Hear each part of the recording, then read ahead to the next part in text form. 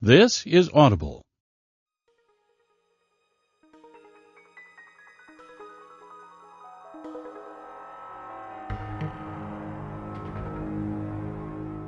Brilliance Audio presents the unabridged recording of Guilty as Sin by Tami Hoag, performed by Jennifer Van Dyke. Justice has but one form.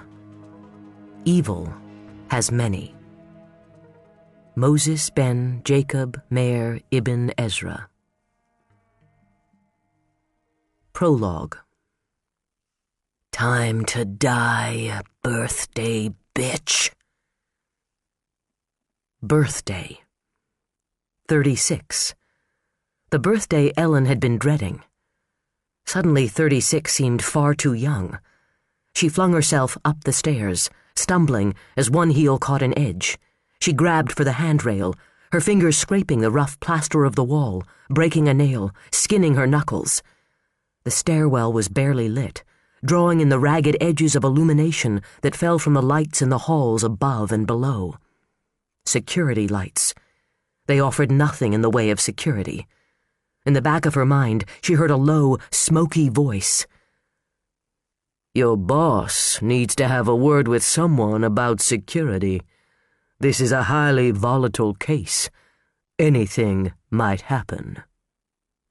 She reached the 3rd floor and turned down the hall, heading east. If she could make it down the east stairs, if she could make it to the walkway between the buildings, he wouldn't dare try to take her in the walkway with the sheriff's department mere feet away. "We've got you now, bitch." There were telephones in the offices she ran past. The offices were locked. Her self-appointed assassin was jogging behind her, laughing. The sound went through her like a spear, like the sure knowledge that he would kill her. Pursuit may not have been his plan, but it had become a part of the game. The game. The insanity of it was as terrifying as the prospect of death. Beat the system, wreck lives, end lives. Nothing personal, just a game. She ran past Judge Grapco's courtroom and ducked around the corner that led back toward the southeast stairwell. Scaffolding filled the stairwell, cutting off her escape route. The scaffolding for the renovators. Christ! She was going to die because of the stupid plaster freeze. Checkmate, clever bitch. The northeast stairs looked a mile away. Midway stood the iron gates that blocked the skyway between the courthouse and the jail. She lunged for the fire alarm on the wall, grabbing the glass tube that would break and summon help. The tube snapped. Nothing, no sound, no alarm. Oh, God, no! She clawed at the useless panel. The goddamn renovations. New alarms going in, state-of-the-art. Come along, Ellen. Be a good bitch and let me kill you. She grabbed the handle of the door to the fire hose and yanked. You have to die, bitch. We have to win the game. His hand closed on her arm. Her fingers closed on the handle of the axe. Journal entry. They think they've beaten us at our own game. Poor, simple minds. Every chess master knows in the quest for victory he will concede minor defeats. They may have won the round, but the game is far from over. They think they've beaten us. We smile and say, "Welcome to the next level." Chapter 1. Monday, January 24th, 1994. "He said it was a game," she murmured, her voice whisper-soft and tight with pain. She lay in a hospital bed, the deep purple bruises on her face a stark contrast to the bleached white of the sheets and the ash-white of her skin. Her right eye was nearly swollen shut, the flesh the color of an overripe plum. Bruises circled her throat like a purple satin band where she had been choked. A fine line of stitches mended a split in her lip. The pain triggered flashes of memory, sudden, violent, blaring, a memory of pain so sharp, so intense, It took on qualities of sound and taste, the smell of fear, the presence of evil. "Clever girl. You think we're going to kill you? Perhaps." Her throat being closed by hands she couldn't see, the instinct to survive surging, fear of death riding the crest of the wave. "We could kill you." The voice a silky murmur. "You wouldn't be the first." The air caught like a pair of fists in her lungs, then slowly seeped out between her teeth. Assistant County Attorney Ellen North waited for the moment to pass. She sat on a high stool beside the bed, a legal pad and small cassette recorder on the bedside tray to her right. She had met Megan O'Malley only days before. Her impression of the field agent for the Minnesota Bureau of Criminal Apprehension had consisted of a handful of adjectives: tough, gutsy, capable, determined, a small woman with fierce green eyes and a big chip on her shoulder. The first woman to break the male ranks of BCA field agents. Her first day on the job in the Deer Lake Regional Office had been day 1 of the Kirkwood kidnapping. 12 days ago.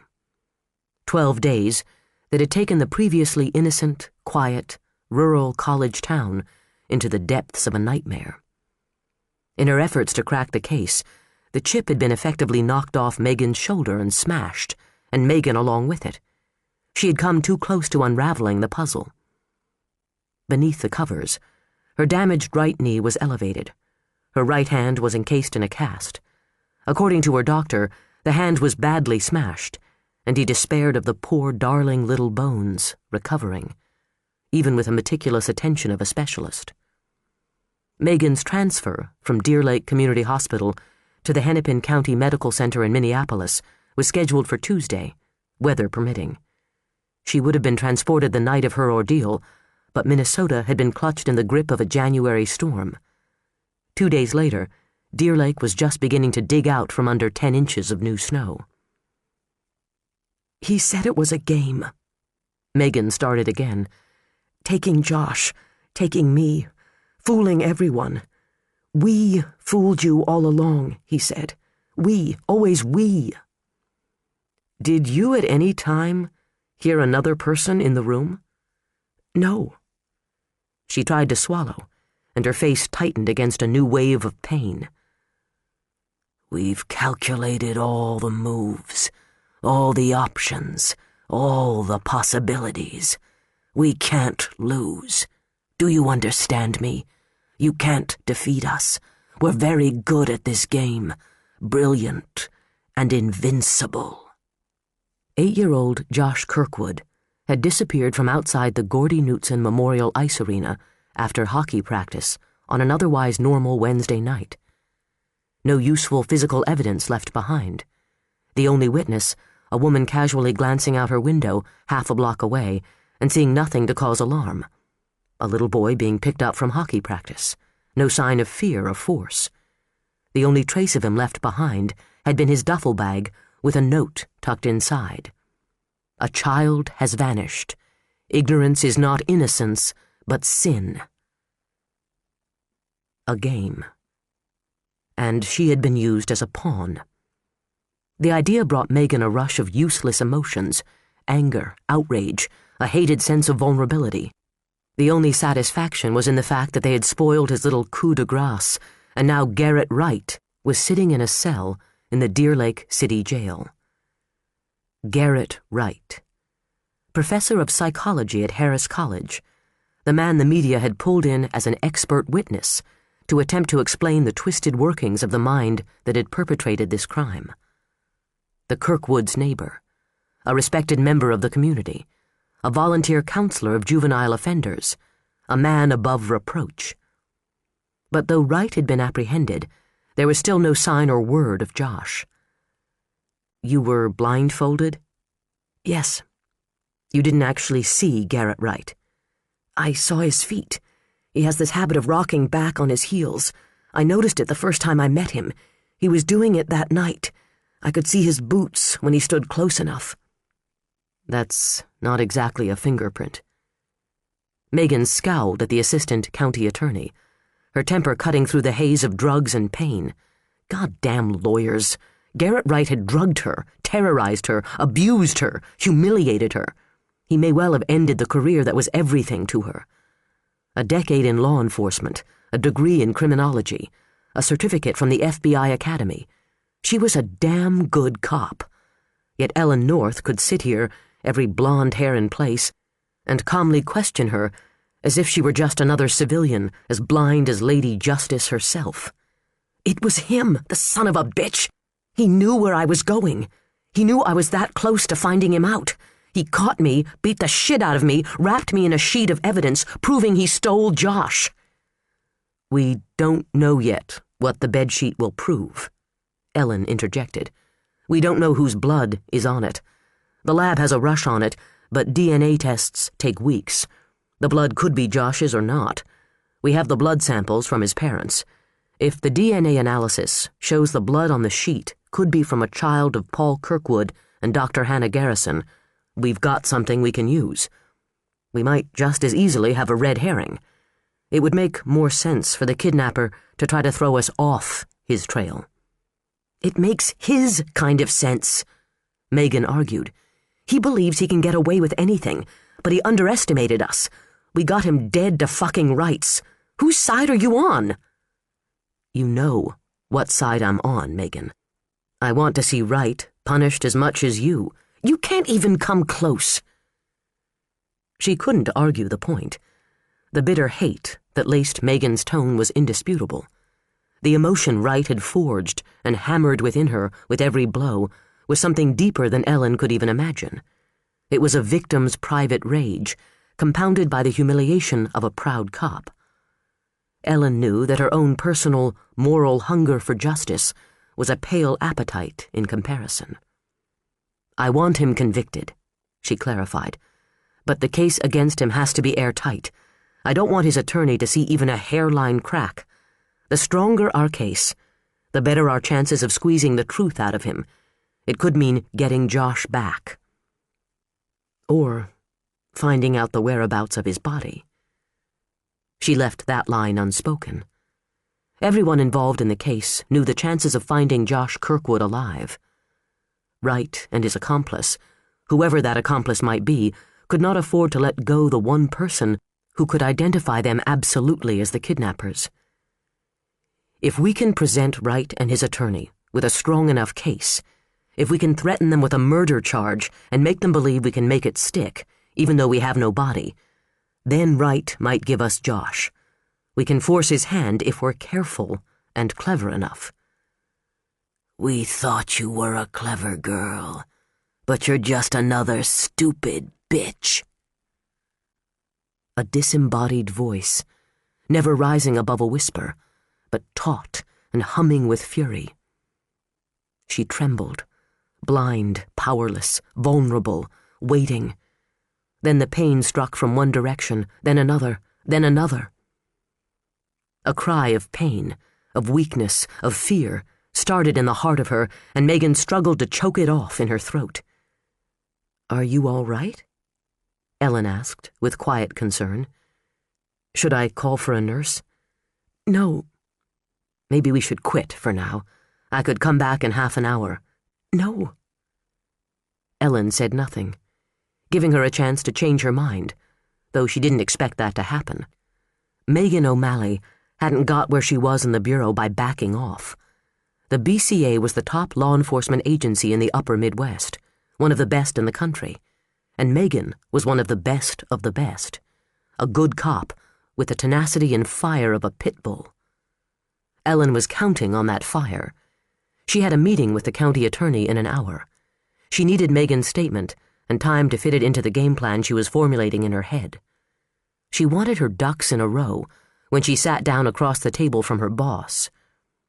Rudy Stovich could be unpredictable, but he could also be herded. In her 2 years in Park County, Ellen had honed her shepherding skills to the point that they had become instinctive, reflexive. She didn't know that she even wanted the right case, and still, she was aligning her strategy. Will you be handling the prosecution? Megan asked, working hard to even out her breathing. A fine sheen of sweat glazed her forehead. "I'll certainly be a part of it. The county attorney hasn't made his final decision yet." "Well, hell, why rush? It's only been 2 days since we made the collar. Initial appearance is what? All of hours away?" "The bond hearing is tomorrow morning."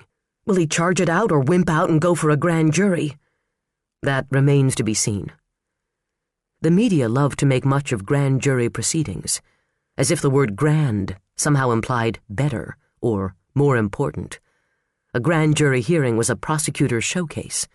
They got to present their evidence with no interference from the defense, no cross-examination of their witnesses. There was no need to prove anything beyond a reasonable doubt. All they had to show was probable cause that the defendant committed the crime. The grand jury had its uses. In the state of Minnesota, only a grand jury could hand down first-degree murder indictments. But as yet, they weren't dealing with murder, and the thought of handing the fate of this indictment into the hands of 24 citizens made Ellen's palms sweat. The members of a grand jury could do whatever they wanted. They didn't have to listen to the prosecutor's argument. If they didn't want to believe Garrett Wright was capable of evil, he would walk. She could only hope that the ego appeal of doing a solo act in front of a grand jury didn't override Rudy's common sense. Stovich had survived more than a decade as Park County attorney, not so much by his legal wits as by his political wiles. More comfortable with civil law than with criminal law, he handpicked the few felony trials he prosecuted, choosing them for their political value. His courtroom style was dated and clumsy, with all the finesse of a vaudeville player. But Rudy's constituents seldom saw him in a courtroom, and as a glad-handing, ass-kissing backwoods politician, he was without peer. "Is Wright talking?" Megan asked quietly. "He isn't saying anything we want to hear. He insists his arrest was a mistake." "Yeah, right, his mistake. Who's his lawyer?" "Dennis Enberg, a local attorney." "Is he just a lawyer? Or is he an asshole lawyer?" "Denny's okay," Ellen said, flicking off the tape recorder. She'd been in the system too long to take affront. The distinction was one she had made herself from time to time, and, having come from a family of attorneys, she was long since immune to lawyer jokes and slurs.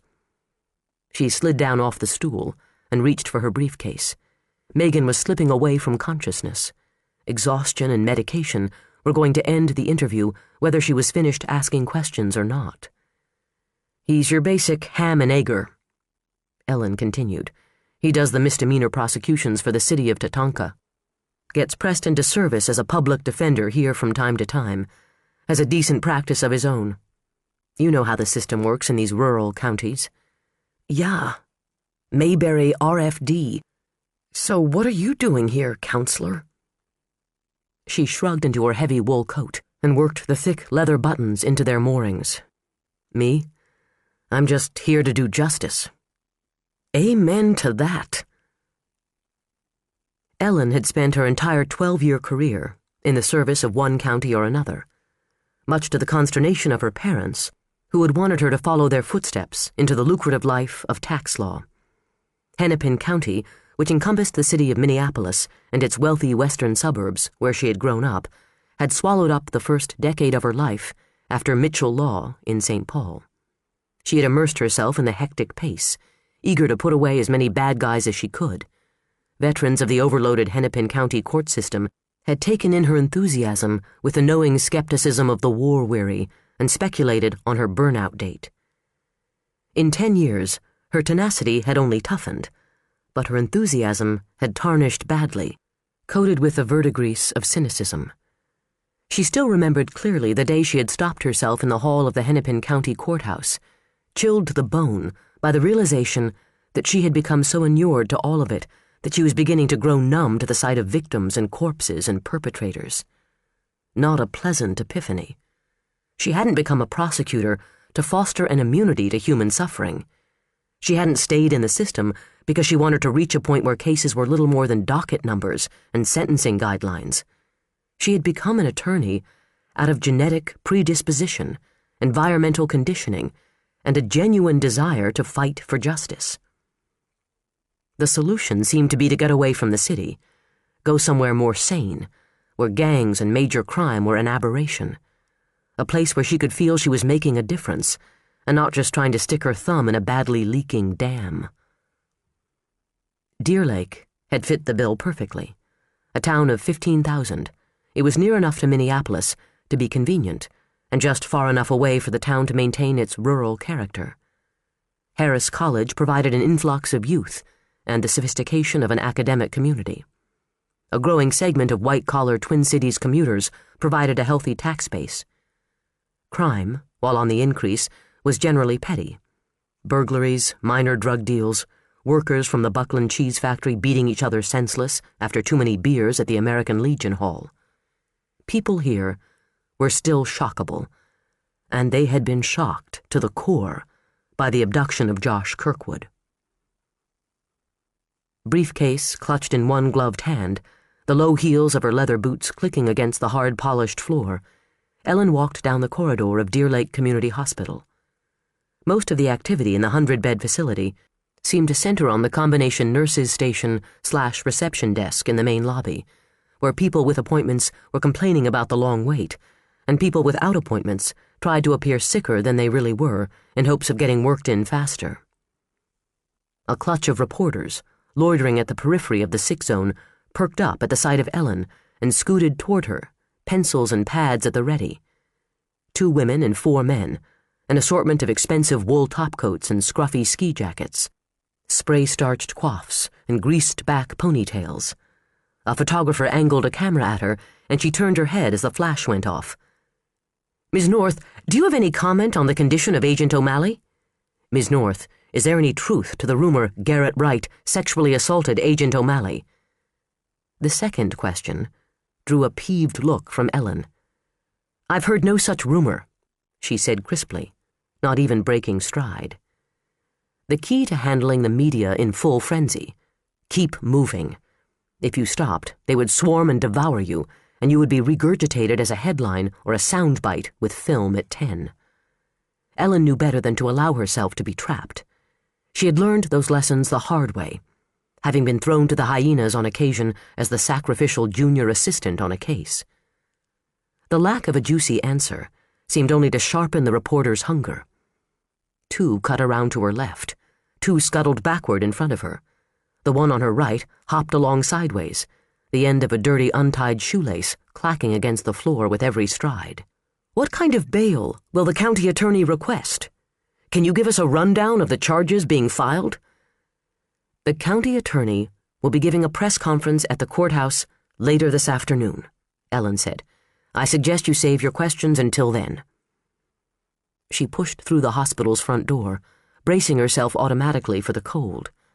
A pale wash of sunlight filtered weakly down on the pristine snow. On the far side of the parking lot, a tractor rumbled along, plowing the stuff into a minor mountain range. She headed across the lot for her Bonneville, well aware that hers were not the only pair of shoes squeaking over the packed snow. Looking down from the corner of her eye, she saw the loose lace flapping alongside a battered Nike running shoe. "I meant it," she said, fishing her keys out of her coat pocket. "I don't have anything for you." "No comment, don't feed the bulldog." She cut him a glance. He had to be fresh out of high school, so wet behind the ears he shouldn't have been allowed to go out in the cold without a snowsuit. His face was finely sculpted, black hair, with a suspicious red cast swung down across his narrow brown eyes. He swept it back impatiently. Young Keanu Reeves, God spare me. Not much taller than her own 5 feet 7 inches, he had the build of an alley cat. Lean, agile, with a restless energy to match.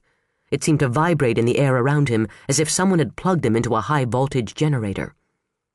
"Then I'm afraid your dog will go hungry, Mr. Slater, Adam Slater, Grand Forks Herald." Ellen pulled open the car door and hefted her briefcase across into the passenger seat. The Grand Forks paper sent their own reporter all the way down here? "I'm ambitious," he proclaimed, bouncing up and down on the balls of his feet, as if he had to keep himself ready to bolt and run at a second's notice. Cub reporter, trying to race ahead of the ravenous pack. "Are you old enough to have a job?" Ellen asked, cranky with his enthusiasm. "You used to be ambitious, too," he said as she climbed behind the wheel of the car. She looked up at him, suspicious that he might know anything at all about her. "I have some contacts in Hennepin County." Contacts. He looked as if his contacts would have been the guys who stole the midterm from the algebra teacher's desk. "They say you used to be good when you were there." "Way back when." "I'm still good, Mr. Slater," Ellen declared, twisting the key in the ignition. "I'm good in any zip code." "Yes, ma'am," he chirped, saluting her with his reporter's notebook. "Ma'am," she grumbled as she put the car in gear and headed out of the lot. Her gaze strayed to the rearview mirror as she broke for traffic on the street. Mr. Ambition from Grand Forks was bouncing his way back to the hospital entrance. "See if you ever have an affair with an older woman, you little twerp. Used to be good. I haven't lost it yet." She wasn't entirely sure whether she meant her skills in the courtroom or her allure as a woman. As the reporter loped out of view, her gaze refocused on her reflection. Her face was more interesting than beautiful. Oval with a graceful forehead, gray eyes, a little narrow, nose, a little plain, mouth, nothing to inspire erotic fantasies, but it was okay. She scrutinized for any sign of age, not liking the depth of the laugh lines that fanned out beside her eyes when she squinted.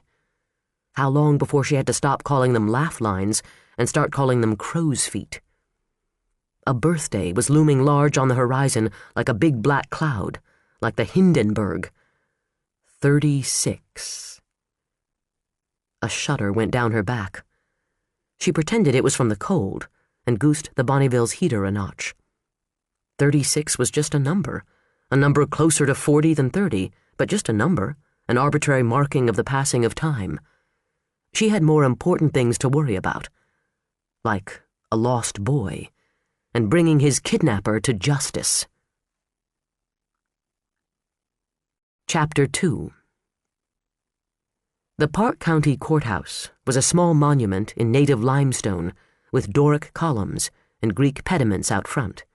It dated to the late 1800s, when labor was cheap and time of little consequence. The interior boasted soaring ceilings that most likely raised heating bills, and ornate plaster moldings and medallions that undoubtedly required endowments from historical preservationists to maintain.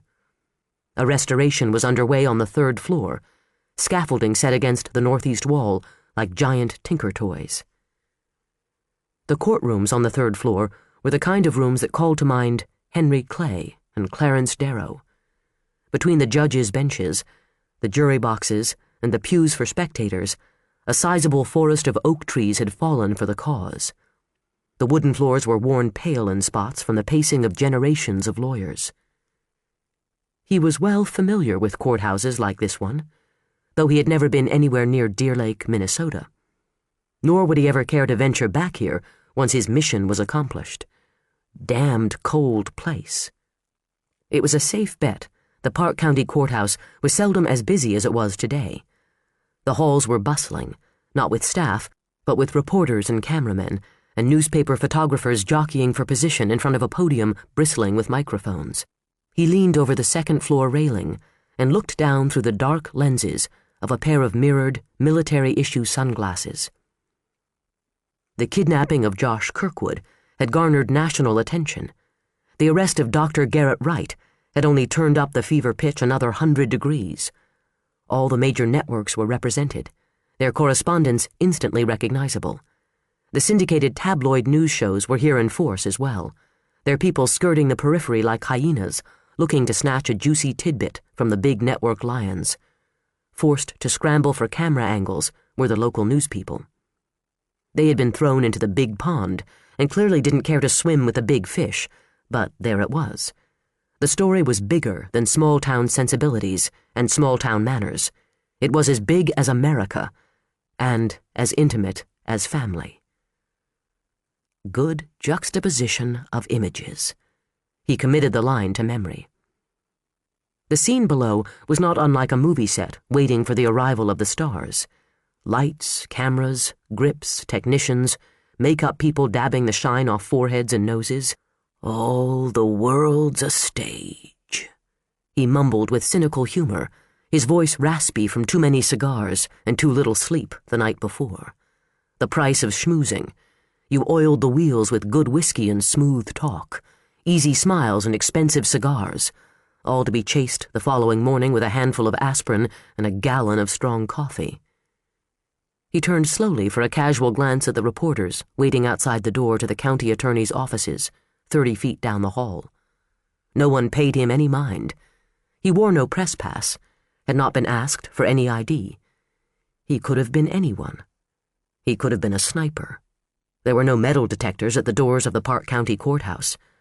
Another detail to file away for future reference. The case was the focus of everyone here, to the exclusion of all else. Elvis could have been sweeping the floors, and no one would have so much as glanced twice. He counted this tunnel vision as being both potentially useful and a blessing to him personally. He could live without the interference as he got himself in where he wanted to be. Inside. The bird's eye view. The catbird seat. Into the inner workings of the small-town justice system taking on a big-time case.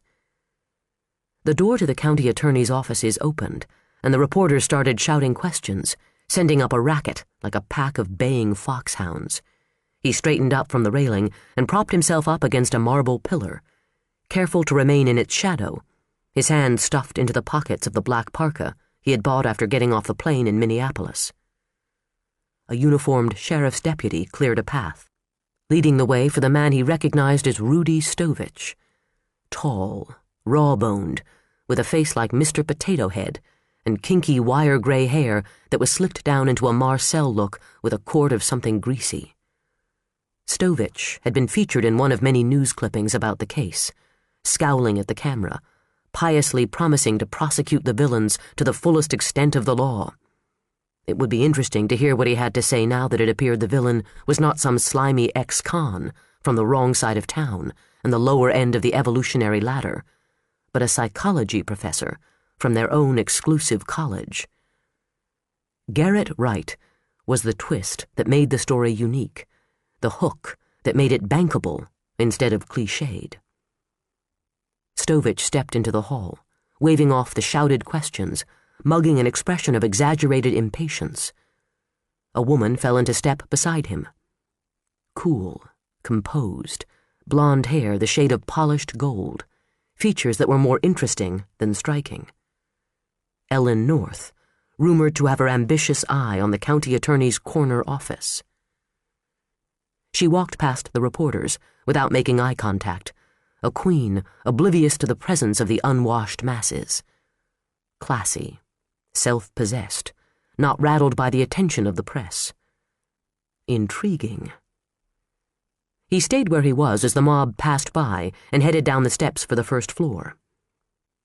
Showtime. No director could have choreographed the scene more perfectly. Just as Stovich and his entourage reached the first floor, the main doors of the courthouse swung open and State Attorney General William Glendenning and his cadre made their grand entrance. They came into the building on a gust of cold air, stamping the snow from their shoes, their cheeks, and noses polished cherry red with cold.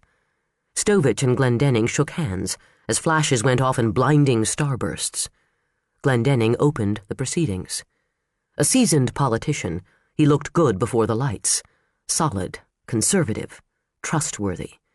A pair of rimless spectacles gave him a certain resemblance to Franklin Roosevelt, more emphasis on trust and old-fashioned values.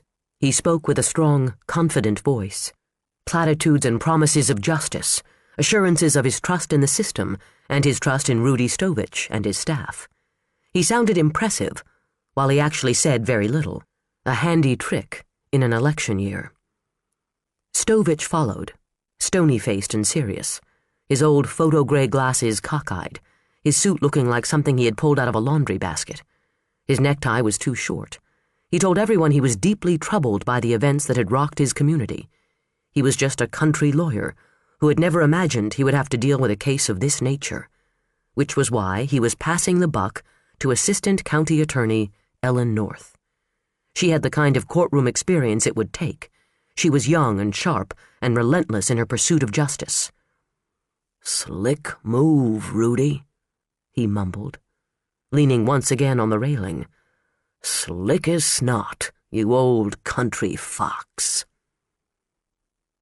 Dumping the case on her was calculated damage control. He painted himself as a man concerned for justice above all else, willing to admit there was someone better suited to achieve that end, and a woman, no less, scoring a point for him with a growing faction of enlightened young professionals in his constituency. At the same time, he distanced himself from the prosecution, deflected the blows of public criticism, and kept his bulbous nose clean. If Ellen North won, Rudy would look like a wise and humble genius. If she lost, it would be entirely her fault. Whether Stovich had a genuine respect for his assistant, or was in fact throwing her to the wolves, was another twist with possibilities. One thing was perfectly clear as Ellen North stepped up to the podium. She wasn't afraid of the job or the press. Her statement was brief and to the point. She intended to prosecute this case aggressively and win justice for the victims. She would do all that was in her power to try to find the answer to the ultimate question in this situation, the whereabouts of Josh Kirkwood. She refused to take questions from the press, deftly maneuvering her boss back into the spotlight. Ever grateful for a press opportunity in an election year, Stovich grabbed the chance, pulling Glendenning into the limelight with him. Photos with the head honcho of the state's justice system always made for nice campaign posters. Ellen North snagged a deputy for protection and made her break for the stairs. He watched as several reporters broke away from the pack to pursue her. She stopped them with a look and a sharp, "No comment," never slowing her step. Ms. North," he growled under his breath as she mounted the steps, the hem of her deep green skirt swirling around her calves. "I do believe I am in lust." She came down the hall, the low heels of her boots smacking sharply against the polished floor, all business and no distractions, her mind occupied by things other than the notion that someone might be watching her from the shadows. He didn't look like the kind of man who could steal a child and plunge a community into a vortex of fear. Ellen had met Garrett Wright at a number of civic functions over the past 2 years. He had seemed pleasant enough, not the type to draw attention to himself. He would have melted into a crowd, if not for the almost pretty quality of his face, a fine alabaster oval with a slim nose and a prim mouth. He took his seat with as much dignity as he could, considering the rattling of the hardware the police had used to accessorize the blaze-orange city jail jumpsuit. "Ms. North," he said with a spare smile, "I would say it's a pleasure to see you again, but considering the circumstances—" He shrugged, lifting his shackled hands by way of further explanation, then settled them gently on the tabletop. Smooth, pale hands with no scrapes, no contusions, no obvious signs of having struck a woman repeatedly. Ellen wondered if he had put his hands before her knowing she would look. She raised her gaze to his. His eyes were a deep, fathomless brown, large, almost drowsy-looking behind lashes most women would have killed for. "This isn't a social call, Dr. Wright," she said crisply.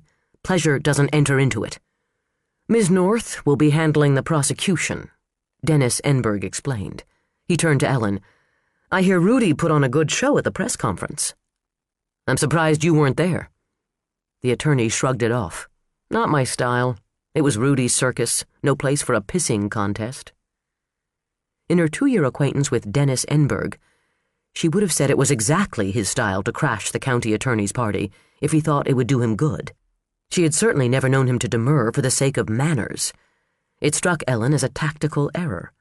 Had she been Wright's attorney, she would certainly have done her best to steal Rudy's thunder, if only to make the obvious perfunctory statement of her client's innocence.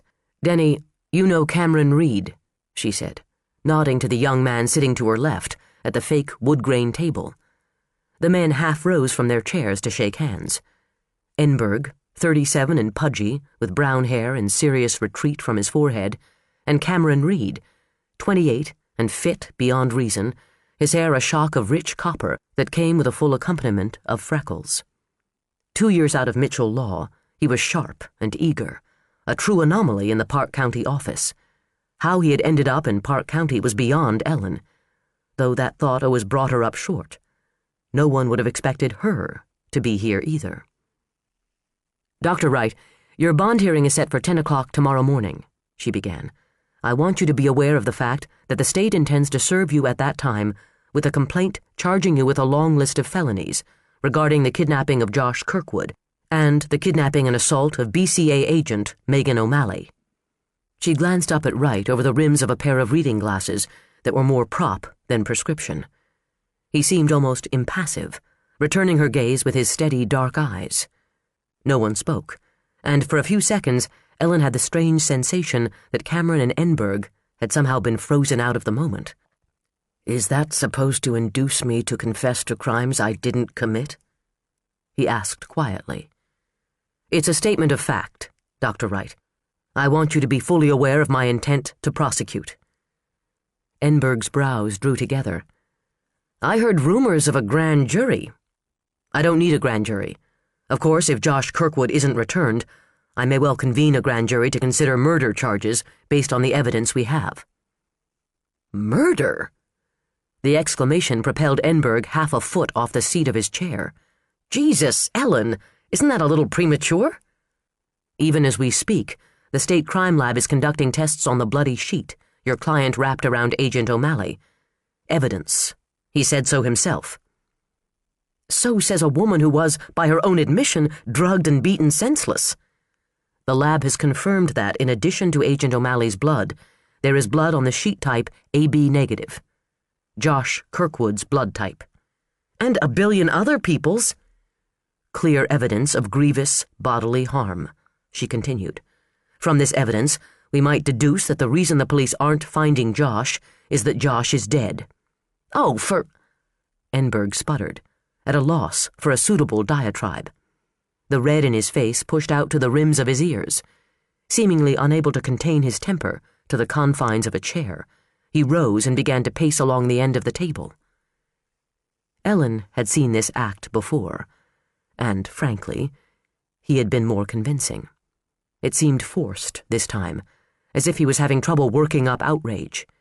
He paced along the end of the table, behind an empty chair, rather than behind Garrett Wright, which would have been symbolic of his support for his client.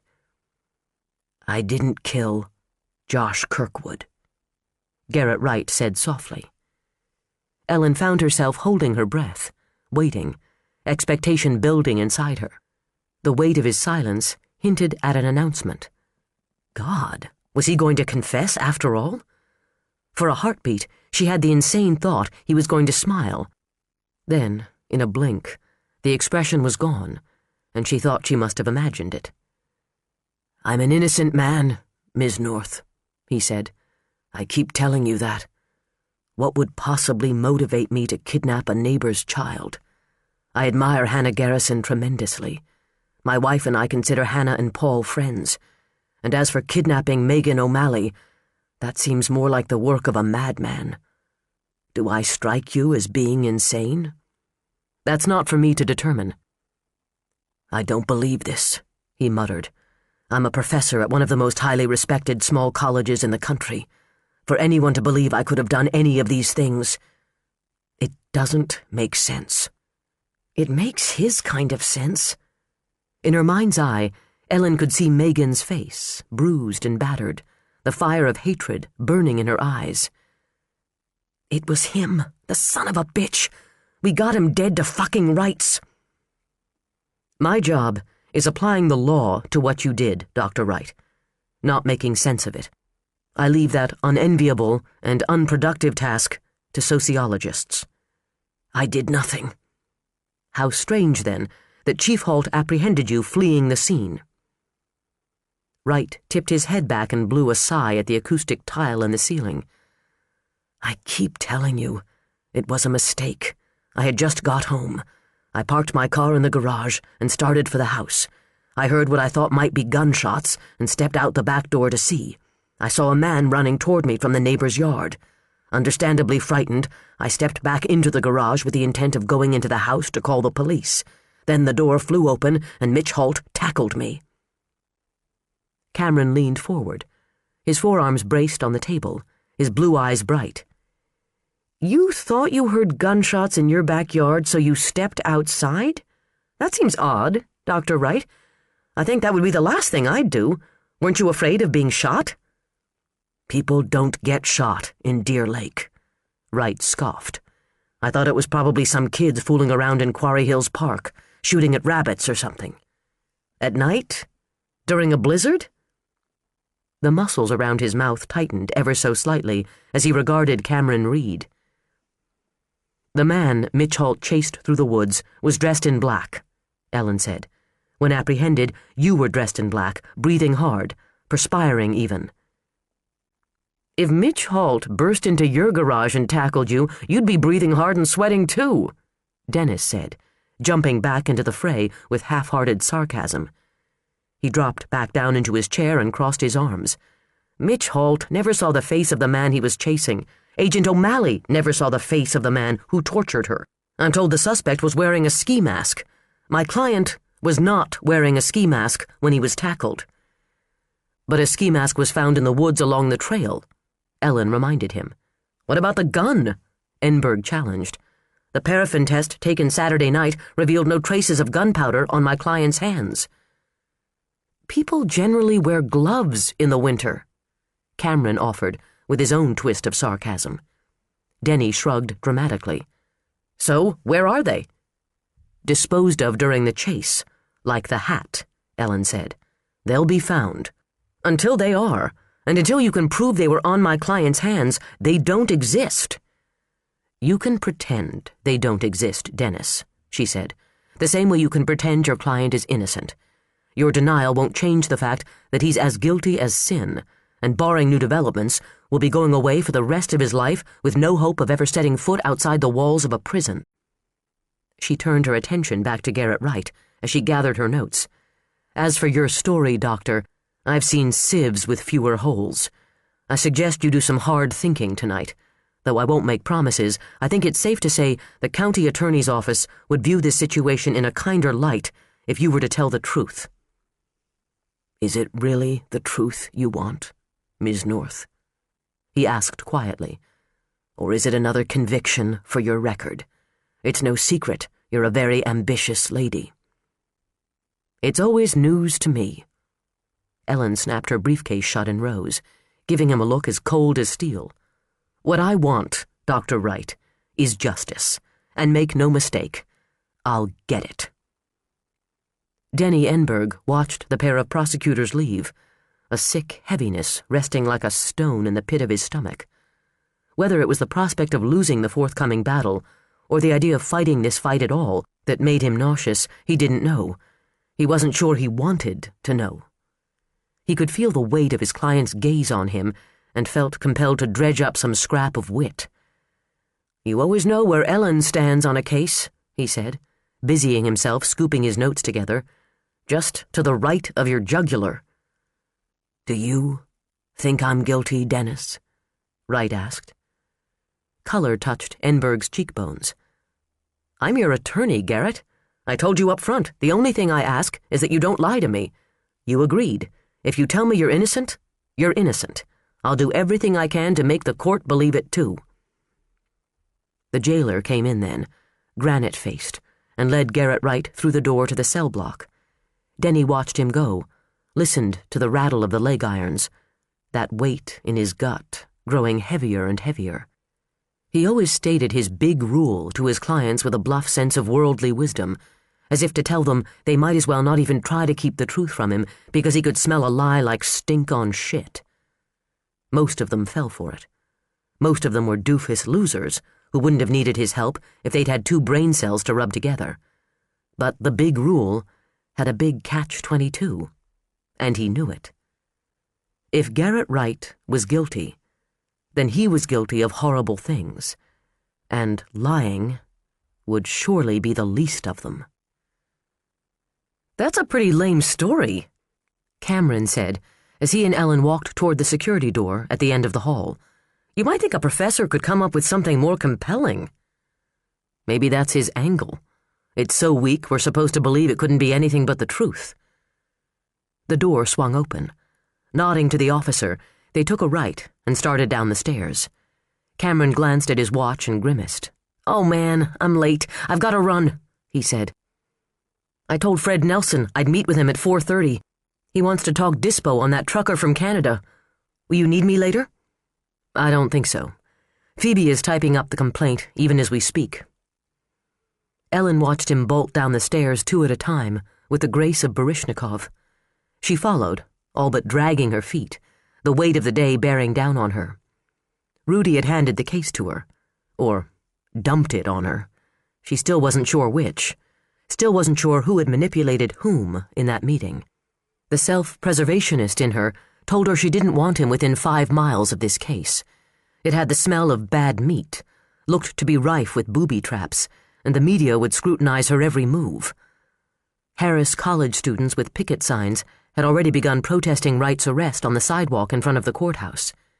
But her sense of justice told her that if Josh Kirkwood and his parents and Megan O'Malley were to get any justice at all, she would have to be the one to prosecute the case. That was a fact that had nothing to do with ego. She was, flat out, the best of the 5 prosecutors in the Park County Attorney's office. And so, she would clean up the tag-end stuff she had on her schedule, shift newer cases to Quentin Adler, and hope he could bungle his way through them without completely screwing up. And she would concentrate on putting Dr. Garrett Wright in prison. No reporters were waiting to ambush her in the lobby of the law enforcement center. Mitch Holt had banished them from his wing of Deer Lake City Center. The lovely new brick building housed the city jail and police department in one half of its 2-story V-shape, and the city government offices in the other. The atrium at the apex of the V would be lousy with reporters. That was the scene of their last great spectacle related to the case. A live interview with an outraged Paul Kirkwood. Josh's father had been livid at Mitch's request that he come in to be fingerprinted, even though the request had been more than reasonable. It would have been within Mitch's power to haul Kirkwood in as a suspect at that point. Paul had failed to inform the police that he had once owned the van belonging to suspect and convicted pedophile Ole Swain, had in fact denied knowledge of any such van after a witness had come forward to say she may have seen Josh getting into a vehicle of that description on the night of his disappearance. That still bothered Ellen, like a sliver she couldn't quite get at just beneath her skin. Why lie about the van? Why deny he had sold it to Ole Swain when the proof was right there in the DMV records? Unfortunately, Ole wasn't around to help solve the mystery. Facing certain prison time on parole violations, to say nothing of the possible charges regarding Josh's disappearance, Swain had committed suicide while in custody. The BCA had gone over his van with every tool they had and had found nothing. Not a hair, not a thread from a mitten, not a thing belonging to Josh. Ole had sworn his innocence to the very end, scrawling it on the wall of his cell in blood. Cutting through the squad room of the police department, where desks were piled with paperwork and phones rang without cease, Ellen headed for Holt's office. The door to his outer office stood open, but Ellen still paused in the hall and rapped her knuckles on the doorframe before sticking her head in. Mitch's administrative assistant, Natalie Bryant, swung around from her filing cabinets with a scowl on her round mahogany face and thunder in the dark eyes behind her red-framed glasses, ready to take a bite out of the interloper. The look relaxed upon recognition to show the same kind of weariness Ellen was feeling. "Girl, tell me you're going to crack that man like the cockroach he is. I'd pay money to see it," she said, propping a fist on one well-rounded hip. "I'll do my best," Ellen promised. "I'd like to do my best all over his head." "Is Mitch in?" "He figured you'd drop by. Go on in." "Thanks."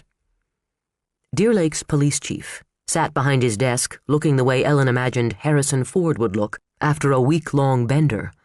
Brown eyes bloodshot and underlined with dark circles, lean cheeks shadowed with stubble. He had jerked loose the knot in his tie and combed his hair with his fingers, leaving tufts standing up here and there. "Well, it's official," she said. "I have been duly appointed to slay the dragon." "Good." His response held more confidence than she could muster at the moment. Ellen glanced around the office. There was no ego wall laden with plaques and commendations he had garnered in his years as a cop, though she knew there were many. He had been a top detective with the Miami force for a dozen years, coming to Deer Lake after the death of his wife and young son in a convenience store holdup. He had chosen Deer Lake as a sanctuary in a truer sense than she had. "I've had my little tete-a-tete with Wright and his lawyer. Basically told him to confess or else, for all the good that will do." "Oh, for the days of rubber truncheons." "Yeah," she drawled. "Human rights can be such a drag." "He doesn't qualify as human in my book." He brightened with sarcastic false hope. "Hey, a loophole. That might be all the defense I'd need." "I'm going to try to talk to Wright's wife tonight," Ellen said. "She's still at the Fontaine?" "Yeah, the BCA guys were still going over the house today. We've got Karen under 24-hour surveillance, in case she was involved. I don't think she had a clue what her husband was doing. She's not the brightest bulb in the chandelier to begin with. Now she's so distraught she can barely function. I didn't get anywhere with her, but you might have better luck woman to woman." "Let's hope." She could hear the phone ringing in the outer office, but no calls were being put through to Mitch. Natalie was running interference for him. The last 2 weeks had been hell on him. As Deer Lake's chief and the only detective on the 30-man force, he had shouldered the burden of the search for Josh and an investigation that ran virtually around the clock. His professional and personal lives had been under constant scrutiny by the press. "I spoke with Megan this afternoon," she said, as he rose and came around the end of the desk to see her to the door. "She's got a rough road ahead of her." "Yeah." He tried to put on a game expression, but it hung a little crooked, letting the worry peek through. "But she's a tough cookie. She'll gut it out. And you'll be there to help her, if I have anything to say about it. She's lucky to have you. You're a good guy, Mitch." "Yeah, that's me. Last of the good guys." "Don't say that. I'd like to think there's a couple left out there for us single women. It's that hope that keeps us shaving our legs, you know." The press had either lost her or given up on her for the afternoon. Deadlines beckoned them if Ellen North did not. He had no deadlines except the statute of limitations on his anonymity. He stood just outside a back door to Deer Lake City Center, freezing his ass and cursing Minnesota's stringent anti-smoking laws. In the time it took to smoke a cigarette, he had already lost the feeling in his smaller toes. She came out of the building through a side door, muttering to herself, head bent as she pulled her keys out of her handbag. He tossed his cigarette butt at a snowbank. "Ms. North, may I have a word?" Ellen jerked her head up at the sound of the voice, a honey and smoke drawl from the deep south. Damned reporters, lurking everywhere but under the bushes, and they would have been there, too, if the bushes hadn't been buried under 3 feet of snow. This one came toward her with a long, purposeful stride, the collar of his black coat turned up high, hands jammed into his pockets. "No, that's your word," she snapped. "I said all I have to say at the press conference. If you didn't get your soundbite then, that's too bad." She kept walking, frowning as he stayed just in front of her, walking backward. "You're lucky I believe in handgun control," she said. "Don't you know any better than to sneak up on a woman in a dark parking lot?" He grinned at her, a wicked pirate's grin that flashed white in an angular face, shadowed by a day's growth of beard. "Don't you know any better than to assume a stranger coming at you in a dark parking lot is a reporter?" The question cut through Ellen like a knife. What sun there had been earlier in the day was gone, swept away by a bank of clouds and the onset of evening. Though there was a police force inside the building she had just left, there wasn't another soul in the parking lot. She thought of Josh Kirkwood, his parents, everyone in Deer Lake who had made the assumption they were safe here. Even after everything that had happened in the last 2 weeks, she still felt personally immune. How stupid. How naive. An image of Megan flashed through her mind. Megan, her face a palette of bruises and stitches. Megan hadn't seen her attacker. "We fooled you all along," he said. "We. Always we." Even in the faint wash of light from the street lamps, he had to see the color drain from her face. Her gaze darted toward her car, then back to the building, judging distances as her step slowed to a standstill. "I'm no rapist," he assured her, with a certain amount of amusement. "I'd be a fool to take your word for that, wouldn't I?" "Yes, ma'am," he conceded with a tip of his head. "Ma'am?" Ellen snarled under her breath, trying to muster up some anger to counteract the sudden burst of fear. She took a slow step back toward the building. "Now I do wish I had a gun." "If I were after you for nefarious purposes," he said as he advanced on her, "would I be so careless as to approach you here?" He pulled a gloved hand from his pocket and gestured gracefully to the parking lot, like a magician drawing attention to his stage.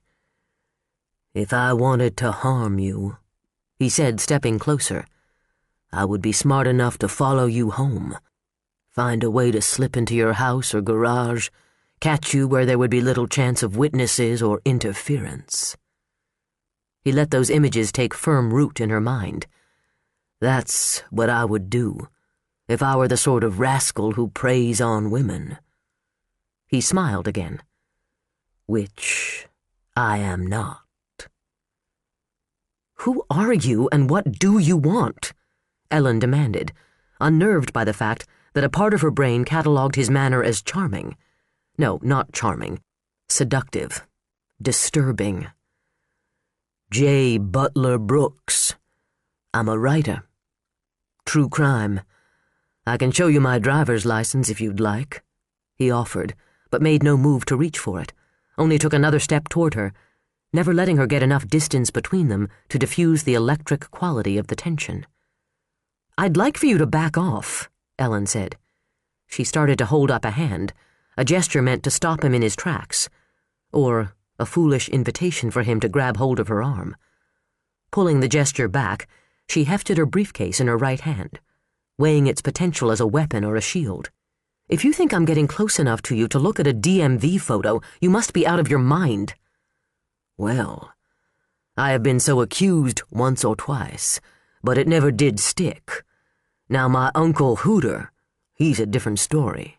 I could tell you some tales about him. Over dinner, perhaps?"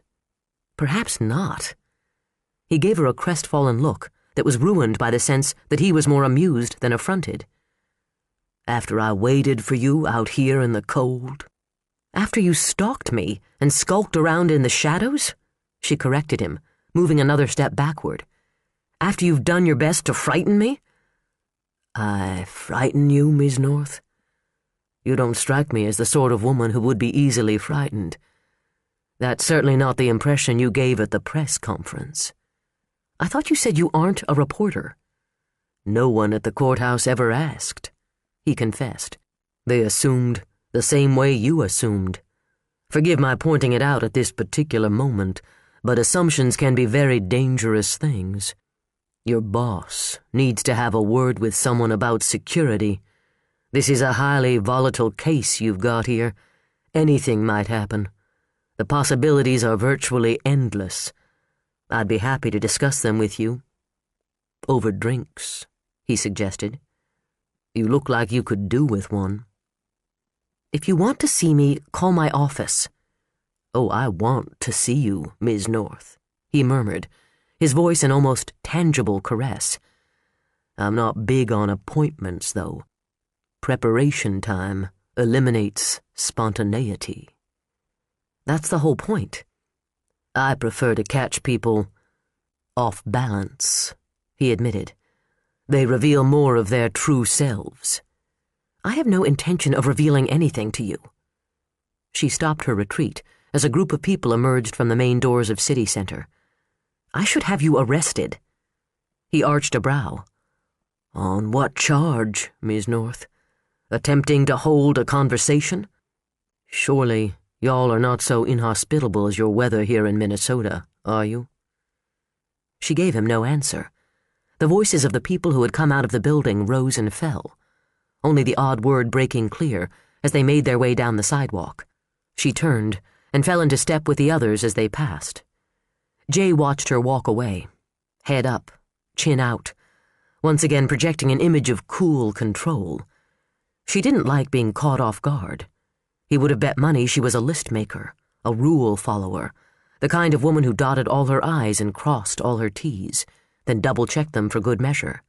She liked boundaries. She liked control. She had no intention of revealing anything to him. "But you already have, Ms.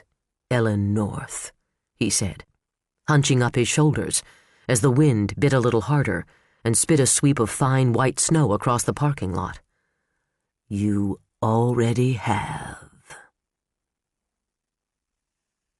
Chapter 3. The Fontaine Hotel sat kitty-corner from the city center on the opposite side of the park that made up the old-fashioned town square. In ordinary times, Ellen would have enjoyed a brisk walk around the park, ending in the warmth of the Fontaine's beautiful restored Victorian lobby. But these were not ordinary times. She parked her car in the lot beside the hotel and sat with a heater and fan running full blast, as if the trembling in her arms and legs had anything to do with the cold. She liked to think of herself as strong, smart, savvy, able to handle herself in any situation.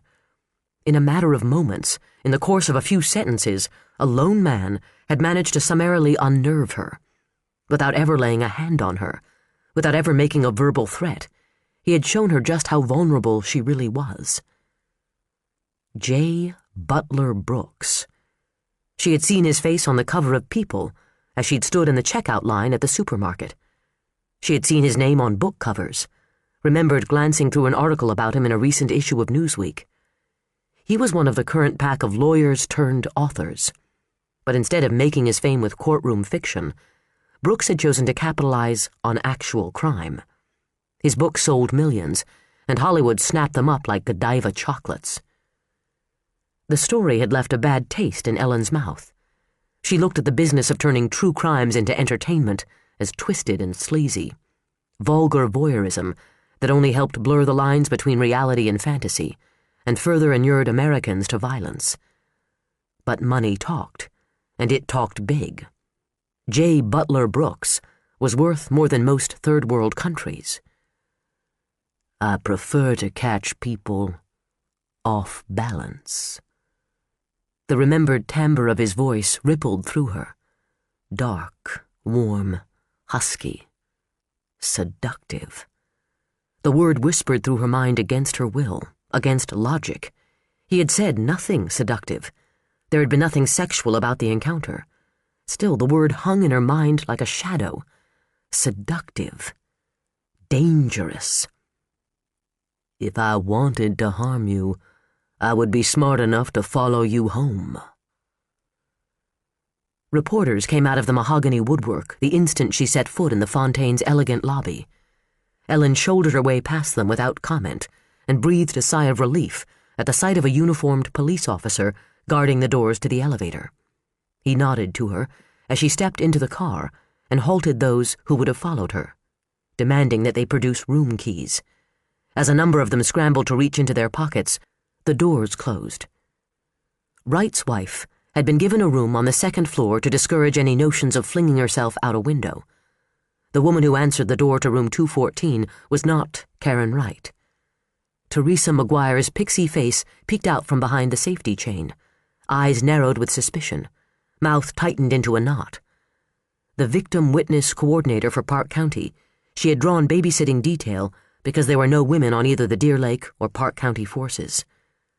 "Ellen, thank God," she whispered, closing the door enough to slide the chain free. "I thought you were Paige Price. Would you believe yesterday she actually thought she could talk her way past me just because she once interviewed a friend of mine for a story on victims' rights? That bitch! I wouldn't watch Channel 7 if you held a gun to my head."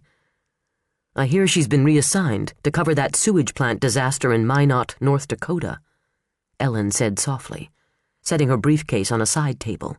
She blew it big time getting into bed with a sheriff for her inside information. A shudder of revulsion jiggled through Teresa's small, plump body. That is so gross. Paige, Price, and Russ Steiger. Anybody in Russ Steiger. Do you think he ever changes the oil in that hair? I try not to wonder. How's Mrs. Wright holding up? Teresa shot a look toward the bedroom that was separated from the entrance by a partial wall. She's not, poor thing. She keeps saying it has to be a mistake. She's been sedated. I don't know how much good she'll be to you. Ellen shrugged out of her coat and hung it in the closet. We have to keep trying to get through to her.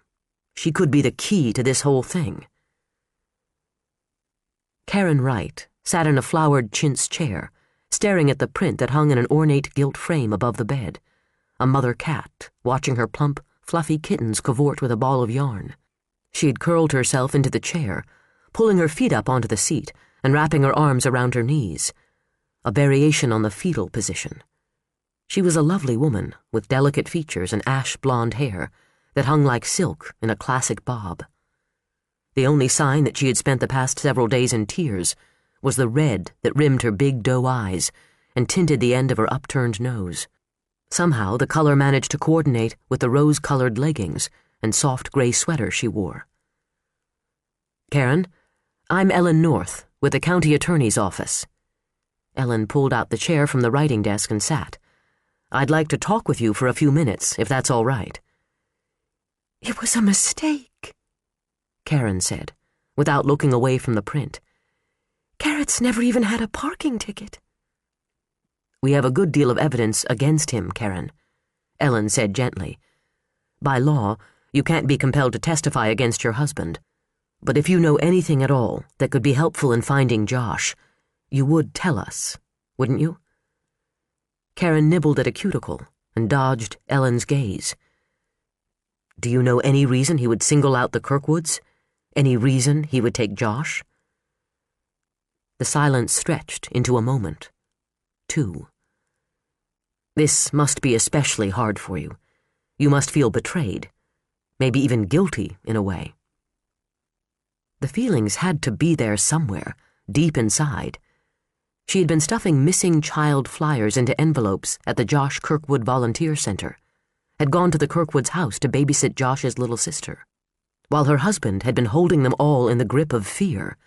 Had he fooled her that completely, or had she known all along? Karen, you have to be aware that you could be considered an accessory, Ellen said. People are having a hard time believing you didn't know what Garrett was doing. Not a flicker of response. Karen combed a strand of hair behind her ear. Slowly, a smile spread across her mouth. Lily's so sweet, she murmured. I don't mind watching her. Garrett and I don't have any children. Tears glittered in her big dark eyes. I suppose Hannah won't let me watch her anymore.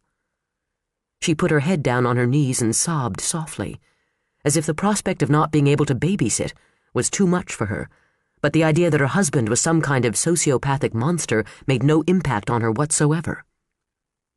Ellen didn't know whether to feel sympathy or horror. Frustration took up the slack. Karen, you have to listen to me. Leaning forward, she reached out and took a firm hold of the woman's wrist. Josh is still out there somewhere. If you have any idea where Garrett may have taken him, you have to tell us. Think of Hannah and Lily. Think how much they must miss Josh. And Paul, Karen murmured, lifting her head a fraction, her gaze fixed on the fringed lamp that sat on the night table. He has such a nice family, she said wistfully. Yes, Josh has a very nice family, and they miss him very much. You have to help them if you can, Karen. Please. Ellen held her breath as she watched the play of emotions in Karen Wright's eyes. Confusion, pain, fear. Was she afraid of her husband? Had he somehow brainwashed her? He was a professor of psychology. He had to know how to manipulate minds. He can't hurt you, Karen. It can only help everyone for you to tell us what you know. Karen slowly pulled her arm from Ellen's grasp and unfolded herself from the chintz chair. Hugging herself, she wandered the room, ending up in front of the antique ash dresser, staring at her own reflection in the oval mirror above it. Slowly, she picked up a brush and started in on her hair with gentle strokes. "A terrible mistake," she whispered. "Garrett would never... he wouldn't do that to me." Ellen pushed herself to her feet and headed for the door. "I'll leave you my card, Karen," she said, placing it on the dresser as she passed. "You can call any time of the day or night, any time you think of something that might be helpful, or if you just want to talk." "No, it's just a mistake," Karen mumbled to herself, stroking the brush through her hair. He watched Ellen North emerge from the Fontaine Hotel, wondered what she'd got. Karen was there, being watched by 100 eyes. He wanted to go to her, talk to her, but that wasn't possible. She would never betray him. He consoled himself with that thought, even as fear rose inside him like a tide of acid. Life had betrayed him again and again, tricked him into thinking he wanted one thing when he needed something else. The job, the house, the car, the trophy bride. Every time he grabbed a prize, he found he wanted something else. The hunger never abated. It simply changed its guise. He wanted someone to blame for that, but he could never see where the blame should lie. When he was younger, he had blamed his parents, his father, a man who settled for less than his family deserved, and his mother, a woman who stood in her husband's shadow. Lately, he had thrown the blame at Hannah's feet. Her career came first, before her family, before him.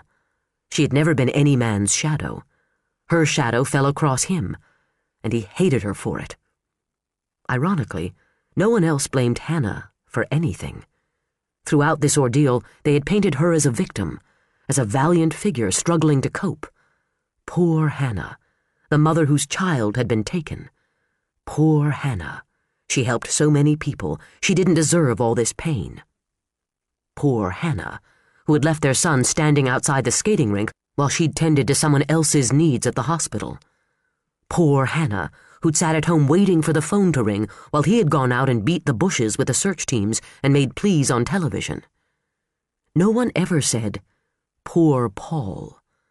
Thanks to that BCA bitch O'Malley, they had turned to him with suspicious eyes because of that damned van.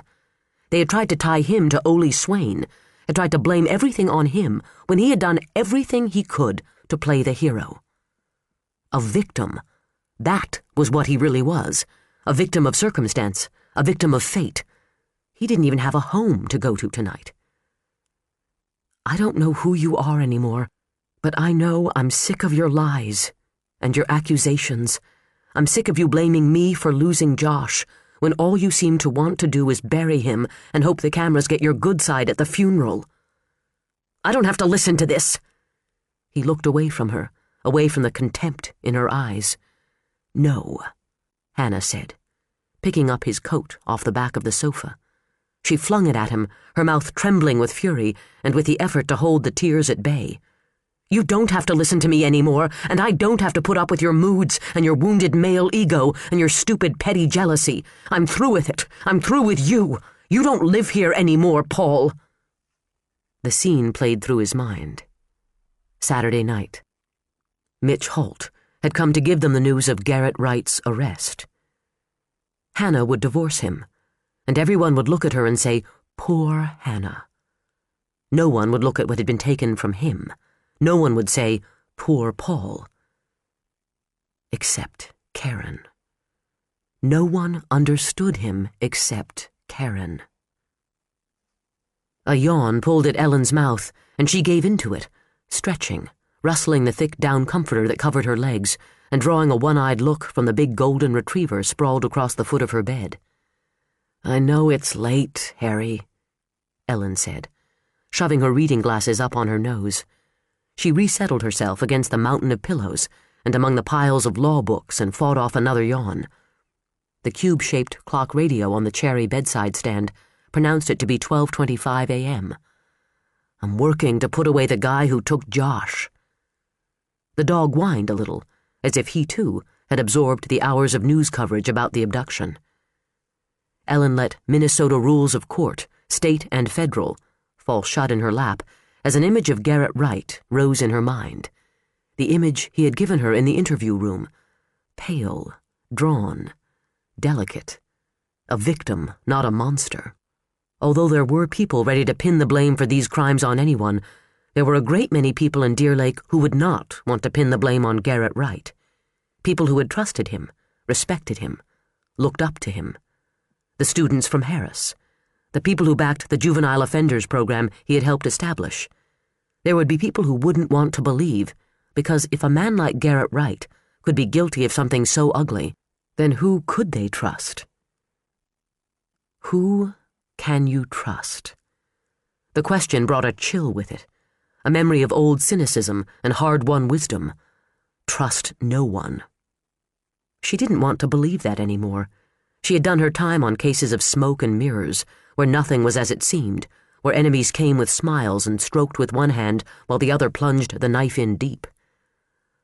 Long ago and far away, she murmured, magic words to ward off the memories. She could see Wright, against a dark background, staring at her with eyes that were bottomless black holes, soulless, staring into her, through her. The corners of his mouth turned up in a smile that made her blood run cold. He knew something she didn't. The game plan, the big picture. He looked inside her and laughed at something she couldn't see. Then his image blurred into another. "I frighten you, Miss North? You don't strike me as the sort of woman who would be easily frightened." He stepped closer, leaned closer. She tried to back away and found herself held to the spot, unable to move. She could feel the energy around him. Seductive. The word wrapped itself around her like curling fingers of smoke. Assumptions can be very dangerous things. Ellen jerked awake with a cry that brought Harry's head up. Her heart was pounding, her glasses askew. She pulled them off and set them aside with a trembling hand as she tried to jump-start her brain. A sound had snapped her to consciousness. A bang or a thump. She wasn't sure. Holding her breath, she strained to listen. Nothing. But in the back of her mind, that dark voice whispered, "If I were after you, I would follow you home, find a way to slip into your house or garage, catch you where there would be little chance of witnesses or interference." The killer blue eyes stared up at her from the pages of the Newsweek she had dug out of the recycling bin. She picked up the magazine and glared at his image. It was an artsy shot full of shadows. He stared at the camera, looking tough, his hands curled around the bars of a wrought iron fence. His hair was brown, cropped short with a hint of cowlick in front. His face was masculine, angular, with a slim, straight nose and a stubborn chin. In contrast, his mouth was full, sculpted, almost feminine, far too sexy. The kind of mouth that hinted at dark, sensual, secret talents. The headline read, "Crime Boss," in bold black letters. The caption, "Crime Pays Big Time for J. Butler Brooks." Ellen scowled at the photograph. "I should have had you arrested." Disgusted with herself, she tossed the magazine aside and crawled out from under the covers and the books. Trying to ignore the uneasiness that curled through her midsection, she picked up the half-empty glass of white wine from the table and padded barefoot across the plush ivory carpet. Her doors were locked. Her alarm system was on the bed, watching her. Sipping absently at the wine, she pulled aside the thick swag of ivory lace at the window and looked out at the night. The new snow sparkled like a carpet of white diamonds beneath the light of a crescent moon. Beautiful. Peaceful. No hint of the storm that had slapped Minnesota over the weekend. No evidence of the violence that had put Megan O'Malley in the hospital. No sign of Josh Kirkwood. Just another quiet night in the Lakeside subdivision. The Kirkwoods' neighborhood. Garrett Wright's neighborhood. Her house was less than 2 blocks away from theirs. She could see a wedge of lake from her living room, was within walking distance of Quarry Hills Park, where Mitch and Megan and Garrett Wright had played out a life-and-death drama Saturday night. Ellen had been sitting in front of her fireplace, sharing cappuccino and conversation with a friend, oblivious to what was happening a stone's throw from her own home. Harry raised his head abruptly, a growl rumbling low in his throat. The dog jumped down off the bed and stood at attention at the door that led into the darkened hall. Ellen stood in the center of the room, pulse rate jumping, trying to recall in detail the actual act of locking the doors. She had come in from the garage into the kitchen. She always locked the deadbolt as she came in for the night. It was habit. She had gone out the front door for the mail, come back in, turned that deadbolt as her gaze scanned the words, "You may have already won $10 million." The doors were locked. There were no odd sounds emanating from the nether regions of the living room. With that knowledge bolstering her courage, she stepped past the dog and into the hall. Harry gave a little whine of embarrassment and trailed after her, bumping up against her legs as she paused on the short flight of steps that led down to the living room. Faint silver light filtered in around the edges of the blinds. The comfortable sofas and chairs were indistinct hulks in the dark. Nothing moved. No one spoke. Beneath the warm flannel of her pajamas, Ellen's skin pebbled with goosebumps. The fine hairs on the back of her neck rose as another low growl rumbled in Harry's throat. The telephone trilled its high-pitched bird call. The sound ripped through the room like a shotgun blast. Harry galumphed in a clumsy circle, his booming bark all but rattling the framed photographs on the walls. The phone rang again. The last call she had got in the middle of the night had been Mitch telling her Ole Swain was dead. Maybe Wright had been struck down with remorse and killed himself too. But she doubted it. She had told Karen Wright to call any time of day or night. Maybe Wright's wife had found her way out of the fog of denial. "Ellen North," she answered, her voice automatically taking on the same tone she used at the office. Silence. "Hello?" The silence seemed to grow thicker, heavier with expectation. "Karen, is that you?" No response. The caller remained on the line, silent, waiting. Another minute ticked past on the nightstand clock. "Karen, if it's you, don't be afraid to talk to me. I'm here to listen." Still nothing, except the creepy certainty that someone was on the other end of the line. The hope that that someone was Karen Wright evaporated. Ellen waited as another minute slipped past.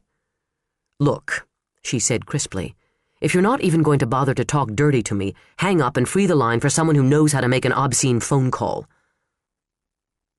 Not a sound.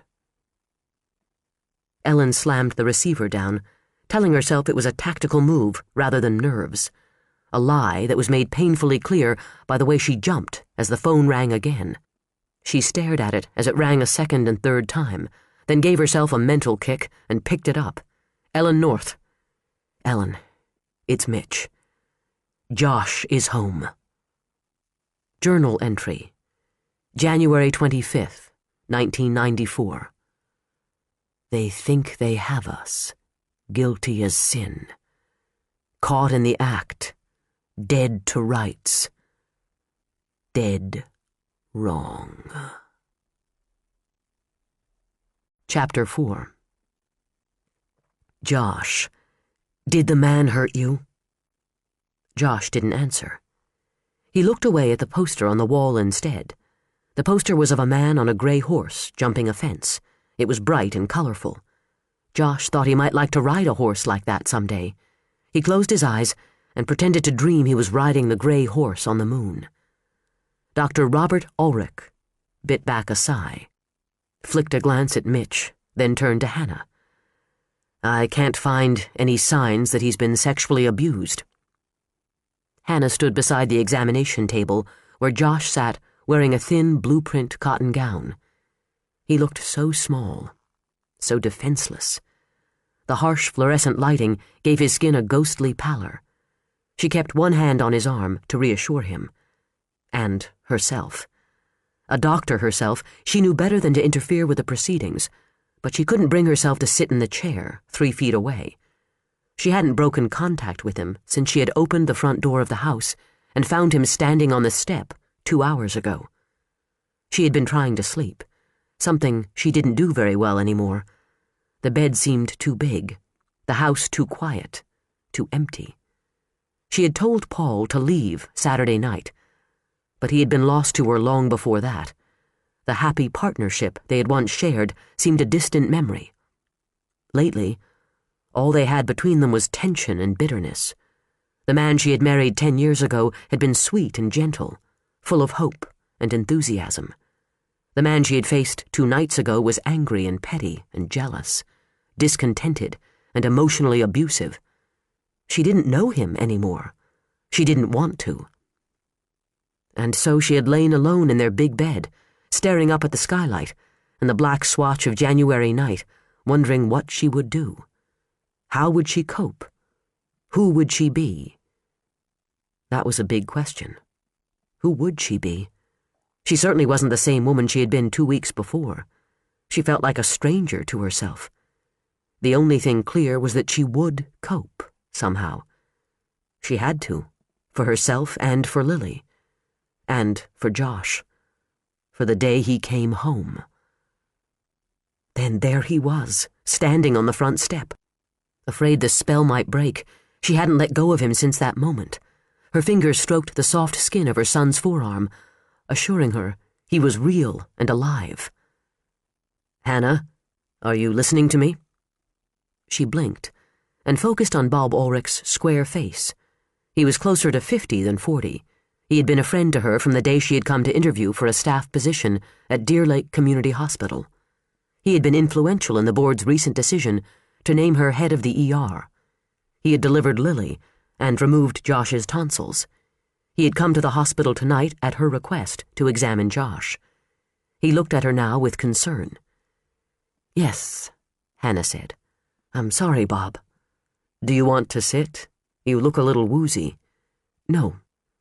Mitch contradicted her without saying a word, sliding a stool up behind her and pressing her onto it with a hand on her shoulder. Her blue eyes were glassy, her hair a mass of golden waves hastily tied back. The past week had taken a toll on her physically. Naturally slender, she now looked thin to the point of anorexia. She had stood beside the table for the entire exam, holding Josh's hand, staring at his face, leaning over to kiss his forehead. She didn't seem to be aware of the tears streaming down her cheeks. Mitch pulled a clean handkerchief out of his hip pocket, pressed it into her free hand, and wondered where the hell Paul was. He should have been here for this. For Josh. For Hannah. Hannah had tried to call him at his office, which was where he had been spending his nights, and had got his machine. Mitch had sent a squad car to the office complex. Nearly 2 hours later, there was still no sign of Paul. And God knew tomorrow, when Paul would be the center of attention for the press, he would blame the police department for not rushing him to his son's side. Josh had been absolutely silent throughout the whole ordeal, not uttering a sound of fear or discomfort. He answered no questions. Mitch hoped the last would be a temporary condition.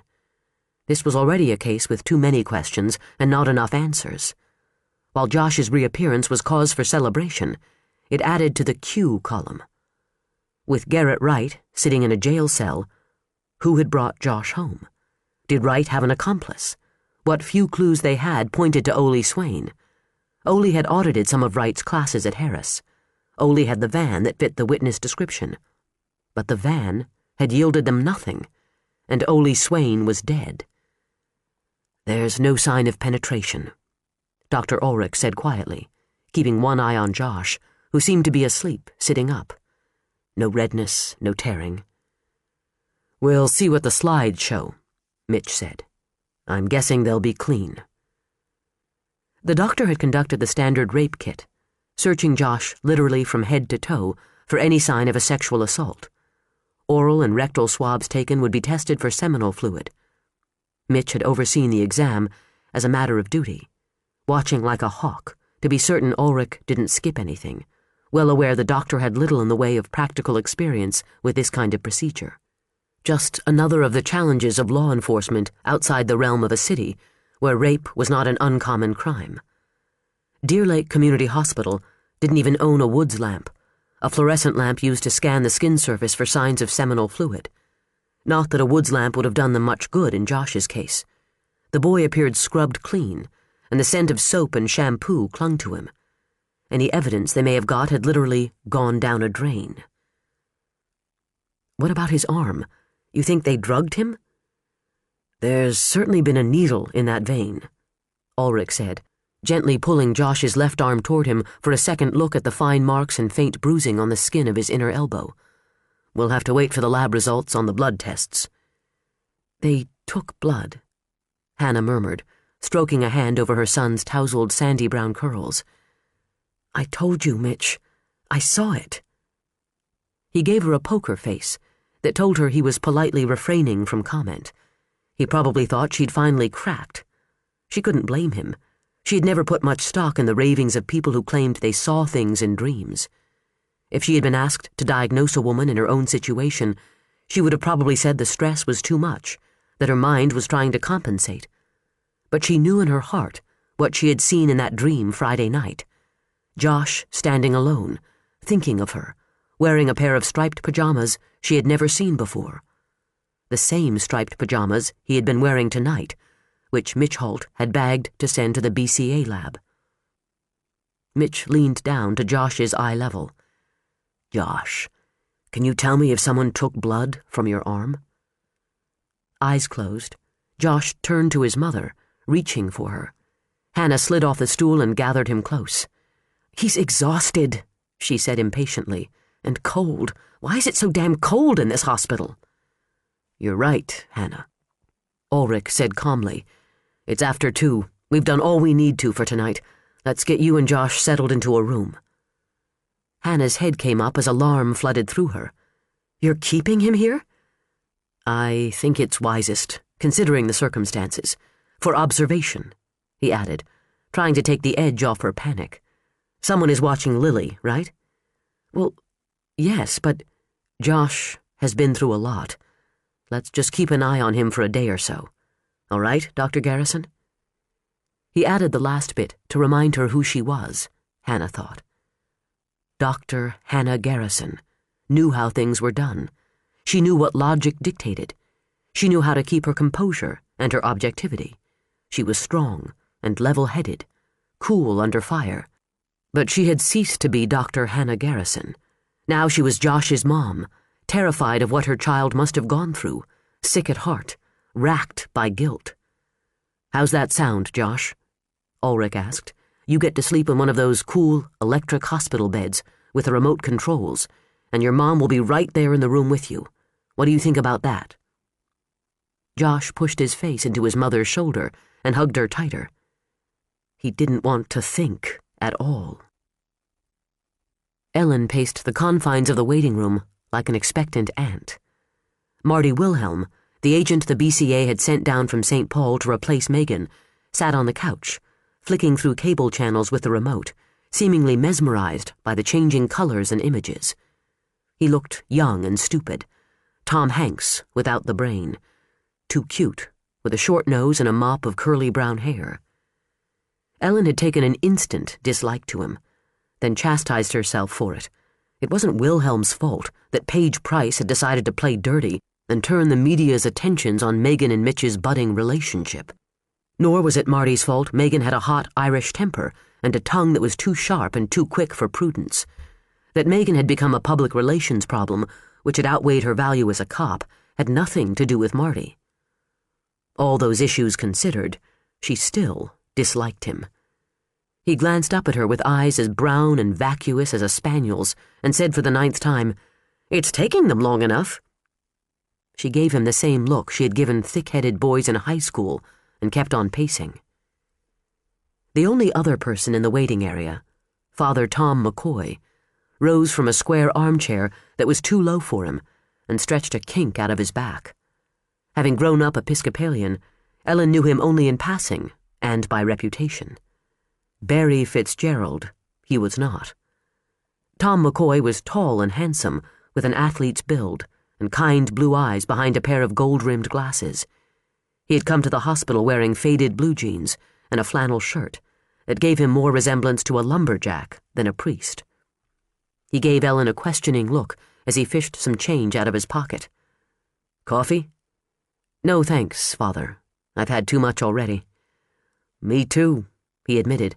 "What I really need is a drink, but I don't think the cafeteria has a machine that dispenses good Irish whiskey." As McCoy walked away, Wilhelm cocked his head. "He's not like any priest I ever knew. Where's his collar?" Ellen gave him the look again. "Father Tom is a nonconformist." "So I gathered. What did you think of his deacon, Albert Fletcher?" "I didn't know Albert Fletcher. Obviously, he was a very disturbed individual." Fletcher had fallen under suspicion regarding the kidnapping because of his ties to Josh through the church, as Josh's instructor for religion class, and as an altar boy. Obsessed with the church, Fletcher had crossed the line from zealot to madman, unnoticed until he'd attacked Father Tom and Hannah early Friday morning as they'd sat talking in St. Alicia's Catholic Church. He had given Father Tom a concussion with a brass candlestick. Later that morning, the mummified remains of Fletcher's long-dead wife had been discovered in his garage. The incident had sparked a manhunt that had ended in tragedy during Saturday evening Mass, where Fletcher, ranting and wild-eyed, had fallen to his death from the balcony railing. Whether or not there would be further investigation into Doris Fletcher's demise had yet to be determined. So much that was bad had happened in so little time. Kidnapping, suicide, madness, scandal. It seemed as if a hidden seam in the fabric of life had given way, allowing evil to pour into Deer Lake from some dark underworld. And if they didn't figure out how to close it up, it would continue on, poisoning everything and everyone it touched. The thought gave Ellen a chill. The hospital was quiet. The halls dimly lit. Word of Josh's return had gone out on a need-to-know basis. What staff was on duty at this time of night hovered around the main desk, talking in low tones and casting worried glances down the hall toward the examination room Hannah and Josh had disappeared into with Mitch and Dr. Ulrich. Reaching for the can of warm soda she had set on an end table, Ellen froze mid-gesture as the examination room door swung open and Mitch emerged. She hustled to meet him. "Did he name right?" she asked. Crossing his arms over his chest, Mitch propped a shoulder against the wall. "He didn't name anybody. He isn't talking." "At all?" "Not a word." Ellen's sinking feeling was the sure-thing conviction sliding away. An instinctive response that had nothing to do with her sense of compassion. They were separate entities, the lawyer in her and the woman. The lawyer thought in terms of evidence. The woman thought about a small boy who had been through God only knew what hell in the past 2 weeks. "How is he?" "Physically, he seems pretty good. No signs of sexual abuse." "Thank God." "He may have been drugged or had blood taken from him. His blood had to get on that sheet some way, and he had no injuries to speak of. We'll know more when the lab results are in." "We'll know what?" Wilhelm demanded, rushing up, his proper paisley necktie flipped over his shoulder. Mitch frowned at him. "We'll meet in my office at 7, and I'll go over it all with both of you." "What about questioning the boy?" Wilhelm blurted, looking as if he had come all the way to the North Pole, only to find out Santa wouldn't grant him an audience. "It'll wait." "But the mother—" "Is an emotional wreck," Mitch snapped. "She didn't see anyone, didn't see a car. All she knows is she has her little boy back. You can talk to her in the morning." Wilhelm's dark eyes shone bright with temper, even though his trademark boyish grin still stretched across his face.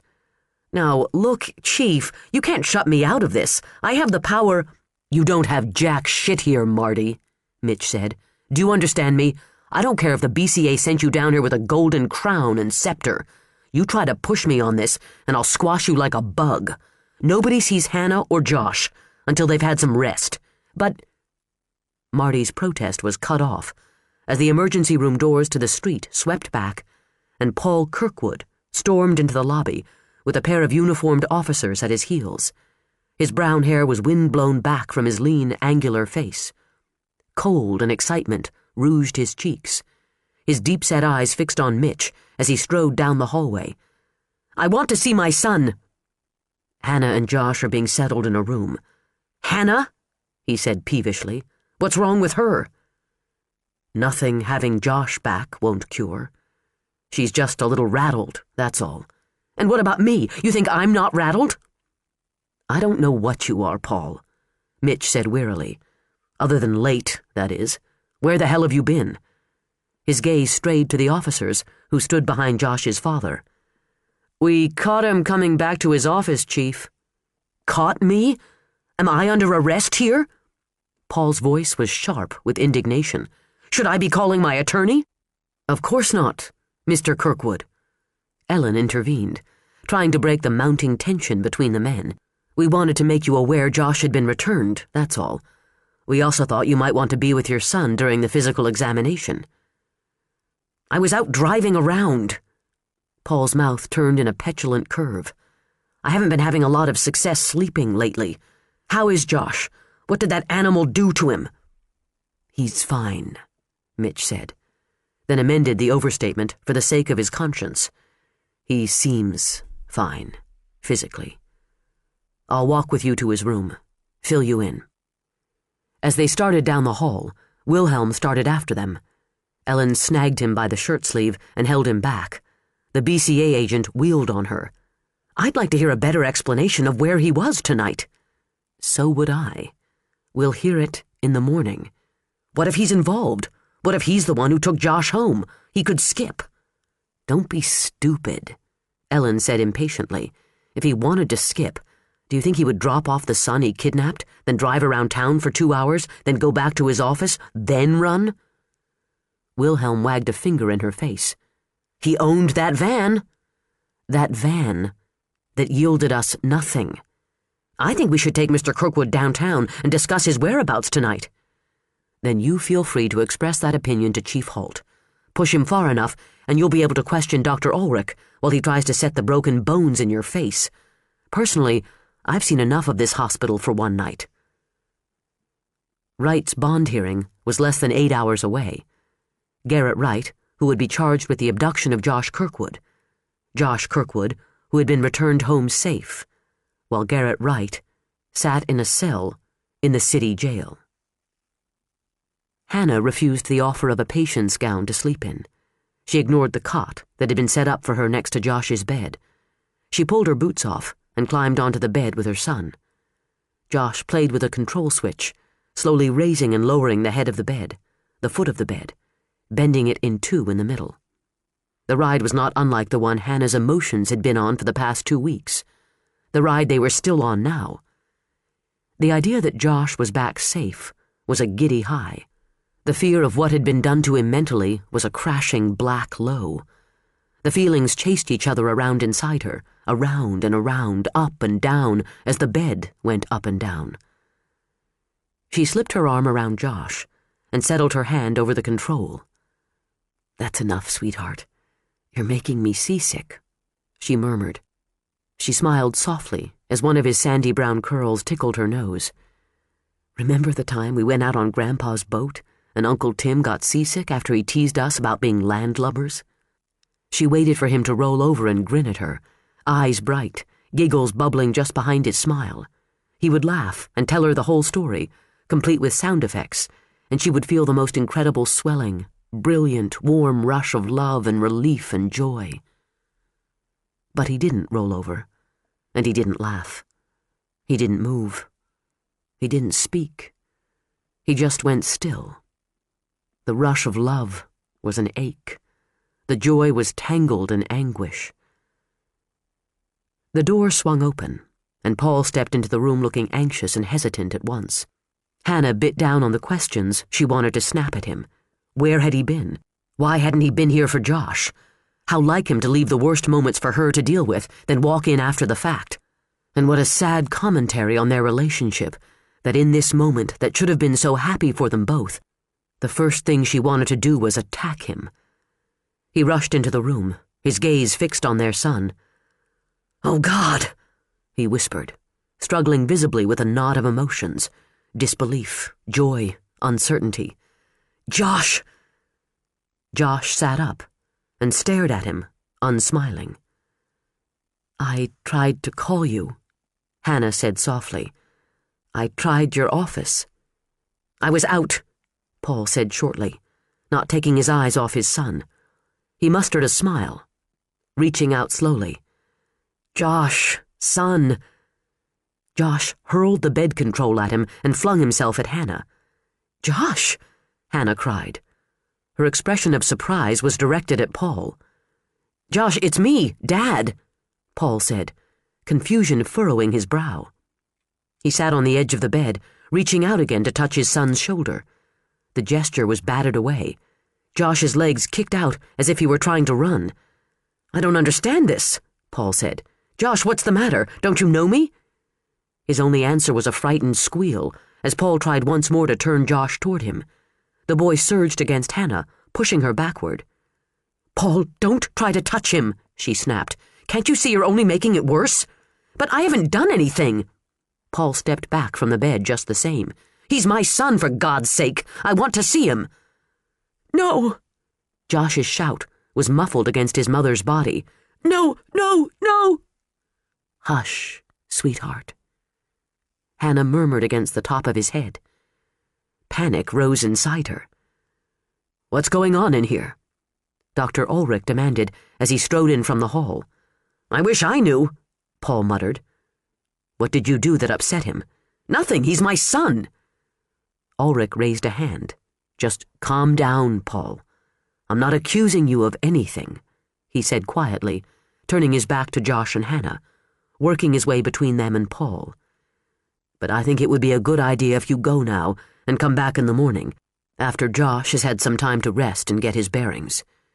"You're throwing me out?" Paul yelled, incredulous. "I don't believe this. After everything I've done to try to get my son back, after everything I've gone through—" "This isn't about you, Paul," Ulrich said, his voice low. "I'm sure this is upsetting to you, but you know we have to put Josh first. We have to realize it's going to take some time to sort out what happened to him and how he feels about it. Let's you and I go down to the cafeteria and have a talk." Paul knew a brush-off when he heard one.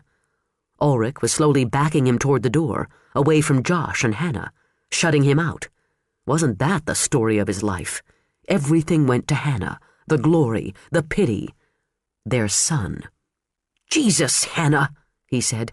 "You could help a little here." "What am I supposed to do?" She looked at him as if he were a stranger, someone to be wary of, someone to keep at bay. Anger burned inside him. "Some support would be nice." "No, no," Josh mumbled, kicking at the covers. Dr. Ulrich took another step. "Come on, Paul. Why don't you go down to the cafeteria and get a cup of coffee? I'll join you in a few minutes and fill you in on the examination." "He doesn't have any reason to be afraid of me." "Paul, for God's sake, please," Hannah pleaded. "Fine," he muttered. "Hell of a homecoming." Tom McCoy watched from down the hall as Paul Kirkwood stormed into and out of his son's hospital room. His training dictated he try to intervene and smooth things over between family members. His training didn't apply anymore. Not here. Not between Hannah and Paul. He had tried. Paul resented his attempts, considered it interference rather than help. In the process, Tom's feelings toward Paul had become something less than Christian. It was difficult for him to find understanding in his heart for a man who had married a jewel and treated her like dirt. Paul Kirkwood had so much, and was so blind to it. 2 beautiful children, a comfortable home, a stable career. Hannah. Therein lay the heart of the problem. Hannah. Glad for the shadows in the hall, Tom leaned back against the wall and stared up at heaven. He couldn't see it, of course. There was too much in the way, physically and metaphorically. Hannah had turned to him, the one person she thought she could trust absolutely, her priest. And her priest had committed a cardinal sin. He couldn't for the life of him admit that what he had done was wrong. He hadn't broken any vows. He had kept silent. Locked tight in his heart was the fact that he had fallen in love with Hannah Garrison. "I could use a little help here, Lord," he murmured. But as he looked up, all he could see was a faint brown stain in the ceiling where a water pipe had once sprung a leak. With a weary sigh, he walked down the hall to Josh's room and cracked the door open a few inches. A lamp on the far side of the bed washed the room in a soft topaz. Josh lay curled on his side, with his thumb in his mouth, asleep. Hannah lay behind him, his small body tucked back against hers, her arm around him. She looked like an angel who had tumbled to earth, tendrils of wavy golden hair escaping their band to fall against her cheek. The picture brought a bitter-sweet ache. He started to turn away from it, then Hannah opened her eyes and looked right at him, and he could no more walk away than he could stop his heart from beating. "I just wanted to check on you two before I left," he whispered, slipping into the room. "It looks like Josh is out cold." "The wonders of modern sedatives," Hannah murmured, raising herself on her elbow. "How are you doing?" "I've got Josh back. That's all that matters." Paul didn't stay. Careful not to disturb Josh, she sat up and tucked her legs beneath her. Josh didn't want him here. He acted as if he were afraid. The words had the bitter taste of blasphemy, as if she were somehow betraying Paul by speaking them, even though they were nothing less than the truth. "God, I hate Garrett Wright for what he's done to us," she admitted. "He did more than take our child. Whatever problems Paul and I had before all this, at least we trusted each other. When Josh reacted to him tonight, I looked at Paul like I'd never seen him before, like I actually believed he could have—" "I don't," she whispered, even as the doubts scrolled through her mind. The lies about the van, the times he had been gone, his answering machine at the office picking up when he should have been there. Father Tom sat on the edge of the bed, reaching out to take her hand. She grabbed hold and hung on tighter than she meant to, wishing with all her heart he would put his arms around her and just hold her for a while. The longing that rose in her soul was for comfort and friendship and compassion. Things Tom McCoy would offer freely with no strings attached. He would never suspect her feelings had grown deeper. She would never tell him. She wouldn't risk losing what they had by asking for more than he could give her. "Don't add more guilt to the burden, Hannah," he said softly. She jerked her head up and looked at him, her pulse quickening at the absurd idea that he had somehow read her thoughts. "You can't control a reaction like that. Who knows why Josh reacted badly to his father? He's frightened and confused. We don't know what he's been through. We don't know what Wright might have planted in his mind. Josh responded, and you reacted to that. You're allowed. You're his mother. And Paul is his father. He would no more hurt Josh than he would hurt me, which she had done again and again, hurt her in ways that didn't leave obvious bruises or scars. He wouldn't hurt Josh. I'm sure he wouldn't." Tom raised his other hand and brushed a stray tear from beneath her eye. His fingertips threaded into the golden silk of her hair, and she turned her face to rest her cheek against the cool of his palm for just a moment. She held her breath, as if she could hold the moment within it.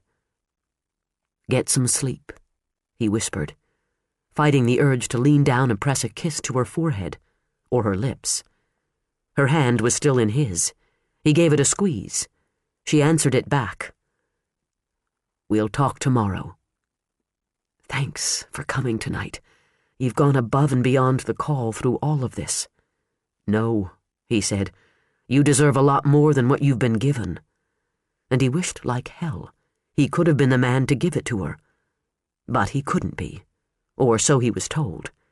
And so he turned and walked away. And Hannah lay back down beside her child, listening to the rhythm of his breathing and wishing for things that could never be. Chapter 5. There was no way of containing the news that Josh Kirkwood had been returned. The hospital staff told friends, who told other friends who worked nights and stopped into the Big Steer truck stop out on the interstate for coffee and pie. The Big Steer served as restaurant to the Super 8 motel, where 4 out of 5 rooms were occupied by reporters.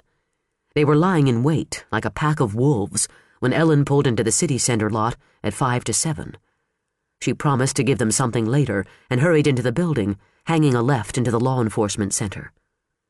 They met in a conference room that had been dubbed the War Room in the first hours of the investigation into Josh's kidnapping. A timeline was taped to one long wall to keep track of everything that had happened pertaining to the case. From a fat red main artery, numerous tributaries branched out in various colors of ink. The notes that had been left by the kidnapper to taunt them were emblazoned across a white melamine message board in Mitch Halt's bold, slanted handwriting. A large cork bulletin board was covered with a map of Minnesota and one of the 5-county area. The maps were bristling with pins that marked search areas. Ellen poured herself a cup of coffee and took a seat at the table next to Cameron. Wilhelm sat across from her, nursing the same lack of sleep hangover she was fighting. Sheriff Steiger had claimed the chair at the head of the table, a minor power play in an ongoing pissing contest with Mitch. Steiger was 50, lean and tough, with a narrow face and a complexion like old leather. Adhesive tape across his nose suggested he had lost a battle in the war for supremacy. The looks the two traded were stony. As much as she disliked Steiger for the sexist jerk he was, Ellen took no pleasure in the seething enmity between the two men. A successful investigation, an investigation that would lead to a conviction, required teamwork and open lines of communication between all team members. Mitch paced along the timeline as he filled them in on Josh's exam and what had transpired later in Josh's room. "So Paul Kirkwood is still a suspect," Wilhelm declared. "Suspect is too strong a word," Mitch said. "Josh's reaction could have been caused by any number of reasons other than guilt on Paul's part. It could have been that Paul shares some physical characteristics with Wright, or maybe it was the way Paul approached him, or something in the tone of his voice." "We have to tread lightly here," Ellen cautioned. "Mr. Kirkwood is already hypersensitive to the attention he's gotten. He feels victimized by the crime and by the police. If we mishandle this and he's completely innocent, we're going to be looking at lawsuits." "I'm seeing him this morning," Mitch said. "I'll be the soul of diplomacy." "I want in on that," Wilhelm said. "Any progress on finding the location Wright held Megan?" Ellen asked. "We know it wasn't his own house," Wilhelm said, trying unsuccessfully to stifle a yawn. "We know it wasn't Christopher Priest's house, even though the initial attack took place in Priest's yard.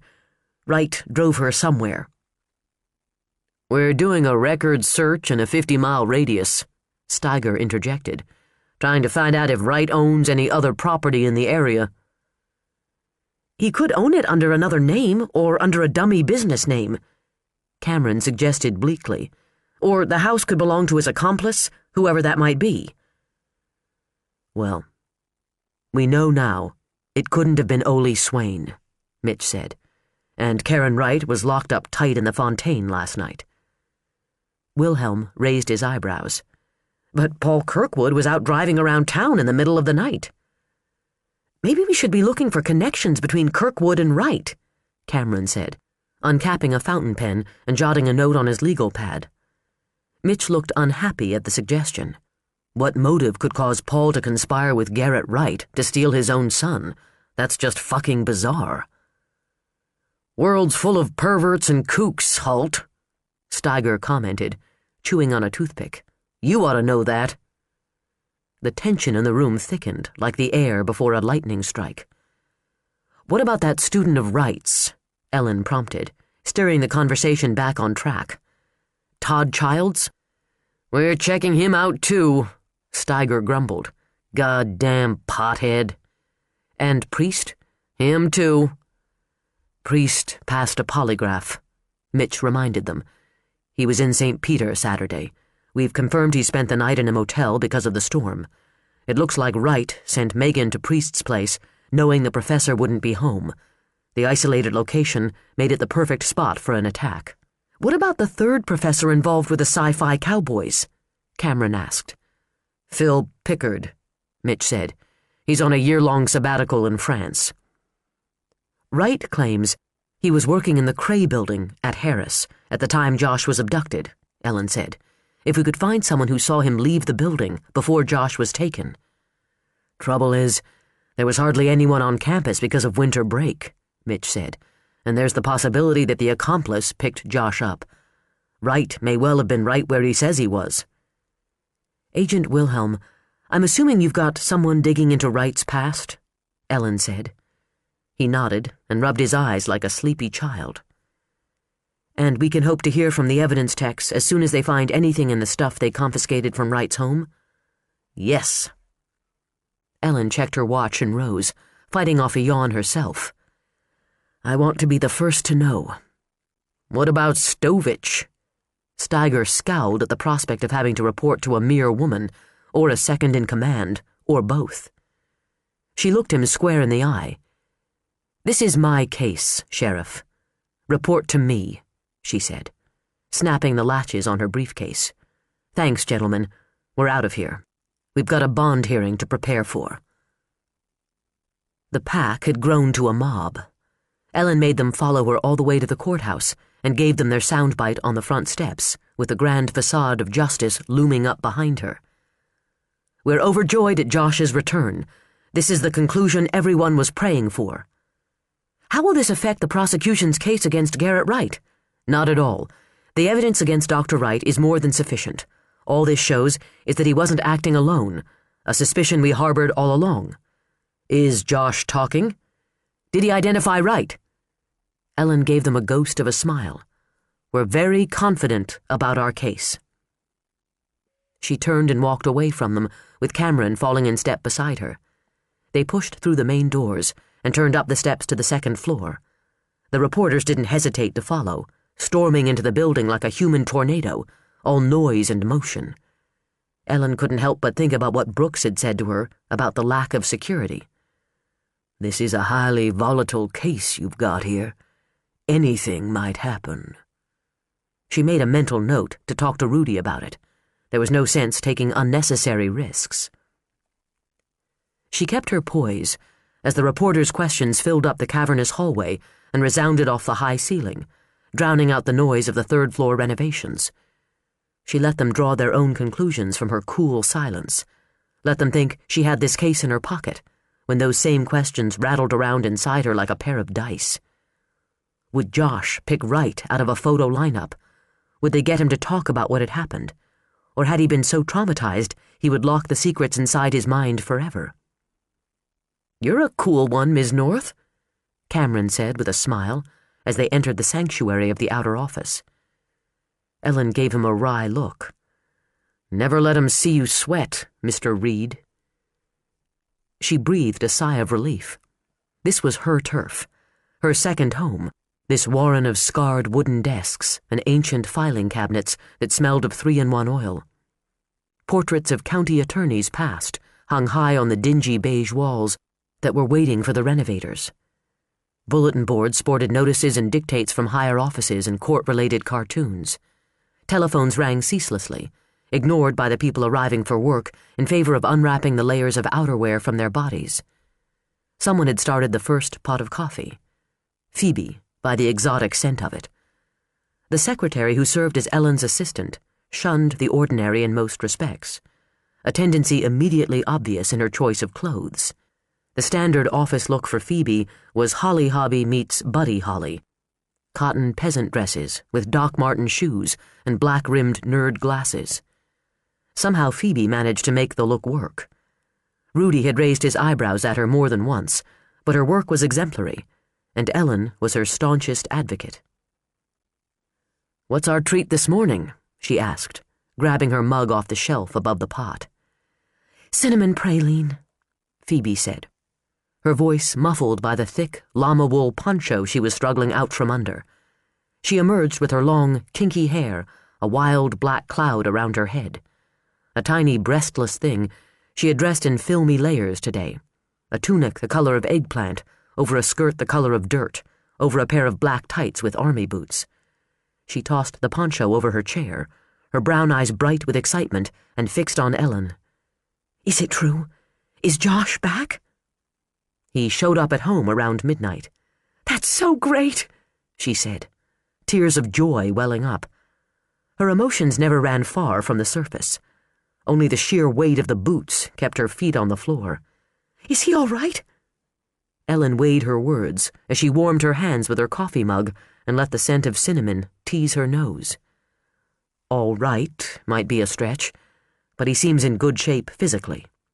"Poor little kid." Phoebe dug a tissue from somewhere among the layers of her outfit and rubbed it under her reddening nose. "Imagine how scared he must have been." "It could have been worse," Ellen said. It could have been unspeakable. Other cases from other places went through her mind as she let herself into her office. Horrible tales of bodies found in pieces cast into drainage ditches or discarded in the woods like so much garbage for scavengers to feed on.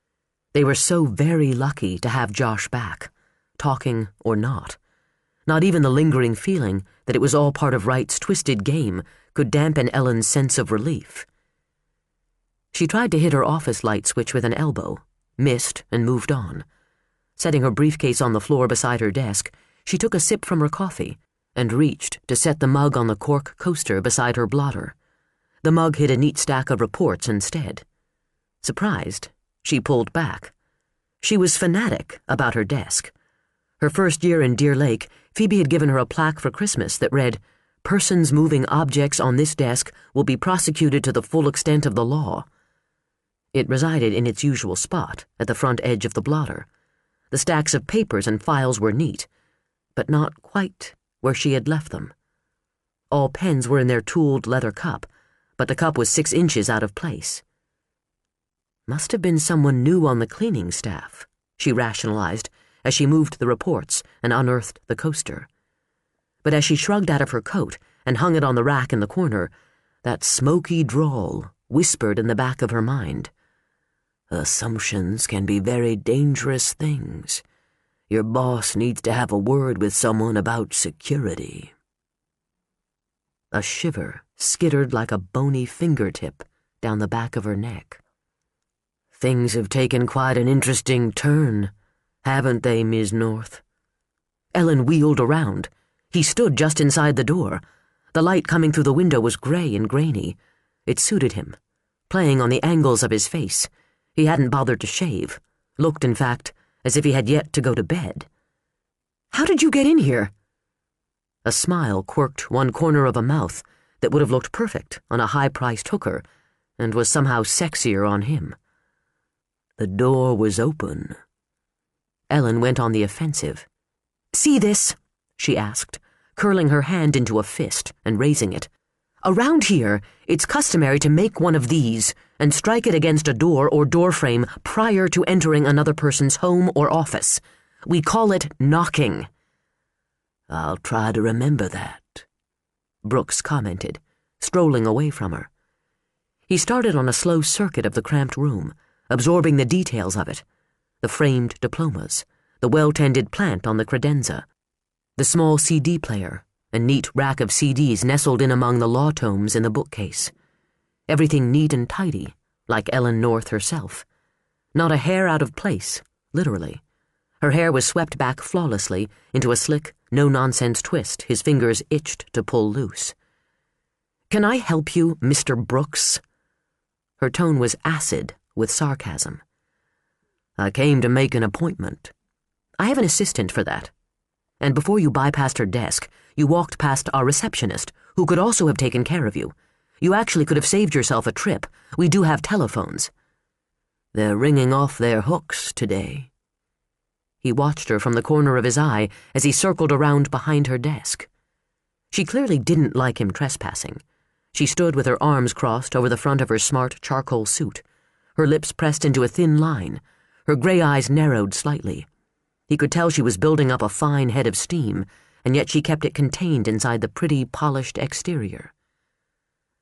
"I understand the boy showed up last night." "His name is Josh." "Reappeared like magic, I'm told." "Told by whom?" He chose not to answer. Looking away from her, he noticed the crystal candy dish on the upper right-hand corner of the desk, filled with polite little after-dinner mints in pastel colors. He fished out a green one and met her eyes again as he placed it on his tongue. "The bond hearing is this morning." Ellen had to force her gaze away from his mouth, but jerking it upward was a mistake. because there were his eyes, watchful, unblinking, amused. Picking up her briefcase, she skirted around him. "Yes, the bond hearing is this morning. I'm very busy. If you'd care to make an appointment, stop and do so on your way out." Jay ignored the dismissal. He surrendered the space behind the desk and sauntered back to the bookcase, scanning the titles of her CD collection. Quiet, orderly music. Mozart, Vivaldi, New Age artists, Philip Auberg, William Ackerman. Background music. Nothing that could distract her from her work. Nothing that could hint at the woman behind that cool control. The lack of clues only served to intrigue him further. "You can call me Jay," he offered. "I can also call security and have you thrown out." The threat bounced off. "Think he'll make bail?" "Not if I have anything to say about it." She settled herself in her chair and slipped on a pair of scholarly-looking reading glasses. If her intent was to hide or tone down her femininity, she failed miserably.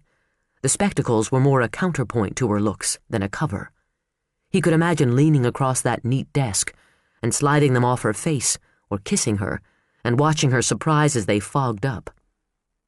He had the most devilish urge to rattle her, but he would keep it in check, at least for the moment. He was already pushing his luck with her, though he could have argued that was a vital part of the process.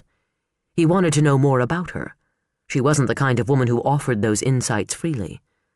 On the other hand, it would be essential for him to have her cooperation if he decided to make this case his next bestseller. It had all the ingredients: a fascinating criminal, sympathetic victims, a setting that would draw readers in, a crime with complications, twists, the extras, the side stories that elevated it above the level of news story. Most of all, it had captured his attention as nothing had in a long time. He didn't yet know what approach he would take, or even if he would do it. All he really knew at this point was that he wanted to know more, that he needed the distraction. Badly. He eased himself down into the visitor's chair. "He stays in the can. It shortens your prep time for the probable cause hearing." "I'm not concerned." Picking up a purple glass paperweight from atop a stack of reports, he curled his hand around it as if it were a baseball, and he was fixing to throw a slider. The slider was a great pitch, his personal favorite. It looked as if it were going one way, then exploded in another. "You could set a reachable bail," he suggested. "Buy yourself a little time." Her eyebrows rose above the rims of her glasses. "And release a kidnapper? A man who brutally assaulted a police officer? You must be insane." "He allegedly committed those crimes. What happened to the presumption of innocence? It's for jurors and fools, and if you quote me on that, I'll sue your ass 8 ways from Sunday. I'm not about to let Garrett Wright out of jail." "What's he gonna do if he gets out?" Jay needled. "Steal another kid? I don't think so. He's smarter than that. If he's your man at all." "He's our man." "So who brought Josh home?" Ellen bit down on her reply. He was baiting her, and she was sitting here and taking it. Here, in her own office. What the hell was he doing here anyway? Pumping her for information as if he had a personal stake in the case, as if he were Wright's attorney. Denny Enberg should have been sitting in that chair making that same argument. She glanced at the message slips to see if any of them bore the name of Wright's attorney. None did. "Other than dispensing unsolicited advice, do you have a purpose for bothering me, Mr. Brooks?" The pirate grin stretched across his mouth. "I bother you, Ms. North? Why is that?" "It could have something to do with the fact that you're an extremely annoying person." He splayed a hand across his chest. "Who? Me?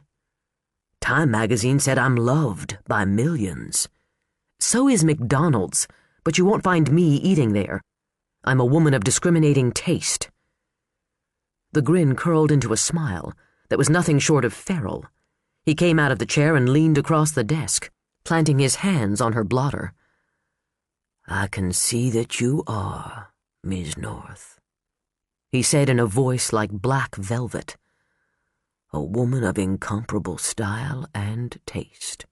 Sharp-tongued, sharp-witted. Makes me wonder what you're doing in a nowhere place, in a nothing job like this."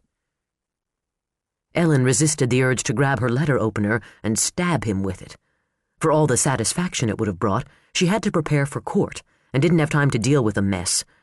She met his gaze with a cool look as she rose slowly from her chair to take away his dramatic height advantage. "I don't have to justify my life to you, nor do I have to put up with you, Mr. Brooks. If you're here because you want to do a book about this case, I have no intention of cooperating. I'm asking you to leave. I suggest you do so, or I will call security, and won't that do wonders for your image as a beloved personality?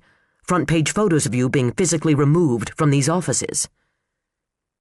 Instead of the expected show of bad temper, he stood back and regarded her with a look that suggested he was proud of her. Ellen wanted to throw something at him. "I look forward to watching you in court, Ms. North. I'll make that appointment on my way out." As he strolled out, it seemed as if all the energy in the room went with him. Feeling limp, Ellen sank back down onto her chair. Phoebe burst into the office, eyes as big as saucers, her cheeks glowing. She shut the door and pressed back against it. "Oh my God!" she gasped. "I'm in love!" Again? She swept into a chair, perching on the edge of it. "Do you know who was just in here?" "J. Butler Brooks." "J. Butler Brooks! He is such a babe. He was number 17 on People magazine's list of the 20 most intriguing people of the year." She brought herself up short, out of breath, her brows drawing together as the obvious dawned on her belatedly. "What was he doing in here?" "Annoying me," Ellen groused, digging through her briefcase for the complaint forms against Wright. "You forgot pain in the butt in your tribute." "I'm not even going to try to turn that into a sexual reference," Phoebe said. "Suffice it to say, I would sit still and let him annoy me all day long if I could just look at him." "Phoebe, you amaze me," Ellen complained, scanning the pages of the document. "You're an intelligent, articulate, educated woman, panting after a man who is a total hot babe. Intelligence and hormones are not mutually exclusive, Ellen. You should remember that." "What's that supposed to mean?" Phoebe refrained from comment, trooping to the door in her clunky boots. "He made an appointment to see you later. Is he interested in the case? Is he going to write a book?" "I don't know, and I don't want to know," Ellen said stubbornly. "Cancel the appointment. I'm sure I have something more important to do at that time." "I don't think you'll want to cancel," her secretary warned. "And why is that?" "He's bringing the state attorney general with him." Surely no bond hearing in the history of Park County, Minnesota, had ever attracted so much attention. The courtroom was full. Observers packed on the benches like sardines in a tin. Jay stayed at the back of the mob, timing his entrance so attention would be focused away from him. Wearing a baseball cap pulled low over his shades, he slipped in and took a spot on the aisle. The reporters leaped to their feet, craning their necks for a better look at Garrett Wright as he made his entrance with his attorney. Wright and his lawyer were flanked by a deputy and the Park County Sheriff himself, Russ Steiger. Another politician in search of a photo op. No sheriff would ever have lowered himself to escorting prisoners unless he hoped to gain something from the visibility of the case. Wright wasn't even Steiger's bust. According to the Minneapolis Star-Tribune, Steiger's bust was a 36C who went by the name of Paige Price and didn't mind playing a little horizontal hokey-pokey to get her story for the Channel 7 News. Ellen North and her associate Reed had already taken their seats at the prosecution's table. She didn't look up as Wright entered the courtroom, as if she couldn't be bothered to give him the least consideration. She kept her attention on the papers she was idly reviewing, glancing up only when the judge emerged from his chambers. Everyone in the room rose on command as the Honorable Victor Franken took the bench. Franken was small and bald and misshapen, with an unhealthy yellow cast to his skin. He looked like a 100-year-old hand puppet in his long black robe, like Yoda from Star Wars. He banged his gavel and banged it again, looking secretly pleased at the way people jumped reflexively at the sound. "This is the state versus Dr. Garrett Wright," he croaked, his voice rusted by age. "Who am I dealing with here?" He squinted at the defense, as if he hadn't just spent half an hour in chambers with the lawyers involved, and grumbled, "Dennis Enberg," then turned his wizened countenance on the prosecution. "Ellen North. Who's that with you?" he barked, and pulled his pince-nez off the withered red nub of his nose, then rubbed them against his robe. "Assistant County Attorney Cameron Reed, Your Honor," Reed said loudly, rising halfway from his chair. Franken waved Ellen's associate back to his seat. "Let's have it, Miss North." Wright and his lawyer were officially served with a complaint. Jay smiled to himself. Good move, Ms. North. Having the complaint presented now meant it had to be read aloud into the record. The clerk of the court, a matronly sort who likely had a brood of children of her own, read the charges, one after another, after another. Kidnapping, denying parental rights, kidnapping a police officer and causing great bodily harm, attempted homicide, assault, assault, assault. Enough counts and variations of assault to sound as if Wright had attacked half the town. While she did her best to keep the emotion from her voice, the clerk couldn't seem to keep her throat from tightening or her eyes from shooting daggers at the defendant as she read the bit about the blood-stained sheet that had been wrapped around Megan O'Malley, bloodstains that matched Josh Kirkwood's blood type. Round 1 went to the prosecution. The members of the media soaked it all in. The allegations stacked one on top of another. Mitch Holt's report of the events that had taken place Saturday night, up to and including the chase and Wright's apprehension. The defense was allowed to make no rebuttal. Enberg sat scratching the arm of his wool jacket, looking as if he were fighting a losing battle with acid indigestion. When the clerk finished reading, Franken fixed the accused with a baleful stare. "Dr. Wright, do you understand the charges being made against you?" "Yes," Wright said softly. "Don't mumble." "Yes, Your Honor." "I want you to know that in the eyes of the court, you are innocent until the state proves your guilt beyond a reasonable doubt." The glare seemed to suggest otherwise, but then it could have been cataracts or constipation causing the judge's sour expression. "You will have the opportunity to plead guilty or not guilty. You'll have the right to a trial. If there's a trial, you will have the right to hear the state's evidence, to cross-examine the state's witnesses, and to present witnesses of your own. You may testify on your own behalf, or remain silent. You already have a lawyer, so we don't need to talk about that." "Did you get all that?" Franken shouted. "Yes, Your Honor." Ellen rose. Jay leaned to the right for a better look down the aisle. Even through the bars of the gate that kept the spectators at bay, he caught a nice glimpse of leg.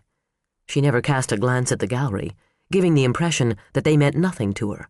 Her only interest was her job, to bring the hobnailed boot of justice down squarely on Garrett Wright's head.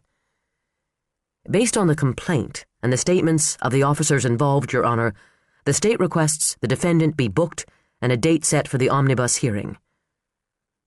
"The purpose of the omnibus hearing, Dr. Wright," Franken explained, "is to hear all issues that can be determined before trial, evidentiary issues, pre-trial motions, and determine whether or not there is probable cause to bind you over for trial."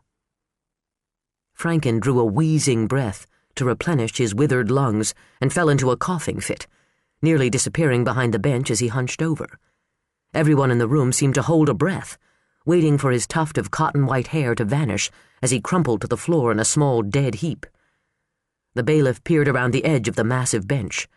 Franken popped up again, like a moldy jack-in-the-box, and made an impatient gesture at his clerk. "Omnibus hearing on Tuesday, February 1st?" she suggested. "Let's see about the bail." "Your Honor, in view of the seriousness of the charges," Ellen said, The state requests bail in the amount of $1 million. A gasp went up from the gallery. Pens scrambled frantically across paper. The murmur of voices into mini cassette recorders was like the low hum of an engine. Franken banged his gavel. Enberg hopped up from his chair.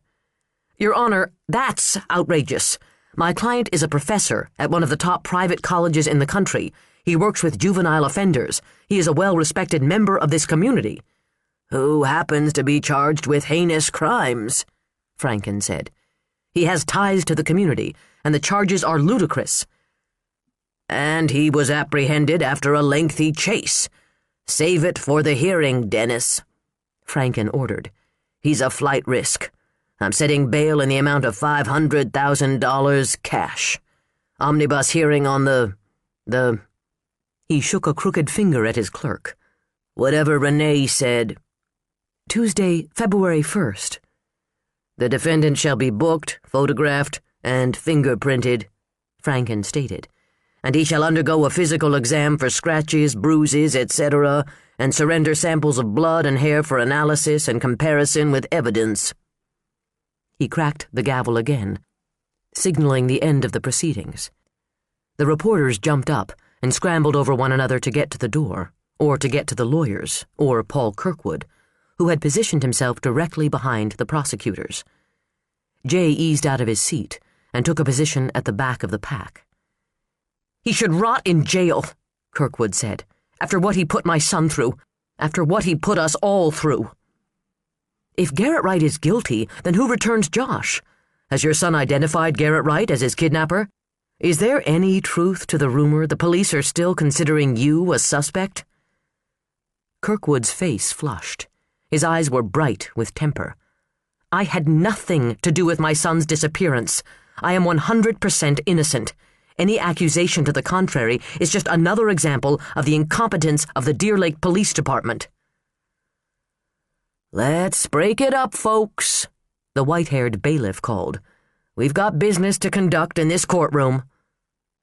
As the circus moved out into the hall, Jay took a seat, keeping his head down as he jotted notes and avoided recognition.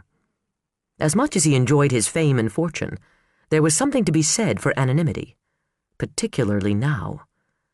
The case had drawn him here. He wanted to be able to take it all in, without the interference discovery would bring. Unfortunately, he wasn't going to be able to get the kind of access he wanted without using his name like a pry bar.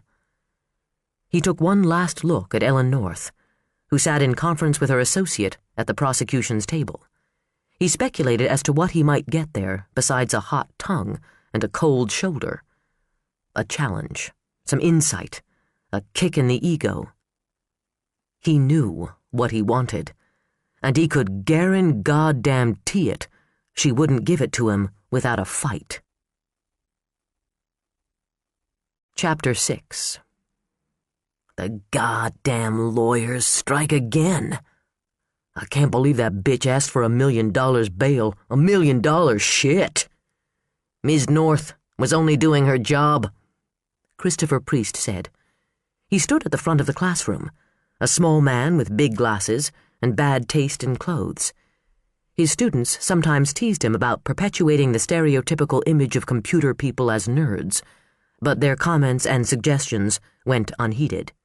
There were certain advantages to the image. Unfounded assumptions could be useful things. Her job, Tyrell Mann jeered. Even his posture was disrespectful. He sprawled back in his chair with his long arms crossed over the front of his Chicago Bulls starter jacket. Her job is to fucking pin this on somebody. Fucking cops would have nailed a brother for it, but there ain't hardly no niggers in this fucking hick town. That's not logical, Tyrell, Priest said, unaffected by the bravado or the language. He had helped found the Sci-Fi Cowboys. Even though there had been encouragement to expand the program, they kept it at a manageable level. 10 young men from Minneapolis inner-city schools, teenagers whose brushes with the law ran the gamut from gang activity to grand theft auto.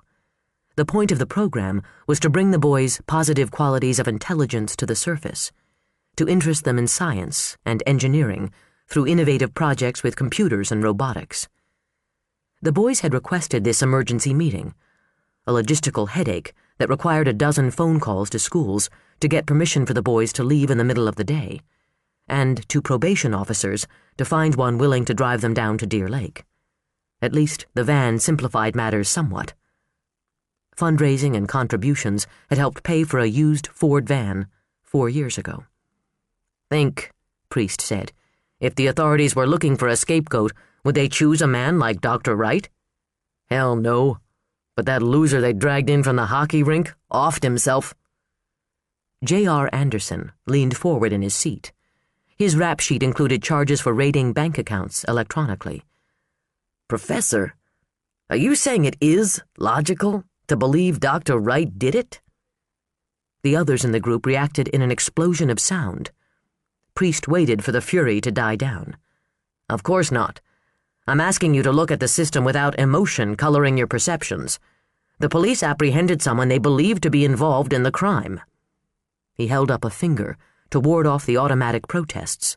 "You are all well aware that the next step in the process belongs to the county attorney's office. It's Ms. North's job, fucking bitch. Tyrell unfolded his long arms and spread them wide. "$1 million? A lesson in bargaining. Always ask for more than you think you can get. The judge cut that number in half. 500 large. Where are we supposed to raise that kind of green?" "I'm sure Dr. Wright will appreciate your intentions," Priest said, "but no one expects you guys to raise that kind of money." "I could get it," J.R. offered with a twisted grin, cracking his knuckles with dramatic flair.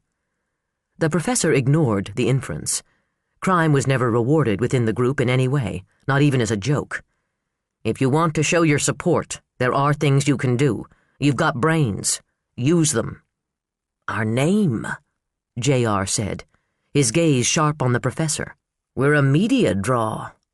"Very good, J.R. We could start a defense fund for the doc, and the news crews will hear about it and make a big deal about us. And the money will come rolling in."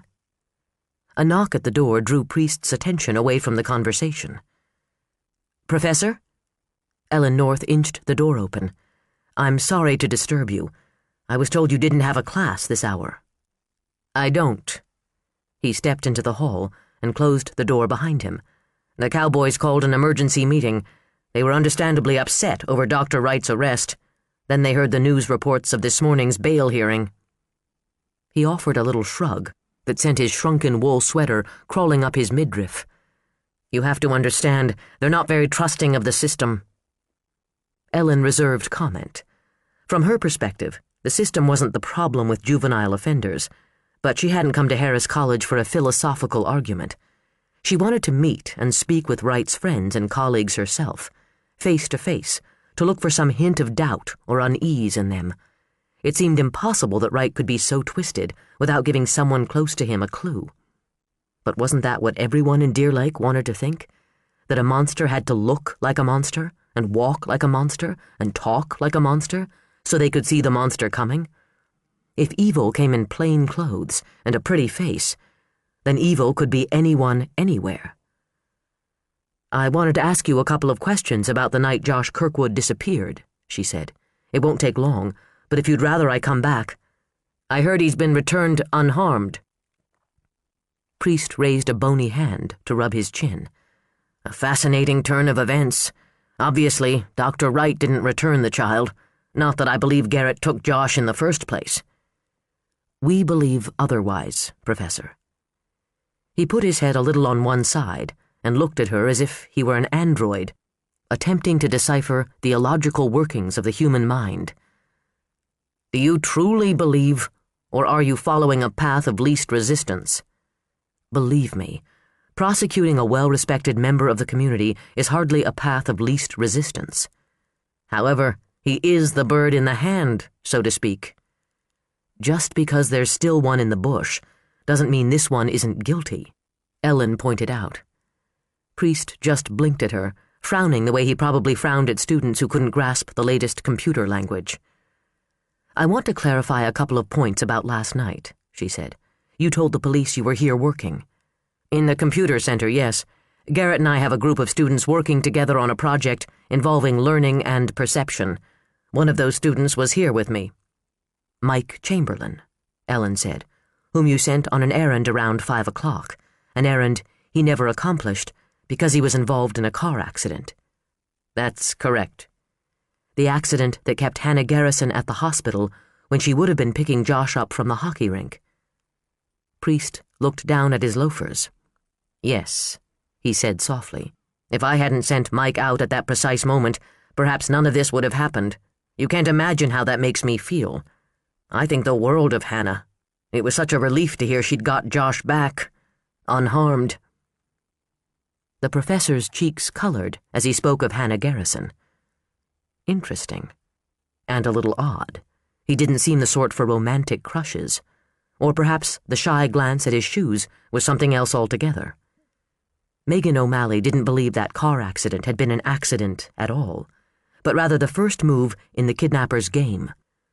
Was the involvement of Priest's student in that car wreck accidental, or was that all part of the plan as well? If one professor could be involved, why not two? "After Mike Chamberlain left, you were here alone?" Priest's eyes narrowed a fraction, his skinny shoulders pulled back. "I thought I was past needing an alibi, Ms. North. I voluntarily took a lie detector test on Sunday." "I'm aware of that, Professor," Ellen said without apology. "Did you see Dr. Wright here that evening?" "No. I wish I could say I did, but I was in the machine room in the computer center and Garrett was in his office." "So he claims. Only the guilty live their lives with alibis in mind." "You and Dr. Wright are friends. You work together, founded the Sci-Fi Cowboys together. You don't happen to jointly own any property, do you? A cabin, maybe?" "We're friends and colleagues, Ms. North, not husband and wife." The door behind him opened, and a tall youth with angry dark eyes glared out over the professor's head. "You got a problem here, Professor?" "No, Tyrell, there's no problem," Priest said evenly. Tyrell kept his gaze fixed hard on Ellen. "Hey, you that bitch lawyer." Tyrell. Priest turned and attempted to contain the trouble to the classroom, an effort as futile as trying to shove the cork back in a champagne bottle. The door swung wide, and two more members of the Sci-Fi Cowboys stared out, arrogant and indignant, and big enough to pick their mentor up and set him aside like a child. "Dr. Wright is innocent. He's going to kick your ass in court. Guys, please go back to your seats," Priest ordered. They stared past him as if he were invisible, their attention on the woman who was, in their minds, an enemy. Ellen held her ground. She had tried enough hardened criminals of 16 and 17 to know the rules. Show no fear. Show no emotion. With hormones at high tide, the kids had enough emotion for everyone, all of it negative, ready to boil up into violence. "Dr. Wright will have his chance to prove his innocence in court." "Yeah, right. Court didn't give me a chance. Court screwed my ass." Priest frowned at her. "You've got your hands full, Professor," Ellen said. "I'll let you go. If anything occurs to you that may be of help to the case, please call me or Chief Holt." "When hell freezes over, bitch," the one called Tyrell shouted as she turned and walked away.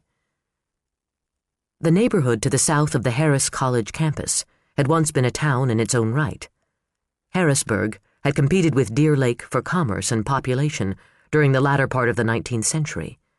But Deer Lake had won the railroad and the title of county seat, and Harrisburg had lost its identity.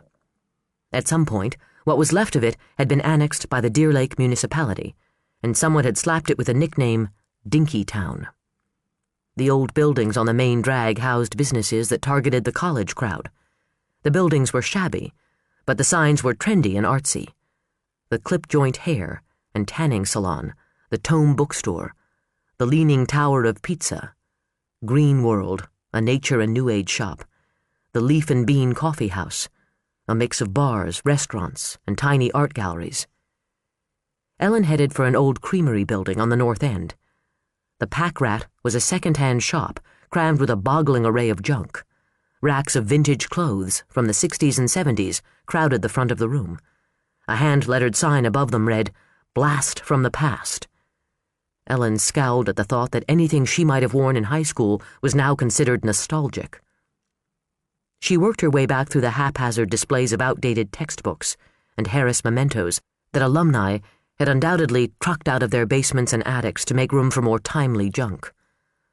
The clerk behind the counter was a large girl with a shock of purple hair, black eyeshadow, and a ruby stud in the side of her nose. She was engaged in animated conversation with a tall young man as slender as a rope, stoop-shouldered and rusty-haired. He wore the scraggly chin whiskers that passed for a beard with the grunge crowd and sucked on a cigarette with serious purpose. The pair of them caught sight of Ellen simultaneously and gave her the kind of look that suggested they were more interested in making small talk than money. "I'm looking for Todd Childs," Ellen said. "I'm Todd." He tapped the ash off his cigarette into a tin ashtray with a plastic hula dancer perched on the rim. "Ellen North, I'm with the county attorney's office. I'd like to have a few minutes of your time if I could." He took a last, deep drag, crushed the cigarette out, and blew the smoke out of his nostrils on a sigh of disgust. "I was just leaving. I got a class in half an hour." "It won't take long." She watched his face as he weighed the merits of denying her. He exchanged a look with Vampira behind the counter. Behind his round-rimmed glasses, his pupils were dilated, large, ink-black spots rimmed by thin lines of color. Steiger called him a pothead. The scent that underscored the cigarette smoke on him was unmistakable. But smoking a little grass was a long way from being an accessory to the kind of crimes Garrett Wright had committed. "Clock's ticking," she said with a phony smile. Todd heaved another sigh. "All right, fine. Let's go back in the office." He led the way through the maze to a room the size of a broom closet, where he took a seat between piles of junk on the desk. The only chair was a dirty green beanbag. Ellen gave it a dubious glance and leaned a shoulder against the doorframe. Wright's student jumped on the offensive. "The charges against Dr. Wright are so bogus." The police caught him fleeing the scene. He shook his head, fishing in the pocket of his flannel shirt for another Marlboro. "No way. It was some kind of frame job or something." "You know Dr. Wright that well?" "I'm a psych major," he said, cigarette bobbing on his lip. "I've spent the last 2 years of my life immersed in the workings of the human mind." "So are you the next Sigmund Freud or the next Carl Jung?" He kept his eyes on her as he lit up and took the first drag. "Freud was a pervert. Garrett Wright is not." "I admire your loyalty, Todd, but I'm afraid it's misplaced." He shook his head, his stubbornness manifesting itself in the set of his mouth, a tight hyphen encircled by the ratty goatee. "He would have to be a total sociopath to do what you say he did." "No way. We would have known." "Isn't that part of sociopathic behavior? The ability to fool the people around you into thinking you're perfectly normal?" The cigarette came up in a hand that wasn't quite steady. He took another puff and looked away. "You realize there's a strong possibility you'll be called to testify at the hearing next week," Ellen said. "Oh, man." "You were with Dr. Wright Saturday morning when Agent O'Malley came to his office.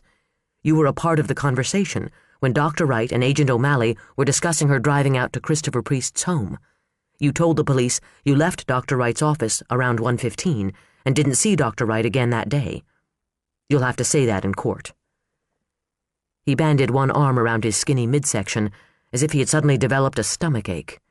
"Fuck." "The truth is the truth, Todd," Ellen murmured, caught between sympathy and suspicion. Was he reluctant because Wright was his mentor, or because Wright was his partner in crime, and he now saw the whole thing unraveling around them? Think of it this way. You won't actually be testifying against Dr. Wright. It's not as if you saw him commit a crime. Is it, Todd? His answer was a long time coming. He stared at the wall, at a magic eye calendar that looked as if someone had squirted out ketchup and mustard in no discernible pattern. Ellen wondered if he saw the hidden picture. She didn't. Only the guilty knew the secret. Only the guilty could see the pattern through the chaos. "No," he said at last. "I'll let you get to that class." She straightened from the door and started to turn, then looked back at him. Can you tell me where you were last night around midnight? In bed? Alone? He tossed his half-finished cigarette into an abandoned coffee cup. Where were you? She faked a smile. One of the perks of the job. I get to ask all the questions. The scent of smoke lingered on her coat. Ellen sniffed at a lapel and frowned as she wound her way through the outer office to Phoebe's desk. Shouldn't your generation be smart enough not to smoke cigarettes? She complained. Yes, but we're largely without focus and grounded in the disillusionment of the times, so... She shrugged, screwing her pixie face into a look of apology. Be sure Todd Childs gets a subpoena. And please call Mitch and tell him if he brings Childs in for questioning again, I want to watch. Gotcha. Like a kaleidoscope image, Phoebe's features rearranged themselves again, blooming into a look of excitement. You've got a full house, she said, hooking a thumb in the direction of Ellen's office. Realization dawned with a sick thud in her stomach. Appointment time. Oh, God, she groaned. I must have led a very wicked past life.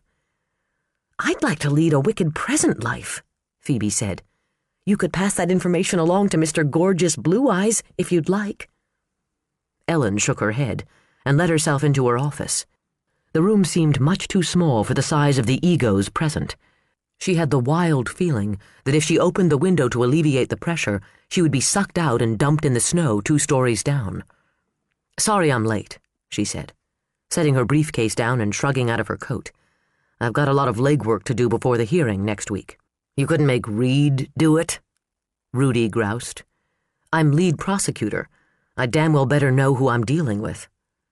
Brooks smiled at her, the kind of secret knowing smile lovers share. Ellen scowled at him and took her seat behind the desk. We understand perfectly, Ellen, Bill Glendenning said magnanimously. The state attorney general sat in one visitor's chair. The eyes behind the spectacles could easily have been mistaken for kind, but she knew better. Bill Glendenning was a shrewd man with a taste for power. She admired and respected him, but was careful to temper that admiration with common sense. He was at the top of the food chain. He hadn't gotten there by being benevolent. Rudy hovered behind him, too wired to sit down, even if there had been a chair available for him. Unable to contain his excitement at having Glendenning in the offices 2 days running, he paced, his face glowing with zeal, or a fever. He pulled a rumpled handkerchief out of his pants pocket and dabbed at his forehead. I'm sure I don't need to tell you, Ellen. We have a very unusual situation in this case, Glendenning said in a fatherly voice. No, you don't need to tell me. She resented the Ward-Cleaver Act, but she was careful to keep that resentment out of her reply. Instead, she rose from her chair to counteract the idea that she was a child to be lectured. Keeping every move casual, she stepped around the end of her desk and leaned a hip against it, standing with her arms crossed loosely. The abduction itself was an aberration, Glendenning went on. Things like that don't happen in Deer Lake, or so we all like to think. The fact that it did happen here has drawn the focus of the nation. They see it as a metaphor for our times. Isn't that so, Jay? Jay blinked at the sound of his name, breaking the trance he had fallen into staring at Ellen North's legs. The lady had a fine set of pegs on her, infinitely more worthy of his attention than Bill Glendenning's pointless pontificating. The Attorney General was in this for himself, pure and simple.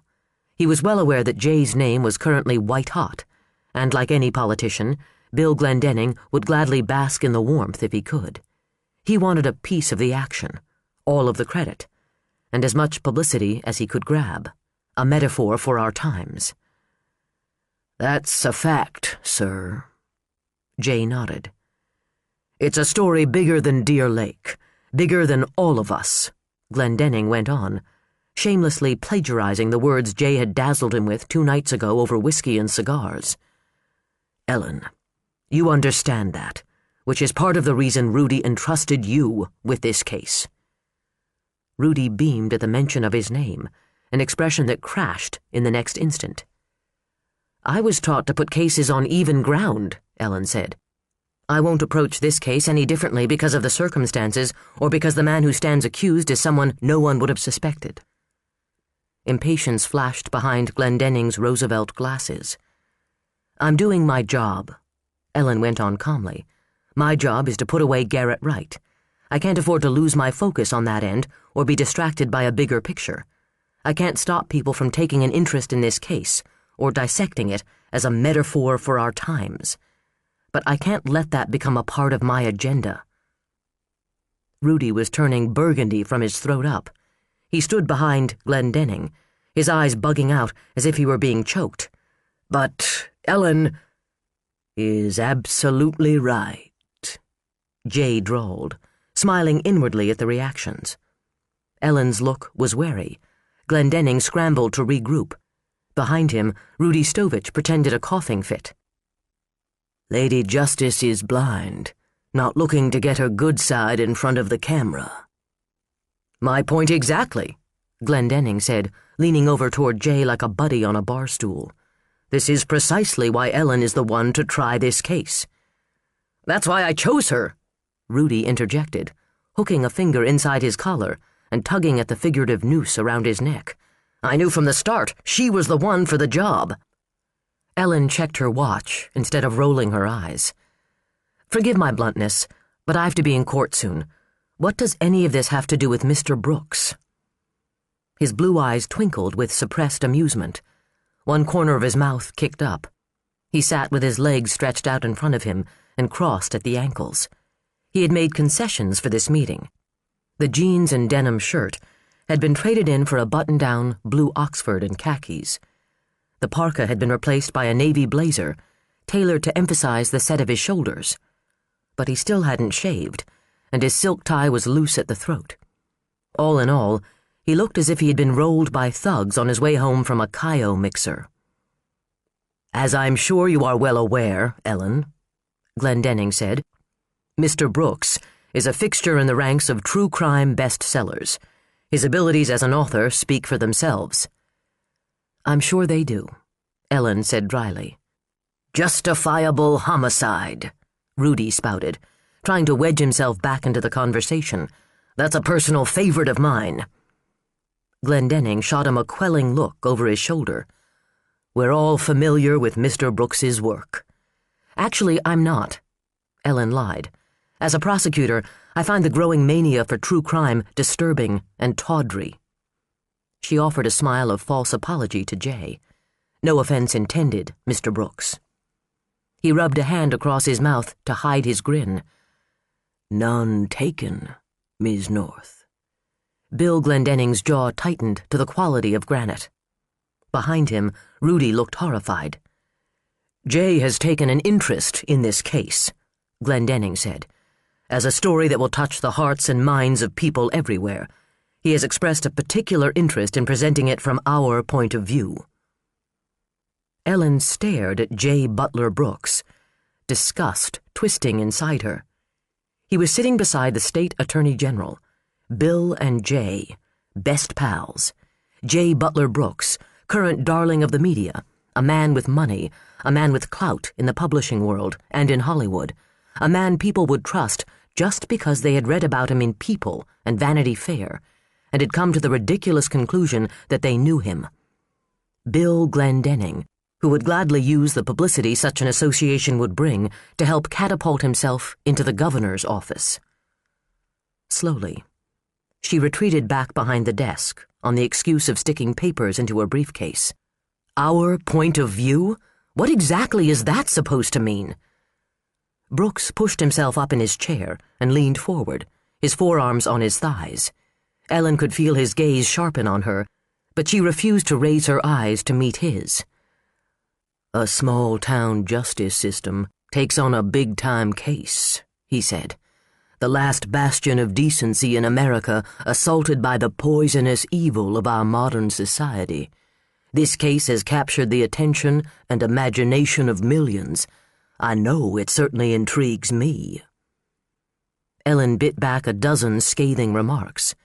The case intrigued him, and if it intrigued him enough, he would capitalize on it.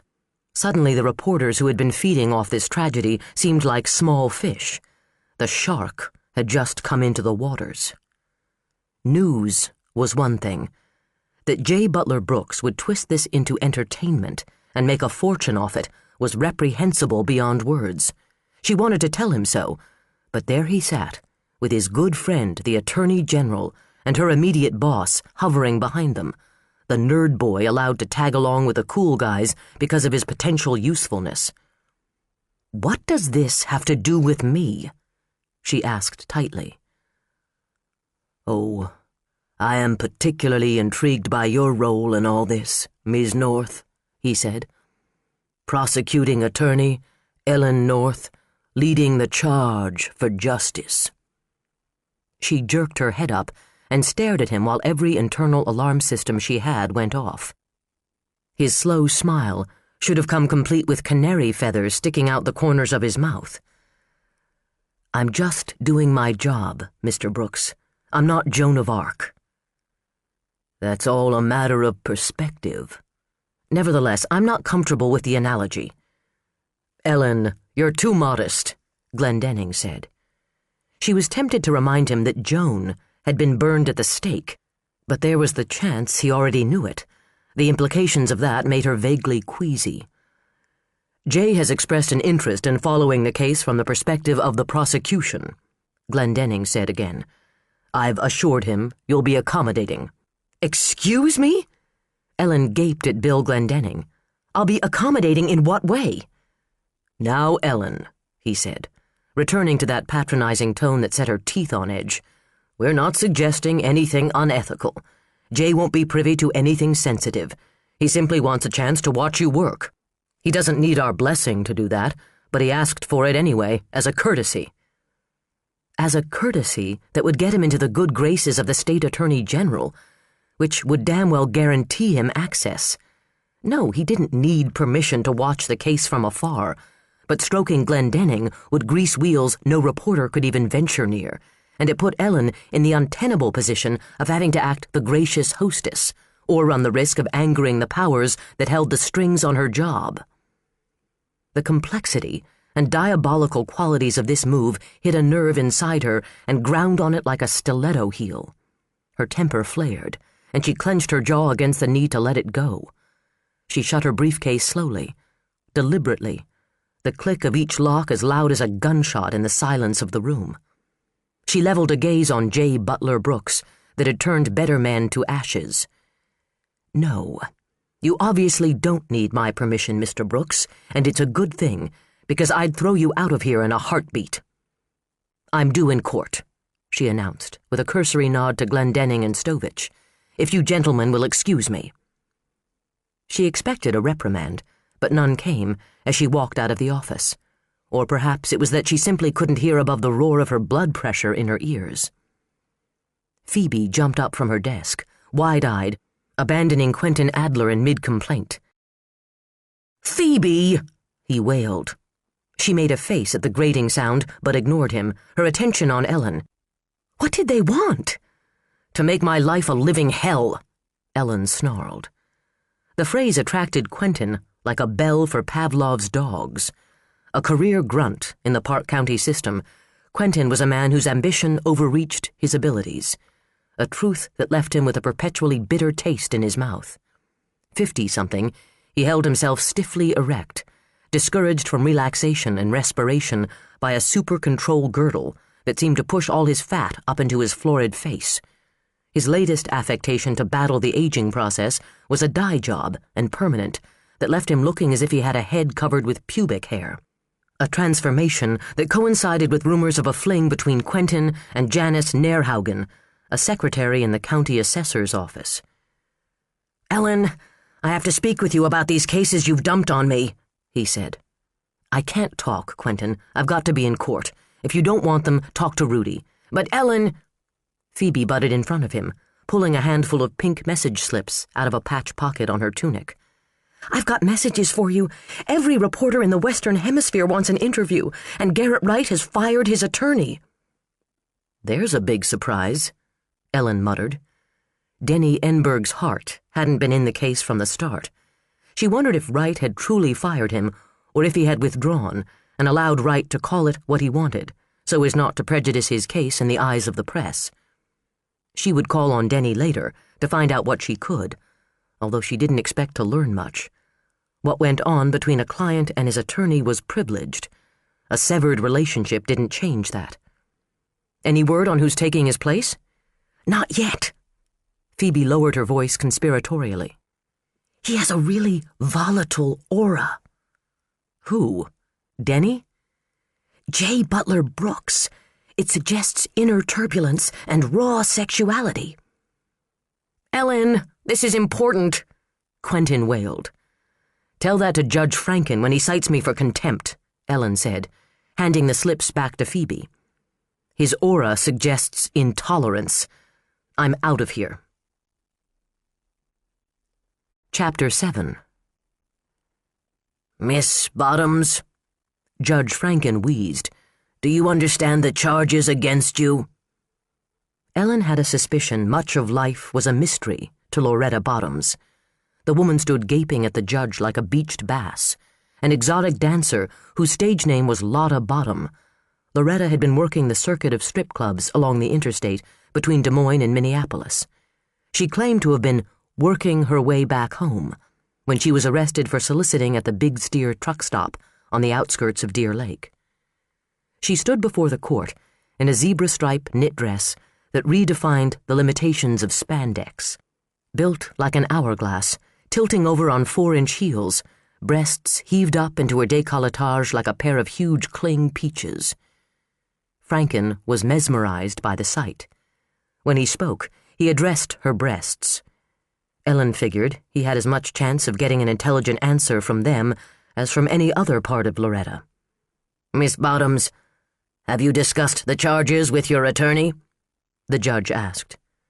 Yeah, and what? Loretta sank a long red fingernail into her mare's nest of bleached hair to scratch her head.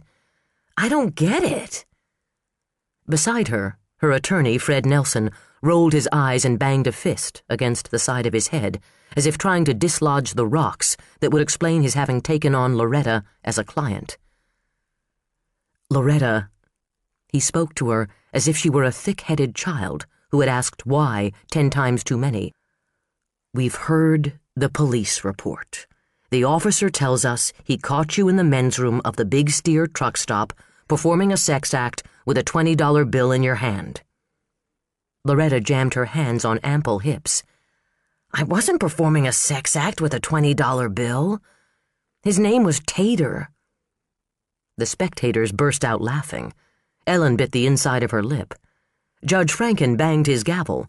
His whole misshapen little head turned maroon, a sign that his temper had been worn down to the nub and his blood pressure was soaring in direct proportion. How do you plead, Miss Bottoms? The judge demanded. Well, Freddie here tells me I gotta plead guilty, and I don't see why. It's nobody's business whose dick I had in my mouth. Franken smashed his gavel down to quell the new wave of mirth. We've been through this 3 times, Miss Bottoms, he croaked, trembling with frustration. You don't have to plead guilty if you don't want to. You can plead not guilty, but then you'll have to come back from Des Moines to stand trial. Do you want to stand trial? Well, I don't really, but... Then do you want to plead guilty? No. Fred Nelson squeezed his eyes shut. Your Honor, I have been over this with my client. We discussed the possibility of Ms. Bottoms entering a plea of not guilty, the court setting a date for trial and bail in the vicinity of $250 cash. Then Miss Bottoms can go home and give this matter some more thought. $250 was a usual fine for soliciting, and no one had any hope of or interest in Loretta Bottoms returning to Park County to stand trial. Ellen and Fred had hashed out the agreement in the judge's chambers. The county would get its money out of Loretta in the form of the forfeited cash bail when she failed to appear, and Loretta would be out of everyone's hair. It seemed a sweet deal to everyone but Loretta. The proceedings had already dragged on half an hour longer than they should have, because they couldn't state the deal outright in front of God and the court reporter, and the need for discretion had confused Loretta. Franken was sinking down farther behind the bench. In another minute, only his wrinkled forehead would be visible. "Is that what you want to do, Miss Bottoms?" he asked through his teeth. Loretta batted her false eyelashes. "What?" No one held back their groans, including Franken. His was the loudest. His head popped up, and he groaned again, louder, a look of surprise widening his tiny eyes. Then he disappeared from view altogether, a dull thump, the only clue he was behind the bench. For a moment, no one moved or spoke, as everybody waited for the judge to pop back up like a puppet. But the moment stretched into another. Ellen looked to the bailiff, who started for the bench. Renee, the clerk, beat him to it, disappearing behind the bench herself. In the next second, her scream split the air like an axe blade. "He's dead!" Ellen bolted from her chair and around the bench, where the clerk was on her knees, sobbing hysterically and pulling at Franken's robes. "He's dead! Oh my God, he's dead!" "Call an ambulance!" Ellen shouted, and the bailiff dashed into the judge's chambers. As Ellen called out for someone to help with CPR, she was already tipping the judge's head back and feeling for a pulse. "Has he got a pulse?" someone asked. "No." "Then let's have at it, Ms. North." The voice registered with a jolt. She jerked her head up and saw Brooks positioning his hands over the judge's sternum. "As much as I'd rather have you putting those lovely lips against mine," Brooks murmured, "I think the judge here has a more urgent need." "He was a good judge," Ellen murmured as she stared out the window of Franken's chambers. The view overlooked the park and a sidewalk crowded with protesting college students. The imitation gas street lamps were winking on. Life was continuing. The world was still turning. The last hour was a blur of paramedics and people rushing in and out of the courtroom. Reporters loitering in the rotunda had stormed the courtroom for this latest twist in the tale, and a near riot had ensued when someone had recognized Brooks. The bedlam had culminated with a deputy clearing the room and the ears of the sound technicians with a shrieking bullhorn. The silence now seemed both welcome and odd. "He was tough and fair," Ellen said, her thoughts returning to Victor Franken. She wanted to remember him as she had known him for the past 2 years, not as a crumpled husk on the floor of his courtroom, the black robes he had prized so highly torn open to reveal the thin, sunken chest of a very old man. He had common sense and a sense of humor.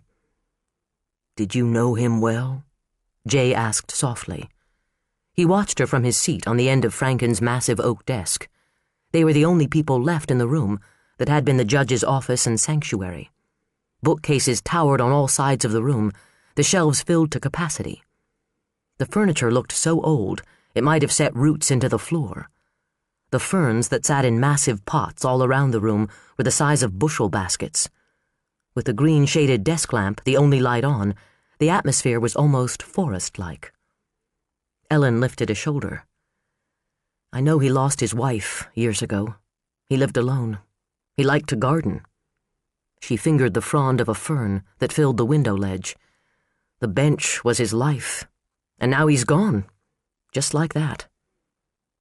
She brushed a tear from her cheek, not embarrassed to have shed it in front of a stranger. A good man had just vanished from existence. There was no shame in mourning that.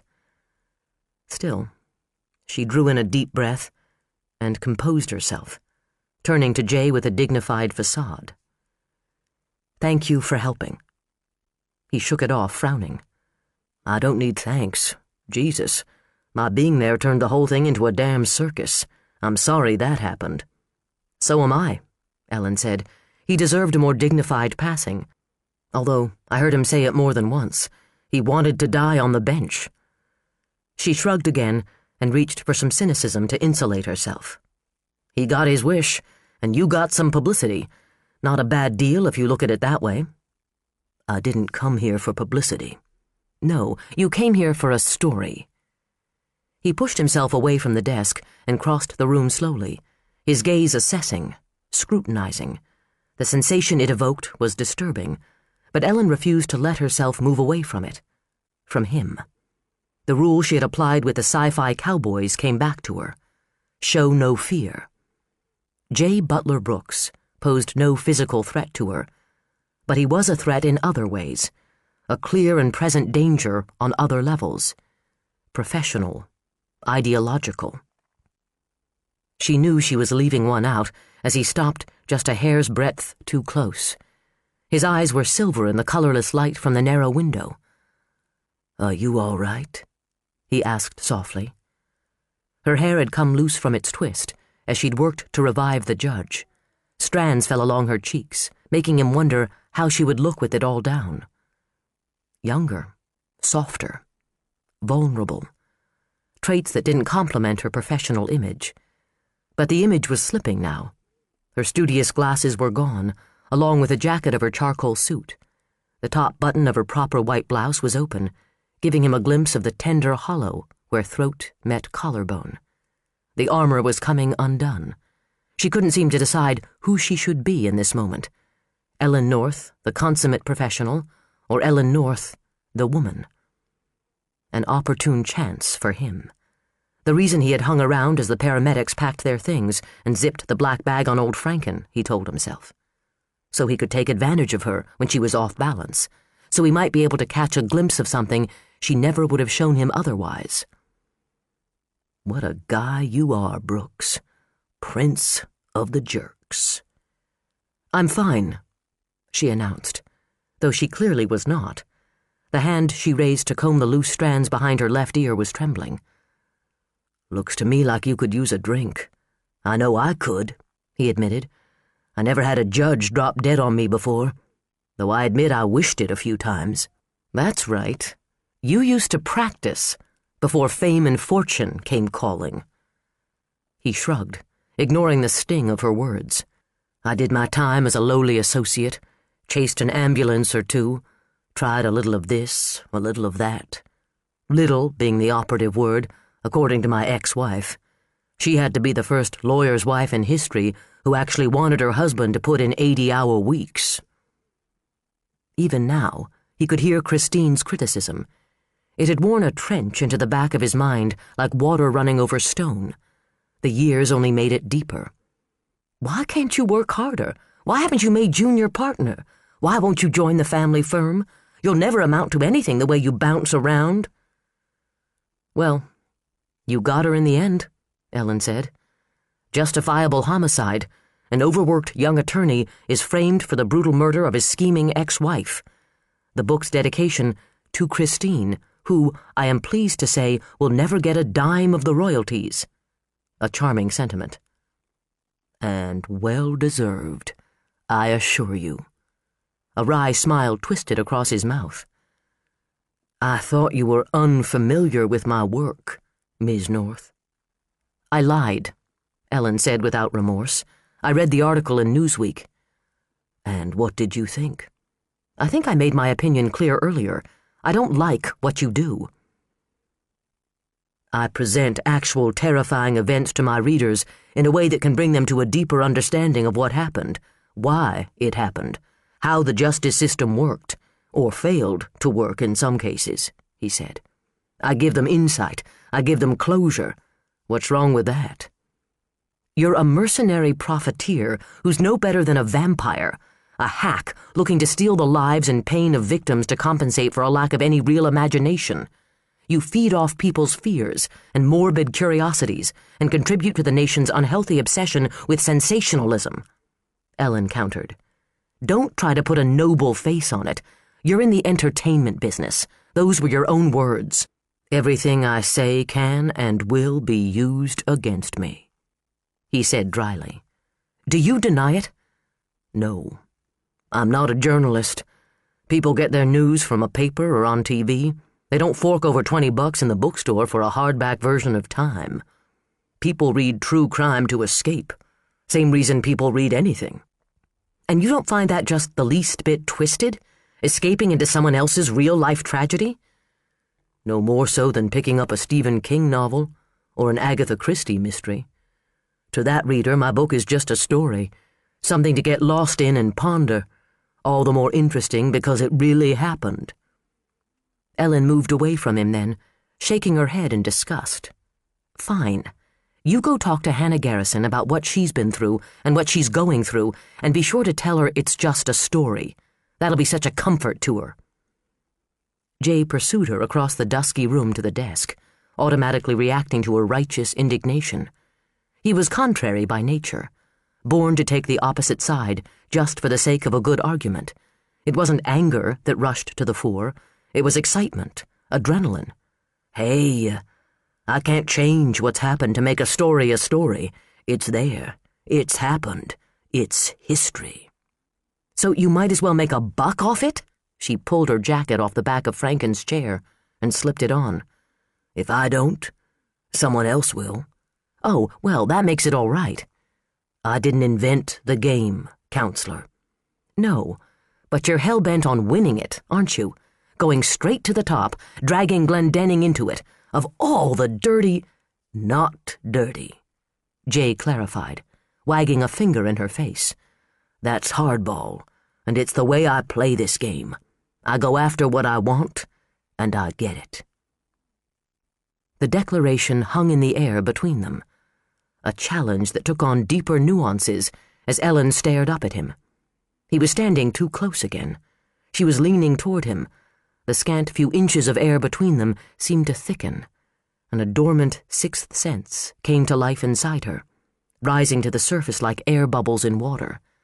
Awareness, not of an adversary in a duel of wits, but of something much more fundamental. "I go after what I want, Ellen North," he whispered again, sliding a hand beneath her chin. His thumb brushed across the bow of her lower lip. "And I get it," he breathed. "Remember that." "That you're ruthless?" Ellen murmured, telling herself to brand it into her mind. "Determined." Dangerous was the word she settled on.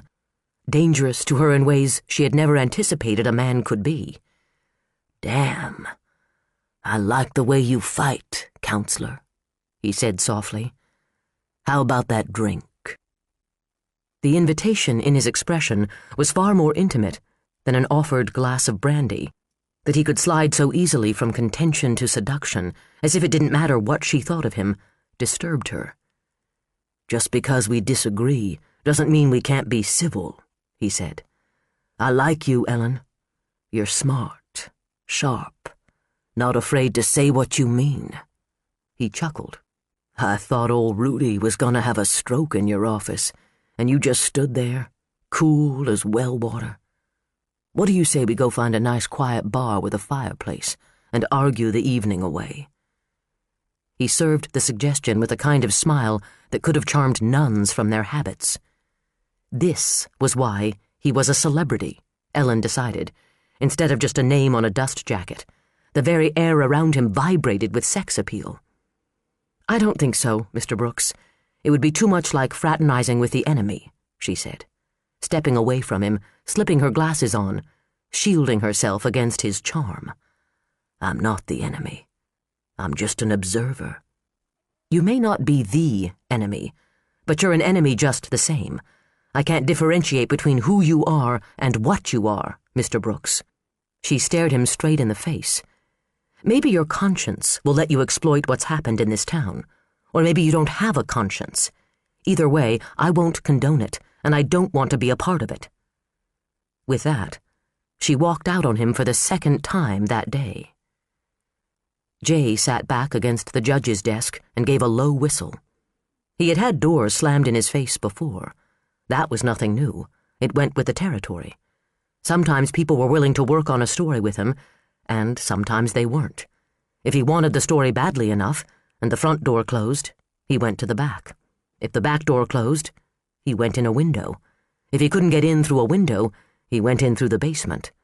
If he wanted the story bad enough, he would get it. He didn't need Ellen North's cooperation. He could write this story from a dozen different angles. But he wanted Ellen North's cooperation. Hell, he wanted Ellen North. He knew better than to get involved with a source. Crossing that line was like walking into a nest of vipers, an invitation for disaster. He would compromise his credibility, color his perception of the story. As tough as he played this game, he played it by rules.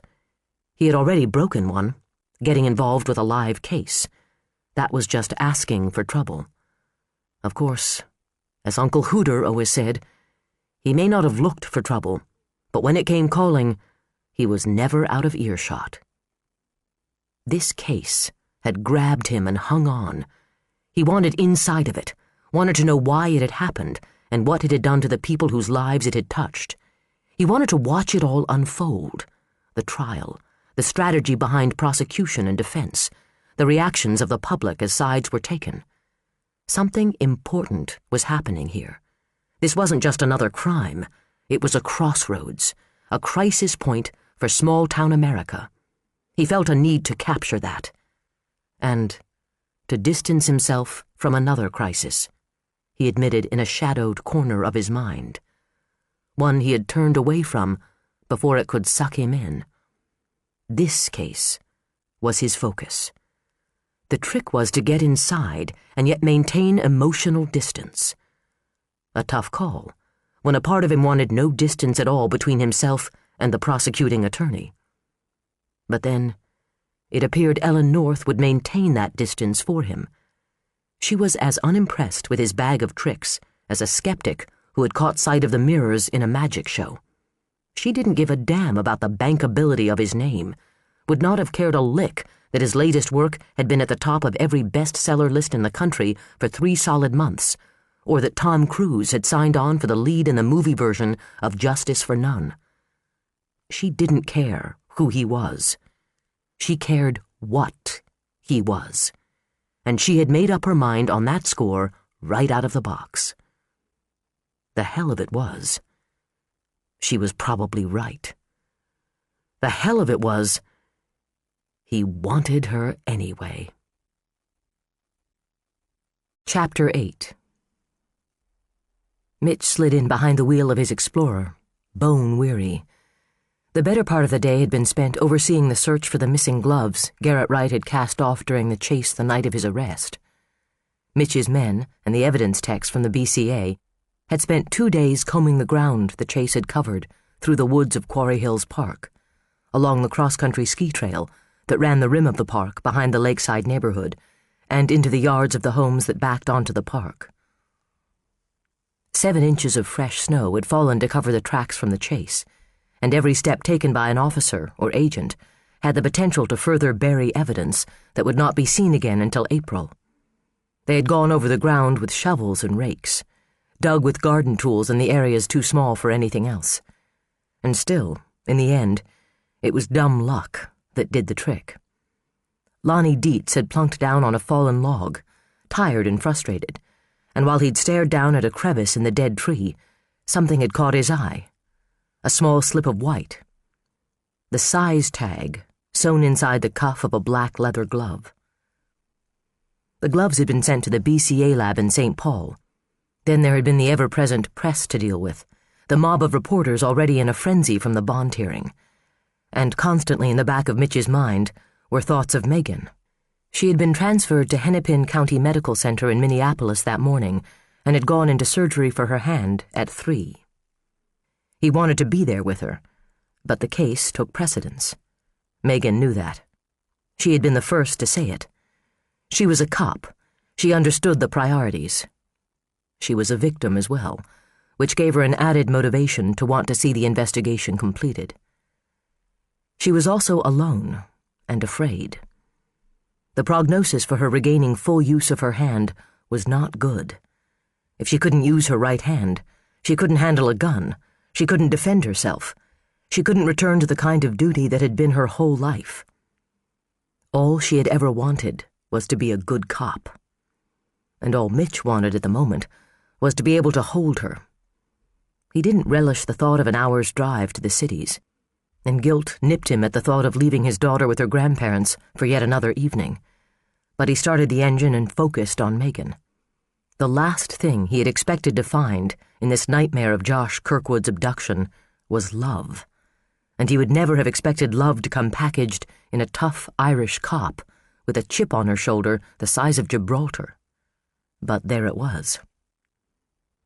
He eased the truck out of his parking spot, fighting the urge to gun the engine and send the reporters who had followed him out scrambling for their lives. He waved them off, when he would rather have given them the finger, and pulled out onto Oslo Street. He was half a block from the interstate when his cellular phone trilled in his coat pocket. "Jesus, now what?" he muttered, pulling up to the curb. Leaving the engine running, he dug the phone out and unfolded it, telling himself it might be Megan or it might be Jessie calling to see where her daddy was. "Mitch Holt." The silence made him think the caller had given up while he had fumbled with his gloves and the pocket flap trying to get to the damn phone, but he hung on, an eerie sensation scratching through him. "Hello? Who's there?" The truck engine grumbled to itself. Outside, the shabby little neighborhood that backed onto the interstate was quiet in the twilight. People were in their homes having supper and watching the news as night began to settle down around them.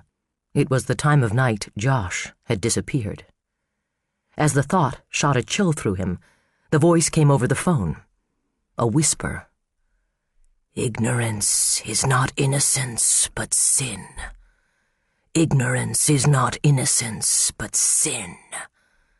Ignorance is not innocence, but sin." The line went dead. Mitch sat perfectly still, his heart banging like a fist against his ribs. Ignorance is not innocence, but sin. The message in the note that had been left behind at the scene of Josh's abduction. Common knowledge, he told himself. The press had splashed it all over. And yet he couldn't shake the sick sensation of dread. His muscles quivered with it. It steamed from his pores, even though the temperature in the cab of the truck was below freezing. The number of his cellular phone was not common knowledge.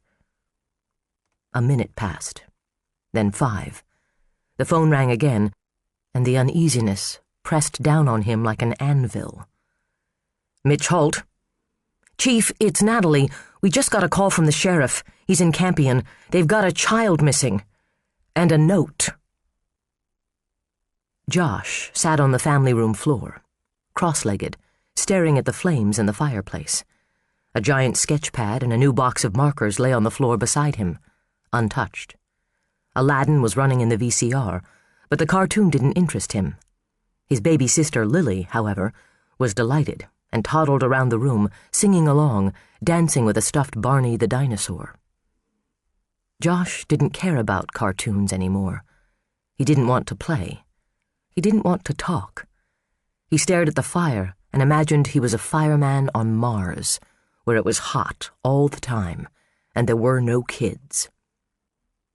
Hannah stepped down into the family room from the kitchen, rubbing lotion into her hands. The supper dishes were done, such as they were, glasses for soda and plates for pizza from the Leaning Tower of Pizza, Josh's favorite. Nutrition be damned tonight.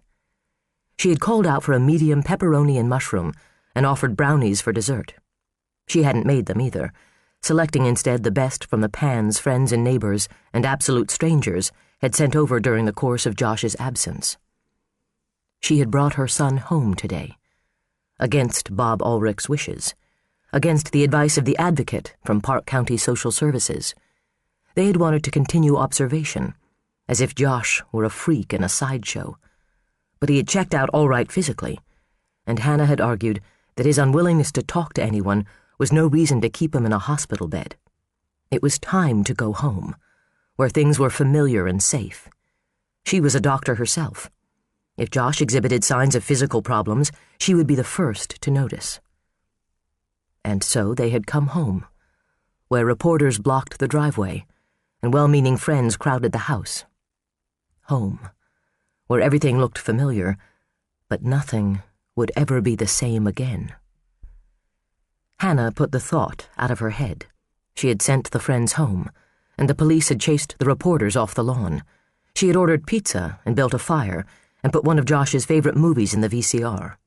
She had made things as normal as she could, considering the circumstances. Lily danced up to her, all smiles and rosy cheeks, and offered her Barney. Hannah scooped up her daughter instead and hugged her close. "Mama, Josh," Lily announced, pointing at her brother. "Yep, Josh is home. We missed him, didn't we, Lilybug?" "Josh, Josh, Josh," Lily sang, euphoric over her brother's return.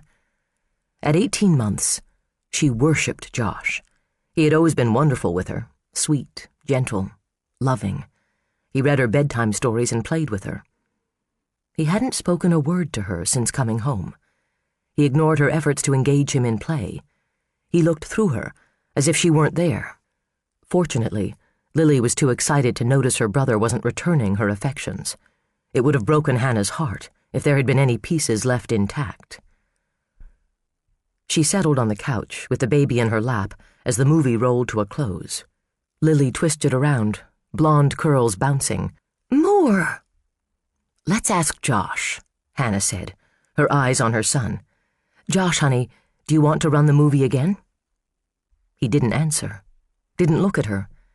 He sat as he had for the last hour, staring into the fire. He hadn't touched the sketch pad or markers. The advocate had said to keep them handy, to encourage Josh to draw, in the hopes that he would vent his experiences with his kidnappers through his artwork. So far, the only mark on the pad was the one the advocate herself had made, trying to draw Josh into a game of tic-tac-toe. Josh was keeping his experiences locked up tight, and his emotions along with them.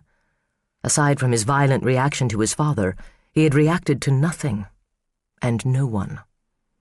More, Mama," Lily insisted. "Not tonight, sweetheart," Hannah murmured. "It's time to watch something quiet, so we can all settle down for bedtime." Lily protested by taking Barney and moving to the love seat. "Where, Daddy?" "Daddy's staying somewhere else tonight," Hannah answered, watching Josh for a reaction at mention of his father. There was none. She was angry with Paul for not being there, even though she really didn't want him. He had upset Josh before. She didn't want a repeat performance, nor did she want the tensions between her and Paul to be telegraphed to the children. Still, a foolish part of her wanted Paul to assert his rights as a father, to make some kind of stand to keep their marriage from disintegrating. She wanted to see the man she had married, the man she had loved. But he was lost. It seemed he had been an aberration, that for the first part of their marriage, Paul had been at his peak, and for reasons she couldn't understand, had slowly fallen backward, until she could no longer reach him, could hardly recognize who he was. It frightened her that she had thought she had known him so well, but now she didn't seem to know him at all. Sighing, she flipped through the television channels, looking for something without sex, violence, or reality involved, settling on an independent station out of Minneapolis that was running The Parent Trap for the millionth time. Haley Mills and a madcap adventure as twin sisters, classic fluff from the 60s, when the world had still clung to its last shreds of innocence. The 90s intruded immediately in the form of a news bulletin. A grim-faced anchorwoman with a helmet of spray-starched red hair filled half the screen, while the photograph of a little boy popped up in one corner under a red banner that proclaimed him missing. "Oh, my God," Hannah murmured. Authorities in the small Park County town of Campion tonight are launching a massive search for 8-year-old Dustin Holloman, abducted from a city park where he was playing with friends after school this afternoon. The abduction bears marked similarities to the case of Josh Kirkwood of Deer Lake, also in Park County. Josh, abducted January 12th, was returned to his family unharmed late last night. The family of Dustin Holloman can only hope for a similar outcome. Dustin is 8 years old, with blonde hair and blue eyes. He was last seen wearing blue jeans and a black and yellow ski jacket with an orange stocking cap. Anyone who thinks they may have information about Dustin is asked to immediately call the Park County Sheriff's Office.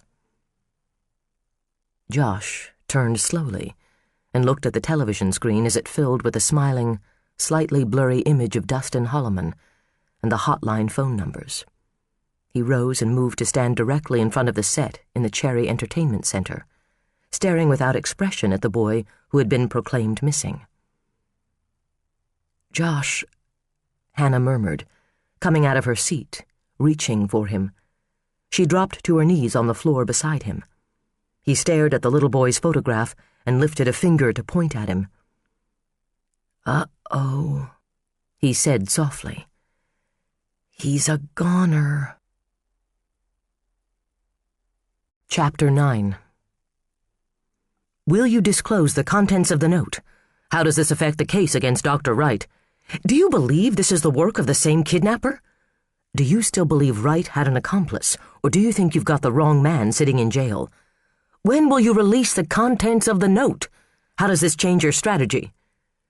The questions echoed through Ellen's head, swam through it, whirled around it. The faces of the reporters did the same. Some were familiar, some famous, many obscure. All of them wanted the same thing: the scoop, the hot quote, the exclusive tidbit. After 2 weeks of covering Josh Kirkwood's abduction, they came to Dustin Holloman's as ravenous as ever, driven by ambition to grab whatever details they could. "I'm ambitious," Adam Slater had proclaimed yesterday outside the hospital. She had spotted him in the sea of faces, out on the edge, on the fringe of the mob, his young eyes bright as he soaked it all in. Ambitious. Or maybe desperate was the word. Desperate for answers. Desperate for some clue as to why the fabric of this quiet rural county was unraveling. That was what Ellen felt. A sharp, choking sense of desperation. The kind of panic that threatened to swell up and swallow her whole. It was just as strong now, as she pulled into her driveway, as it had been when she had driven away from the reporters in Campion. Campion was a farming community of 2,000, a simple, quiet place that made Deer Lake, a half-hour drive away, seem like a teeming metropolis. A town too small and too dull to need its own police department. It contracted with the county for the use of deputies to keep things in order. The people of Campion had watched the evening news when Josh Kirkwood had been taken, and reflected that the world beyond them was an increasingly dangerous place. Thank God they lived in Campion, where everyone was safe. Until tonight. News that a child had been taken had the town reeling, stunned, and confused. It was déjà vu for the volunteers who flocked over from Deer Lake. Having been through it all before, they organized search teams quickly and set up a command post in the Sons of Norway Hall, because it was the only place in town big enough. But, as had been the case 2 weeks before, there was little for the investigation to go on. "Witnesses?" Ellen hurried toward Mitch, turning her coat collar up against the bite of the wind. "None," he answered, half shouting to be heard above the pounding of helicopter blades. State Patrol choppers had already begun their search, sweeping back and forth over the town in an ever-widening grid, while helicopters from the Twin Cities television stations hovered over the crime scene like vultures. Campion Civic Park had been turned into a surrealistic circus ground, the barren trees and deep snow cover illuminated by portable floodlights and the colored beacons of police vehicles. Yellow crime scene tape had been wound around saplings and fluttered in the sharp wind like banners around a used car lot. "The boy's older brother was supposed to be watching him," Mitch said, as Ellen fell in step beside him. "They were all skating on the outdoor rink over there. The older boys got a hockey game going, and the younger kids got pushed out. Apparently Dustin wandered away." He pulled a gloved hand out of his parka pocket and pushed back a lacework of small branches for Ellen to pass. "Don't worry about where you're stepping," he said bitterly. "The trail the boy took has already been tramped over by 60 or 70 sets of boots." They skidded down a short slope Ellen could easily envision as a favorite sledding spot for smaller kids. At the bottom, the woods of the park thinned out to brush. Beyond the brush, cop cars sat, strobes twirling, tossing discs of colored light across a winding back street where the nearest house was 300 yards away. Directly across the street from the park, the tumble-down remnants of what had once been farm buildings crouched, gray and bleak, open doorways and empty windows gaping like wounds, black with rot. Ellen's stomach clenched at the thought of being 8 years old, standing in this forlorn spot, knowing you were about to be taken by a stranger. If the kidnapper had been a stranger. They would have to question the Hollamans and the Kirkwoods, looking for any mutual acquaintances. Josh had not been taken by a stranger, provided Garrett Wright was the man who had taken him. She blew out a steamy breath as the doubts surfaced. She believed Wright was guilty, and even she was having second thoughts now. The press would have a field day casting doubt and muddying the waters of the potential jury pool. He said it was a game. Megan's words came back to her, bringing a chill that had nothing to do with a falling temperature. If this was all a game to him, then taking Dustin Holloman was a brilliant and ruthless move. In addition to raising questions in the press, the search for the second missing child would take priority and consume hours of manpower from 2 law enforcement agencies already investigating the Kirkwood kidnapping, the BCA and the Park County Sheriff's Department. The Deer Lake Police would be involved because of the possible connection to their own case. They would be forced to widen the investigation because of the involvement of a whole new group of people, the Hollamans and their friends and associates and enemies. In one move, their adversary had taken their team and scattered it all over the board. "This is where they took off," Mitch said, flashing his badge at the deputies who stood wary watch around a naked sapling on the boulevard. Ellen let him herd her through the group to the center. Foreboding pressed down on her like a great weight. Tied around a branch of the tree was a bright purple scarf, crocheted by someone who loved Dustin. He had probably got it for Christmas, and had probably wished it were a Power Ranger toy instead. It fluttered on the branch, an oversized ribbon marking a terrible trail, and pinned to the scarf was the note. "But sad as angels, for the good man's sin, weep to record and blush to give it in." Ellen shuddered. She couldn't get the sight of that scarf out of her mind, a small symbol of a small child snatched into a madman's game for a purpose known only to him. He said it was a game. But with what rules and what goal and what motivation? And what players? Virtually everyone in Deer Lake who had ever had a conversation with Garrett Wright had been questioned.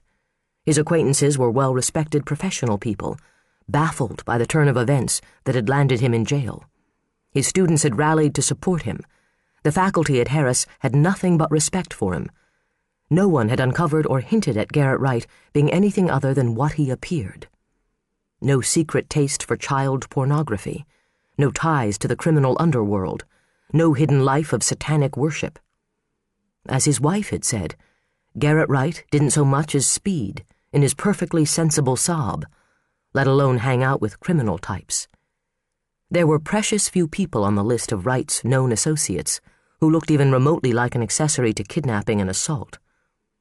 But someone had brought Josh Kirkwood home, and someone had taken Dustin Holloman away, and she was too damn tired to try to figure it out tonight. As Ellen reached toward the remote control for the garage door, something hit the driver's side window with all the force of a rock. Bolting sideways, a little shriek of surprise ripping up her throat, she twisted around wide-eyed to see J. Butler Brooks looking in at her. "You gonna sit here all night? Or put the car away and invite me in for coffee? I'm freezing my ass out here." Ellen answered him with a scathing look. It was late, she was tired, and she still had work to do before she could lapse into unconsciousness for a few hours. But as she drove the Bonneville into her garage, he sauntered in beside her as if he had every right to be there. "Glendenning can't force me to be accommodating in my own home," Ellen said, hefting her briefcase out of the car. "As much as I may feel like one from time to time, I'm not a slave." "I'll take that for you," Jay offered, reaching for the attaché. It was old leather that had taken a beating no live cow could have endured. The size of a small building, it looked as if she had packed it with granite blocks. "No, you won't," she said, and headed for the door that led directly into the house. Jay hopped up on the stoop beside her and held the storm door while she dug for her keys. "Ellen, I'd like to talk to you. And I'd like to go to bed. He leaned ahead, into her line of vision, and gave her a slow, sexy smile, glittering with humor. Can we talk afterward? Ellen told herself disgust was what made her fumble with her keys and drop them, not the mental image of J. Butler Brooks in her bed, wearing nothing but a sheet, and that smile. I'm in no mood for sophomoric humor, and I've had my quota of arguments for the day, she said, letting herself into the mudroom, where Harry lay curled up on his cedar-stuffed cushion. He boomed a bark of greeting and hopped to attention, his toenails tapping out Morse code on the vinyl flooring. Ellen gave the dog an absent pat, still scowling at the man who seemed bent on invading her life. Why don't you go back to wherever you came from? I came from Campion, Jay said, smoothly stepping inside before she could close the door on him. You'd make a great Fuller brush salesman, Ellen muttered, toeing off her boots and setting them on the mat beside the door. Been there, done that. He pulled off his gloves and stuffed them into his coat pockets. My respectable old Southern family ran out of respectable old Southern money long before I went to college. He offered his hand to Harry. The golden retriever sniffed him, then slurped his big pink dog tongue along the back of Jay's knuckles. Ellen gave her pet a look that branded him a traitor and headed for the kitchen. So your morbid curiosity drove you to Campion, she said to Jay. I'm not surprised. The plot grows thicker for you. Did you get a good, close look at the boy's mother? I would suggest Kathy Bates to play her in the movie. I thought there was a strong resemblance, but then she was bawling her eyes out, so it's hard to say. I didn't go near the woman. Jay stopped in the doorway between the kitchen and dining room. It makes me sick to think another child is going to suffer. I'm not a ghoul, Ellen, and I resent the insinuation. She hefted her briefcase onto a cherrywood table with graceful Queen Anne legs, setting it down with a solid thud. Tough. I didn't ask you to come here. I didn't ask you into my home, and frankly, I'm in no mood to play hostess. I came to see how you were doing, he said. You've had a hell of a day. He took in the dining room in a single look. Mottled, soft gold walls, decorated with brass sconces and primitive portraits of 18th century people. Tasteful, simple, classy. The back wall was taken up by a bay window, the center section of which was a door that probably opened onto a deck or patio. Opposite the window, a railing ran some 8 or 10 feet, providing a graceful spot to look down on the living room below. See how you've misjudged me? He shuffled down the carpeted steps to the living room. With a flick of a switch, the brass table lamps filled the room with muted light. I came here out of concern for you. I mean, we shared a bonding experience of sorts this afternoon, you and I. Trying to raise someone from the dead is a pretty intimate experience. Yeah, we're practically blood brother and sister, Ellen said dryly. She slipped her coat off and hung it on the back of a chair, her wary attention on the man who was intruding not only in her house, but in her case. He prowled her living room like a restless cat, running a hand over the furniture as if marking the territory. And aside from your great concern for me, she said, descending the stairs, you had no intention of coming here to try for a little inside information on the kidnapping of Dustin Holloman? I can get that information from other sources. Better sources, if you want the truth. He flipped a brass-framed switch beside the fireplace, and flames instantly leaped to life around a stack of fake logs. Neat, clean, no muss, no fuss. He turned his back to the fire, pressing his hands against the screen to absorb the warmth that was real, even if the logs were not. Ellen stood across the room from him, beside a sturdy, overstuffed chair. She obviously hadn't made it home before being called to the crisis in Campion. She was still in the charcoal suit she had worn at Wright's bond hearing and Judge Franken's demise. Her hair had come down, pure, straight silk, that fell artlessly to brush the tops of her shoulders. Her veneer of makeup and manners had long since worn off. She looked exhausted, and short-tempered and utterly unapproachable. But even as he saw this, he could remember the way she had looked going into the command post in the Campion Sons of Norway Hall, shaken, afraid. Their bad guy had thrown them a wicked curveball, and no one had been ready for it. "The judge on your case dies on you. Another child is kidnapped while your bad guy sits in jail," he said, coming toward her slowly. "That's a lot to deal with." "Yes, and now I have to deal with you," Ellen said, crossing her arms, "wondering if you're committing my every word to memory or if you've got a tape recorder in your pocket." "You're damned suspicious." "I wouldn't trust you any farther than I could throw you." "After I came to check up on you and convince myself of your well-being?" "Uh-huh," she said with no conviction. "You can frisk me, if you'd like," he offered in that dark, sexy tone. "But I'll warn you right now, that's not a tape recorder in my pocket." "I'll take your word for it. So now you've seen that I'm still in one piece." She held her arms out from her sides to display the fact. "You've done your good Samaritan deed for the decade. You're dismissed." Ignoring the suggestion that he had worn out his welcome, Jay sat down on the fat arm of the overstuffed chair. He could be as deliberately obtuse as a post. It was a skill that had served him well as an attorney, and more so as a writer.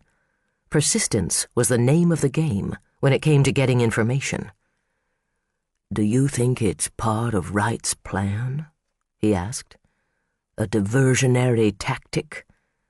I should have thought bringing back the Kirkwood kid accomplished that." "But it didn't spread out the defense," Ellen mumbled, more to herself than to Jay. "I don't follow." "A football analogy. I had a law professor who used to play for the Vikings."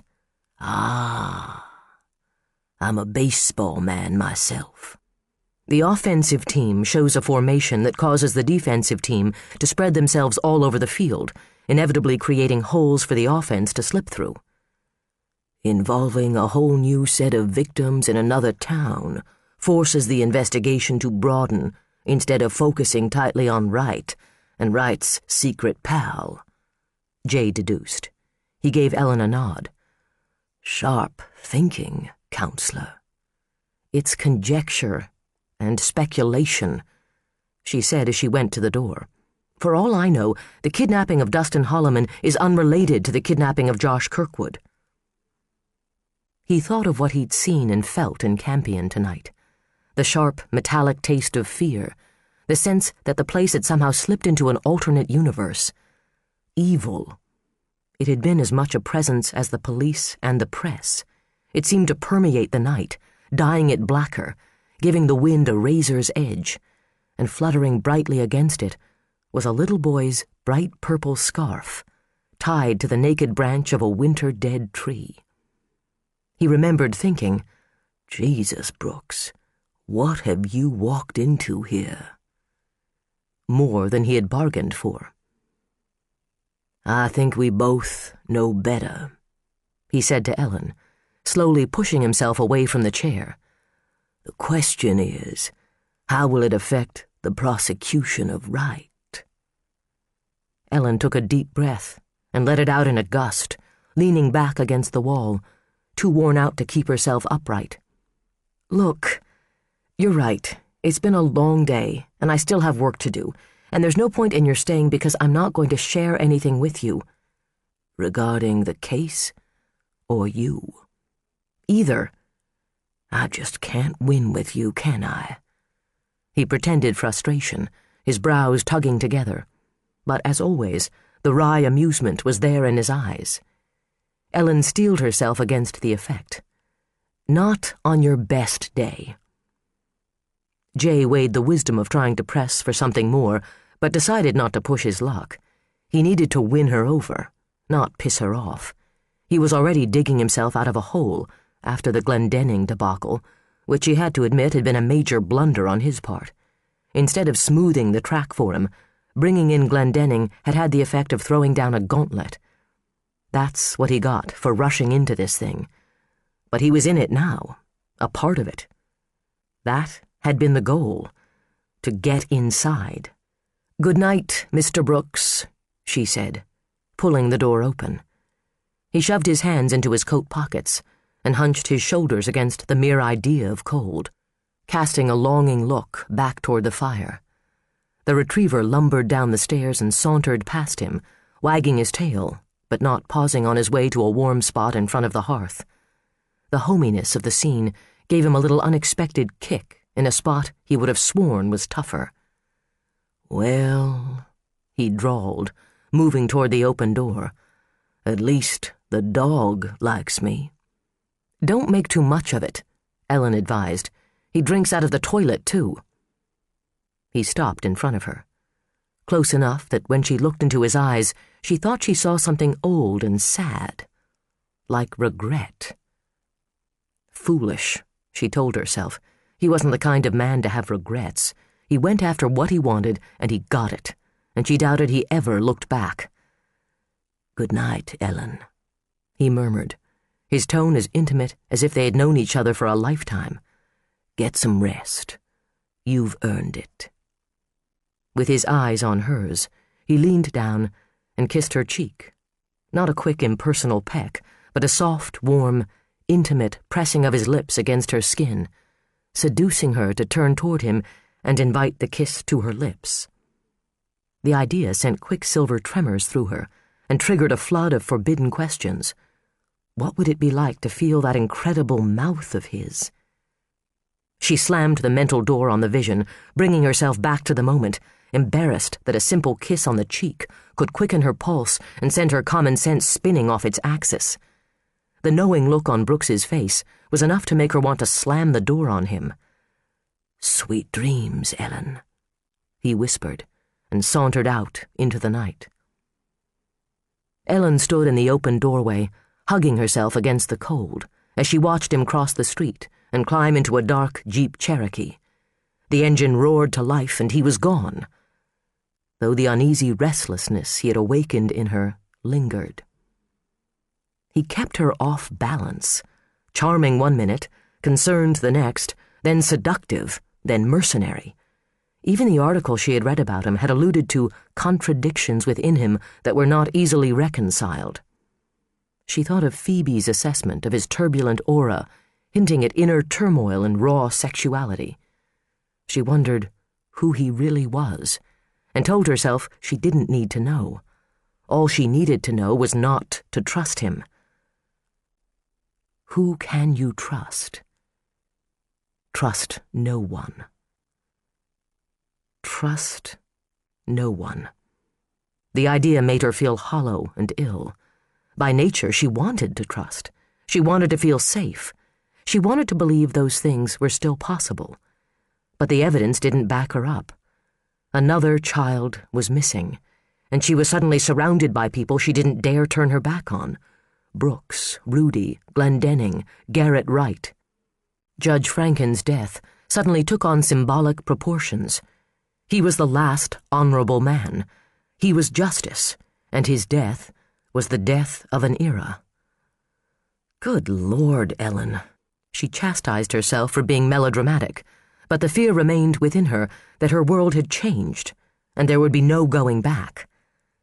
To distract herself, she stepped out onto the porch in her stocking feet to dig her mail out of the box that hung beside the door. Bills, sweepstakes, a month-late Christmas card from her sister Jill, more sweepstakes. Junk.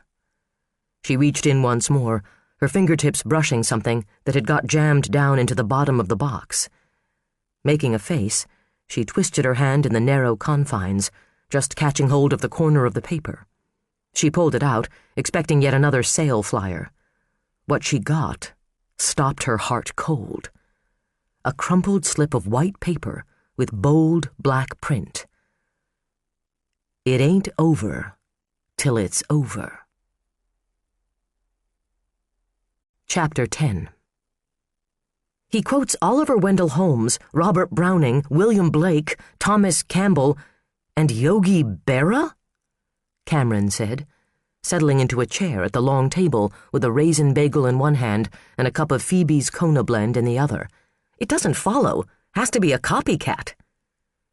At 8 in the morning, the conference room was as cold as a meat locker. In a move of fiscal responsibility, the county commissioners had determined it unnecessary to keep the heat in the courthouse above 50 degrees at night. It took the building half the day to warm up. Everyone in the room had hands wrapped around a coffee mug. "Or one of Wright's supporters," Rudy offered. He had claimed the head of the table for his own. After spending 2 days in the wake of Bill Glendenning's powerful aura, he felt a rise in his own sense of power. He was in Glendenning's good graces, relatively safe on the sidelines of this case, and Victor Franken had finally croaked, obligingly vacating his seat on the bench. All may not have been right with the world, but Rudy Stovich didn't personally have a lot to complain about. "It could have been one of Wright's students," Mitch said, his lack of inflection subtly giving away his doubts. He had declined the offer of a chair, opting instead to slowly pace the length of the table. Operating on too little sleep and too much stress, he was fueling his system with high-test caffeine and sugar donuts. "Ellen, you said you had a run-in yesterday with the sci-fi cowboys. What's your feeling?"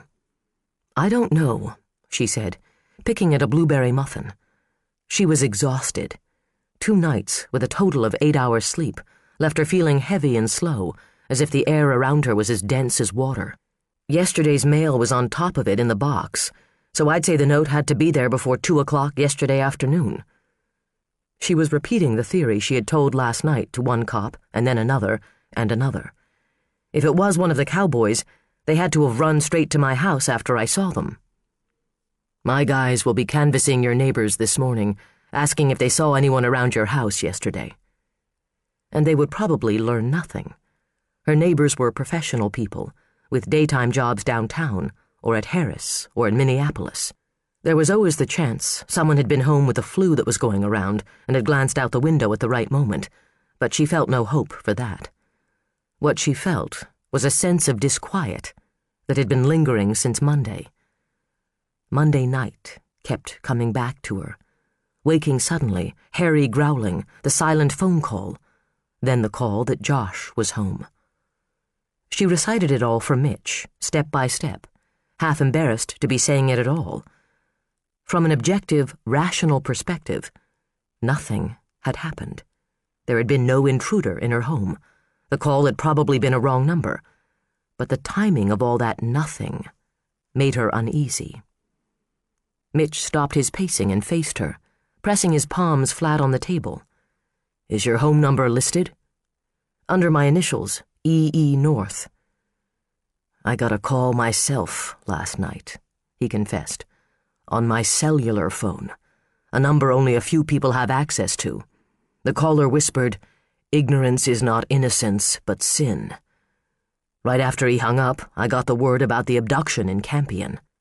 Rudy looked alarmed. "Are you saying this lunatic is someone you know?" "No." Mitch shook his head, his mouth twisting. "Our boy had the balls to call my mother-in-law and weasel the number out of her. I was just thinking, if he had to finagle Ellen's number out of someone, we'd have 2 people who might possibly be able to identify his voice." Cameron looked at Ellen with concern. "Why didn't you say anything about this call yesterday?" "I dismissed it as nerves. Josh came home. I'd been busy with a case. I didn't think about it again, until I found the note. Even now, I'm not sure it was anything. I mean, you're probably right. Yogi Berra is hardly Wright's style." "But it might be his partner's style," Mitch argued, "or it might be his idea of a joke. I'm no expert, but that note sure looked like the others." "But the press made public the fact that the kidnapper's notes were on common 20-pound bond and came out of a laser printer," Cameron said, automatically playing devil's advocate. "Any nut with access to a laser printer could have done it." "True, but the press didn't actually see the notes. The type font, the preference for lowercase letters." He straightened away from the table, pulling his parka off the back of the chair where he had abandoned it earlier. "We'll see what the lab boys have to say. In the meantime, we'll check with your neighbors," he said to Ellen. "One of them might have seen a kidnapper." He didn't look as if he believed that any more than she did, Ellen thought. Hope had become a scarce commodity. "What's the latest word from Campion?" "Help," he answered, shrugging into his coat. "They don't have a damn thing to go on. We've set up a multi-jurisdictional team of my people, guys from Steiger's office, and the BCA to work on connections. So far, there aren't any. The Hollemans don't know the Kirkwoods, Hannah isn't their doctor, Paul isn't their accountant, the boys have never met. Dustin and Josh share some physical traits. Light hair, blue eyes, same age. That would be more significant if this were a sexual predator thing, but it doesn't appear to be. It's some kind of goddamn chess game." Rudy pushed his chair back and rose, hiking up his baggy suit pants by the belt. "Be sure to keep us abreast of the developments, Mitch," he said importantly. "Yeah, I'll do that, if there are any. Ellen, I want you to call the department if you have any more odd happenings. It may be our boy or not. Wright has a lot of supporters. They may not all confine their anger to the picket line in front of the courthouse. You're a likely target." "Thanks for reminding me," Ellen said sardonically, then remembered Megan. Megan, who was lying in a hospital bed because of this case. She could have as easily been dead. If the note had come from Wright's accomplice, then that could mean she had been singled out for inclusion in the game, as Megan had been singled out. "Did anyone tell you Karen Wright went home yesterday?" Mitch asked, backing toward the door. "Home, as in down the block from the Kirkwoods?" Cameron said, appalled. "It's the only home she's got," Mitch said. "The BCA was through with the place, and the city council was making noise about the cost of putting her up at the Fontaine, so we took her home." "What about the accomplice?" Cameron asked. "If Karen knows something, she could be in danger." "The BCA has a man on her. We should be so lucky that this creep is stupid enough to come calling." "I'm concerned with her mental health," Ellen said. "Is she staying alone?" "She has friends looking in on her, and Teresa McGuire, the victim witness coordinator, is checking on her and reporting back to my office. Still hoping she'll turn on Wright?" "She might have an attack of conscience." "I wouldn't count on it, counselor. Denial is pretty tough armor." Cameron turned to Rudy as Mitch made his exit, and Ellen stuck her head out the door to call for more coffee. "Any word on who'll get the case with Franken gone?" "None yet. They may delay the whole thing until a replacement is named," Rudy said, then frowned, worrying suddenly that his connection to this case, as much as he had tried to minimize it, would somehow jeopardize his chances for appointment to Franken's seat. "If that happens, we can count on Wright's lawyer raising a stink," Ellen said. She walked back along the length of the table slowly, her eyes scanning the mountains of paperwork the case had already generated. Piles of statements, search warrants, arrest warrants, police reports. She and Cameron had commandeered this conference room for their own war room, where they could lay everything out and study it. A replica of the timeline in the law enforcement center was taped to one peeling, dark salmon wall.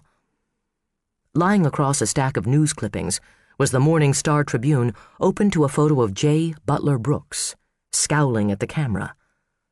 The headline read, "Crime Boss Fights to Save Judge." Ellen tossed it onto the credenza. Behind it, dusty, hot air from the vents blew straight up along the old window, where 80% of the heat escaped through the glass. "By law, Wright is entitled to that hearing without delay," she said.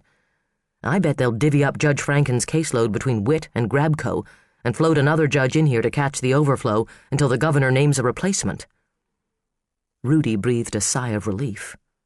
"Who is Wright's attorney now?" Cameron shrugged. Ellen shook her head.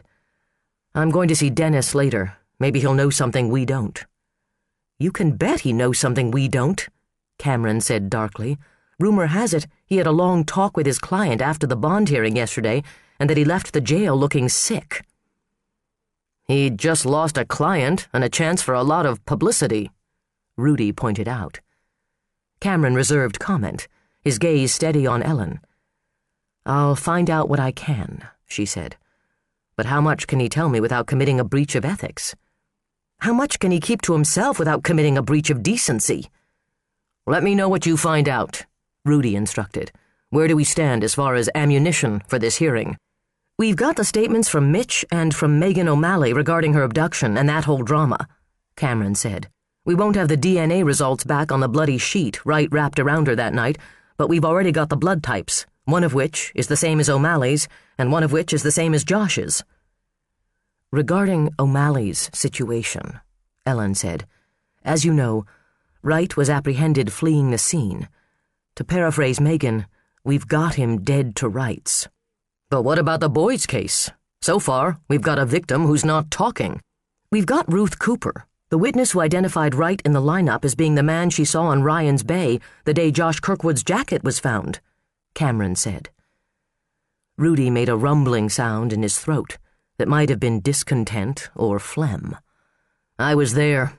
The lineup was wearing parkas and sunglasses. A good defense attorney is going to take it apart like Tinker Toys. The visual may be iffy, Ellen conceded, but you'll remember Mrs. Cooper also made a voice ID. The two together will be hard to discount. We've also got Agent O'Malley's testimony as to what Wright confessed to her regarding Josh, Cameron pointed out. He said, she said, Rudy grumbled. She's a police officer. She's a victim, hardly an impartial hearsay witness. Ellen tipped her head. Maybe, maybe not. I think her credentials will carry her through. Wright knows the Kirkwood family, Cameron went on, and he has a flimsy alibi for the time Josh disappeared. He claims he was at his office working that night, but so far that's just his say-so. So what's his motive? Rudy asked. We don't have one. Other than that, he's playing some kind of sick game, Ellen said. All we have to do for the moment is get him bound over. We don't need a motive until trial. We have to bear in mind that Wright wasn't even a suspect until Saturday night. The investigation is really just beginning. Rudy ambled to the window and looked down on the early shift of protesters gathering on the sidewalk. It sounds like you've got everything under control, Ellen, he said, glancing at her from the corner of his eye. Rumors had been churning for months that the yuppies of Park County were looking to root him out of office and replace him with Ellen North. When he moved into Franken's seat, the path would be clear for her. She and her backers likely saw this case as her chance to step into the limelight. But limelight wouldn't be the only thing she would step in. He pulled in a deep, cleansing breath and envisioned his judgeship, so close he could feel his new black robes draping over him. You know, I'm just an old country lawyer at heart, he said. When I came on this job, there was no such thing as a high-profile case. Folks around here didn't lock their doors. They let their kids run all over town without worrying about them. Deer Lake was the kind of town America is supposed to be all about. Ellen recognized the speech immediately. He had used it as his closing statement in a drug dealer's trial 18 months ago. He heaved an exaggerated sigh and twisted his features into the expression of a sad clown. Do your best, Ellen, he instructed. Always let your constituents know you did your best. Rudy, I've told you 100 times, I have no intention of running for your office. And for the 101st time, he didn't listen. The irony was too much. Her ambition topped out right where she was. She had no political aspirations, had thought leaving Hennepin County had been a clear statement to that effect. Yet, in the place she had come to settle herself into a comfortable niche, she was constantly viewed with suspicious eyes as being an ambitious woman with her sights on bigger things. Yes, well, he said, sauntering away. As he opened the door, Phoebe popped in, coffee pot in hand. Garrett Wright has a new attorney. Her face glowed with the excitement of it all. She set the coffee pot on the table, unable to give the announcement adequate fanfare without using her hands. A big shot, she said, bracelets rattling. Anthony Costello. Cameron gave a low whistle. Wow! Where'd Wright get that kind of money? Costello's retainer is more than a professor at Harris makes in a year. That was my question, too, Phoebe said, sliding into the chair next to him, settling in for a round of juicy speculation. It doesn't matter who his lawyer is, Rudy spouted false confidence like a fountain, the promise of his judgeship making him magnanimous. "We've got the team to beat him. Isn't that right, Ellen?" "Ellen?" Ellen jerked her head in Rudy's direction, feeling faint. "Yes, of course." Her voice sounded far away to her, as if it had come from someone out in the hall. Her hands were curled over the back of a chair, fingertips digging into the upholstery. "Wright can bring in his big-shot lawyer from the cities. We've got Ellen," Rudy declared as he marched off down the hall, thanking God he had dropped this hot potato in Ellen North's lap. "Did you ever come up against Costello when you were with Hennepin County?" Cameron asked. "A few times." She imagined, if she was to look in a mirror, her reflection would be pale and wide-eyed, but neither Phoebe nor Cameron seemed to notice anything odd about her appearance or her manner. She pulled out the chair and slid into it. Her body seemed to be working independently of her mind, and thank God for that. In her mind, she was floundering, scrambling, knocked off balance by a blind-side shot. Tony Costello's was not a name she had ever expected to hear in these offices. He was big money, style and flash, one of the top defense attorneys in the Twin Cities, and rapidly making a name for himself on a larger scale. Which was, of course, what he would be doing with Garrett Wright, soaking up publicity like a sponge, posing for the cameras, and preaching his propaganda of justice for the common man. That was why he had taken Garrett Wright's case, Ellen told herself. It had nothing to do with the fact that she was the prosecutor, and it certainly had nothing to do with the fact that they had once been lovers. Garrett Wright couldn't have known anything about her past with Tony Costello. It was just a coincidence that he had chosen the one defense attorney in the state who knew her better than any other, the one who had slipped under her guard and stabbed her in the back. Even as she tried to placate herself, the tide of the uneasiness that had been with her since Monday night rose a little higher inside her. "We've calculated all the moves, all the options, all the possibilities," Garrett Wright had whispered to Megan. "We can't lose." "We can't lose," Anthony Costello said, his voice clear and strong, his eyes on the network cameras. "Dr. Wright is an innocent man, wrongfully accused and wrongfully imprisoned." Shutters clicked. Motor drives whirred.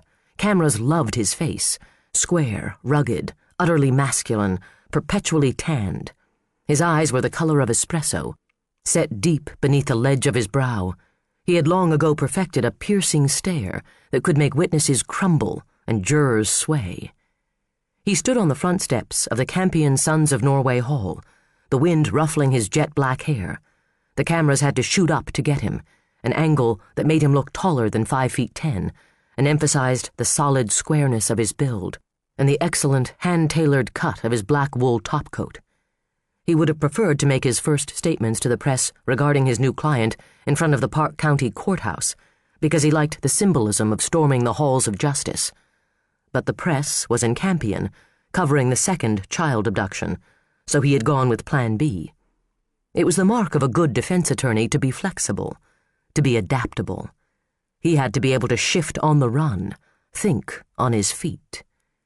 He had begun to formulate a strategy for the defense the moment he had accepted Garrett Wright as a client. He wanted to strike hard and fast at the media, grab their attention, and keep it on him. The kidnapping of Dustin Holloman was a terrible tragedy, but Costello had also seen it immediately as the opportunity it was.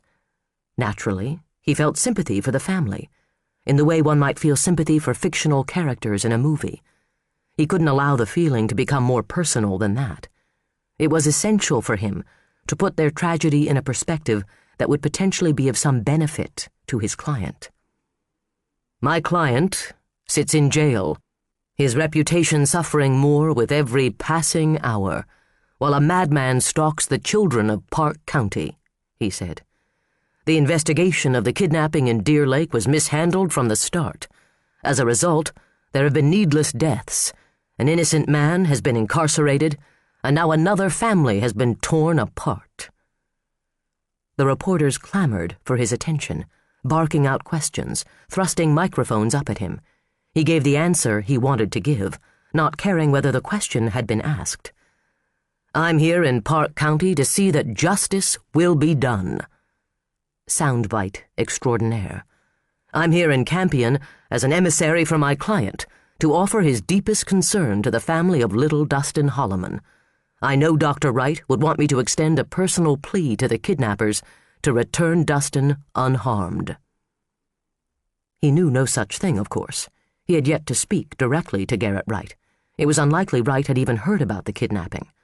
For all Costello knew, Wright was a cold-hearted son of a bitch who wouldn't have felt a second's pity if all the children in Campion were torn from their families and carted off to concentration camps. It didn't matter.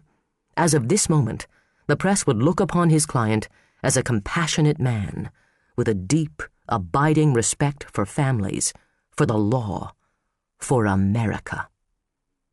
"Who do you blame for botching the Kirkwood investigation?" He frowned in the general direction of the reporter who had shouted the question.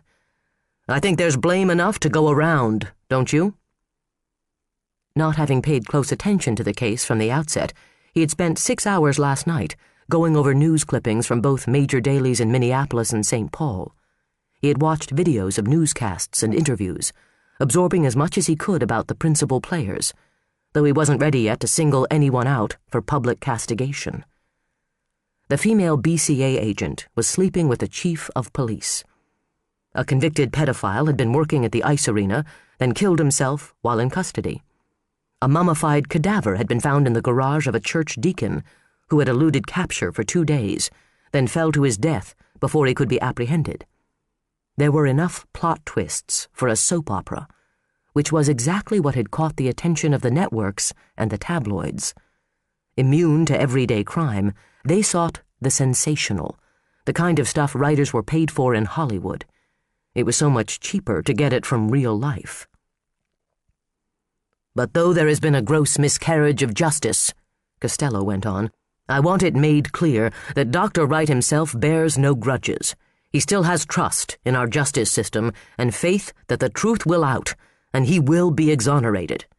Just as we all must have faith that the kidnapper of Dustin Holloman and Josh Kirkwood will be found and punished, that justice will be swift and sure."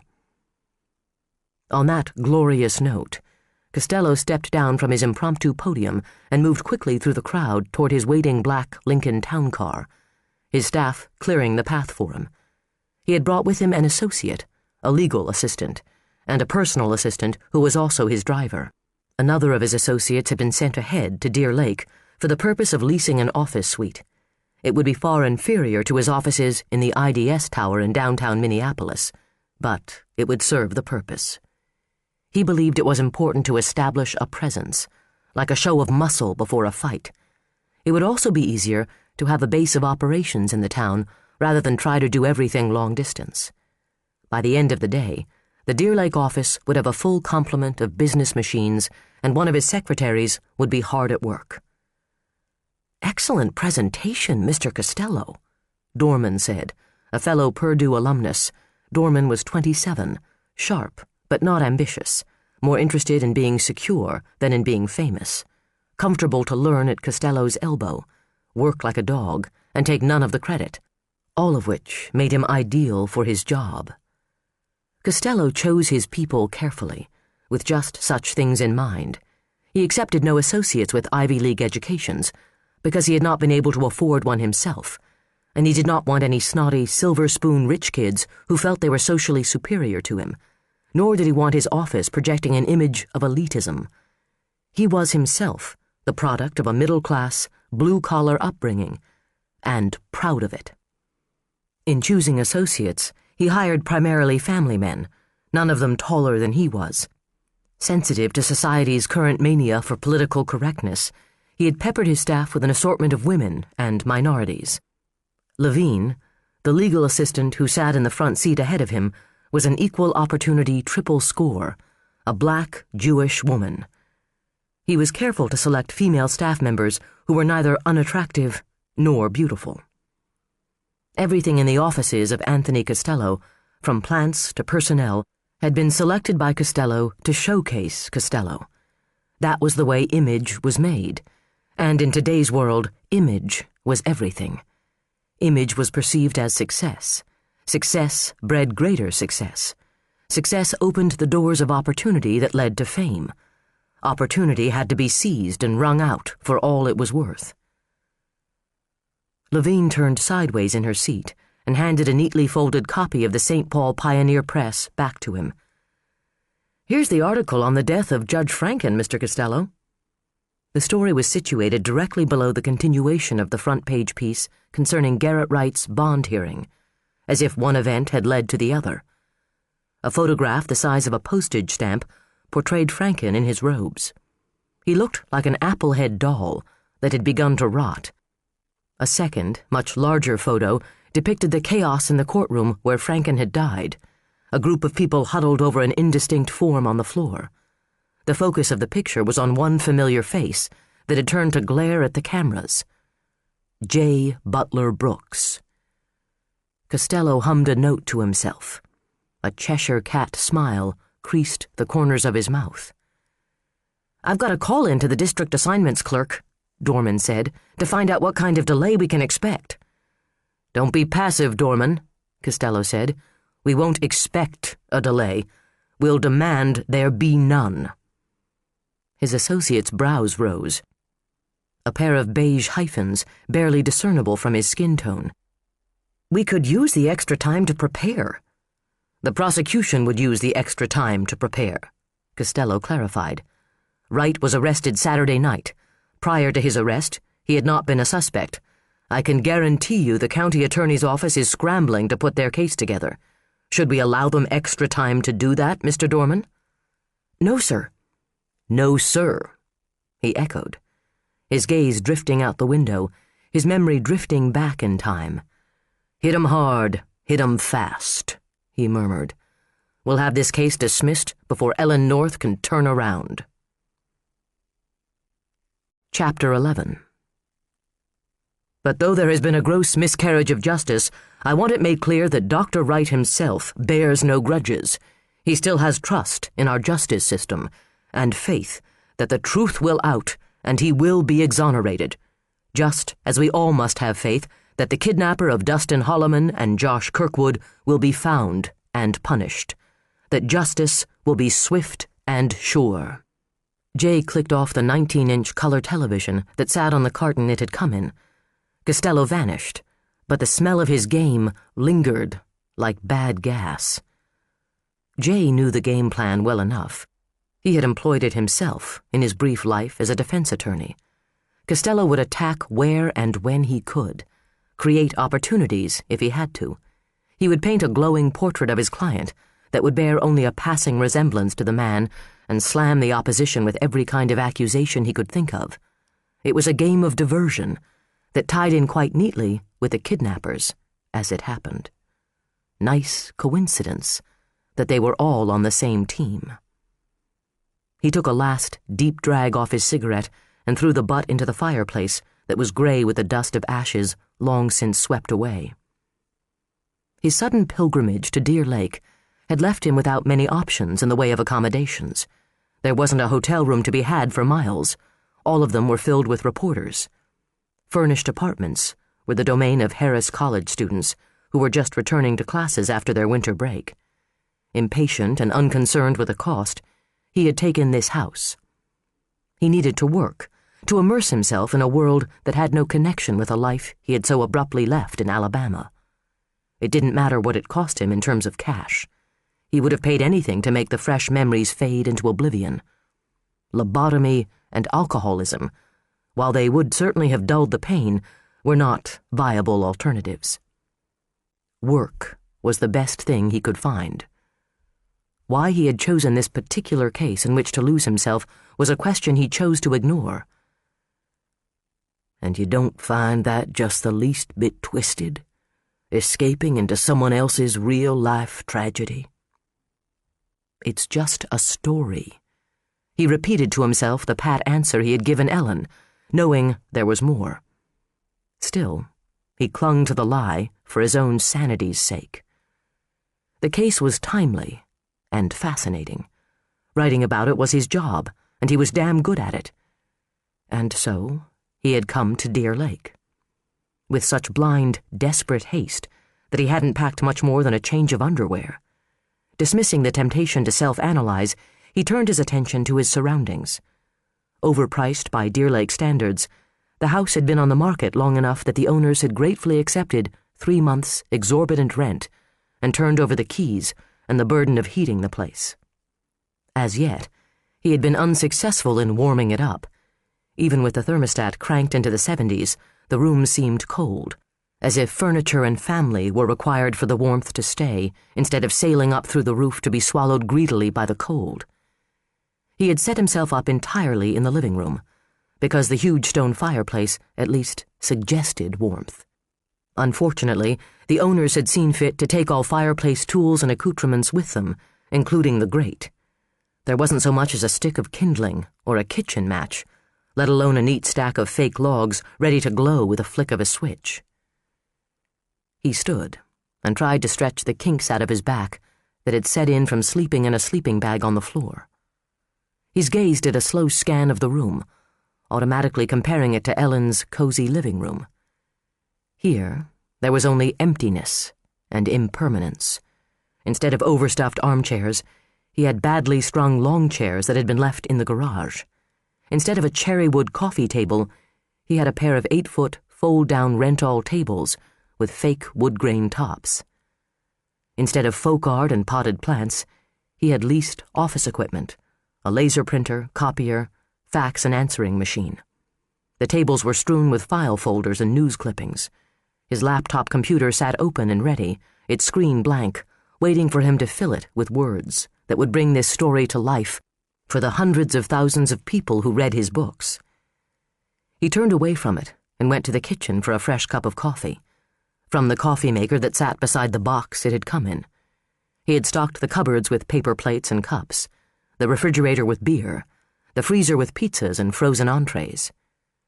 Since his divorce, 5 years previous, he had left cuisine to restaurant chefs. Cooking a meal for himself only reminded him he had no one to share it with. Not that he missed Christine. He occasionally mourned the loss of the girl she had once been, pretty, sweet, undemanding. The wife who had left him was another matter. In retrospect, they had been mismatched from the first. Christine had a deep-seated need for stability. He was impetuous and reckless. The bright, hot love that had sprung up between them had quickly cooled and soured to frustration. Frustration fostered resentment. Resentment bred pain. With pain came disillusionment. And hate. She must have hated me. She must still. The thoughts he had been trying to hold at bay for the last week crept in. They were never far from the surface when he was tired. He cursed his ex-wife for coming back into his life for those few days last week, however accidental their meeting might have been. He had long been over Christine, but he didn't know that he would ever get over what she had done to him without his consent or knowledge. In his mind's eye, he saw the boy standing beside her, with his thick shock of brown hair and sky-blue eyes. She must have hated me. She must still. Sipping at the coffee that was strong enough to take the finish off the kitchen cabinets, he wandered through the empty dining room and back to his base of operations. With 4 bedrooms, 3 baths, and a living room with a 2-story cathedral ceiling, the house was certainly more than he needed, but not more than he was accustomed to. His home, on the outskirts of Eudora, was twice this size, a reproduction plantation-era mansion that made the Brookses' ancestral home look like a tacky bungalow. He had built it to impress and to inspire jealousy, and to flaunt his success in the faces of the people who had always pegged him as his generation's bad Brooks, destined to dereliction and drunkenness. He lived in a fraction of it, and the ostentation of the place meant nothing to him on a personal level. He would have been just as satisfied living in a 2-bedroom apartment. He wasn't sure what that meant, considering he had never in his life felt satisfied. There had been a restlessness within him since boyhood and before, All his life, his mother had taken great delight in complaining about what a restless baby he had been. So impatient to be born, he had come 2 weeks early and hadn't bothered to wait for the doctor. "You hit the ground running, boy," Uncle Hooter had often said. Unfortunately, in all his Johnny Walker wisdom, Uncle Hooter had never given any indication of where or what he was supposed to be running to. Trouble had been the general consensus, and Jay had borne that out well enough. He had been a burden and a blight on the Brooks family name more times than he could count, and yet he always managed to come out smelling like a rose in the end, always twisting disaster into irony. He was the Brooks who had broken windows and minor laws and major traditions, the one who had forsaken Auburn, the Brooks family alma mater, since Christ was an undergraduate, for a baseball scholarship at Purdue. He was the one who had turned his nose up at the venerable old Brooks family law practice, the one whose wife had left him.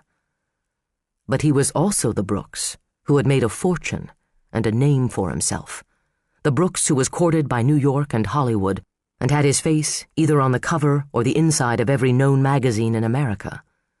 He was the black sheep, whose exploits the family had criticized with relish, whose fame they accepted grudgingly, whose money they took without qualm.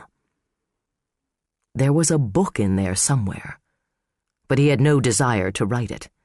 He preferred digging for skeletons in the closets of perfect strangers, trying to make some sense of the twists and snags in their lives. And so, he had come to Deer Lake.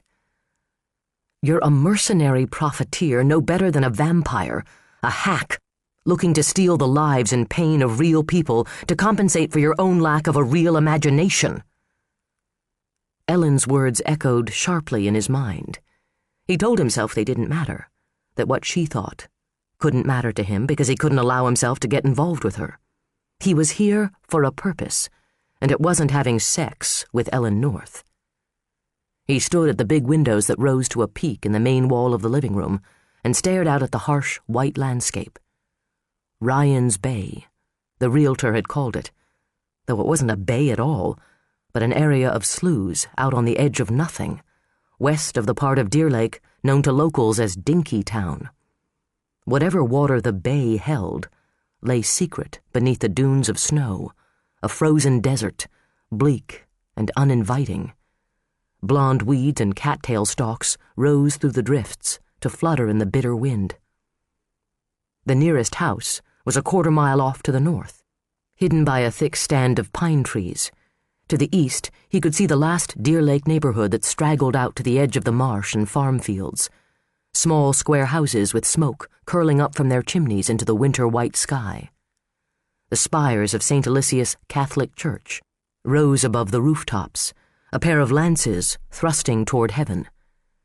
They seemed a long way from where he stood, though he reckoned it wasn't more than 3/4 of a mile. There was a sense of isolation here that had little to do with distance. Josh Kirkwood's jacket had been found out here, tucked in the weeds just off a trail used for snowmobiling and cross-country skiing. An older woman named Ruth Cooper had gone out with her dog to let him run, even though the wind chill factor that day had clocked in at 50 degrees below zero. The Labrador had dragged the jacket up from the weeds, and Ryan's Bay had become the focus of the search and the media. Jay could very clearly remember the news footage of Paul Kirkwood falling to his knees in the snow, his son's coat clutched in his hands while he sobbed, "Oh my God, Josh, Josh, oh God, no." He could still hear the anguish, could feel it run through him like a pike. For a fleeting second he put himself in Paul Kirkwood's place and imagined the kind of wild, hot panic that would tear through him if all he had left of his own son was a jacket and a madman's twisted message. The emotion hit him with physical force, punishing, crushing, 9 times sharper than the pain he had brought here with him. He pushed it away, cursing himself for a masochist. He didn't need to feel what these people felt. He only needed to capture it on paper. With that squarely at the forefront of his mind, he abandoned his coffee, grabbed his coat, and headed for the door. The accounting firm of Christensen and Kirkwood was housed in a new 2-story square brick building that bore the grandiose name of the Omni Complex. According to the list of tenants in the foyer, the building also housed a real estate agency, an insurance agency, and a pair of small law firms. Christensen and Kirkwood was located on the 2nd floor. Jay walked up, found the oak door with the appropriate stenciling job, and let himself into the outer office, which looked like 1,000 other outer offices he had been in.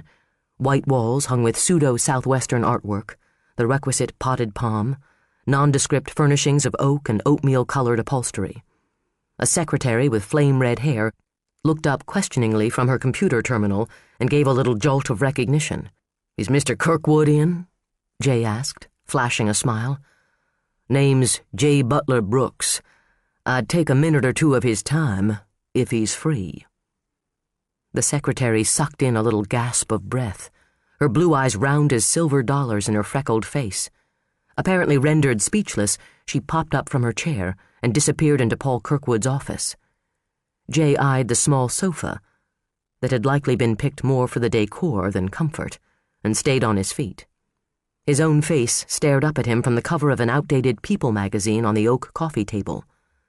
Crime czar, J. Butler Brooks pens arresting true crime and makes a killing in the process.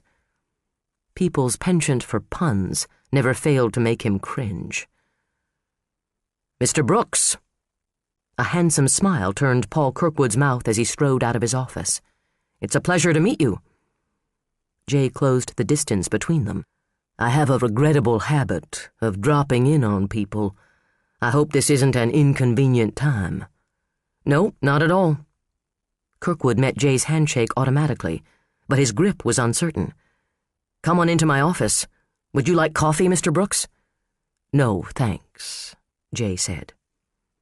While Paul gave instructions for privacy to his secretary, Jay took a moment to survey the room, looking for clues about Josh's father. As in the outer office, the furnishings were oak with smooth, rounded modern lines. A framed print of wood ducks hung on one dark green wall. Another displayed diplomas and certificates. The office was neat and tidy, compulsively so. If not for the open file on the desk, he would have thought he had walked into a display in a furniture store. The only sign of Paul Kirkwood living here was a neatly folded, green-plaid blanket on the sofa. "I read in the paper about your performing CPR on Judge Franken," Paul said, as he entered the office and closed the door behind him. He was clean-shaven, his pinstriped white shirt neatly pressed, the crease in his brown trousers sharp. What a strange and unpleasant happening that must have been. "Imagine how the judge must have felt about it," Jay said dryly. A framed photograph in the bookcase caught his eye. Josh, in a too-big baseball uniform, Paul kneeling beside him with a proud and silly grin on his lean, handsome face. The image caught Jay unaware. "Josh is quite the little athlete, huh?" he asked, nodding to the photo. "Baseball, hockey. He was at hockey the night he was abducted, right?" "Yes, he plays wing on his squirts team. Hannah was supposed to pick him up that night, but she got hung up at the hospital." He spoke carefully, trying to keep the accusation out of his voice, but a hint of it remained, like a phantom coffee stain that wouldn't come out of a shirt. The feeling had become dyed into the fabric of the answer. "I'm sorry for your pain," Jay said. "I can only imagine the toll this all has taken on you and your wife. And then to have the perpetrator turn out to be someone you knew and trusted. Must have been one hell of a shock." "You don't know the half of it," Paul muttered. "Let me tell you what I'm doing here, Mr. Kirkwood." Jay walked around behind the desk and glanced out the narrow window that overlooked the parking lot full of cars, crusted in winter grime. "What's gone on here, what's going to go on here in bringing this case to trial, has got the interest of the nation," he said, turning around. "A crime like this one, in a small town, touches a lot of nerves. If a crime like this can happen here in Deer Lake, Minnesota, then it can happen anywhere. People want to feel they have some understanding of why that is, and what they might do to prevent it." You want to do a book about Josh's kidnapping? Possibly. Probably. It's an intriguing story. Complicated. Compelling. I imagine it will prove to be only more so as the trial unfolds. And you'd like to make some kind of deal? Jay looked up from his examination of the items meticulously arranged on the desk. There were dollar signs in Paul Kirkwood's deep-set hazel eyes. Deal? Jay said, playing dumb. Kirkwood shrugged. Inside Edition offered me $100,000. And you're waiting for me to up the ante, Jay thought. He had been through it all before. Sometimes victims threw him out of their houses, outraged at the very idea of a book about their ordeal. And sometimes they wanted him to compensate them for their suffering, as if he had perpetrated the crime himself, for the sole purpose of setting the scene for a book. And then there were the Paul Kirkwoods of the world. Paul Kirkwood had greed oozing out of his pores like sweat. And Ellen thinks I'm the profiteer. I don't do deals, Mr. Kirkwood. What I write is not a biography. This story will involve many people. If I grant any one of them a portion of the book, then I run the risk of having the story slanted to reflect their view of things. Contrary to what some might believe, I have ethics, and I do apply them. And your ethics don't include sharing the millions you'll make on a book? Paul scowled at him, a look that was more petulance than menace.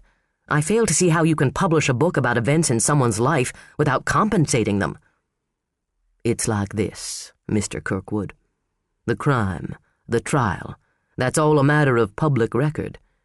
If you choose to talk to me, then I may include your point of view. If you choose not to, then I'm forced to form opinions based on the testimony of others and the records of the events that have taken place. It's your call. It's my life, Paul snapped. I deserve... Jay narrowed his eyes. Josh is my son, he said, scrambling to cover his mistake. He deserves something from this. Jay had made up his mind on that issue before he'd even climbed onto the plane to come to Minnesota. He would set up a trust for Josh, as he had for other victims whose stories he had told. A sizable chunk of the book advance and royalties would go into it. This was his standard procedure, a practice he kept absolutely out of the press, for the obvious reasons. He chose to withhold this information from Paul Kirkwood as well. Paul had failed the test. It's my life. I deserve... Inside Edition offered me... Well, I'll tell you what, Mr. Kirkwood, he drawled.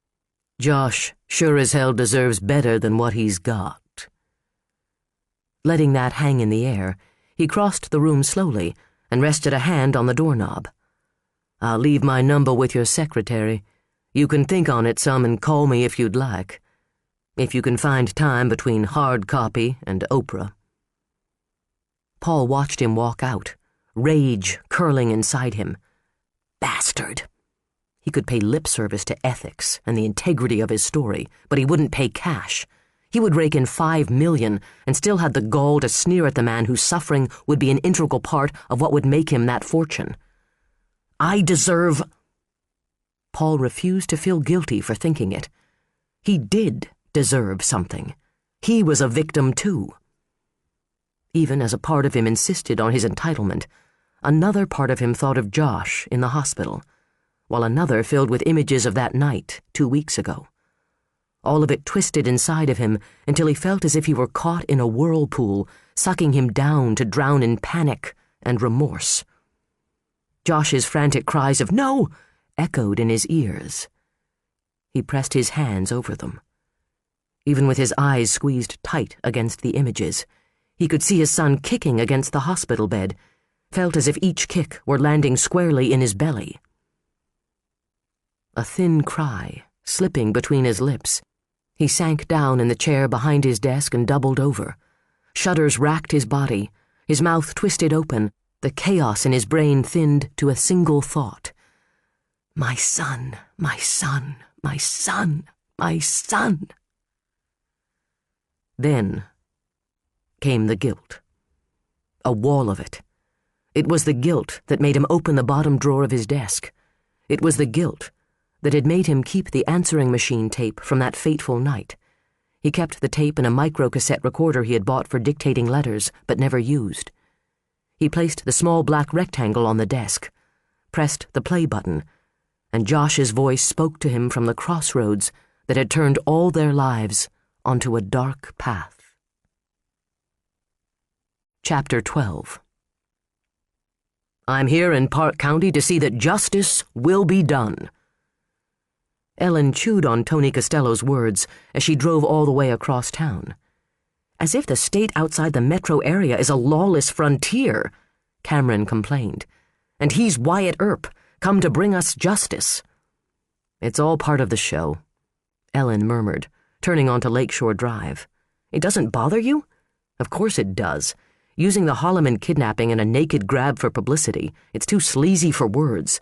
But you can't let Tony Costello get to you any more than you let Denny Enberg or Fred Nelson get to you, Cameron. He's just another hired gun. A hired gun in an Armani suit. That's what success will buy you in the big city, Cam, if you're willing to pay the price. I'm not interested in becoming the next Anthony Costello. Glad to hear it. The world has more Tony Costellos than it needs. He doesn't impress me. Well, he should, Ellen said, turning in at the Kirkwoods Drive. He's extremely good at what he does. Don't underestimate him, and don't let him get under your skin. She turned the Bonneville off and sat for a moment, looking at the Kirkwoods' home, a cedar-sided multi-level that fit in gracefully with its wooded surroundings. Built on the last oversized lot on the street, it had an unrestricted view of the lake to the west. On the north and east, the thick woods of Quarry Hills Park wrapped the property in a feeling of seclusion that must have cost a pretty penny. On the front yard, a half-finished snow fort gave testimony to the normalcy of life in this home before a kidnapper destroyed it. Her eyes lingered on the Wrights' house, 2 doors down. Ellen heaved a sigh. Okay, let's get it over with. Hannah answered the door, looking pale and thin. The smile she gave as she invited them in was brittle and quick. Hannah, this is my associate, Cameron Reed. Ellen pulled her gloves off and stuffed them into her coat pockets. Yes, I believe we met last summer over a soccer injury, Hannah said, shaking hands with Cameron. He smiled warmly. I recovered fully, and you were right. The scar is a definite icebreaker at the gym. The smile faded. I can't tell you how sorry I am for all you and your family have gone through, Dr. Garrison. Thank you, Hannah replied automatically. Let me take your coats. How's Josh doing? Ellen asked. The brittle smile came and went. It's good to have him home. Has he said anything? Given any indication of who took him or where they took him? Hannah glanced into the family room. Ellen's gaze followed, searching. Josh was nowhere to be seen. No, Hannah answered at last. He hasn't said a word about it. Come in, I've got coffee if you'd like. They followed her through the comfortable family room, with its sturdy, country colonial furnishings and scattering of toddlers' toys, and up the 3 steps into the spacious kitchen. I heard about that boy in Campion, Hannah said as she went through the ritual of setting out mugs and pouring the coffee. I wouldn't have wished that hell on anyone. My heart goes out to the family. It's all the more incentive for us to build a strong case, Cameron explained. The more pressure we can bring to bear against our man, the more likely he may be willing to give us his accomplice. Hannah's eyes widened. Her hands were trembling as she set their coffee mugs down. You're not going to make a deal with him? After everything he's done? No, Ellen assured. No deals. He's going down for all of it. We're hoping Josh will be able to help us nail him. As I explained to you over the phone, Hannah, we want to have Josh take a look at what we call a photo lineup. If he picks our man out of that, we'll want to proceed with an actual lineup at the police station. We felt it would be less traumatic for him to start with the photographs. We don't want to upset Josh, but his ability to identify his abductor would certainly be key to our prosecution. Will he have to testify in court? That will depend on how much he remembers or is willing to tell, Cameron said. If Josh is able to testify, we'll do everything we can to prepare him so he won't be frightened, Ellen explained. Hannah reached up to toy nervously with an earring. Couldn't he testify on videotape? I've seen that on television. Possibly, Ellen said. There is precedent. I'll talk with the judge when the time comes. But for now, all we want is to have Josh look at photographs. Could you bring him in? As Hannah left the kitchen, Cameron opened his briefcase, pulled out a sheet of plastic pockets from a photo album, and placed it on the table. She's not holding up well, he murmured. I'm sure we can't even imagine what it's been like, Ellen said, keeping an eye peeled for Hannah's return. I heard their marriage is all but over. Garrett Wright has a lot to answer for. Hannah herded Josh into the kitchen. Josh eyed them warily. He seemed like an imposter of the boy in the missing posters, with his gap-toothed smile and Cub Scout uniform. The physical resemblance to that boy was there, but none of the sparkle, none of the joy. His eyes looked 100 years old. Hi, Josh. My name is Ellen. She leaned down to eye level with him. And this is my friend Cameron. He likes to play soccer in the summer. Do you go out for soccer? Josh stared at her, silent. His mother ruffled his curly hair. Josh plays baseball in the summer, don't you, honey? He looked from Ellen to Cameron, then turned and faced the refrigerator, losing himself in the photographs and school artwork stuck to it with magnets. Hannah knelt down beside him.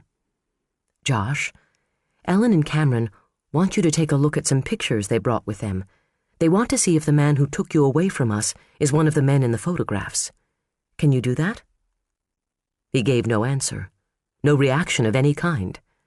She turned him gently by the shoulders toward the table. Just take a look at these, Josh, Ellen instructed, sliding the sheet of photos toward him. Take your time, and look at all the men. If you see the man who took you, all you have to do is point at him. Ellen held her breath as he bent his head over the pictures, looking at one face, then another. All were mugshots, some of criminals, some of Deer Lake police officers. Garrett Wright's occupied the upper right-hand pocket.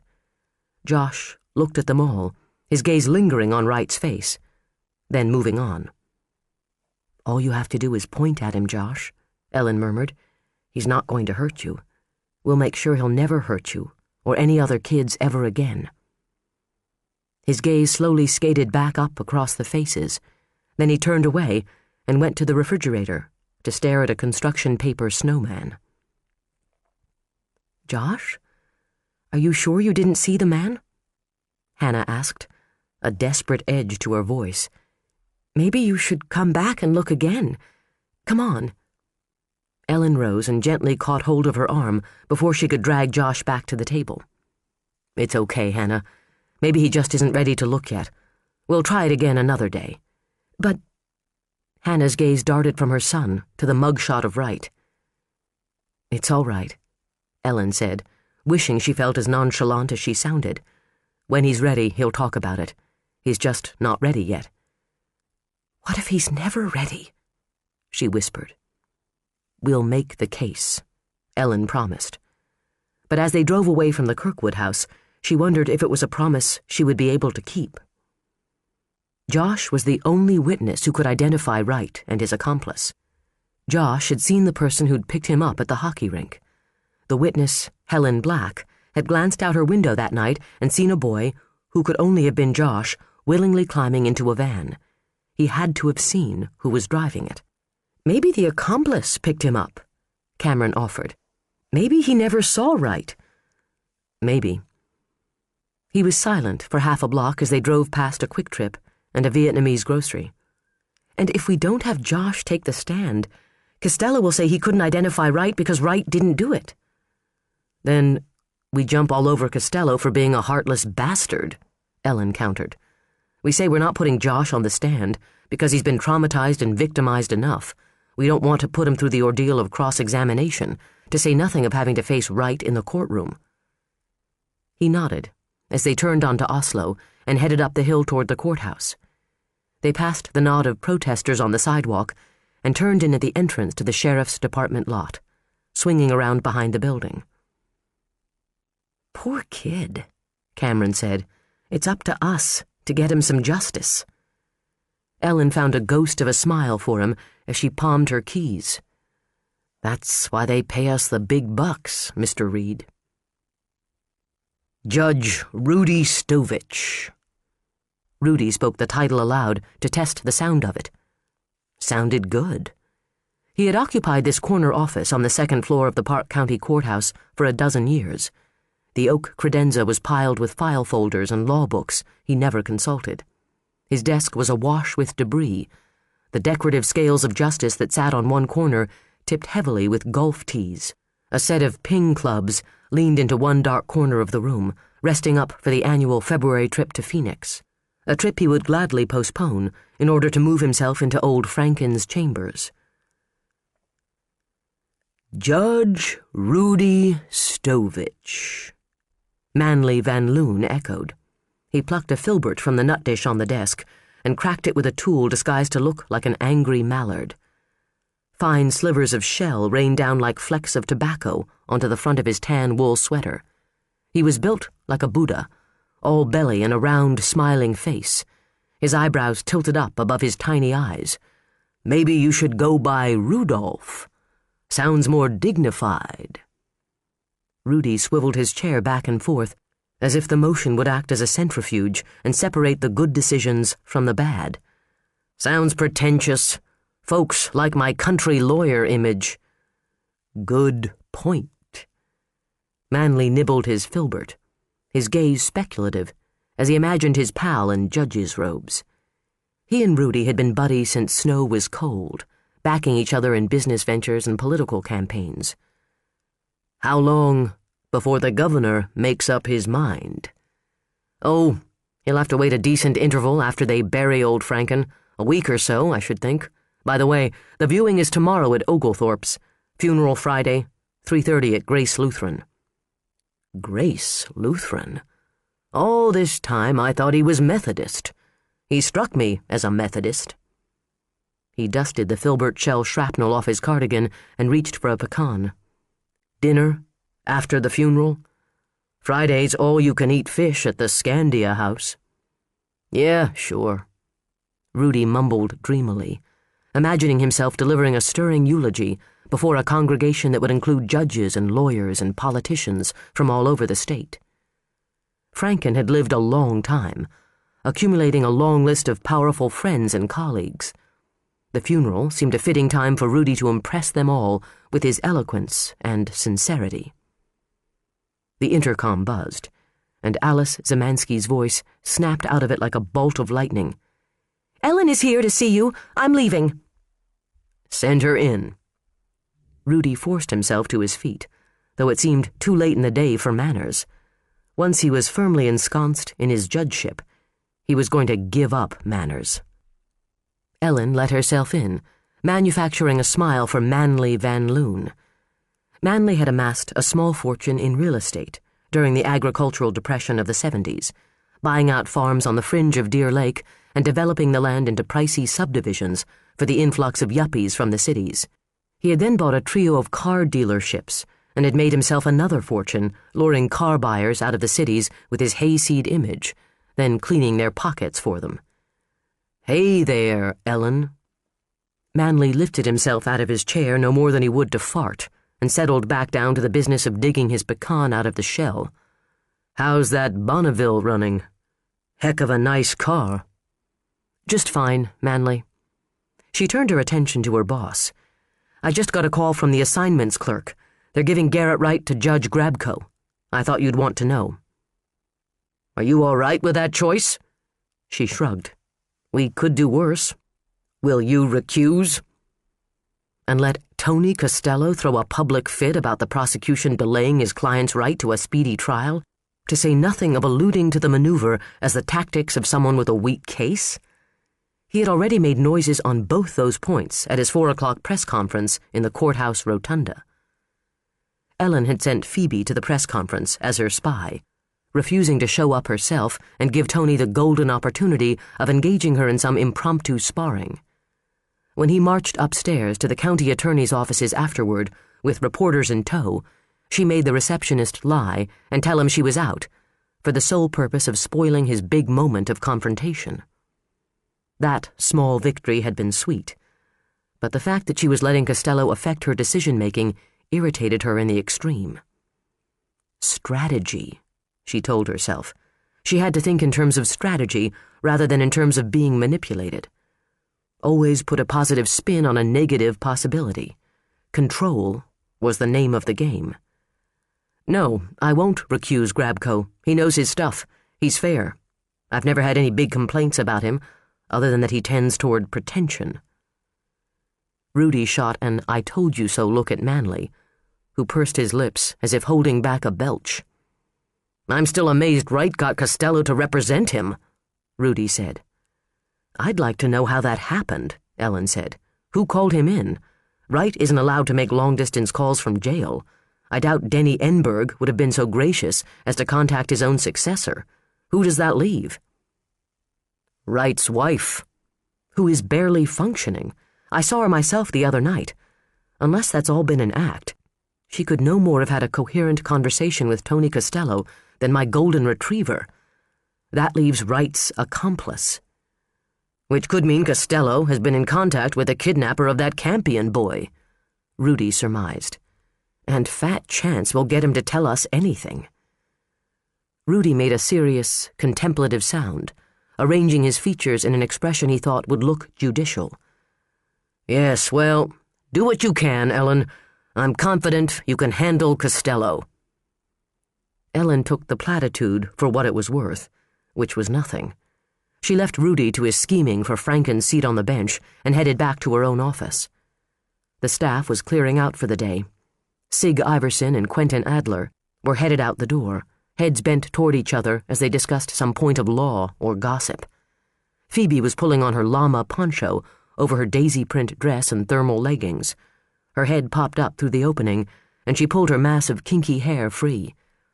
I put a stack of messages on your desk, she said, straightening her glasses. Mr. Costello called again. Mitch called to say no news is bad news, and that he's going to Minneapolis tonight. To check on Megan. The thought warmed Ellen and left her feeling a little empty at once. She leaned a shoulder against her office door and rested her hand on the knob. Thanks, Phoebe. See you tomorrow. The secretary frowned at her. Don't stay too late. You look tired. I'm fine. Phoebe didn't buy it, but she let it drop.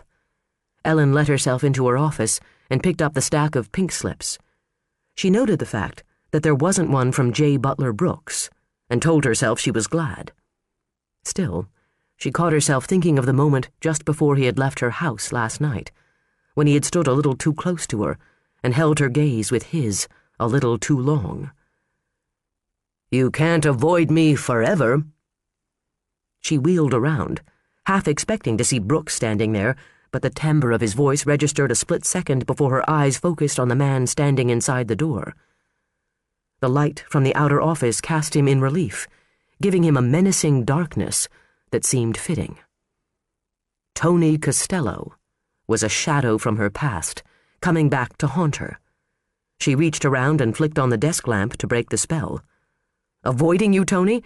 As usual, your ego is working overtime. It never occurred to you that I'm a busy woman with more important things on my agenda than playing an obliging role in your media drama. Contrary as ever, aren't you? He said pleasantly, closing the door behind him. I was afraid living in the boondocks might have mellowed you. Ellen settled into her chair, slipping her glasses on and pretending attention to the message slips she had yet to set down. It has. She glanced up at him over the rims of the glasses. If you had sneaked up on me like that when I was working in Hennepin County, I would have broken your nose. I've let my self-defense skills slide completely. Lucky for me. He smiled what she knew he considered to be the most charming smile in his arsenal. She remembered it well. Square, white against his dark complexion. A smile he had splurged on to the tune of $15,000, mortgaging the house his parents had left him to pay for porcelain caps. He considered it a business investment. He looked as fit and perfectly groomed as a show horse. The suit today was just a shade bluer than navy, tailored to show off the build he honed in a private gym with a personal trainer. He casually undid the buttons of the double-breasted coat and settled himself easily into her visitor's chair. "What can I do for you, Tony?" she asked, with just enough indifference to irritate him. He ignored the bait, his gaze steady on hers. "It's been a long time. Not long enough."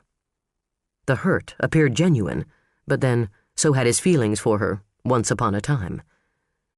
"You still blame me for what happened with Fitzpatrick," he said. "I was hoping time might have given you some perspective." "My perspective on criminal tampering with a case isn't liable to change in this lifetime." He shook his head, frowning. "How could you believe I would do that, Ellen? Ethics aside, how could you believe I would turn on you that way after everything we'd been to each other?" "Ethics aside."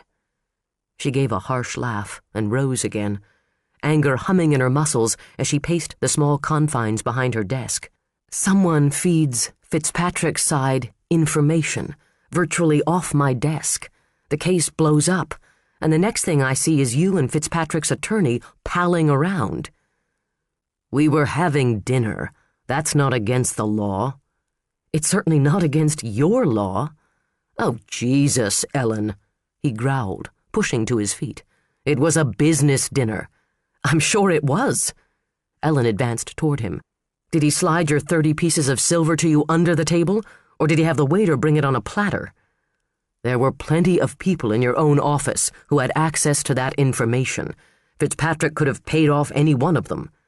"Yeah, but you know, Tony, none of them was suddenly driving a Porsche or hanging out at Goodfellows with Gregory Eagleton." "And of course it never occurred to you that your case blew up because Fitzpatrick was innocent," he shot back. "It never occurred to you that the girl was lying, pressing criminal charges after Fitzpatrick refused to meet her blackmail demands." The argument touched a nerve that sent a red mist across Ellen's vision. He didn't deny her charges. He diverted attention, tried to shed the blame onto someone else. Pointing a spotlight on the victim crossed the line. She stepped toe-to-toe with him and thrust a righteous finger at him. "Art Fitzpatrick raped that girl because he believed his money and his position entitled him to do as he damn well pleased. And the thing that makes me sickest is that he was right. He bought his way out of a conviction, and you sold yourself into his good graces." "Then prove it!" he shouted. He didn't deny it. He never had. They had been over this ground so many times. They had worn it to dust. Ellen knew she couldn't prove a thing against him. All she'd had were puzzle pieces and a gut feeling that drilled into the core of her. No hard evidence, nothing she could take to the county attorney or to the bar association. At the time, she had racked her brain, trying to come up with a way to punish him, to publicly burn him at the stake, to get him disbarred, to send him to jail. But in the end, there had been only the realization that any such effort would blow up in her face. She would be the one publicly humiliated, scorned, and professionally ruined. She was the prosecutor who had been foolish enough to get involved with an ambitious defense attorney. She had gone into the affair cautious, convinced she was smart enough to handle it. She had come away from it with her self-esteem battered. He had drawn her in, charmed her into believing he had integrity, and just as soon as all her shields were down, he had betrayed her. Nearly 3 years had passed, and still she wanted to cut his heart out. Not because she had loved him, but because he had used her, made a fool of her, mocked the system she prized so highly. She turned away from him and rubbed her hands over her face, trying to clear away the lingering haze of emotion. She didn't want to feel any of it. She especially didn't want to feel it in front of him. Control. Hadn't she just been preaching that word? Hadn't she told Cameron not to let Costello get under his skin? And here she was, going off like a bomb the first time he set foot in her office. "I cared about you, Ellen," he murmured. "Well, it's all in the past tense, isn't it?" she said, sliding down onto her chair. "Ancient history." Tony took his seat in the visitor's chair. Like boxers retiring to their respective corners, she thought. The tension dissipated to a tolerable level. "I certainly never meant to drive you from the city," he said. "Don't flatter yourself, Tony," she returned. "You were just a symptom of a much bigger problem. I left Hennepin County because I was fed up to my eye teeth with all the bullshit game playing. Obviously, you're not content to contaminate just the metropolitan judicial districts. You've decided to take your show on the road." "I'm representing Garrett Wright." "So I heard." Ellen fixed her gaze hard on his face. "And how did that happen?" "It's a fascinating case." "High profile, you mean? What I want to know is how you came to be Garrett Wright's attorney. Who contacted you? Or did you come sniffing?" "Are you accusing me of soliciting a client?" he asked, with a healthy show of affront. "No, you would never be that crass. So who called you? I know it wasn't Wright himself or Dennis Enberg." "You also know I won't discuss this with you," he said, poker-faced. "It's privileged." Ellen leaned toward him, her arms braced on the desktop. "You think so? If Garrett Wright's accomplice contacted you, if you can reveal to us the identity of the kidnapper of the Holloman boy and do not, I will sink my teeth into charges of obstruction and shake you like a dead rat." Costello smiled like a lover, his dark eyes glowing. "Ah, you're still my Ellen at heart. Or should I say, at my throat." "I never belonged to you, Tony," she said coldly. "I just slept with you. Trust me, it wasn't that big a deal." "Ouch." He winced. "Hitting below the belt. How unlike you." "What can I say? You bring out the mean in me. You'll find out the hard way if you're aiding and abetting a kidnapper." "You're going on the assumption my client is guilty," he said soberly. "I presume him to be innocent, therefore can have no knowledge of an accomplice. I certainly have no knowledge of the Holloman kidnapping." "God help you if you're lying to me, Tony," Ellen said tightly. "A child's life could be at stake." "I know what's at stake, Ellen. I always know what's at stake." He opened his Louis Vuitton calfskin briefcase on the chair beside him and withdrew a sheaf of documents. "Demand for discovery. Since you have virtually nothing on which to base your case, I expect disclosure to happen quickly." "We've got more than enough for the hearing," she said. "Your little rush to justice ploy is only going to cramp your efforts, Tony, not mine. Send one of your minions around tomorrow afternoon for the papers." "I'll stop by myself," he said, slipping into his topcoat. "Judge Grabko will be hearing my motion to reduce bail.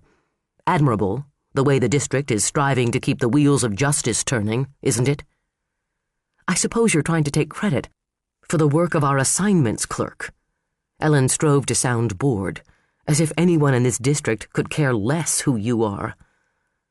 Costello narrowed his eyes. He looked cruel, and she knew he had the potential for it. "I think you could care less, Ellen," he said in a low voice. "Let's hope for the sake of the case you don't let your vindictiveness cloud your judgment. I don't want anyone saying it wasn't a fair fight." She wanted to pick up her paperweight and hurl it at him, but it was out of reach, and restraint dictated a cooler response. "Why don't you take your ego out for a nice big dinner, Tony? The energy it consumes must be tremendous." His mouth twisted into a thin smile. "As a matter of fact, I am on my way to dinner. I'd ask you to join us, but I have other plans." He tipped his head. "Until tomorrow." He stepped into the dim light of the hall, turning back to look at her. "You know, Ellen," he said softly, "aside from the circumstances, it really is good to see you again." Ellen said nothing. When he was gone, she raked her hands back through her hair and blew out a sigh as tension rushed out of her muscles. A logical assessment of their conversation told her it hadn't been a total bust. She had scored some points, held her own. Beyond logic, she felt naked and vulnerable. He had found a way to hurt her before, when she had thought she was invulnerable. She had chosen to walk away, but here he was again, invading her life. No logical argument could take the edge off her uneasiness. And at the heart of that disquiet was not Tony Costello, but Garrett Wright. Why had he chosen Costello? How could he have known the one man she would least want to face, in court or out? Who had contacted Costello for him? Who was the other part of us? As a matter of fact, I am on my way to dinner. I'd ask you to join us. Possibilities sprang up like mushrooms in her head. He could have been talking about members of his staff, but he might have been referring to the person who had contacted him on Garrett Wright's behalf. Grabbing her coat and briefcase, she hustled out of her office. The purveyors of justice had closed shop for the night, and the dimly lit halls echoed with a hollow, lonely sound of a single pair of heels. She hurried down the stairs, cut across the rotunda, and made for the side door closest to the parking lot. She braced herself for the cold as she pushed through the door, then stood on the step. She scanned the parking lot, looking for Costello, hoping to catch a glimpse of him driving away. But she didn't see anyone. Mumbling a curse under her breath, she started toward her car. She hoped he had gone back to his office first. If she could pick him up there and follow him to the restaurant. "Ms. North?" The dark form seemed to fly out of the shadows like a wraith. Ellen bolted sideways, broke a heel, turned her ankle. Stumbling, she dropped her briefcase. Adam Slater stood stock still, wide-eyed, watching her flounder. The wind blew his hair into his eyes, and he swept it back impatiently. "Geez, Ms. North, I didn't mean to scare you. I'm really sorry." Ellen scowled at him. She picked up the amputated heel of her shoe and stuffed it into her coat pocket. "Mr. Slater," she said, trying to hold her patience, "there really isn't a need to rush at a subject when you are the only reporter in the vicinity." His lean face contorted into a variety of sheepish looks. "I'm really sorry. It's just that I wanted to catch you before you, well, got away." "Why aren't you in Campion with the rest of the horde?" "There's nothing much going on there. I mean, the search, but they haven't found the kid or anything. A bunch of people came back here for Anthony Costello's press conference, but then they went back to Campion for the prayer vigil. I thought I'd hang around, see if I could get a comment from you." "It's better than nothing, huh?" "Yeah. I mean, it's something. I mean, what's your take on Dr. Wright bringing in a hired gun like Costello?" He pulled his notebook out of his coat pocket and stood with pen poised. Ellen's breath rolled out in a transparent cloud and billowed up into the darkness. The sodium vapor lights around the parking lot were on. One shone down on her Bonneville, spotlighting it as the only car for 20 yards in any direction. The sense of urgency deflated inside her. "Garrett Wright is entitled to counsel," she answered by rote.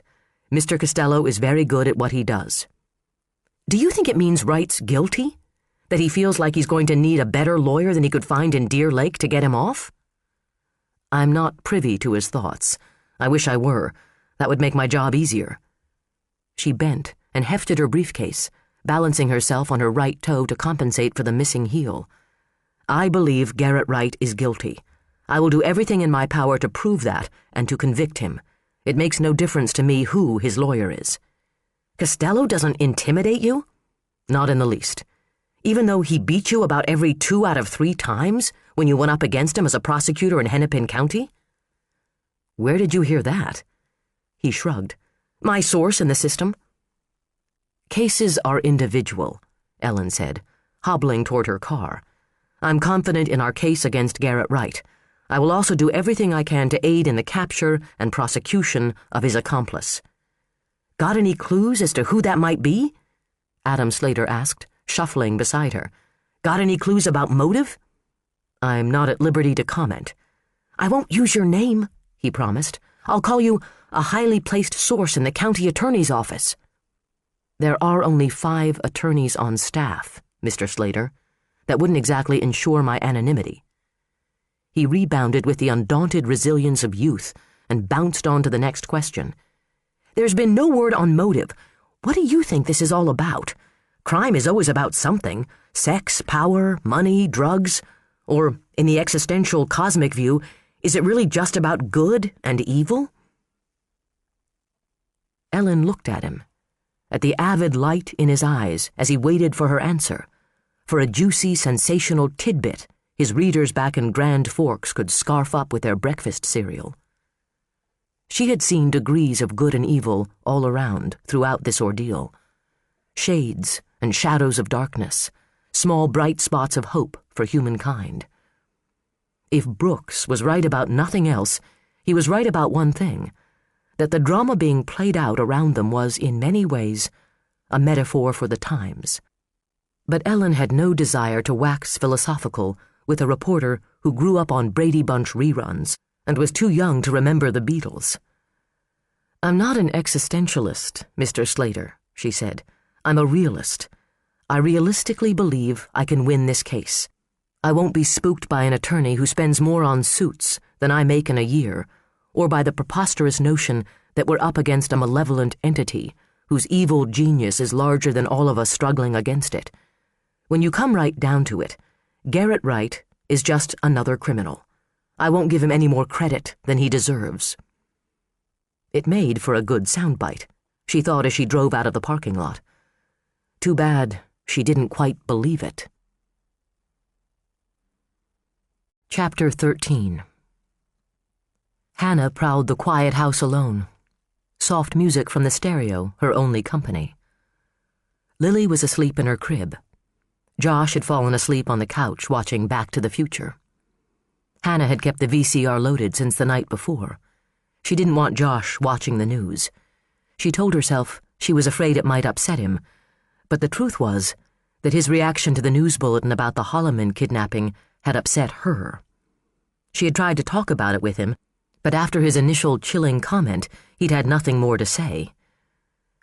"Josh, do you know who might have taken that boy away from his family?" He shrugged, indifferent, and turned his attention to his box of markers, taking out each one and subjecting it to intense scrutiny. "Honey, that little boy's family will be worried sick about him, just like we were worried about you. And he's probably scared too, the way you must have been. If you could help find him, you would, wouldn't you?" He pulled a purple marker from the box and held it at arm's length, slowly swooping it through the air as if he were pretending it was an airplane. He had retreated once more into his imagination. Hannah was at a loss as to how to draw him out, or even if she should try. Perhaps it was better to let him come to terms with it on his own, to simply offer him love and support and patience. Then she would think of Dustin Holloman's mother, knowing every fear the woman was experiencing, and she would think she should force the issue, that she should call Mitch and tell him what Josh had said, that she should have told Ellen North, that she should immediately drag Josh back to the child psychiatrist he had seen earlier in the day and relinquish her responsibility. The arguments tumbled around and around in her mind, in her conscience. Ultimately, she felt she would do nothing, and she felt selfish and weak and wrong because of it. But in her heart, she wanted first and foremost to protect Josh, to keep him safe with her, hoping all the ugliness would just go away. She looked down at him, sleeping soundly, and every molecule of her being hurt. She had failed to protect him once. She didn't want to fail him again, but she was flying blind, and she felt so alone. She felt as if she had been taken from the world she knew, where she was certain of her role and her skills, and thrust into an alien world where she didn't understand the language or the customs. Until Josh's abduction, she had never faced real adversity in her personal life. She had never acquired the skills necessary to cope. Even now, as she acquired them unwillingly, she wielded them clumsily, uncertainly. She felt out of balance and knew what was missing was her husband's support. She and Paul had been a team for a long time before that balance had begun to shift. To be without him was to suddenly become an amputee. Beyond the kitchen, the door from the garage to the mudroom opened and closed.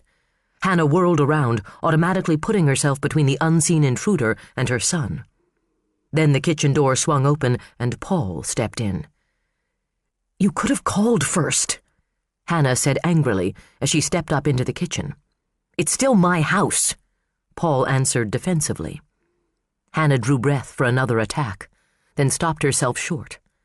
It had become habit, the thrust and parry of verbal warfare. They didn't even bother with greetings anymore. They had shared a decade of their lives, brought 2 children into the world, and had reduced themselves to this. You frightened me, she admitted. I'm sorry. He offered the apology grudgingly. I guess I should have known better. I didn't think you'd get used to having me gone so quickly. It isn't that. He arched a sardonic brow. Oh, so you've decided maybe there's some reason to be afraid of me after all? Oh, Christ. She pressed the heels of her hands against her closed eyes. I'm trying to be civil, Paul. Can't you at least meet me halfway? You're the one who threw me out. You deserved it. There, are you happy now? Have we been ugly enough to each other? He looked away, staring at the refrigerator and the notes and photos and drawings that cluttered the front of it, evidence of their life as a family. I came to see Josh, he said quietly. He's asleep. I can't frighten him then, can I? Hannah bit her lip on a retort. She wasn't sure what he wanted her to make of it, or what she should make of it. She didn't want to think Josh had any reason to be afraid of his father. Logic told her there was no reason, that Garrett Wright was the man to blame. Garrett Wright was in jail. And another child had been taken. And it was Paul who had caused Josh to react so violently. He fell asleep on the couch, she said, and turned and walked down into the family room. Paul followed her, hands in his pockets, feet seeming to drag across the Berber rug. He looked down at their son over the back of the sofa, some nameless emotion tightening his features. How's he doing? I don't know. Is he talking? She hesitated for a split second, wanting to confide, but realizing she didn't want to confide in Paul. No, not really. When will he see the psychiatrist again? Tomorrow. Ellen North and Cameron Reed from the county attorney's office came by today with a photo lineup for him to look at to see if he would pick out Garrett Wright. Anticipation sharpened his expression. And nothing. He looked at it and walked away. He seems to be blocking the whole thing out. Dr. Freeman says it could be a long time before he faces it. The trauma was too much for him. He was probably told not to talk about it, threatened. God only knows. God and Garrett Wright. Paul bent down and touched Josh's hair. One stray lock curled around his forefinger, and his eyes filled with tears. Hannah stood where she was, knowing that not long ago she would have gone to him and put her arms around him and shared his pain. That she would no longer do so brought a profound sadness. How could their love have gone so completely? What could they have done to stop it from leaving? I wish we could go back, Paul whispered. I wish. The chant was as familiar as her own heartbeat. Hannah couldn't count the empty wishes, the unanswered prayers. The most important one had come true, to get Josh back, but it had brought on a whole new set of needs and longings and questions she wasn't sure she wanted answers for. I wish we could go back. To the time in their lives that seemed like a distant fairy tale. Once upon a time, they had been so happy. Now there was only bitterness and pain. Happily ever after was as far beyond their reach as the stars. I'll carry him to bed, Paul murmured. Hannah started to say no, worried that Josh might awaken at the movement and panic at the sight of his father. But she held her breath instead and asked God for this one small favor. Whatever had gone wrong between the two of them, she didn't want to see Paul hurt that way. She didn't want to believe he deserved it. She followed them up the short flight of stairs and stood in the doorway to Josh's room as Paul settled him into the lower bunk and tucked the covers around him. He kissed his fingertips and pressed them softly against Josh's cheek, then went across the hall and looked in on Lily. She asks about you, Hannah admitted. What do you tell her? That you're staying somewhere else for a while? But it isn't just for a while, is it, Hannah? He said with more accusation than hope. You don't need me. I don't need this, she said, sharply, as they stepped down into the family room. The constant sniping, the snide remarks, the feeling that I have to walk on eggshells around your ego. I would give anything for us to be able to set all that aside for Josh's sake, but you can't seem to manage that. Me? Paul thumped a fist against his chest. Yeah, I'm to blame. Bullshit! You're the one who— Stop right there, Hannah demanded. I will not listen to this again. Do you understand me, Paul? I'm tired of you blaming me. I blame myself enough for both of us. I'm doing the best I can. I can't speak for you. I don't know what you're doing. I don't even know who you are anymore. You're not the man I married. You're no one I want to be with. Well, that's fine, he sneered. I'm out of here. And so the vicious circle completed itself again, Hannah thought, as the doors slammed. They had danced the dance so many times. Just the thought of it made her dizzy. Exhausted, she sank down onto a wing chair and reached for the portable phone on the end table.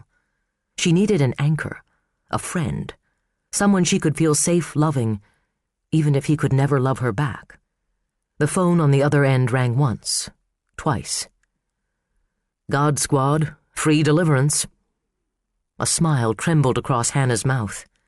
We've got a special on penance tonight, 3 rosaries for the price of 2. What about shoulders to cry on?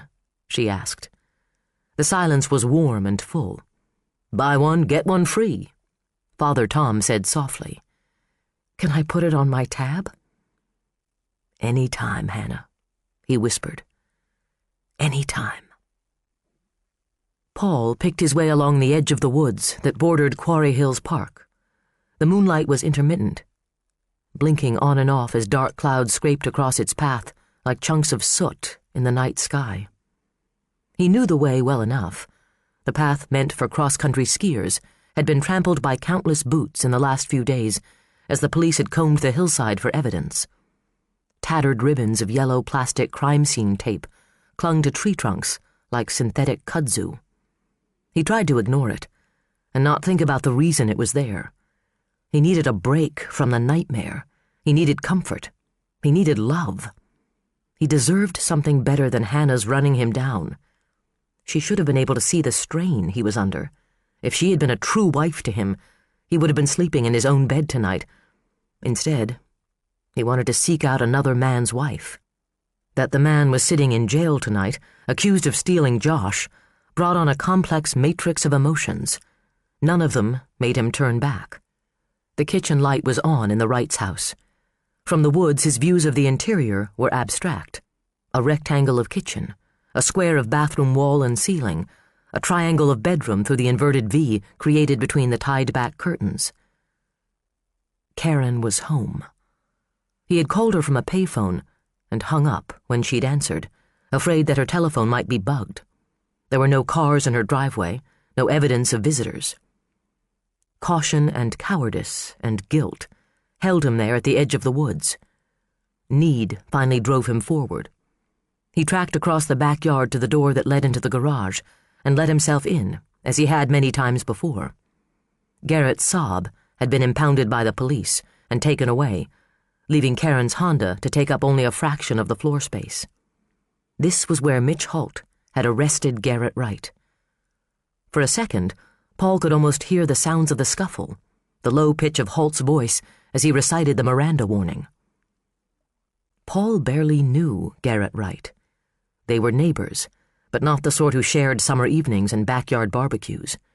Wright held himself apart, superior. He gave his life to his work at the college and regarded the people around him as if they were specimens to be studied and picked apart. It brought a certain bitter pleasure to think of him sitting in jail. How superior was he now? Paul? Karen stood behind the storm door looking fragile and startled. Her fine ash-blonde hair framed her face. A pink rose bloomed across the front of her oversized ivory sweater. Feminine, delicate, everything he wanted in a woman. "Paul, what are you doing here?" "I needed to see you," he said, pulling the door open. "Can I come in?" "You shouldn't." But she stepped back into the laundry room anyway. "I had to see how you're doing. I haven't seen you since Garrett—" "That was a mistake." She shook her head, not quite looking at him. "Garrett should never have been arrested. He's never been arrested." "He took Josh, Karen." "That's a mistake," she mumbled, twisting a finger into her hair. "He would never hurt me like that." "He doesn't love you, Karen. Garrett doesn't love you. I love you. Remember that." "I don't like what's happening." The words came on a trembling whine.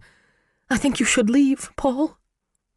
"But I need to see you," he said urgently. "You can't imagine what I've been going through, wondering about you, wondering if you're all right, wondering if the police have been interrogating you. I've been worried sick." He lifted a hand to touch her cheek. "I've missed you," he whispered. Soft. She was so soft. Need ached through him. He needed comfort. He deserved comfort. "Every night I lay awake, wishing you were with me. I think about us being together, really together. It can happen now. Hannah and I are finished. Garrett will go to jail." "I don't think so," she murmured. "Yes. You don't love him anyway, Karen. He can't give you what you need. You love me. Say you love me, Karen." She hitched a breath, tears spilling over her lashes. "I love you, Paul." He lowered his mouth to kiss her, but she turned her face away. She pushed at him, her small hand spread across the front of his coat. "Karen?" he whispered, confused, crushed. "I need you." She shook her head, tears tumbling down her cheeks, her lower lip trembling. "I'm so sorry. It was all a mistake." She slowly sank down along the front of the dryer to sit on the floor. She wrapped her arms around her legs, rested her cheek on her knees, and cried softly. "A terrible mistake." "I made a mistake." The line blinked on and off in Denny Enberg's head like a neon sign. On and off, the relentless beat like Chinese water torture. "You should be happy, Denny," he mumbled, pouring himself another shot of Cuervo. "You're out of it. You're off the hook." He had never expected to be put on the hook in the first place. Deer Lake was not a place of intrigue. His clients were generally ordinary, their cases unremarkable. He lived a quiet, decent life, dull by many standards. There was his law practice, his hunting and fishing, his wife Vicky. She worked nights as an LPN at the rest home and was taking classes at Harris to become an elementary school teacher.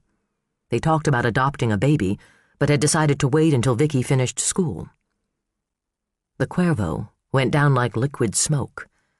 Edges were beginning to blur and soften as he looked around his office. The manly man cave, Vicky called it. The place where he was allowed to hang his hunting trophies and keep his guns and play poker with his buddies once a month. The walls were knotty pine, the floor covered in flat, hard carpet the color of dirt. His inner sanctum. He allowed no clients back here. His secretary left the vacuum cleaner at the door every Friday.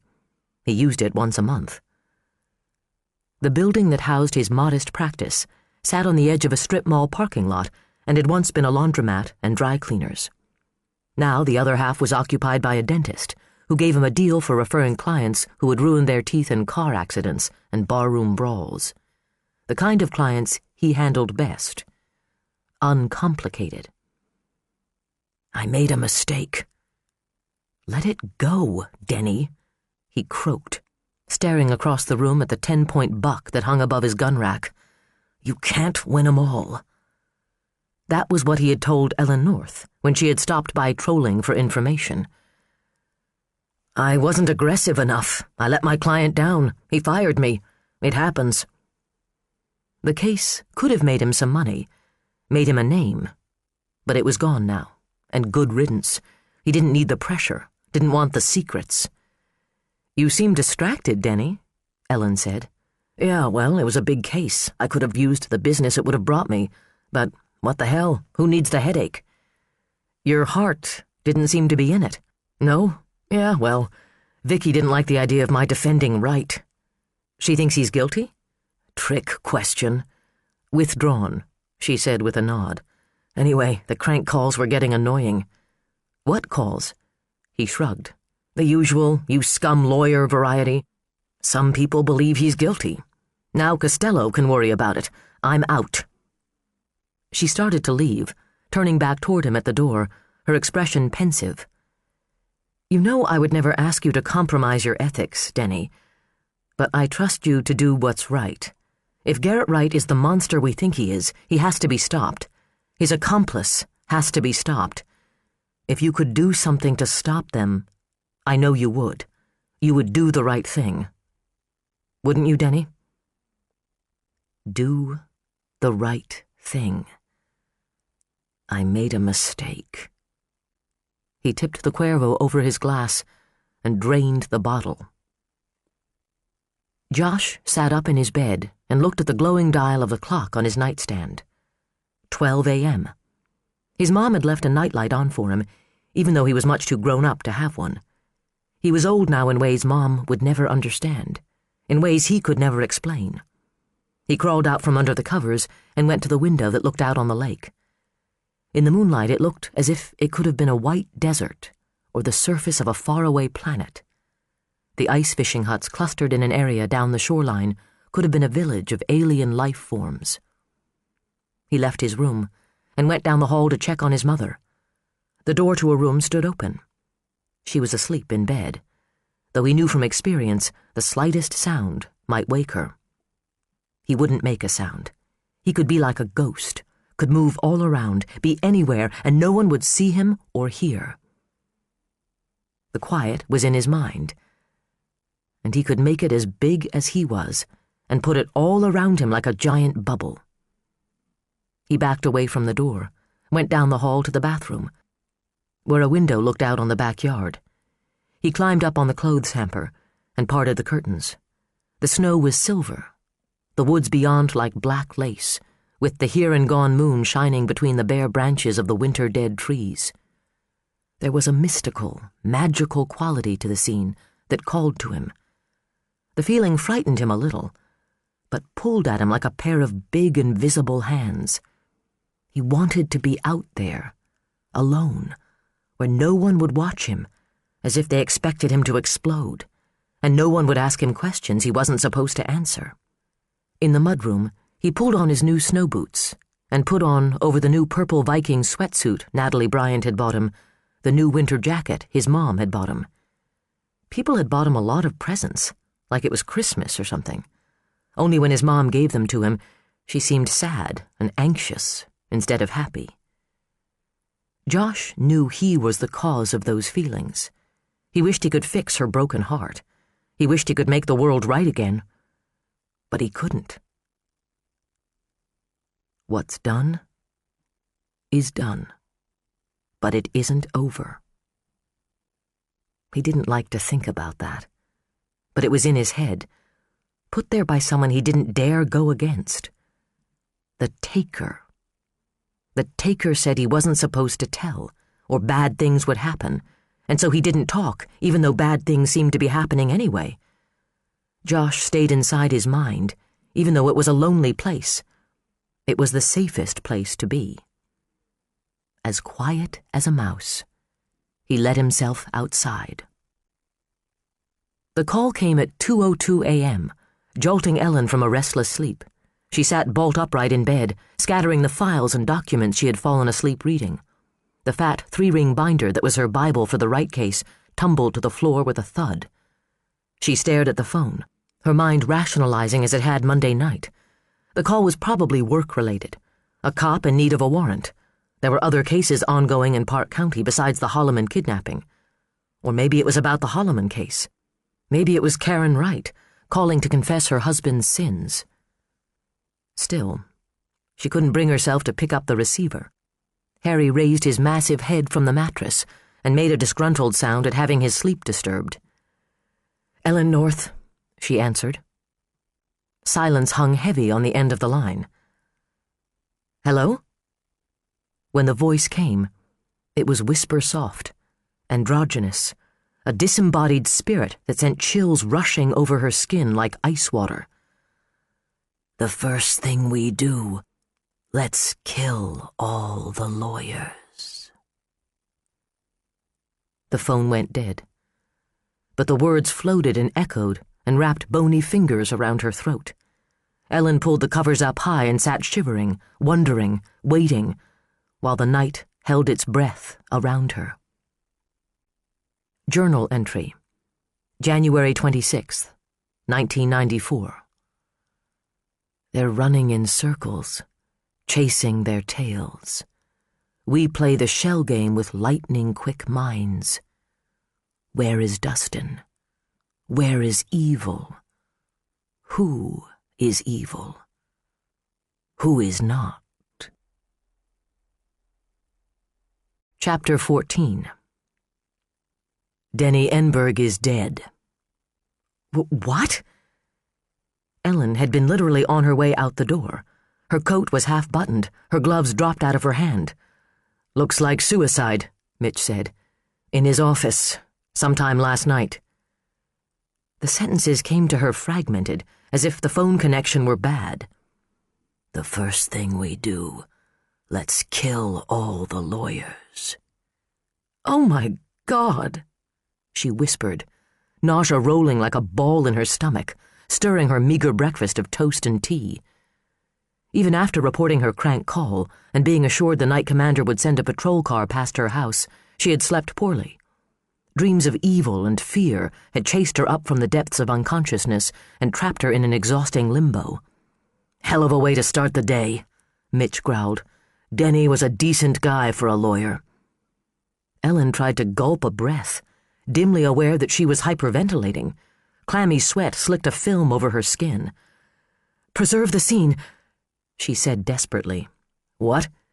"Preserve the scene. I'll be right there. I think he may have been murdered." A steady stream of foot traffic flowed between the donut hut on the corner and Denny Enberg's office on the fringe of the Southtown shopping center. The press, swarming like flies, drifted back and forth, impatient for the news being denied them by closed doors and burly cops. Several recognized Ellen's car and rushed toward her as she turned into the parking lot. She pretended not to see them, letting them fend for life and limb as she roared past them and into the inner circle of green and white police vehicles. She flung her door open as she slammed the transmission into park and hurried toward the building as if she might still be able to prevent what had already happened. The outer office was crowded. Denny's wife Vicky and his secretary huddled together on the small sofa, holding each other and sobbing, their grief intertwining in a wrenching duet. The air was thick with cigarette smoke and the sour tang of sweat from overdressed bodies and overstressed nerves. Ellen grabbed hold of a dark green parka sleeve, not bothering to focus on the face above it. "Where's Mitch?" "In the back. You don't want to go there." "It's my job," she snapped, walking away. But it was something else that sent her down the short hall toward Denny's private office. "The first thing we do, let's kill all the lawyers." The smell hit her like a rolling wave a dozen feet from the open door. Violent death. A putrid miasma of blood, bladder, and bowel content. Thick, choking cloying, underscored by the sharp acidic scent of vomit. Ellen tried to breathe through her mouth. Fighting the urge to gag, she stepped into the office and looked for Mitch. The room was hot and too crowded. Dead animals stared down from the paneled walls with unblinking glass eyes. A deer. A gigantic walleye with nasty teeth, sporting the lure that had been his undoing in some northern lake. An assortment of game birds frozen in mid-flight for all eternity. A radio was playing country music, while portable cop radios crackled with static and mumbled messages. The voices of the men present to investigate and gawk ran together in an indecipherable murmur. Marty Wilhelm's mouth was drawn into a knot, his pallor a sickly pearl gray. A uniformed officer sat on the low black vinyl sofa, with his head down between his knees and a puddle of puke between his boots. Ellen wheeled away from the sight, bile rising in her throat. Mitch caught sight of her. "Here," he said, thrusting a small jar of mentholatum at her. "Are you sure you want in on this, Ellen? He used a shotgun. It's pretty gruesome." "I've seen it before," she said gamely, smearing menthol beneath her nostrils. "Yeah, but it probably wasn't someone you saw at the courthouse every day. I'll be fine." "You'll be on the floor," he muttered. "You're as white as chalk." "Who found him?"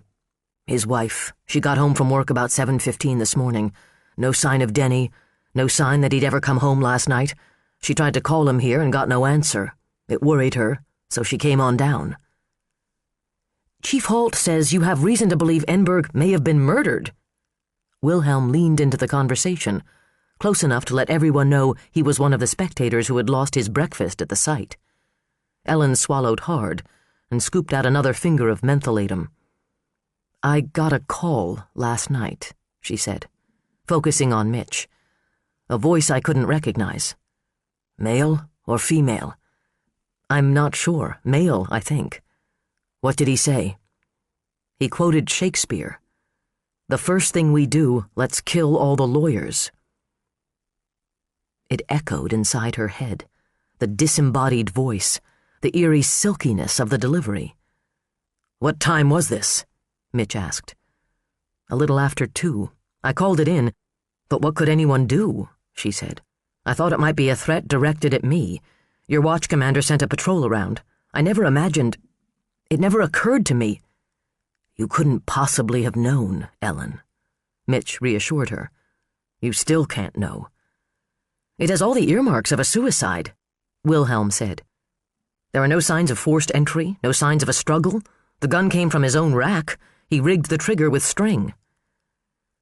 "I saw him just last night," Ellen said. "He was distracted, a little down, maybe. Not suicidal." "He had just lost a client in a high-profile case," Wilhelm said. "But his heart was never in the case," she insisted. "I think he was as relieved as he was disappointed. He told me he'd been getting crank calls." "Threatening?" Wilhelm asked.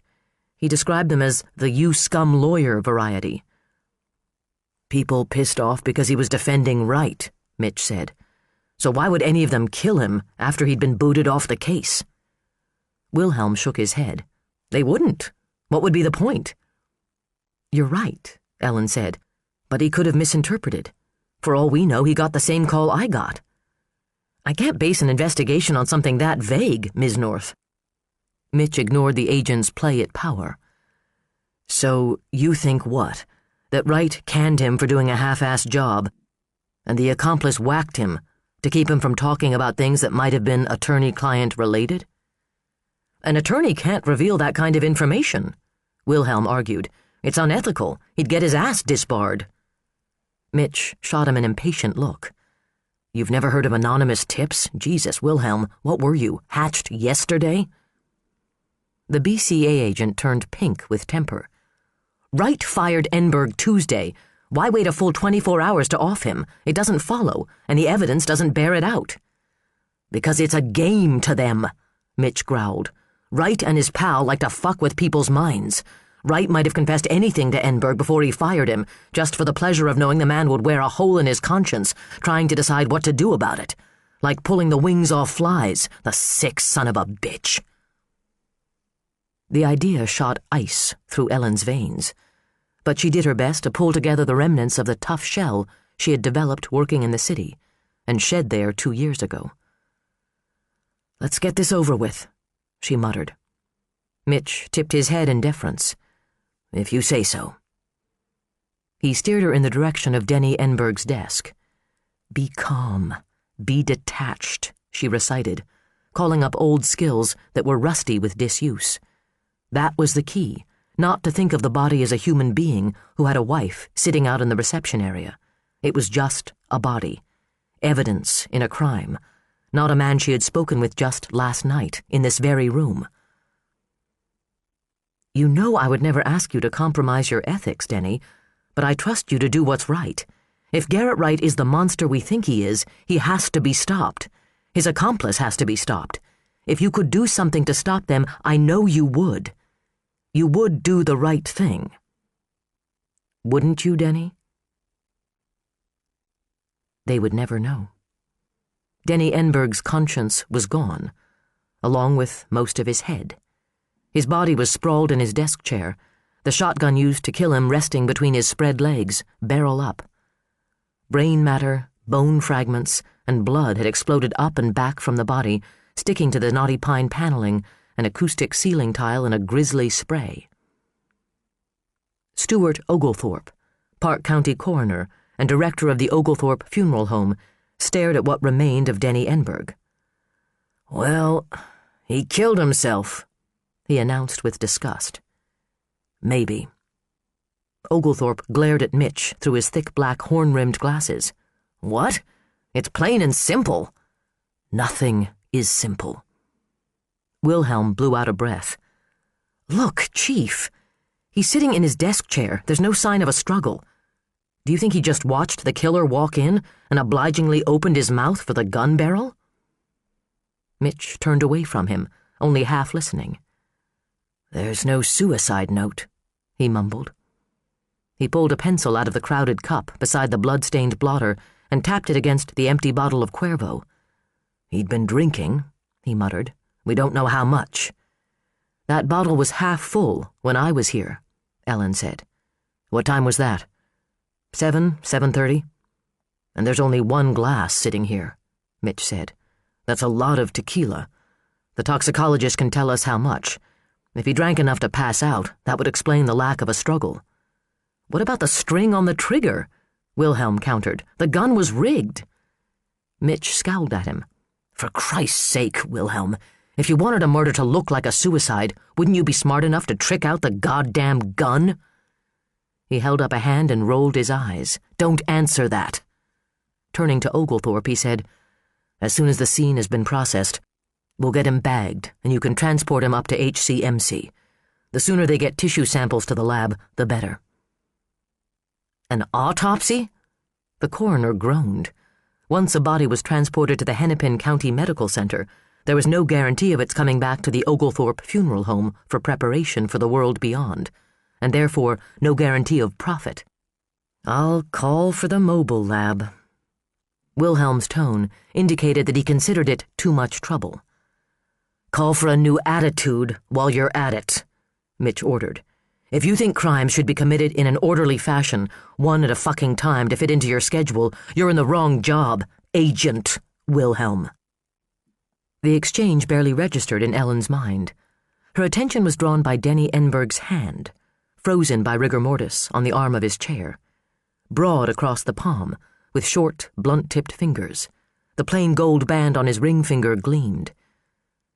Just an ordinary man, with a decent law practice, and a wife who worked nights.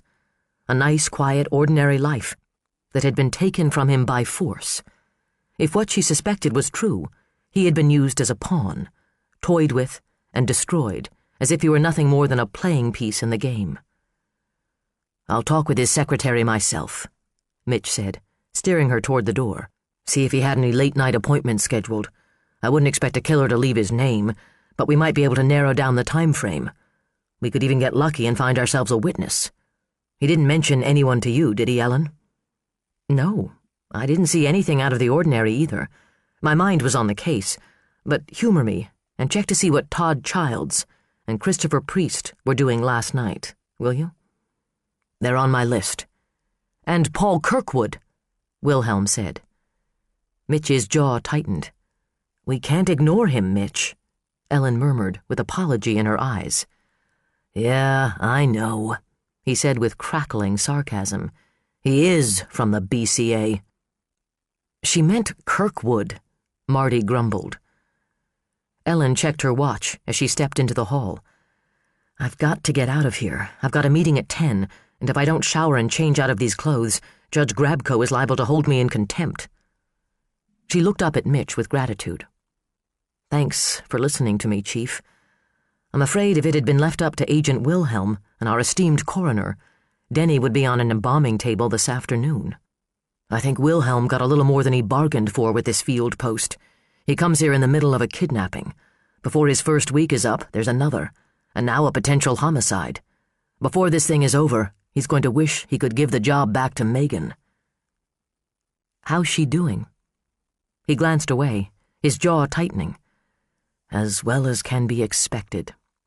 Unfortunately, no one is expecting much, except Megan herself. She's too damn stubborn for her own good. She's a fighter. Yeah. I'm just worried about what happens if she can't win this fight.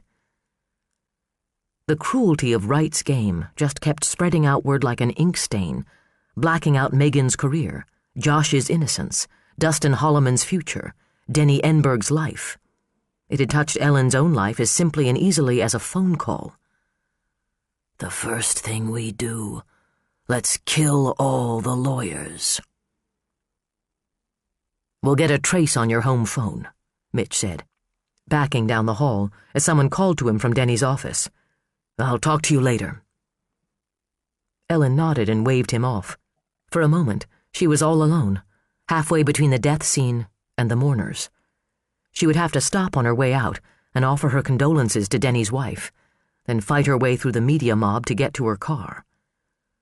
All she wanted was a nice, quiet, well-ordered life. Like Dennis Enberg. Like the Kirkwoods and the Hollemans. Suddenly she needed to breathe air that didn't stink of death, to let the cold air clear her head. She turned right, went down the short hall, and let herself out on the back side of the building. A stiff wind slapped her face. She opened her mouth and gulped it in. Leaning back against the building, she let herself mourn for the loss of a life and the loss of something less tangible. Peace and safety. The sense of immunity people here had wrapped around themselves like a warm woolen blanket. She had left Minneapolis, but she hadn't run from it, no matter what Tony Costello believed. She had chosen to go, had chosen this town and the life she led here. If she had to fight for it, she would fight with everything she had. Ellen took a final deep breath and walked back inside to face a colleague's widow and the voyeurs who would report this latest tragedy to the world. Chapter 15. Gorman Grabko had an extensive collection of bow ties. As a second-year law student, he had been impressed with the idea that every memorable man created his own image. That year, he had begun wearing bow ties. He had been wearing them for 33 years. Always discreet and tasteful, never the clip-on variety. Today, he had chosen a dignified gray-on-gray stripe that complemented the steel color and the close-cropped salt-and-pepper beard he wore to hide the ancient craters of rampant teenage acne. The hair on the sides of his square head was darker, with flags of silver at the temples. There was no hair on top of his head. Baldness had been a distinguishing trait of the Grabko men for centuries. He wore it as proudly as his judge's robes and the dark Brooks Brothers suit beneath them. Grabko was well aware there were judges in the rural districts who paid little attention to style.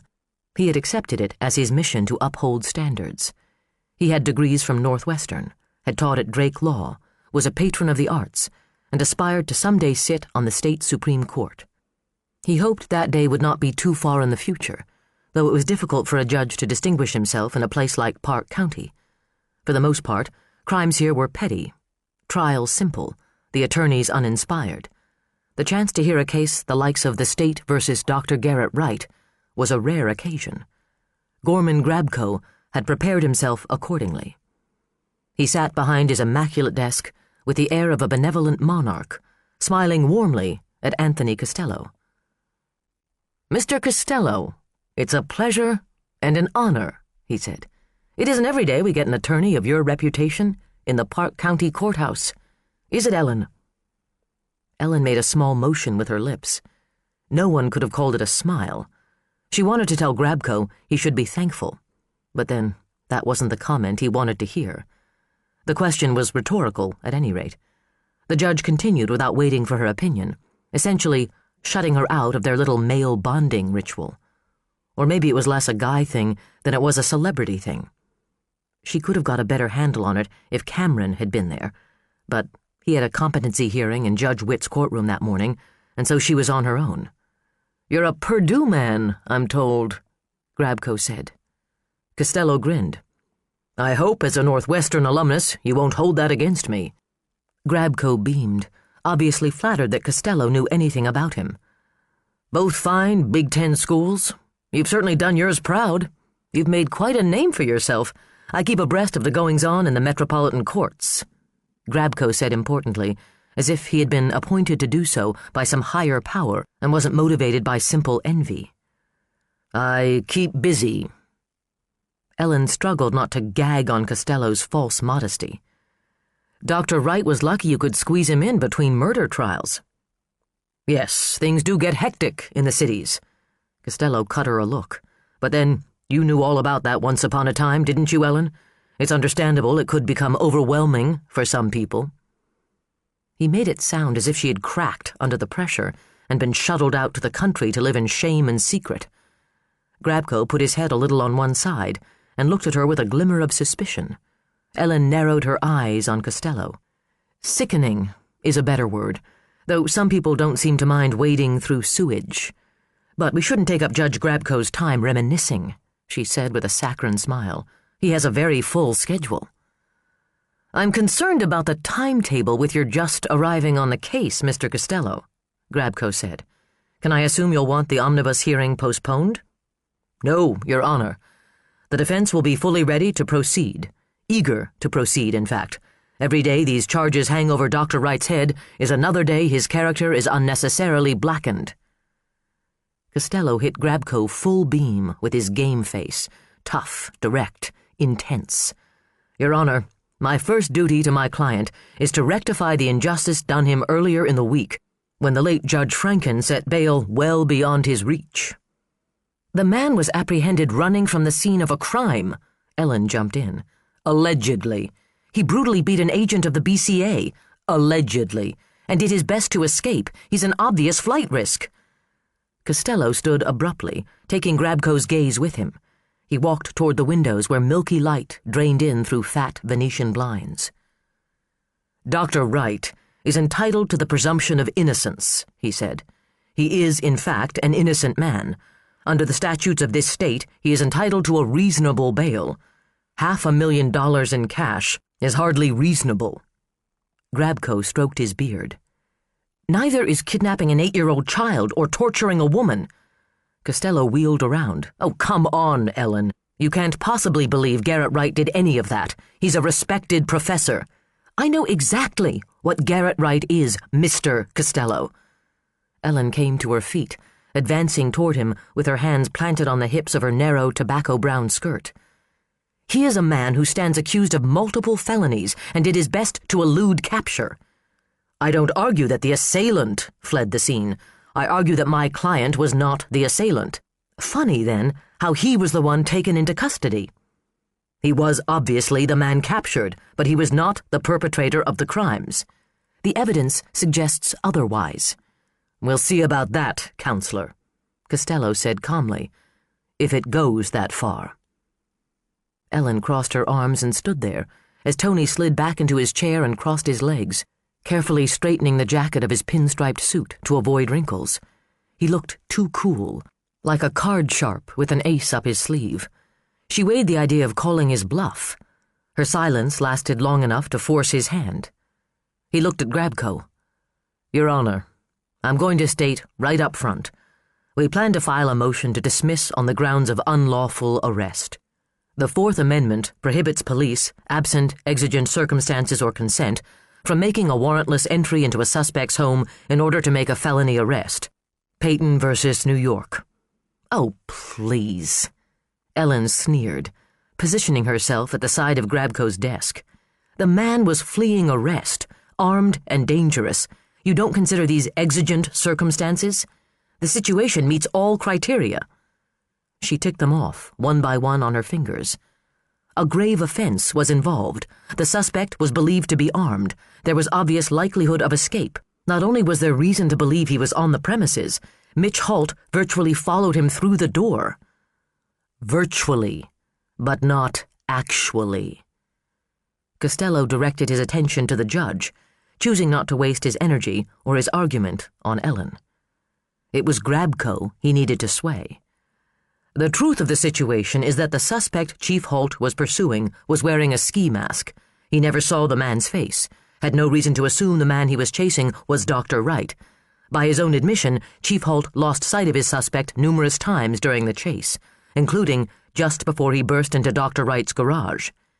It is our contention that Chief Holt, in fact, lost sight of his suspect for too long a period of time to continue pursuit into Dr. Wright's garage without benefit of a warrant. Ellen made no effort to contain the sarcastic laugh. That is the most preposterous load of... Ellen, that's enough, Judge Grabko said firmly. She pressed her lips together and took her seat. The decision will be mine to make, Grabko said. File your paperwork, Mr. Costello. Your argument has merit. It's worth consideration. But, Your Honor, you'll get your chance, Ms. North, Grabko said, jotting a note to himself. It sounds to me as if the arrest skirts some boundaries. Convince me otherwise. At any rate, it's an issue for the omnibus hearing, and I believe we're here to discuss the matter of bail. With 1 point scored, Costello drew in a refreshing breath and leaned forward, his "you're my pal" look firmly in place.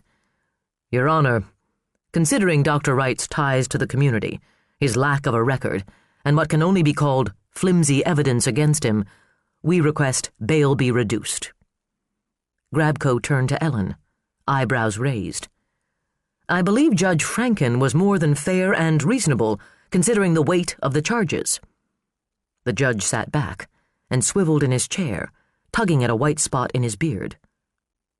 Wouldn't you say, Ellen, he began in his law professor voice, that the bail in the amount of $500,000 cash is, for all intents and purposes, denial of bail? Ellen said nothing. Of course it was denial of bail. She thought of Josh Kirkwood, who had barely spoken a word since his return. She thought of Megan, battered, broken, haunted, her career likely ended by Garrett Wright's vicious brutality. She thought of Dennis, the smell of his death sneaking down the back of her throat. She thought of Wright himself, imagined she could feel his gaze probing into her as she had that day in the interview room. It seems extreme to me, the judge went on. I'm familiar with Dr. Wright's reputation and with his juvenile offenders program, and from what I know of the man, I have difficulty seeing him as a flight risk at this point. But, Your Honor, that's just the point, don't you see? She pleaded. The college professor isn't the man we're dealing with here. We're dealing with a side of Garrett Wright that might be capable of anything. The man is evil. Costello rolled his eyes. Isn't that a little melodramatic, Ellen? You wouldn't think so if you'd been in your predecessor's office this morning. He had the gall to let amusement tint his surprise. You're blaming my client for Enberg's death? That would be quite a trick, considering he was in jail at the time. Grabko frowned at her and brushed a thumb along his jaw. $100,000, cash or bond. Mr. Brooks, what angle are you planning to take on this story? Jay frowned at the reporters that had clustered around him. They had gathered in the courtroom to catch the latest twist of the case. Anthony Costello was going to ask for bail to be reduced. But the stars of the show had yet to come on stage, and the press had grown as restless as toddlers in church. One group was circled around Paul Kirkwood, who had positioned himself in the first row behind the prosecution bench. With a writer's ability to eavesdrop and carry on a conversation at the same time, Jay picked up the gist of Paul's statement. Justice, victims' rights, the American way. I don't know that there'll be a book, Jay said, shaking his head. I'm just here as an observer. Y'all are the ones working this case. He might as well have told them he had come to declare himself dictator and absolute ruler of the state of Minnesota. They heard what they wanted to hear and ignored the rest. Will you be working with the family, or are you interested in Dr. Wright's story? No comment, fellas. He flashed them a grin. Now listen, y'all got me talking like a lawyer. That's more work than I want to do. Their eyes lit up like Christmas bulbs, and he knew he had made a grave mistake. A blonde with a microphone leaned toward him. As a former defense attorney, Mr. Brooks, what is your opinion of the firing of Dennis Enberg, who allegedly committed suicide early this morning, and the arrival of his replacement, Anthony Costello?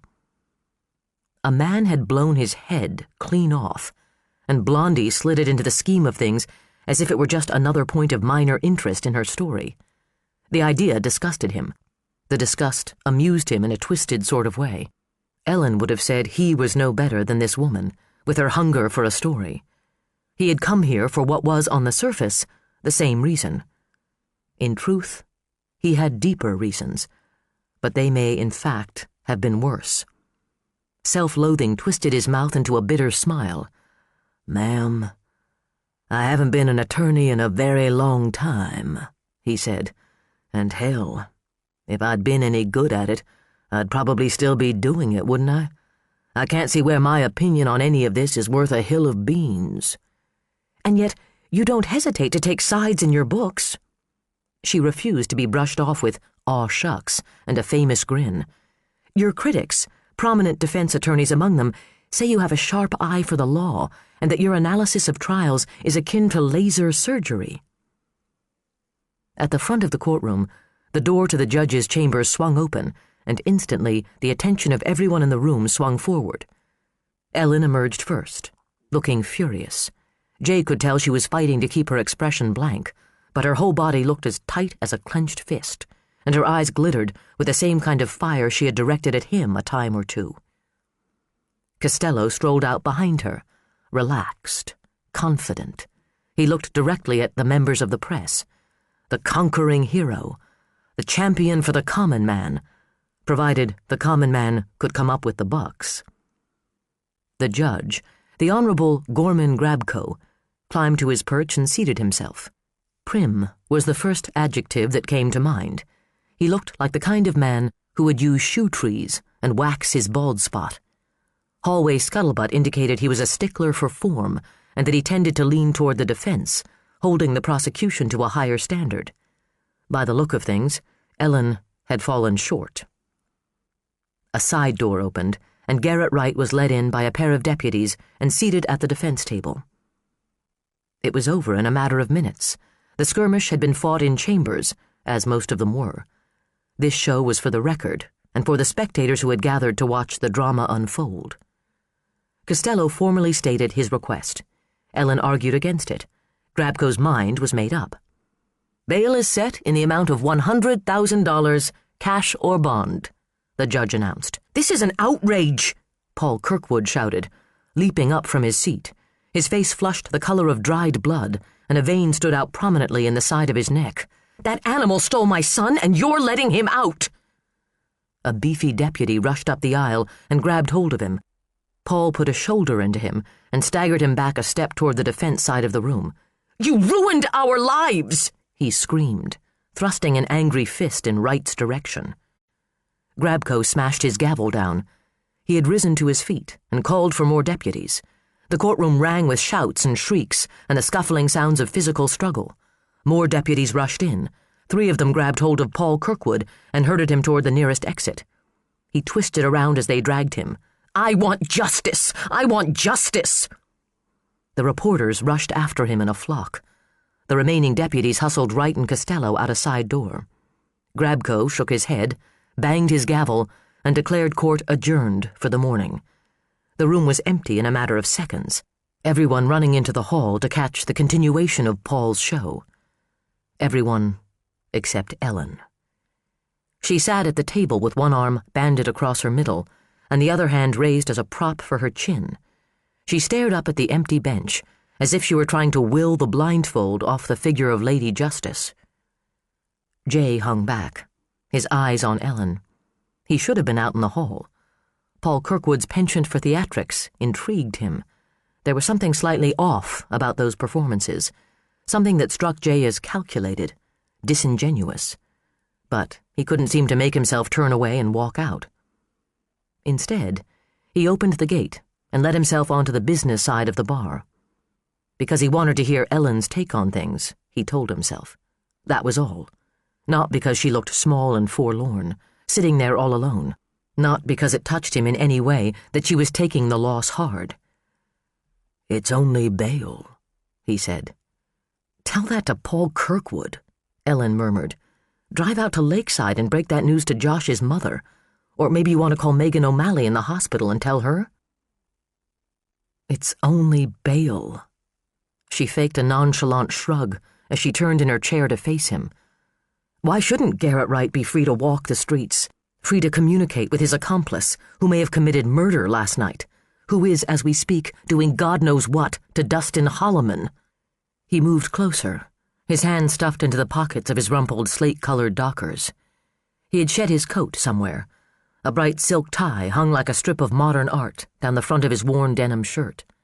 The knot was jerked loose, and the top button undone, as if he just couldn't bear the symbolism of a noose around his neck, and yet felt compelled to make a token show of formality. "You lost the round, not the game," he said, settling a hip on the corner of the heavy oak table. His thigh brushed against the back of her hand. The contact had the quality of an electric shock. Ellen tried to cover the involuntary reaction by shifting positions, reaching up to brush at a stray hair that had come loose from her twist. "It's not a game." "Of course it is. You've played it 1,000 times. You know the rules. You know the strategies. You gave up some points. It's not the end of the world." Ellen glared at him, anger burning through the haze of defeat. "A man gave up his life last night. How many points is that worth?" she asked bitterly, pushing to her feet. "What's that worth to you? Another chapter? A page? A paragraph?" "I didn't kill him, and I can't bring him back. I can only try to put it in context. Isn't that what you want to do? Make sense of it? Understand it?" "Oh, I understand it. Now let me put it in a context you can understand. It's a game, all right, Mr. Brooks.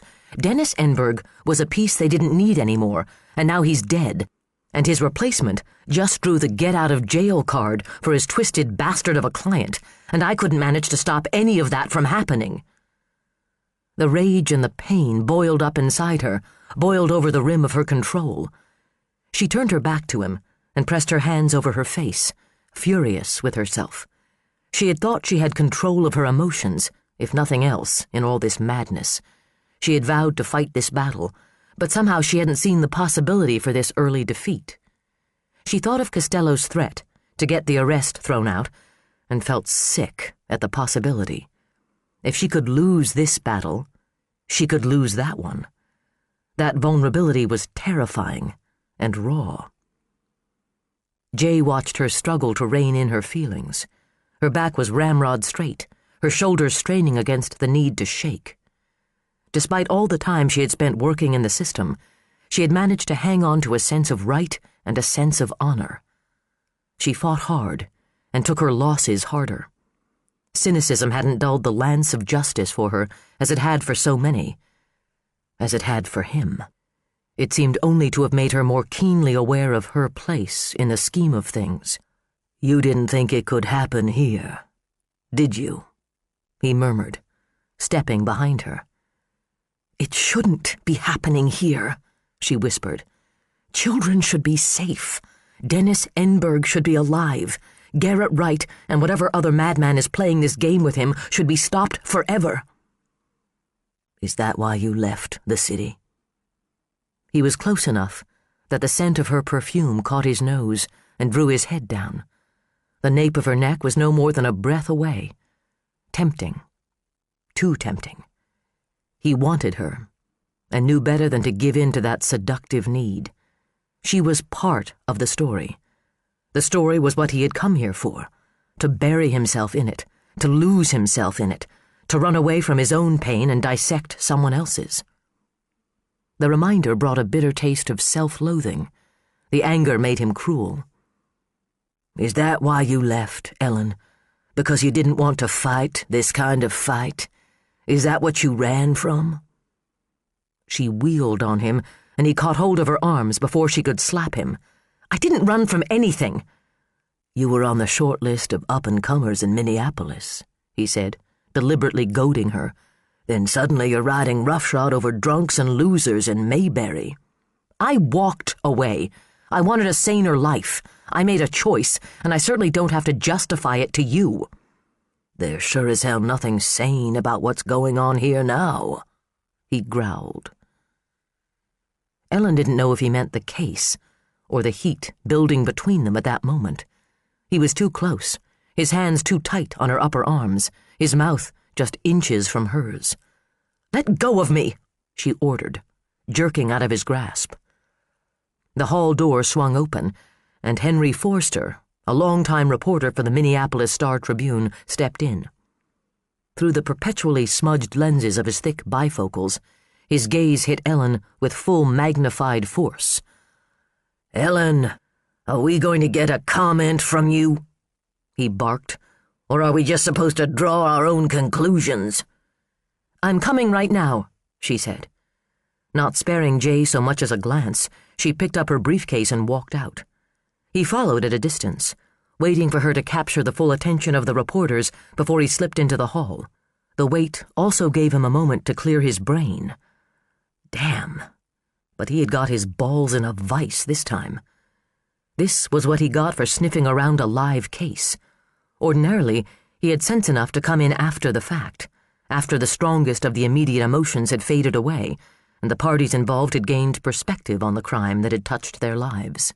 There was no perspective here. This case was as hot as a live wire, and just as dangerous. Scuttlebutt had the body of Dennis Enberg being hauled away for a look-see by a medical examiner. Ellen had as much as said she believed the lawyer had been murdered, even though the official rumor was suicide. Jay had heard the calls on the police scanner, had found his way to the Southtown shopping center, and bided his time in the relative warmth of his vehicle until the reporters lost interest in the scene and split in search of quotable sources. A single uniformed cop had been left to guard duty in front of the building. Jay had wandered up, bummed a cigarette, stayed to chat as if he had nothing better to do with his time. The cop, young and unaccustomed to the sight of gruesome death, had eventually let the details of the scene come rolling out. His hands shook so violently he could barely bring his cigarette to his lips. "Man, I mean, you see things like that in the movies, but this was real," the kid mumbled.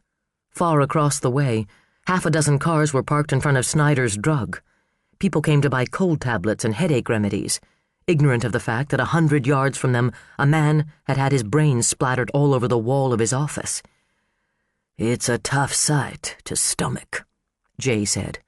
"Truth to tell, I've seen many a strong man toss his cookies right there and then, and there's no shame in it, if you ask me. Sight like that ought to make any decent person sick." "Well, it did me," the kid admitted. He looked at Jay out the corner of his eye.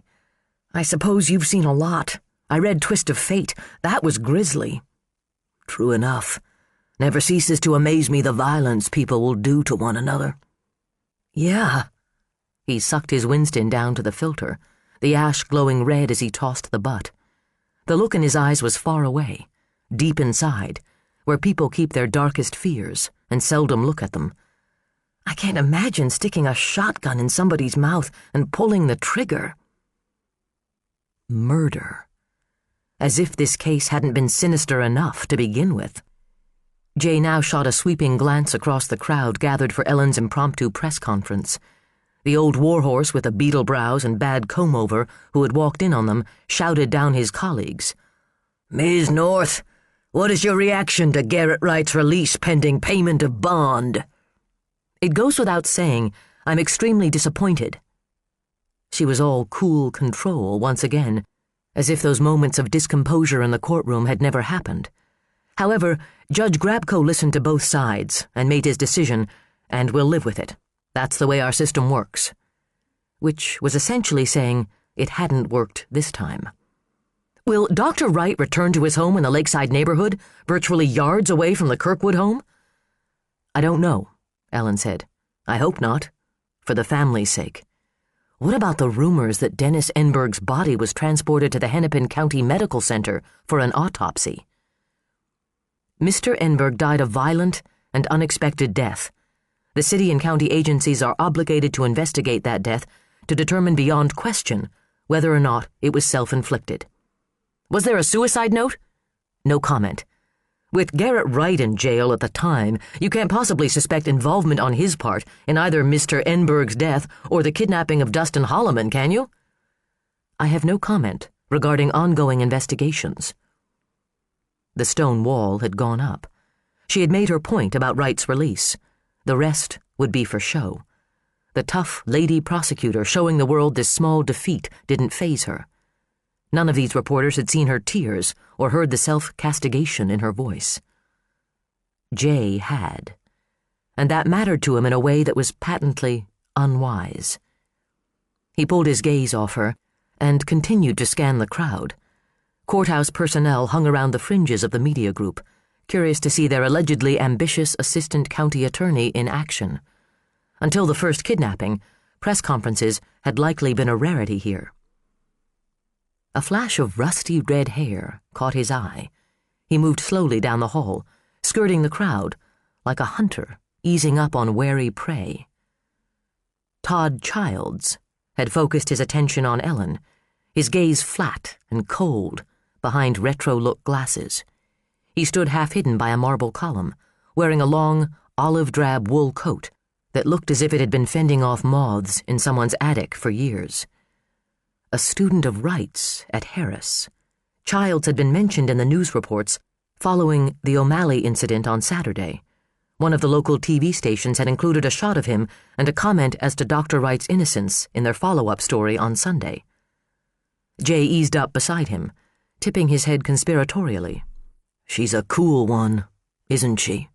he murmured. "She's a bitch," Childs said between clenched teeth. He jerked his gaze away from Ellen, looking at Jay as if he felt he had been tricked into responding. "You a reporter?" "Me? Nah, just interested. How about you?" He scratched his scruffy goatee and sniffed. "Yeah, I'm interested. Dr. Wright is sort of a mentor of mine. The man is fucking brilliant." "Yeah, but is he guilty?" Childs glared down at him, pale skin tightening over his bony face. Even though the light in this part of the hall was poor, his pupils were black pinpoints, suggesting he had indulged in some substance other than the dope he smoked, the smell of which had become as ingrained in his ratty coat as the scent of mothballs. "A man is fucking brilliant," he said again, enunciating each word crisply. "The case against him is bullshit." He cut a nasty glance toward Ellen. "She'll wish she'd never started this." He backed away from the pillar and turned toward the steps at the far end of the hall. The sudden mix of voices, talking all at once, told Jay the press conference was over. He didn't look for Ellen, but fell in step behind Todd Childs. Keeping his head down, he hustled down the first set of stairs, coming even with Childs on the second-floor landing. "So are you involved with the protest out front?" he asked, as they made their way toward the ground floor. "Yeah." Childs shot him a sideways look. "You ask a lot of questions. Who are you?" "James Butler." He lied without hesitation. "I'm doing some independent consulting work with the county auditor's office. You might have guessed, I'm not from around here. I just sort of dropped in on all of this, like tuning into the middle of a movie, you know?" "Yeah, well, you know what they say, man," Childs muttered as he flipped down his clip-on shades. "Truth is stranger than fiction." He pushed through one of the heavy main doors and cut diagonally down the steps, his bushy hair bouncing like a foxtail down the center of his back. Jay watched from the door, his sixth sense stirring restlessly. "Hey!" a voice sounded beside him. "You're Jay Butler Brooks, Adam Slater, Grand Forks Herald. Could I ask you a couple of questions?" "Yeah, sure," Jay mumbled resignedly. His eyes remained on Todd Childs, who approached the small crowd of student protesters now celebrating his mentor's release, and walked right past them, as if they weren't there. Chapter 16. The news of Garrett Wright's release on bond swept through Deer Lake and onto Campion like a blizzard wind. Telephones at the courthouse and law enforcement center were jammed with irate calls from the faction of the population who believed Wright was guilty. In Campion, the search for Dustin Holloman went on unrewarded. and the reporters lost interest in shooting still more footage of grim-faced volunteers trudging through the snow. Word that Anthony Costello would be giving a formal statement in front of the Park County Courthouse about Wright's release sent them packing. The sidewalk in front of the courthouse took on the carnival atmosphere of a political campaign riding the tide of victory. The Harris College students who had been protesting Dr. Wright's incarceration took up new celebratory chants. The sci-fi cowboys, freed by a teacher in-service day in the metropolitan school system, had set up a vendor's cart on the sidewalk and were selling T-shirts to raise money for Wright's defense fund. A boombox blasted out rap music with strong themes of injustice and oppression. Deer Lake natives watched the festivities with wary eyes from the front window of the Scandia House Cafe. In typical rural Minnesota fashion, all overt displays of emotion were considered suspicious. Ellen looked down on the goings-on from the window of the conference room. Momentum was swinging Wright's way. Just days ago, she had held the control. Now, her handhold was being pried away one finger at a time. "Do you think they have a permit to sell those T-shirts?" Cameron asked. "They do," Phoebe said, holding her glasses on her button nose as she looked down. "I checked, and we can't stop Mr. Costello from speaking on the steps of the courthouse either." "He would only use it against us if we tried," Ellen muttered. She turned away from the window and faced her team. Mitch had seated himself at one end of the table. Steiger positioned himself at the opposite end, standing with one dirty boot planted on the seat of the chair. Wilhelm sat halfway between them, looking shell-shocked, glassy-eyed. The idiot grin he had worn to Deer Lake a week ago had slipped badly in the last few days. Between developments in the Kirkwood case, the Holloman kidnapping, and Denny Enberg's death, the hours had been hellish, the pressure immense, the leads non-existent. "I'm familiar with Costello's tactics," Ellen said. "He believes the best defense is a good offense. He'll do everything he can to make us look bad." "You mean he'll throw as much shit as he can at the wall and hope some of it sticks?" the sheriff said bluntly. "I'm sure he wouldn't put it quite that way, but that's the gist of it. He plays big league hardball." "He's an out-of-town stiff," Steiger snorted.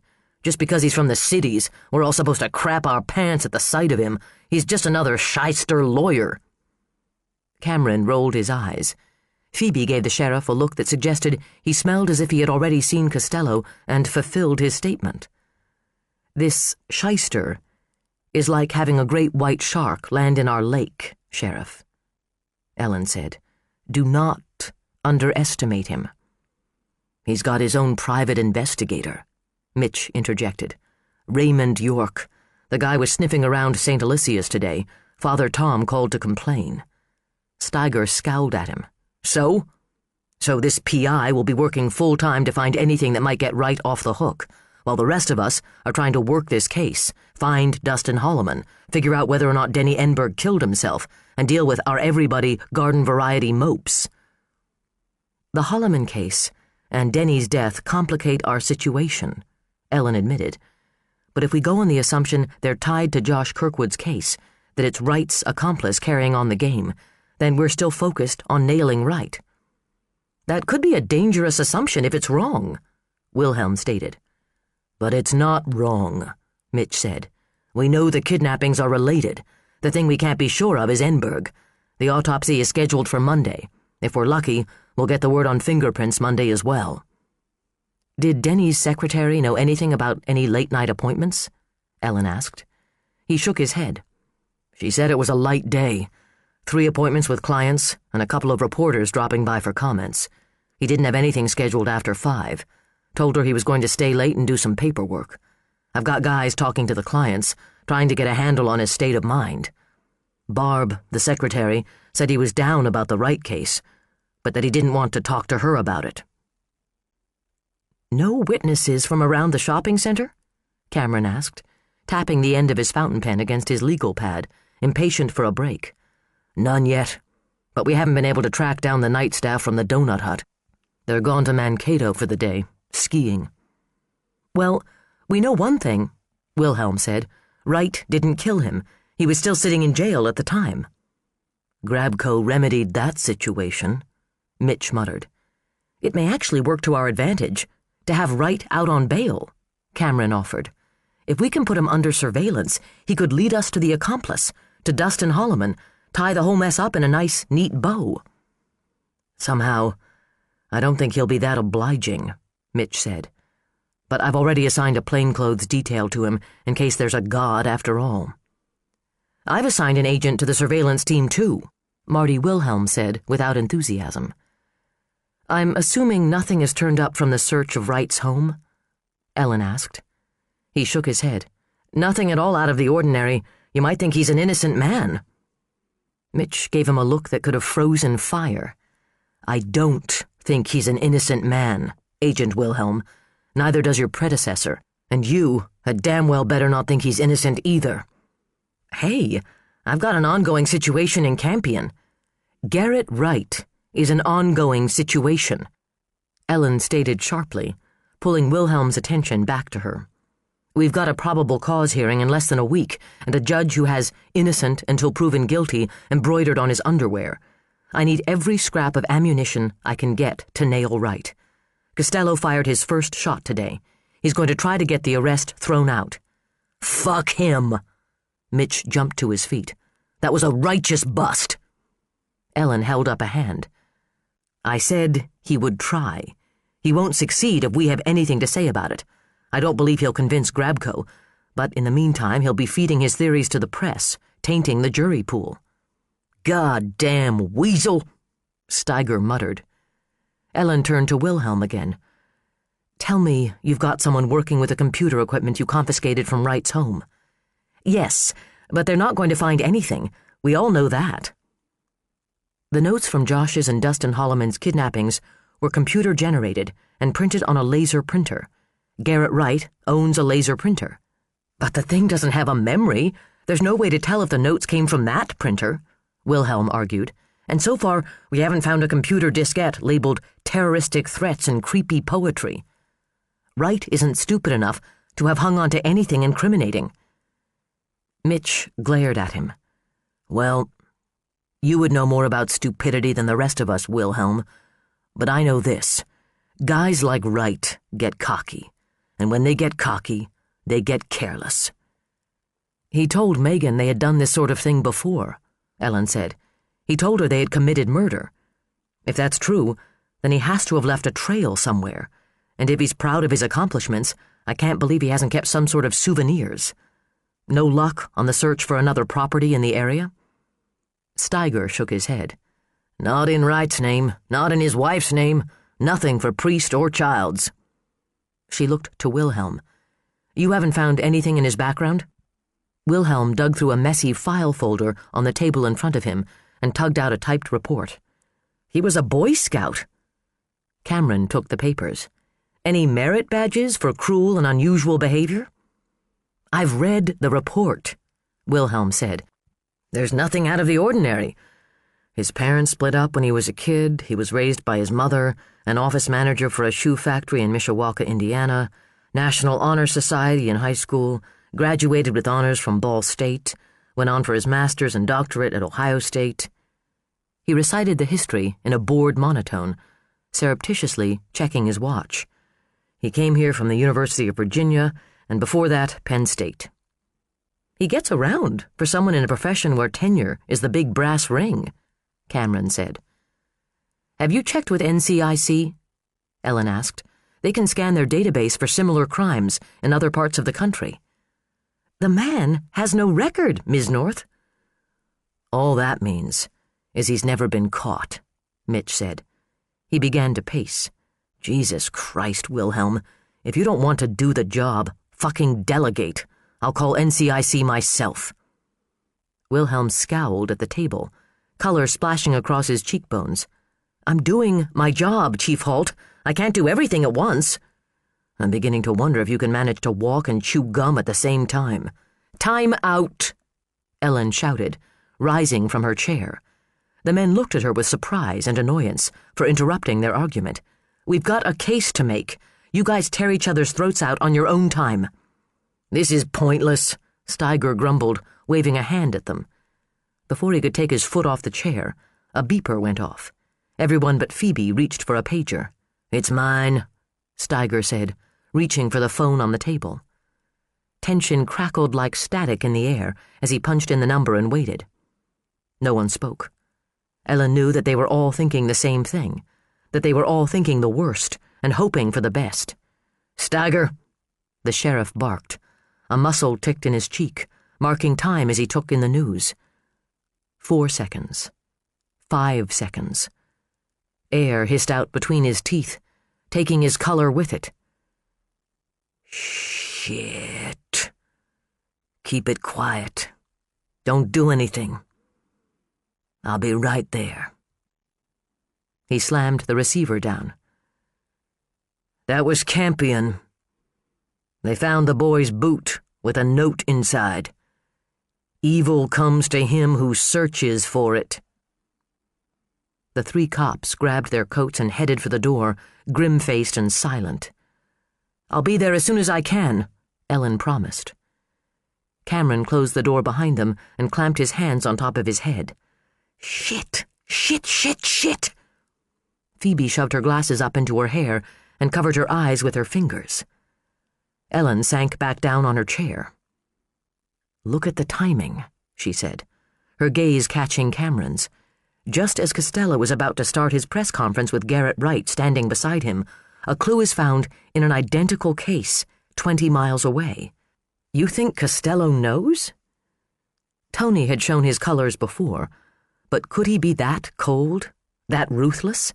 Could he know the name of the person who held the fate of Dustin Holloman and not tell them? "I don't know," she whispered. "That poor little boy," Phoebe squeaked behind her hands.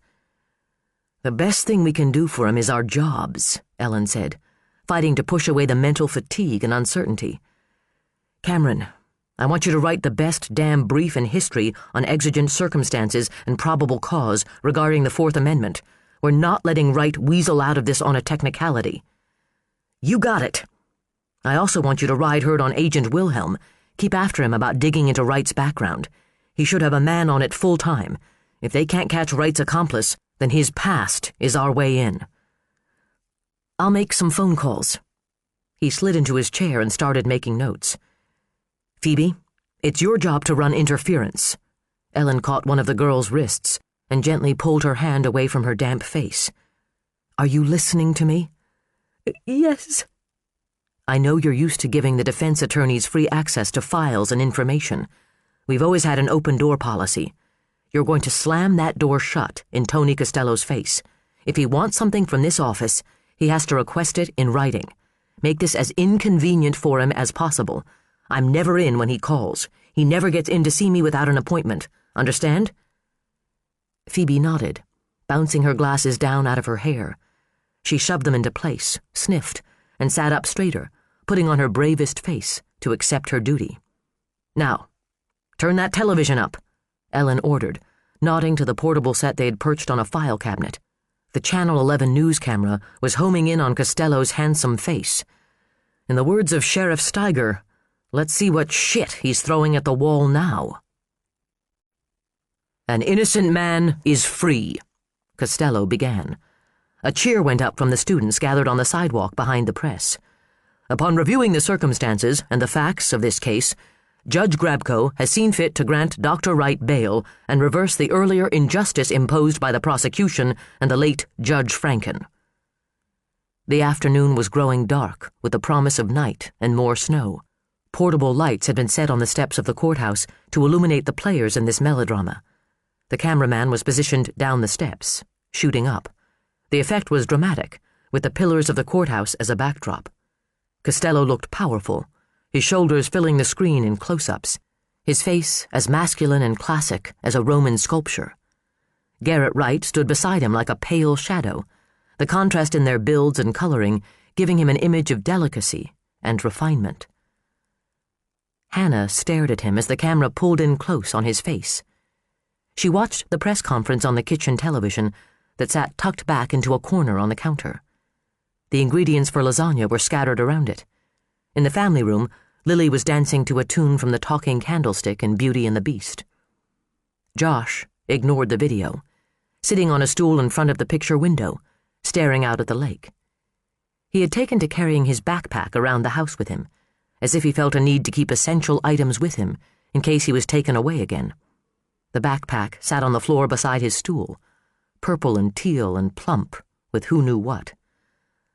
"Dr. Garrett Wright is an innocent man," Costello said. "The presumption of innocence is his constitutional right." "And what about our rights?" Hannah murmured, glaring at the television. Ellen North had called to break the news about the reduced bail. Not only had the new judge reduced the amount of the bail, he had given Wright the option of securing a bond, which meant he had to come up with only 10% of the actual amount. For $10,000, Garrett Wright could walk out of jail. No amount of money could free Josh from the prison in which Wright had locked his mind. "The investigation of Josh Kirkwood's kidnapping was mishandled from the first," Costello went on, "and right up to the arrest of Dr. Wright, who had never been considered a suspect. He had never been questioned. He had, in fact, offered assistance and had been consulted for his expertise. He was never a suspect." "How do you explain Dr. Wright's capture?" shouted a reporter off-screen. Costello fixed him with an eagle eye. "Dr. Wright was not captured. He was attacked. In his own garage, on his own property. That's the truth of this situation. The Deer Lake Police Department was desperate to make an arrest. Chief Holt lost sight of his suspect during the chase Saturday night, and he grabbed the first person he could. He couldn't let that opportunity slip by when he had already had one suspect die in custody. He needed to arrest somebody, and Dr. Wright was handy. But the fact of the matter is, there is a more viable suspect who remains at large. The kidnapping of Dustin Holloman has proved that." "What about the theory of an accomplice?" Costello looked disgusted. "Dr. Wright doesn't have accomplices. Dr. Wright has colleagues and students and friends." Another cheer went up from the assembled fans. Fury boiled up inside Hannah, and she stabbed the power button on the set. Costello froze mid-word, then the tube seemed to suck his image inside it, leaving only blankness. She knew the attorney was only doing his job. She knew it was up to the prosecution to prove Garrett Wright's guilt. But it made her sick and angry to see Wright portrayed as a victim. Josh was the victim.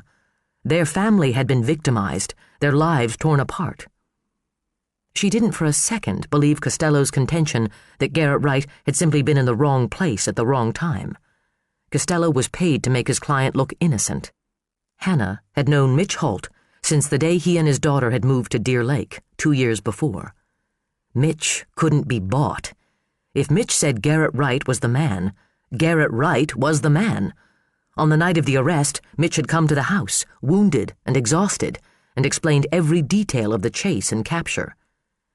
She replayed the scene in her mind as she went through the motions of preparing supper for her children, her hand shaking so badly she spilled tomato sauce on the counter. It splashed across the tile like blood, the color of violence and rage. For a long moment, she just stood there staring at it. She thought of Megan O'Malley, beaten, the lifeblood of her career rushing out of her. She thought of that night Mitch had come, the night she'd told Paul it was over between them. The last lifeblood of their marriage had been drained from them. She thought of Josh and the blood that had been drawn from his arm. Hannah didn't know if any of them could ever get back what they had lost. And yet Garrett Wright could make a down payment and buy back his freedom. If he wanted, he could come home to the house down the block. He could resume his residence in Lakeside with no regard for the lives he had wrecked at the end of the street.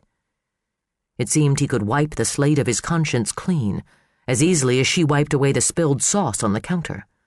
No consequences. Clean up the mess and forget about it.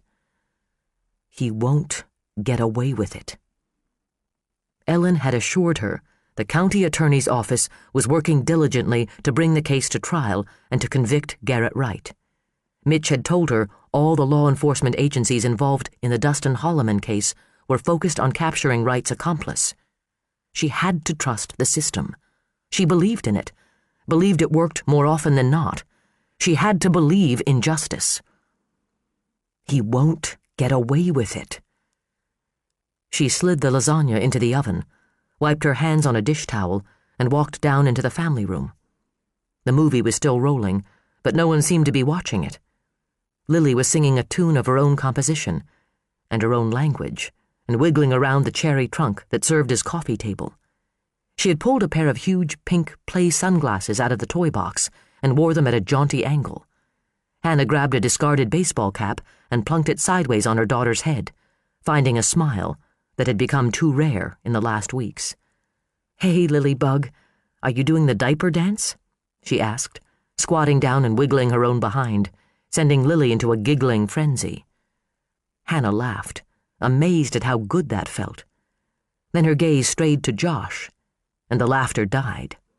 He hadn't moved from the window. His expression hadn't changed. He didn't seem to be with them. His emotional isolation took on magical physical properties, an invisible force field around him that didn't allow him to see or hear or reach out to the people who loved him. The idea came with a swift needle stab of pain. A force field was something Josh would have created a story around. Before. He was fascinated by science fiction, loved to make up his own tales after watching Star Trek: The Next Generation. Since fall, he had carried a notebook with him everywhere. His ThinkPad, he called it, to draw pictures of rocket ships and race cars. He had filled the pages with his thoughts and ideas. The notebook was gone now, given over to the state crime lab. The kidnapper had used it as one of his taunts, placing it on the hood of Mitch Halt's truck. Another piece of Josh's childhood gone. Even as she thought it, Hannah's gaze caught on the sketchpad the county child advocate had given Josh. It lay on the floor, pushed aside, unused, blank. She shivered at the thought that Josh's mind might be that blank. There was no way of knowing as long as he chose not to share his feelings. He had spent another 50 minutes with a psychiatrist that afternoon, staring at the woman's aquarium, watching the fish swim back and forth. His only comment had come at the end of the session. He had turned to Dr. Freeman and said, "They're trapped, aren't they? They can see out, but they can never get out." As he sat staring out the window, Hannah couldn't help but wonder if he felt the same way. On impulse, she turned away from him and went back through the kitchen to Paul's immaculate home office. He had yet to clean out the room, though she supposed that day would come when he would box up half of their marriage and take it all away. Hannah found what she was looking for on a shelf in the closet, where Paul kept supplies, a brand-new blue spiral notebook. From the organizer on the desk, she chose the most exotic-looking pen she could find, a fat red one with a fancy blue clip and a removable cap. She left the office and went into the laundry room, where one cupboard drawer held gift wrap, tape, and string and sheets of stickers. Digging through the mess, she found an assortment of stickers she knew would appeal to Josh, and used them to decorate the cover of the notebook. With a laundry marker, she carefully wrote, "Josh's new ThinkPad," across the center of the cover. Then at the very bottom printed, "To Josh, from Mom," and finished the line with a heart. He was still sitting by the window when she returned to the living room. Lily had lost all interest in the movie and was busy dragging toys out of the toy box. "Josh, honey," Hannah said, laying a hand on his shoulder, "I've got something for you. Will you come sit with me on the couch so I can give it to you?" He looked up at her, away from the window and the dark view of the lake, then gathered up his backpack and went to the couch. He sat back in a corner, the pack on his lap, his arms around it as if it were a favorite old teddy bear. Hannah took the opportunity to close the drapes, though she left the stool he had been using. Sitting next to him, she resisted the urge to pull him close. Dr. Freeman had impressed upon her the need to give Josh a little breathing room, even though what she wanted most to do was hold him 24 hours a day. "Remember your ThinkPad and how it got lost?" she asked. Josh nodded, though his attention seemed to be caught on the baseball cap Lily had discarded on the floor. "I remember how you used to draw and write in it all the time. All the neat pictures you used to do with spaceships and everything. And I got to thinking, you probably still miss it. I mean, that sketch pad you got is pretty cool, But it's sort of big, isn't it? You can't really carry it around. It won't fit in your backpack. And so, ta-da! She held out the new notebook in front of him. Josh's new ThinkPad. Hannah held her breath as he looked at it. He made no move to take it at first, but his gaze traveled the cover from top to bottom, taking in the stickers of the Starship Enterprise and football helmets and Batman. Slowly he uncurled one arm from around his backpack and reached out with his forefinger. He touched one sticker, and then the next. He traced beneath the title, then dragged his fingertip down to the bottom of the page. To Josh from Mom. He opened his hand and stroked the line, his expression wistful and sad. "Go ahead, honey," Hannah whispered around the lump in her throat. "It's yours. Just for you. You can write down whatever you want in it, stories or secrets or dreams. You don't ever have to share it with anyone if you don't want to. But if you want to share it with me, you know I'll listen. Anything you want to tell me, you can. And it'll be all right. We can work out anything, because we love each other. Right?" His eyes filled with tears as he looked at the notebook, and he nodded slowly, reluctantly. Hannah wished she could have known what part of her statement made him hesitate. Was it that he didn't believe he could tell her, or that he didn't believe they could work it out? She had no way of knowing. All she could do was offer him support and reassurance, and hope to God the promises she made him weren't empty.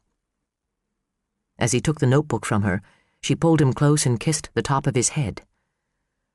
"We will work it out, Josh, however long it takes.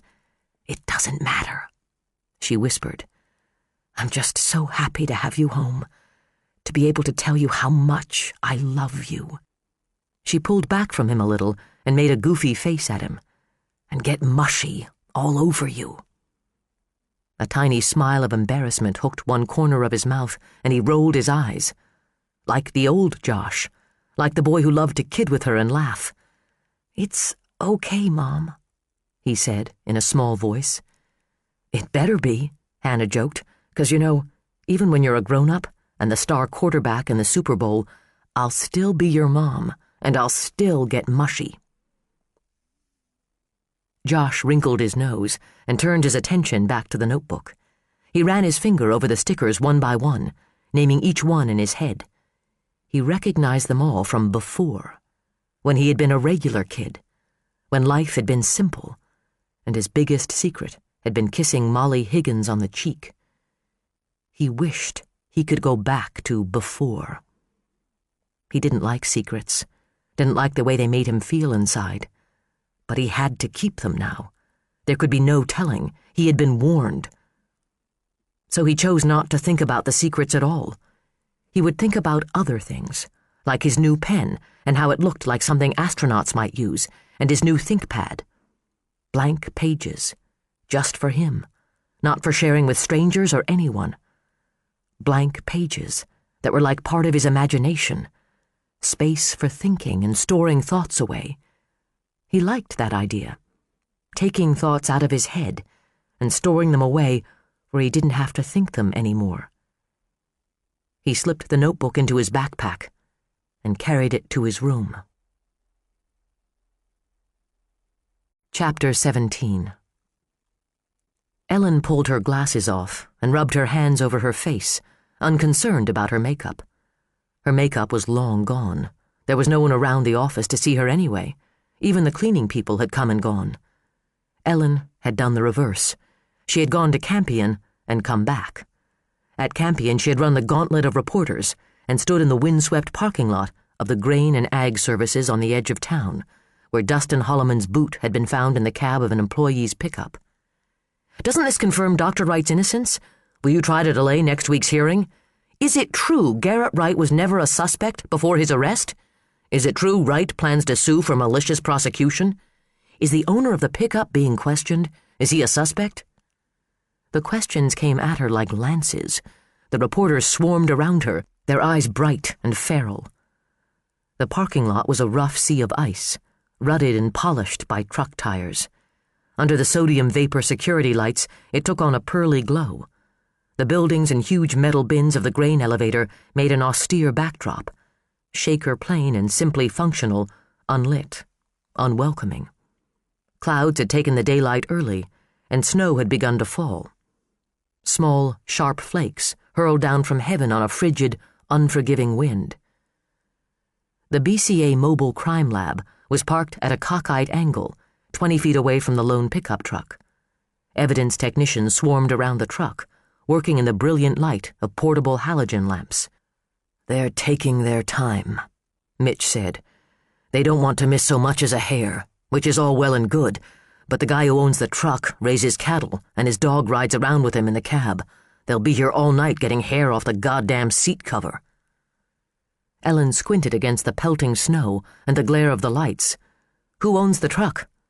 "Kent Hofschult. He works in the office here. Any connection to the Hollemans?" "Casual acquaintance, I hear. You want details, you'll have to talk to Steiger." She stepped a little closer to the truck, just as an evidence tech moved aside from the open driver's door.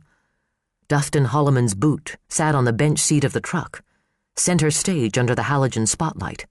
A single winter boot, the purple and yellow nylon of the upper portion too bright in this bleak setting. She had returned to the office because she had more cases than Garrett Wright's on her schedule. There were loose ends that needed tying, and then there were Quentin Adler's endless questions about the 2 cases she had handed over to him.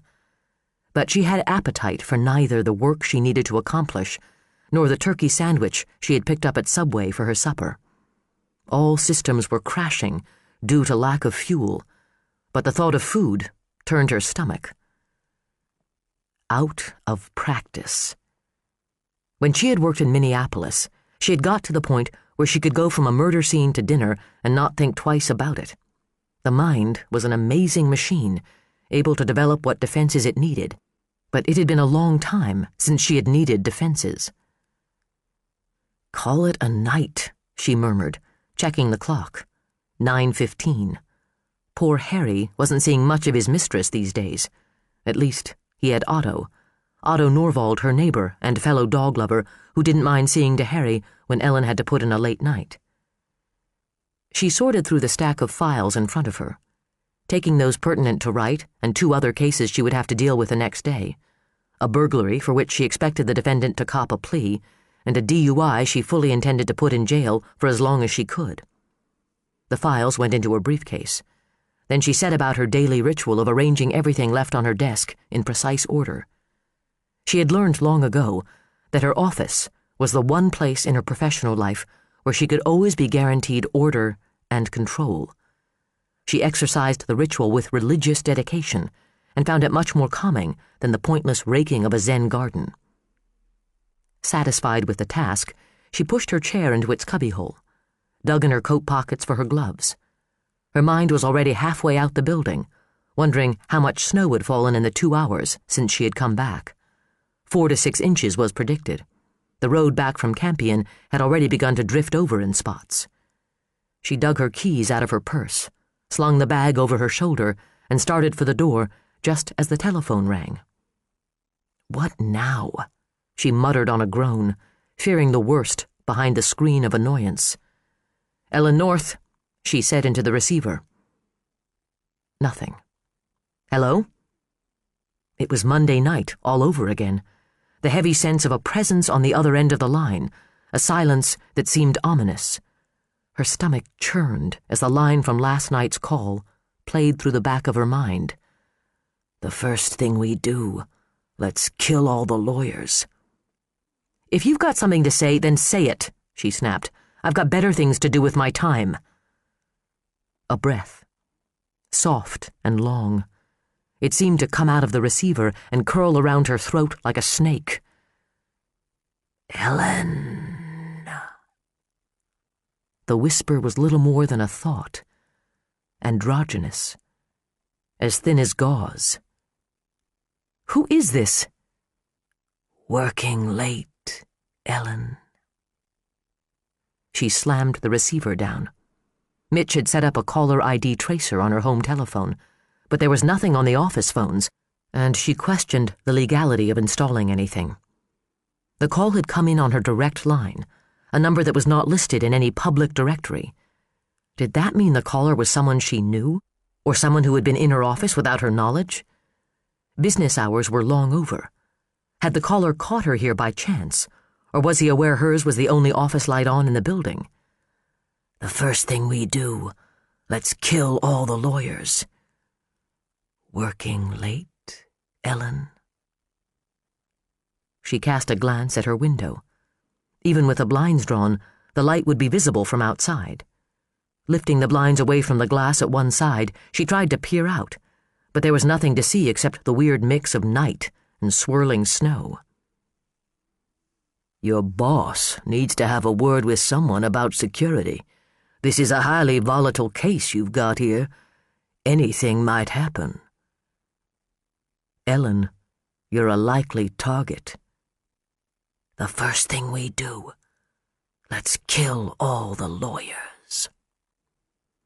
The blinds clattered back against the window glass. Ellen grabbed up the receiver and punched the number for the sheriff's department in the adjacent building. For 2 years, she had worked in this building without fear. She had never felt a need for a security guard, had never turned a hair walking the halls alone at night. That sense of calm was one of the things she had come here looking for. In Deer Lake, she could walk her dog along the lake at night. She could leave her bedroom window open and go to sleep with a cool fall breeze caressing her face. Now, she was calling for a sheriff's deputy to escort her to her car. The deputy who appeared at the office door 5 minutes later was Ed Qualey. Pushing 60, he was lean and sinewy, with a pewter-gray flat top and piercing blue eyes. He had testified in court for Ellen from time to time, a good, solid cop. "I hope I didn't pull you away from anything too important," she said, as they headed together down the dimly lit hall. Qualey shook his head.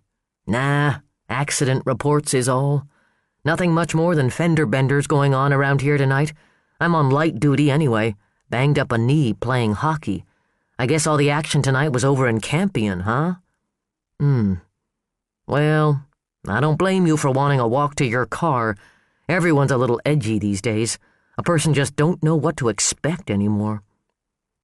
"I used to have a motto," Ellen said. "Expect the worst, hope for the best." Qualey frowned as they started down the stairs. "We're sure getting more of the one than the other lately. You parked on the side?" "Yes." They cut across the rotunda, the sound of their footfalls soaring up 3 stories. A sharp crack rang down one of the dark corridors, and Ellen flinched, then scolded herself. The building had a century's worth of creaks and groans. "Too bad about Denny Enberg," Qualey said. "He was a decent sort for a defense attorney. Everyone says it looked like suicide." "Looked like. We'll see what the ME has to say." Qualey hummed a non-committal note. It struck Ellen that people would have much preferred Dennis to have stuck a gun in his mouth and ended his own life, as terrible as that would have been. They would rather he had been so crushed by the weight of his problems that he saw no other way out, because then the madness was contained to one man. Something to lament, but not contagious. The alternative was vulnerability, and no one wanted any part of that. Ellen's Bonneville was the only car in the courthouse lot. 60 yards in the other direction, adjacent to the sheriff's department and county jail, a dozen or so vehicles were clustered together like a herd of horses, snow mounting on their backs. The wind swept in from the northwest, wrapping itself around the contours of the buildings, creating small powdery white cyclones that skittered across the unplowed parking lot. The sidewalk had disappeared. Streetlights took on the hazy glow of tiny moons. The streets themselves were all but deserted. Residents had chosen to hole up for the evening, to wait for the 10 o'clock news, and the predictions for the morning commute to work and school. "Thanks, Ed," Ellen said, waving him off as they neared the car.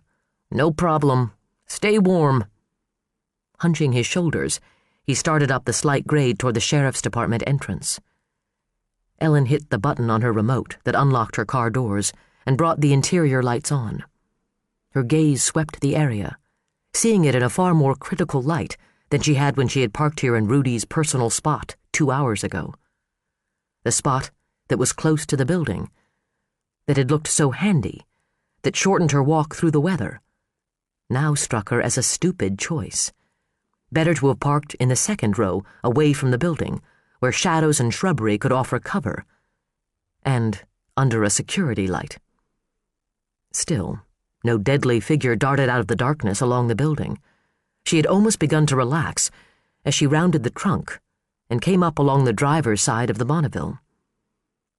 The momentary letdown made the instant burst of fear seem all the more extreme. A gasp caught in her throat as she jumped back, the deep, new snow grabbing at her boots like chilled quicksand. Scratched into the paint of the driver's side door in large, irregular letters was a single ugly word. Bitch. Chapter 18. The weapon of choice was a switchblade knife, conveniently left behind, plunged to its hilt in the left front tire. "There won't be no patching that," Officer Dietz said. Lonnie Dietz was 50, a decent officer with a bad Mo Howard toupee, which was covered tonight by a towering fake fur hat that made him look as if he had a pack of weasels nesting on his head. "You got a spare?" "Just that little donut thing," Ellen said, hugging herself, her eyes on the knife. "The first thing we do, let's kill all the lawyers." "You have any ideas who might have done this, Ms. North?"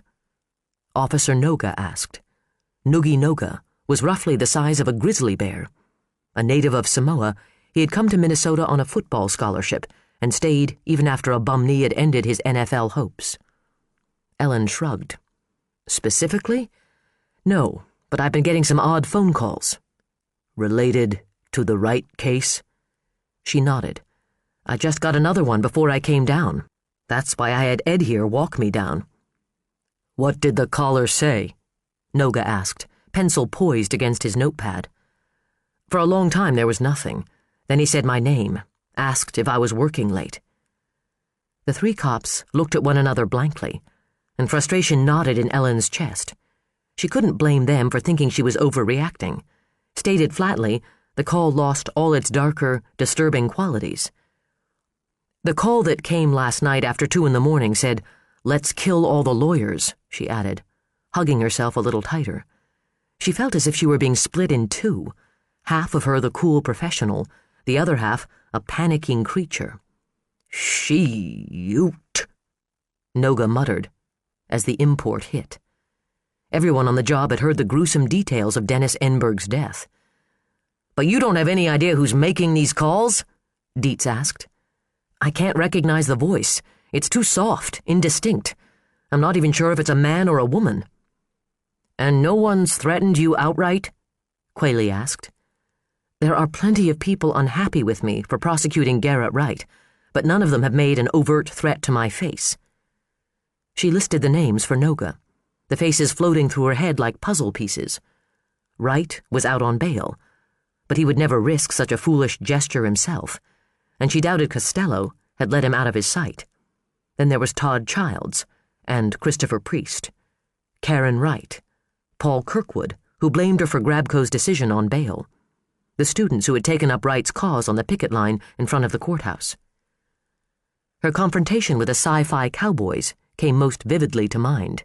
"Hey, you that bitch lawyer." Bitch lawyer. Bitch. She could see Tyrell's angry face, eyes seething with hate. She didn't want to blame the cowboys out of hand. The whole point of the program was to show that these young men had the potential to be productive citizens.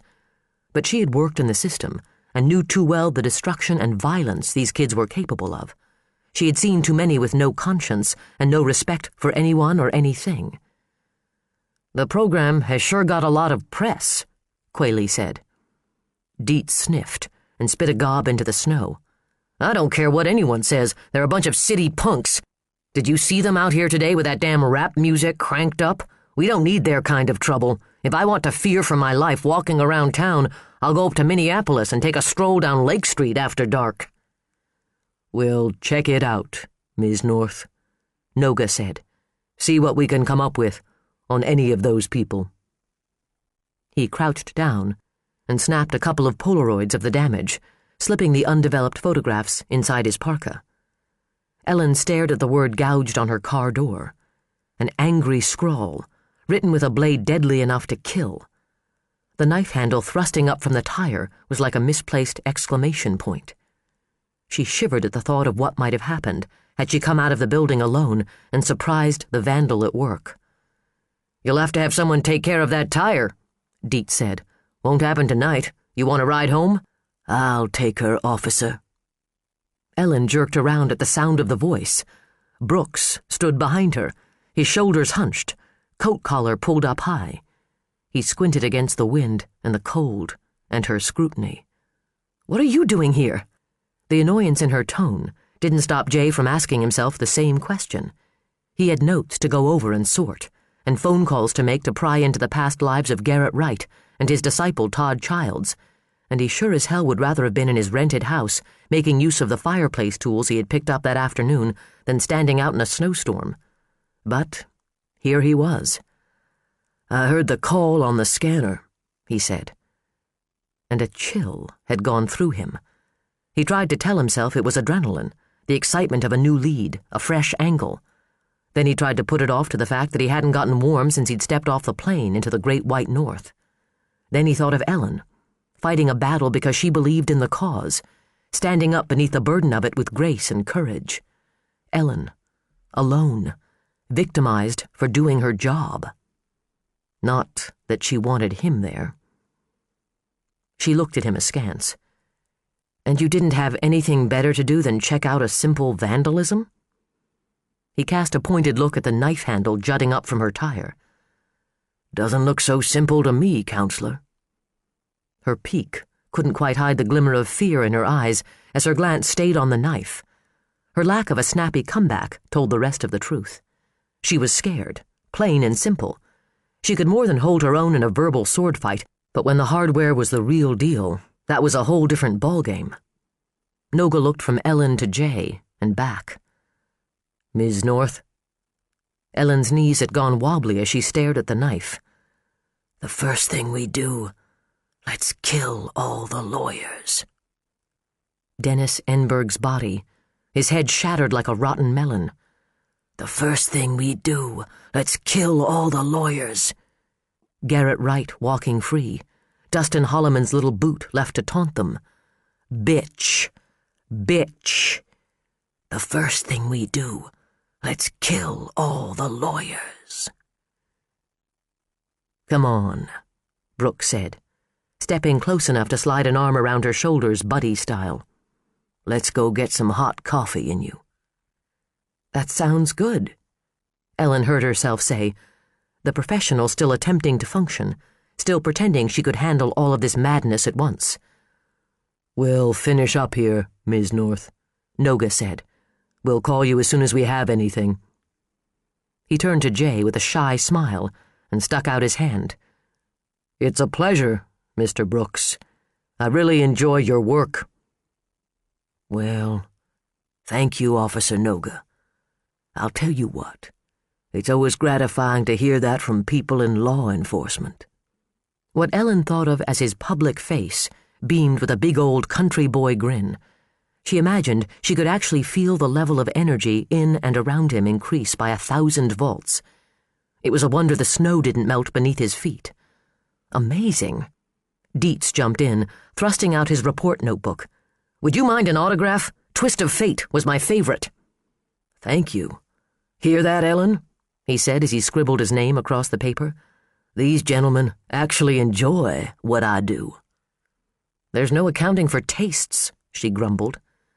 "Come along, Ms. North," Brooks said, resting a big gloved hand on her shoulder. "I know just the place to warm you up." He gave her a roguish look as they waded through the snow toward his Cherokee. "Note what a gentleman I'm being. I could have said I'm just the man for the job." "You just did." "And, true as it might be, I am much too well brought up to take advantage of a vulnerable woman." "Yeah, right." Ellen stiffened against another attack of shakes.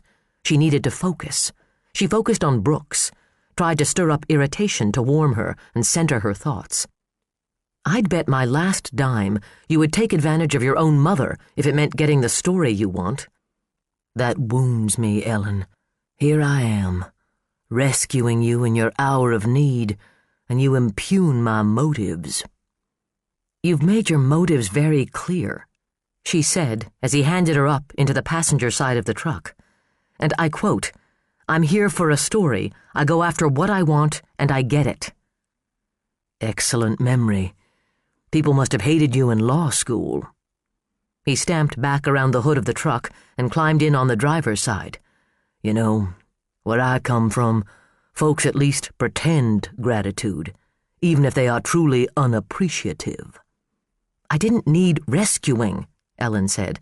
I'm perfectly capable of taking care of myself. Oh, you fend off knife-wielding maniacs every day, do you? I didn't have to fend off anyone. Yeah, well, the night is young, he growled. He put the Cherokee in gear and did a slow U-turn to get out of the lot. The truck's heater was on full blast. The wipers beat furiously at the snow hurtling down. The street was a broad ribbon of white, corrugated with tire tracks. A nice night to curl up by the fire with a good book and a cup of hot chocolate, Ellen thought, as she looked out the window, wishing she could do just that, knowing that she would have been doing just that if not for Garrett Wright and his faceless partner. Instead, she would have another night of preparation for the battle with Costello, another night of trying to piece together the facts to come up with some kind of theory as to why a man like Garrett Wright would steal a child and hold a community in the grip of fear. Another night of sifting through the growing haystack of information, searching for a clue as to who Wright's accomplice might be, as to who her tormentor might be. Were they one and the same? Had they killed Denny Enberg? Would they try to kill her? Bitch. The first thing we do, let's kill all the lawyers. She felt as if she were fighting battles on all fronts at once, as if she were surrounded. She put her back to the door and faced her unlikely rescuer. Where are we going? Someplace quiet. Out of the way. Homey. Your place, actually. He glanced at her, studying her in the gloom of the instrument panel. I'd take you to my place, but guests tend to be put off by a total lack of furniture. Where are you staying? I rented a house out on Ryan's Bay. Ryan's Bay? That's where Josh's jacket was found. A macabre coincidence, he assured her. Honest. I'm sure you're probably guilty of many things, Mr. Brooks, but I think we're safe in eliminating you from the list of possible accomplices. You have a list? Figure of speech. You have theories, he murmured. I have a couple of my own. He gunned the engine, plowing up the incline of her driveway. Thank you for the ride, Ellen said politely, her gaze fixed on the dark house, fear swelling inside her at the thought of going in alone. But she let herself out of the truck before Brooks made it around the hood. I'm not helpless, she insisted, as he pulled her keys out of her hand. She twisted away from him when he would have taken her briefcase from her. No, you're not helpless. You're a damn target, he grumbled, stomping through the snow to the front door. Your buddy Enberg is lying on a slab tonight, shorter by a head. Somebody uses your car for an Etch-a-Sketch and leaves you a switchblade. If you think I'm letting you walk into this house alone, you are dead wrong. Pardon the expression. And who appointed you to the role of guardian? Ellen demanded, walking into the foyer and towing off her boots. Nobody. I do as I please. Well, it doesn't please me. Nothing much about this case pleases me. He stepped out of his boots and took off his parka. Ellen stood off to the side, watching as he turned on lights and lit the fireplace. Lucky you, she said. You can walk away from it. It's just another story. The world's full of them, I'm sad to say. I'm not going anywhere. Why not? Because what doesn't please me personally makes for a hell of a book. Why this case, of all cases?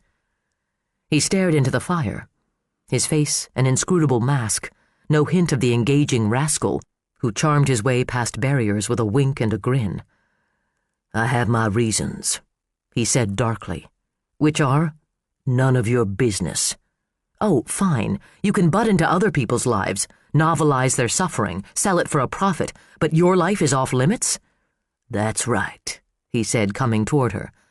"Though I may indeed be guilty of many things, none of them is criminal. Therefore my private life remains just that, private." What a convenient double standard. He ignored the jibe and curled a hand around her arm. "Come over here by the fire. You need to warm up. Christ, you're shaking like a hairless dog in a meat freezer." He led her across the room, hooked a footstool with one stockinged foot, and dragged it into place in front of the fire. "Sit." He pressed her down with a hand on her shoulder. "Do you have any liquor?" "In the hutch in the dining room. I'll get it." "You'll sit." He barked, his expression promising dire consequences. Ellen shrugged off his hand. "You know, I really don't need you barging into my house, bossing me around, Brooks. This day has been rotten enough as it is. I didn't ask to have you—" The telephone on the table behind her rang. She wheeled around to stare at it, and what little bravado she had left vaporized, leaving cold, hard fear behind. She hated it. The sanctity of her home had been violated by such a simple act as a phone call. "Reach out and touch someone. The first thing we do, let's kill all the lawyers." "Ellen?" Jay stepped into her line of vision, bending down a little to look into her eyes. "Ellen," he asked gently, "aren't you going to get that?" The machine clicked on before she could answer. A woman's voice, pleasant but concerned. "Ellen, honey, it's Mom. We just wanted to see how you're doing. We heard about the reduced bail. Daddy says not to take it too hard. The game isn't over yet. Call when you get in, sweetheart. We want to get together with you for your birthday." Her parents wanted to know how she was. She was tired and heartbroken and too damn scared to answer her own phone. "It's so wrong," she whispered. She closed her eyes and fought against tears. She couldn't afford to cry. The game wasn't over. He said it was a game. A game. With lives and minds and futures and careers at stake. A game with no rules and no boundaries, faceless players and hidden agendas. Jay watched her struggle. She cared too much, fought too hard, took it all to heart. While he had stopped believing in anything, walked away from fights, let nothing touch his heart, except the sight of this woman crying. "If you had any sense, you'd walk away from this, Brooks." Instead, he reached for her, gathered her close, guided her head to his shoulder. She resisted each movement, holding herself as stiff as a board. He dropped his head down, let his cheek brush her temple. "It's okay," he whispered. "Any port in a storm, counselor. You just go on and cry. I promise, it's off the record." The tears came in a hard torrent, soaking into his shirt. She curled her fists against his chest, but didn't try to push him away. Jay wrapped his arms around her slender shoulders, feeling for the first time in forever an urge to protect, as ironic as that was. He wanted to protect her while she was doing her best to protect herself from him. She didn't trust him, had every reason not to trust him. "You're a damn fool, Brooks." He was an observer, just passing through her life. That was how he liked it, sliding like a shadow from one vignette to another, watching, absorbing, interpreting, moving on, never letting it touch him too deeply, never letting his heart get involved. That was smartest, safest, easiest. That was why he shied away from live cases, preferring to trail in after the physical and emotional firestorms had passed. Like a scavenger. Yet here he was, with his arms around the prosecuting attorney, a part of his mind gravitating down the hall where there had to be a bedroom. A fool and a scoundrel. But the recriminations didn't make him let go. They didn't stop him from breathing in the soft scent of her, or turning his head and touching the tender skin of her temple with his lips. The warmth that swelled within, the hunger for this contact, were only partly sexual, making him wonder dimly who was finding more comfort in the embrace. He felt as if he'd been starved of human contact, and knew that the abstinence was an act of both self-denial and self-preservation. Ah, what a sorry soul you are, Brooks. Sorry and alone. The need overtook the inner voice. He kissed her cheek, damp with tears. He kissed her mouth, soft and trembling.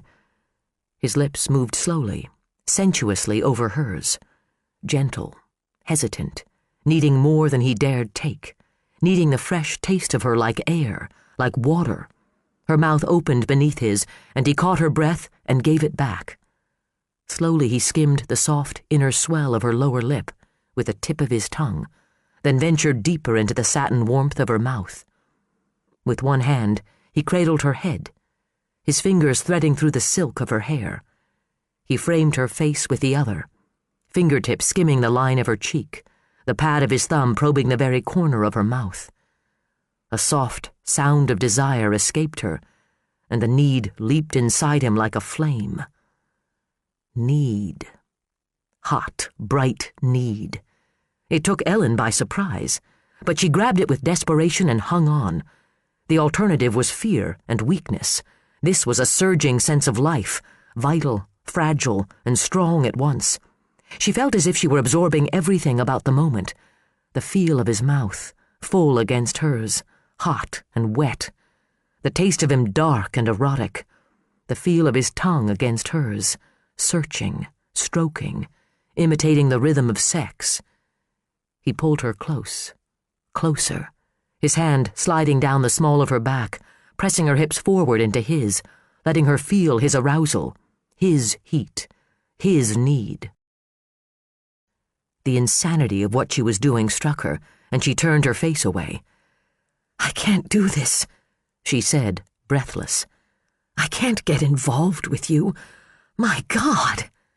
She shook her head, stunned that she had let him kiss her, touch her, stunned at what the kiss had made her feel. "This is a really bad idea. I think—" "That's your problem, sugar," he said in a low, dangerous tone. "You think too damn much." Cupping her chin in his hand, he turned her back toward him and lowered his mouth to hers again. But the moment was gone, the kiss still and passionless. He opened his eyes and found Ellen's wary gray ones staring up at him. Her breath caught in her throat at the emotion in his face. Just a fleeting glimpse, there and gone, pain and longing. Every time she thought she had him pegged, he turned colors on her. It was easiest and best to think of him as a mercenary, but he had layers and shadows, dimensions that tempted her to look deeper. She couldn't afford to get pulled into something. She was already up to her neck in one mire. "I'll get us that drink," he muttered, his voice lower, rougher than it had been. He turned away, walked up the steps to the dining room, and pulled a full bottle of Glenlivet from the liquor cabinet. She watched his movements, studied the dark look on his face, wondering what it was about, what he was about. Which J. Butler Brooks was the real man? The charmer?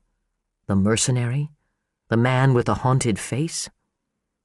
Don't go down that road, Ellen. The warning came as she mounted the steps. He splashed the scotch into a pair of short, thick tumblers. I have to check on Harry," she said awkwardly, stepping past him.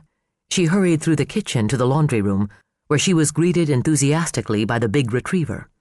She led him out into the fenced backyard, where he spent most of his days, and stood for a moment in the open doorway, breathing in the crisp night air, to clear her head. The snow was still coming down. Harry did his business, then made a mad dash around the yard, excited by the fresh powder. Ellen left him to play, knowing they would both regret it later when he came in wet and aromatic and would have to be banished from his usual spot on the bed. When she came back to the living room, she took her coat off and hung it in the closet. Jay stood with his back to the fire, watching her, tumbler of scotch in one hand, the other stuffed into his pants pocket. Too aware of his gaze, Ellen picked up her glass from the coffee table and sipped at it. The liquor seared a smooth path to her stomach. "It's been quite a day," she said, settling herself into the corner of the couch. She pulled her legs beneath her, careful to keep her skirt around her knees. "Why didn't you take that call?" he asked. Though the tone was casual, those cool blue eyes focused on her like a pair of lasers. She weighed her answer. Her impulse was to keep the calls a secret, to protect herself from yet another avalanche of publicity. Of course, Brooks would have no desire to inform the press. He was here for his own purposes. She had to think he would guard the confidence jealously, and if she didn't give it to him, he would dig for it. "Cranks," she said with an air of dismissal. "I've had a couple of calls. My nerves are just a little too frayed right now to take another one." A half-truth, Jay decided.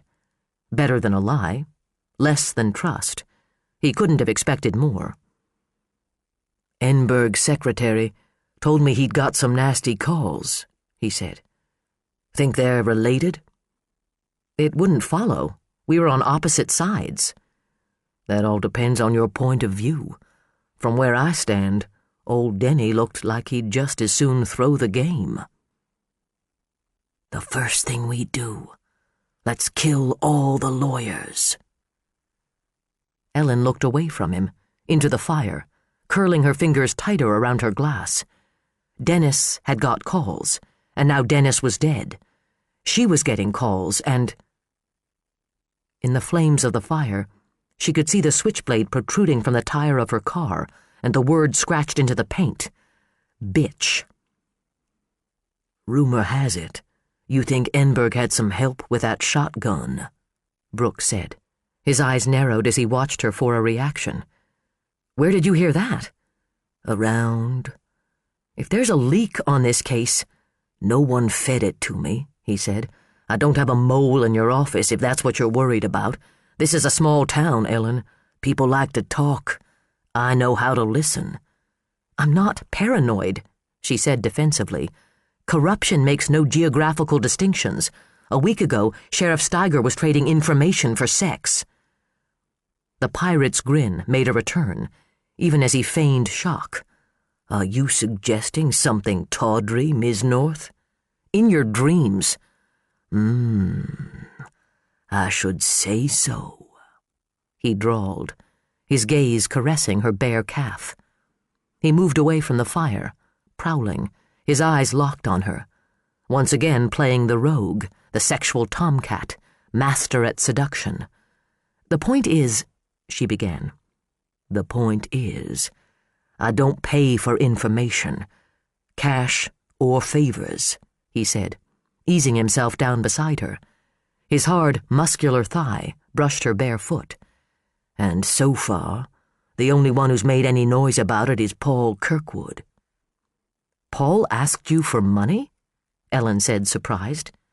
"Well, for Josh, I suppose," she rationalized. He shook his head. "I get the impression Paul thinks about Paul first, and the rest of the world can queue up behind him, including his son." "He's under a lot of pressure," she said with forced neutrality. He made a dubious sound and pulled a cigarette out of the pack in his shirt pocket. Ellen took it from his fingers and, ignoring his frown, set it out of his reach on the end table.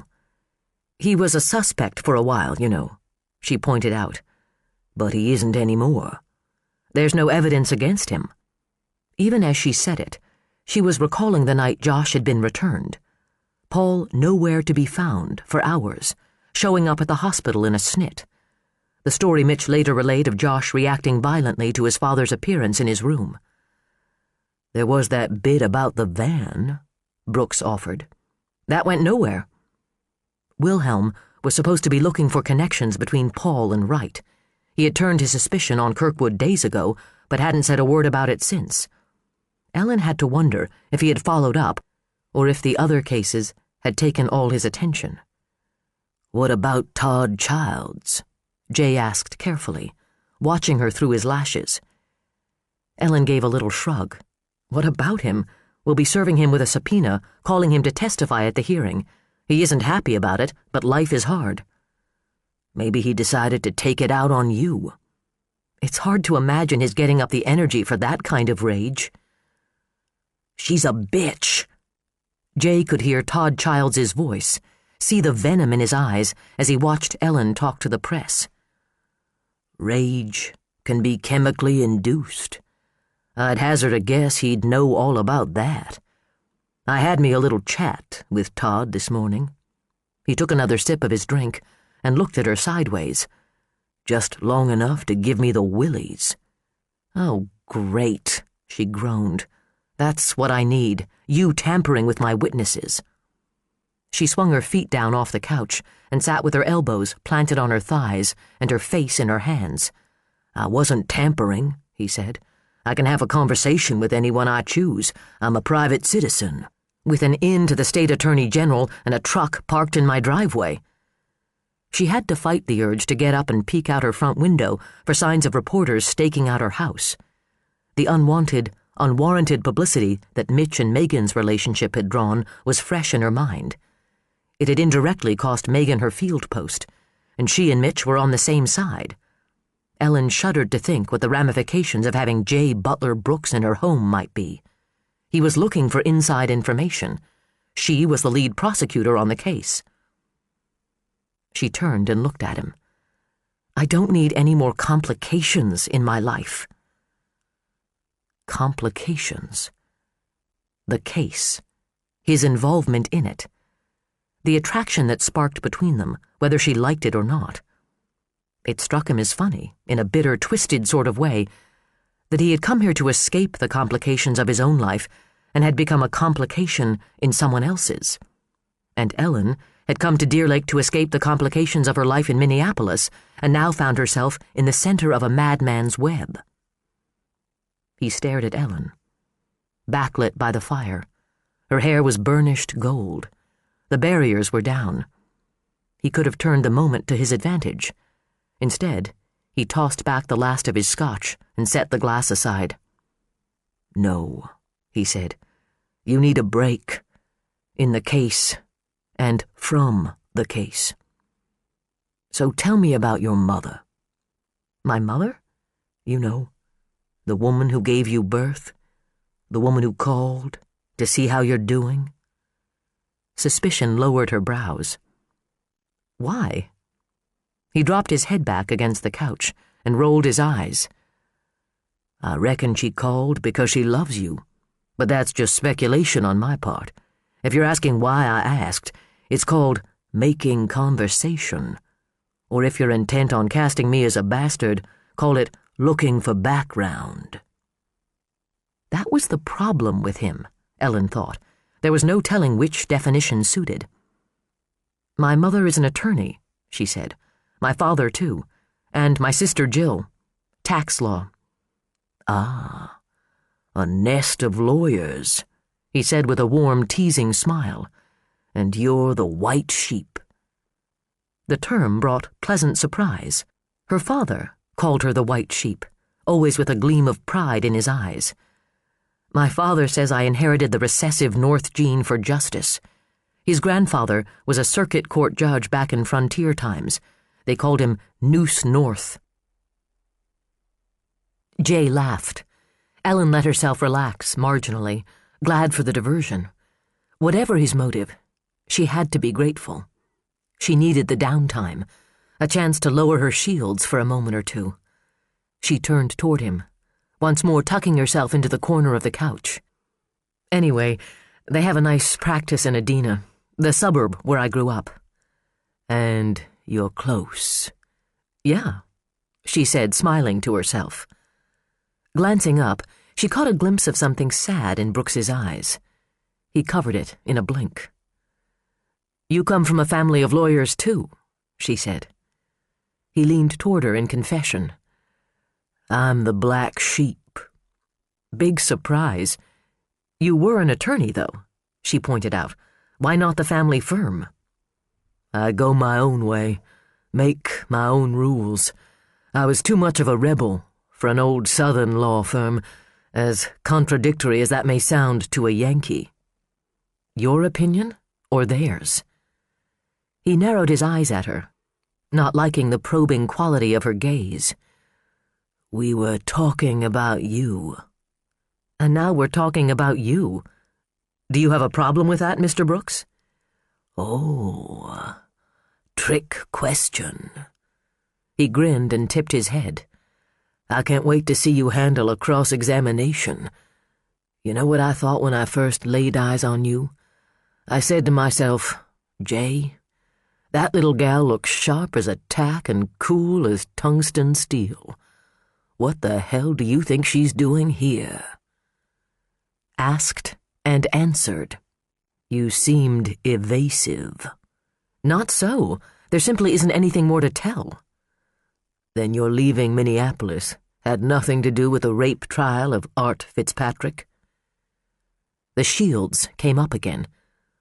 What would make you ask that? It was the last trial of any real consequence you were involved with up there. A number of victims of other crimes might beg to differ with you. I tried any number of cases after Fitzpatrick, but none so high profile. A prominent businessman accused of an ugly crime. It was common knowledge you took the loss hard. A rapist went free. Of course I was unhappy, and in point of fact, I was not the lead prosecutor on Fitzpatrick. That was Steve Larson's case. I was his second. May I ask why and how you've been digging up this information? Just what did he know about the Fitzpatrick case? Did he know about her relationship with Costello? About Costello's link to Fitzpatrick? It's part of my job, he explained. I know you think I'm just as lazy as a poor boy's sigh, too unimaginative and slothful to create plots of my own, that I just waltz into the middle of a story and save up the news clippings. But the fact is, I do my homework, Ellen, same as any good journalist. Then why aren't you doing homework on Wright? Why dig into my boring past when you could be revealing this man for the monster he is? You could actually be doing someone some good. You don't want me tampering with the case, unless it's on behalf of the prosecution. Is that it? Associate you with my office and run the risk of having my conviction thrown out on appeal? No, thanks. I would just like to think that maybe you wanted something more out of this than money. Such as? Justice. That's your quest, counselor. I'm just an observer. And that excuse is supposed to absolve you of all responsibility, humanity, compassion, emotion? How can you look at Josh, at his parents, and not feel something? He felt plenty. Pity, compassion, sympathy. Lucky, confused. He had come here to escape his own tearing sense of loss, had come deliberately to study people who had lost more, thereby consoling and punishing himself at once. You don't know what I feel, he said quietly. And you won't tell me. Not tonight. He drew in a deep breath, mustered a weary smile, and pushed himself to his feet. I think you've had enough intrigue and twisted drama to last you. What you need is a good night's sleep. He offered her a hand up from the couch. She gave it a dubious look. Is that an overture, Mr. Brooks? She asked dryly, accepting the gesture just the same. Hell no. He pulled her close, bending his head down so that his gaze met hers full force. I'm being damned gallant. When you go to bed with me, sweetheart, the last thing you'll be getting is sleep. Remarkably, Ellen caught herself smiling at his audacity. You're incorrigible, Mr. Brooks, she murmured, among other things. She walked with him to the door, where he dealt with laces on his boots and zippers on his parka. "I don't see how people live in this state," he complained. "It's too damn much work." "Winter is nature's way of weeding out the faint of heart," Ellen said. "Thanks again for driving me home." "You ought to have a cop sitting out front," he cautioned. She shook her head. "With all that's been going on, there's no manpower for babysitting detail. There's a patrol car prowling the neighborhood, and I've got a trace on my phone. And I've got Harry. If someone tries to break in, he'll knock them down and lick their face until help arrives." "I could stay all night," he offered with a leer. "I don't think so." "Like I said before," he murmured, hooking a finger under her chin. "You think too much." Ellen caught her breath, expecting him to kiss her, half hoping he would. But he turned and walked out, and she was left alone to call herself a fool. Chapter 19. By Friday morning, Mother Nature had dumped 6 inches of new snow on southern Minnesota, and a blast of air had come sweeping down from Saskatchewan to stir it into a ground-scudding cloud that limited visibility to a fraction of a mile. The temperature, which had been teetering on the brink of tolerance, went over the edge and into a long, hard fall, taking spirits with it. School was cancelled. Roads outside of Deer Lake were closed. In Campion, the search for Dustin Holloman had to be called off because of the danger to volunteers. No one spoke of the danger to Dustin. The hope was that his kidnapper was keeping him safe and warm, that he would eventually be found or returned unharmed, as Josh had been. The hope was that they would get lucky. The idea that they were all relying on the kindness and benevolence of a psychopath sat like a mace in the center of Mitch's chest. There was no way of knowing what the next move in the game would be, no way of knowing when their luck would run out. The pressure had snipped his temper down to the short hairs, so that even at 9 o'clock in the morning his daily quota of patience was nearly spent. Ignoring the proffered chair, he paced the width of Christopher Priest's small office, a room crowded with file cabinets and bookcases. Short towers of text and reference books and stacks of student papers were neatly aligned across the surface of the scarred old desk. A personal computer sat whirring softly to itself, green cursor blinking impatiently beside a prompt sign on the screen. "So, the sci-fi cowboys spent the night in Deer Lake?" he asked. Priest watched him with owl eyes and an impassive expression. "Yes, the Minneapolis schools were off yesterday, and today, for in-service, we had arranged for the boys to spend the weekend in Deer Lake doing fundraising activities for Garrett's defense." "And they stayed where?" "At the youth hostel here on campus." "Supervised?" "I was with them most of the evening. We had a celebratory dinner with Garrett and his attorney," he said with just a hint of smugness, his gaze sliding toward Ellen. "What time did you finish?" she asked. "Things started breaking up around 8. "And what about the rest of the evening? Can you account for the whereabouts of all the boys?" A hint of angry color stained his cheeks. He tugged at the 2 short sleeves of his black turtleneck. "They're not prisoners, Ms. North. A bond of trust is essential to the success of our program." "Yeah, well, maybe that trust isn't always deserved," Mitch grumbled. Priest gave a little sniff of affront. "Just what is this about, Chief?" "Last night, someone defaced Ms. North's car with a switchblade." "And you automatically assume that someone is one of the cowboys? That's patently unfair and discriminatory." "Not at all, Professor," Mitch said, bracing his hands on the back of the chair he had declined. "With all due respect to your program, and you know I've been a fan in the past, your kids are A students in this kind of shit. They have records. They have motive. They are therefore logical suspects. You, of all people, should be able to grasp that." "The cowboys aren't the only people in town unhappy with Ms. North," Priest pointed out. "No, they're not," Mitch conceded, "and my office will follow all possible avenues. Which brings me to my next question. Where were you last night around 9? Priest's jaw dropped, a show of spontaneous emotion that looked genuine. You can't possibly think I would be involved in something so juvenile? His face flushed, and he shot up from his chair. After all the hours my students and I put in at the volunteer center, after I've bent over backward to help with the investigation, I took a polygraph, for heaven's sake. I can't tell you how angry this makes me. Mitch straightened, shoving the chair into the front of Priest's old oak desk with a rattle and a thump. Welcome to the club, Professor. I've been working this case around the clock from day one, and it just keeps getting worse. I can no longer afford to be polite. I can't afford to worry about whether or not it offends people to be questioned.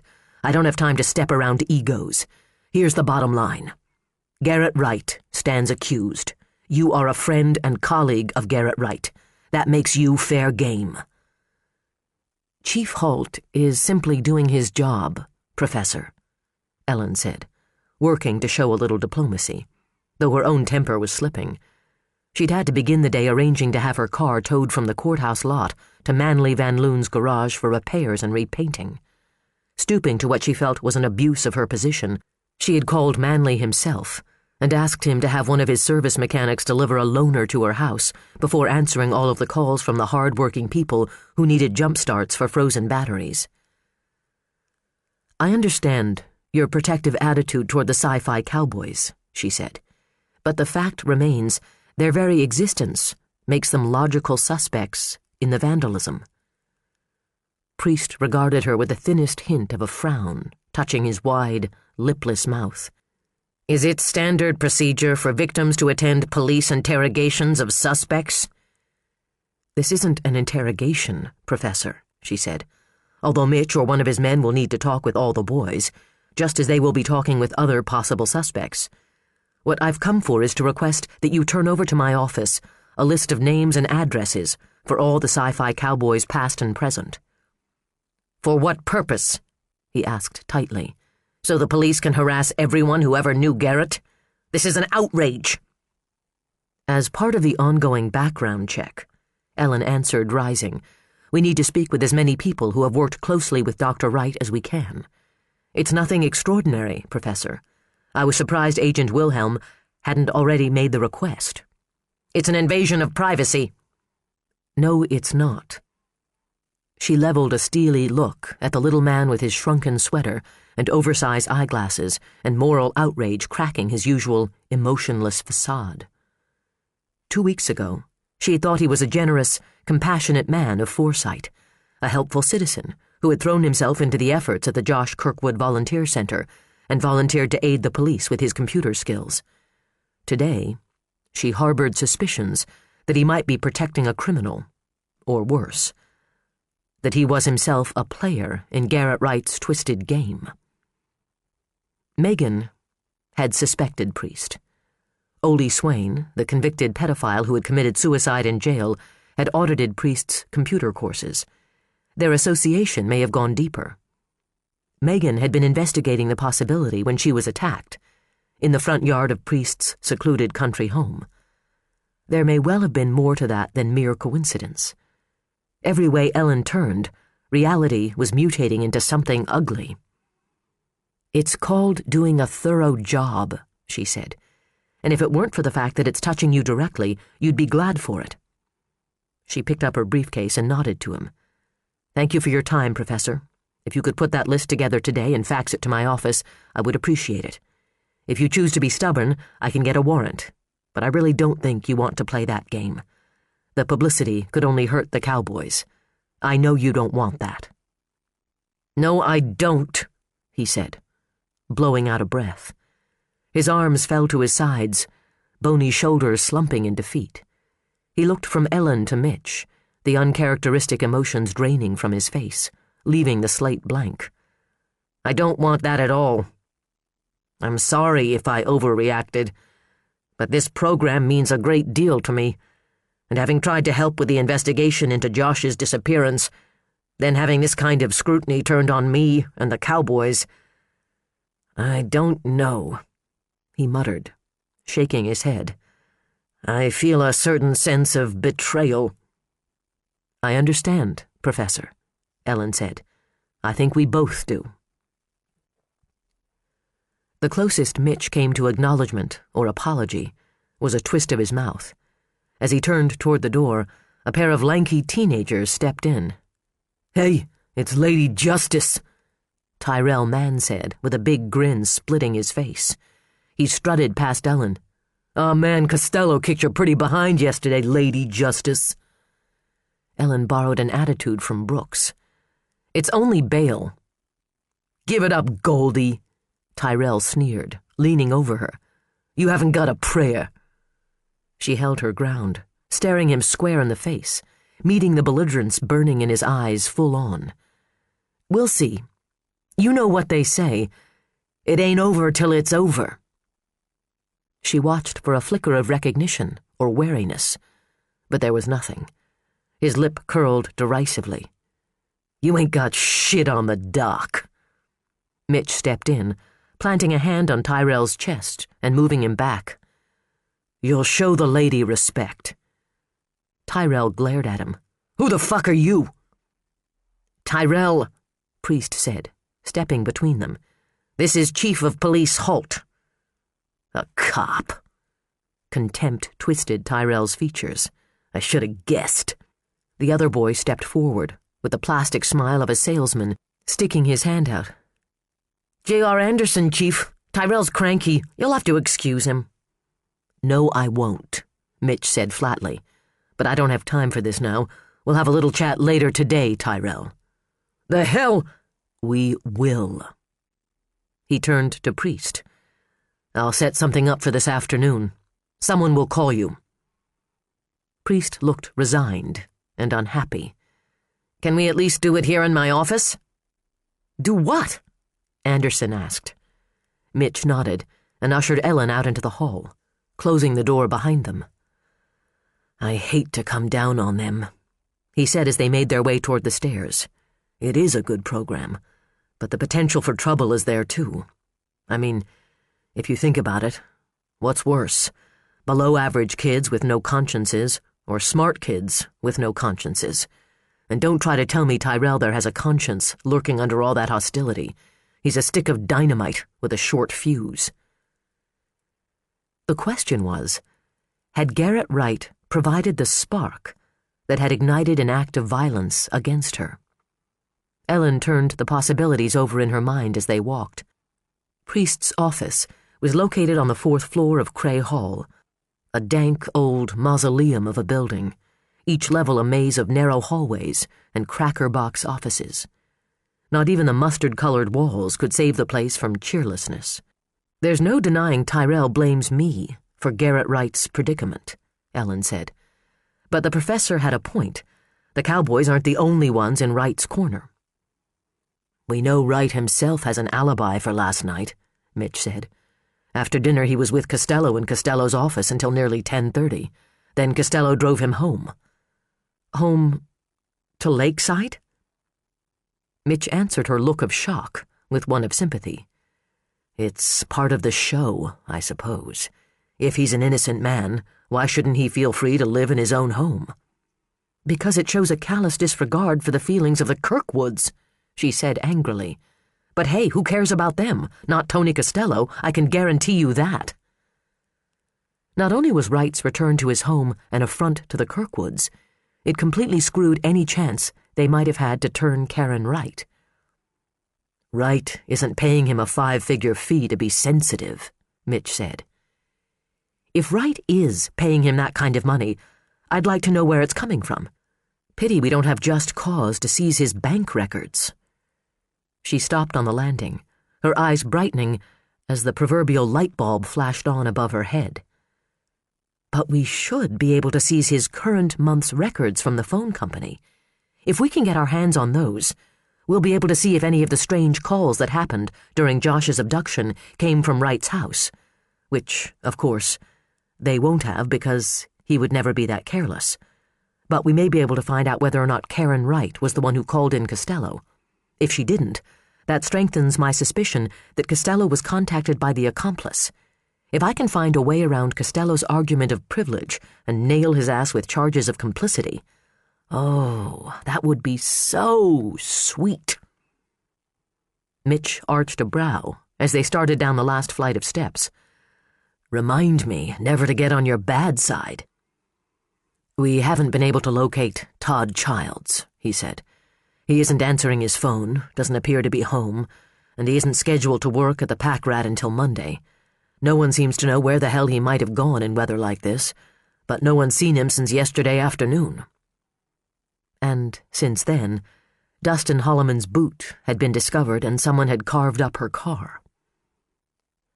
On the first floor, they crossed another empty hall and went into the foyer, where double doors flanked with sidelights afforded a view of the horrendous weather. Snow blew across the campus like bleached white sheets torn free from a clothesline. Even through the doors, the sound of the wind was an ominous roar. Small trees bent away from it like cowering stick figures. Across the street, someone in a cardinal red parka rushed along, being blown south like a scrap of bright wrapping paper. God damn this weather, Mitch grumbled. I don't mind winter, but this is ridiculous. It certainly doesn't seem to be playing on our side. Ellen set her briefcase at her feet and set about the task of wrapping her thick wool scarf around her head and neck. Let me know as soon as you've talked to Childs, she said. We've got him on the list to testify at the omnibus hearing. We'll look like idiots if it turns out he's involved. I've got someone on it. What about the employees from the donut hut? Any word on what they might have seen the night Denny died? They're stuck in Mankato, but we're not sure where they're staying. He clamped a pair of earmuffs on his head and flipped up the thick hood of his parka. I spoke with Vicky Enberg. She says Dennis told her he wished he'd never got involved with the case, but he wouldn't say whether or not Wright had confessed anything to him. She doesn't believe he killed himself, but we have to consider the source there. Do you believe he killed himself? Ellen asked. Mitch looked out at the desolate snowscape. To tell you the truth, counselor, I don't know what the hell to believe anymore. I don't believe it's necessary, Ellen, Rudy said, moving restlessly behind his desk. He shoved aside a stack of paperwork and rummaged through a pile of newspaper clippings, all identical, featuring a photograph of him angrily pledging to pursue justice in the case he had dumped on Ellen. The sheriff's department is right next door. Which does no good if the trouble is in the courthouse, Ellen insisted. This is a highly volatile situation, Rudy, and it's getting personal. We're going to be putting in a lot of hours on this in the next few days before the pre-trial. I don't want to have to fear for my life while I'm at it. I mean, my car can be repainted, but next time this jerk might decide to carve me up. Scowling, he pulled a scrap of a page from under a yellow legal pad and discovered a long-forgotten grocery list. No one can get in the building at night without a key. Big deal. So they come in during the day and hide in a broom closet until night, or they jimmy a lock, or they get in through a window. Then what?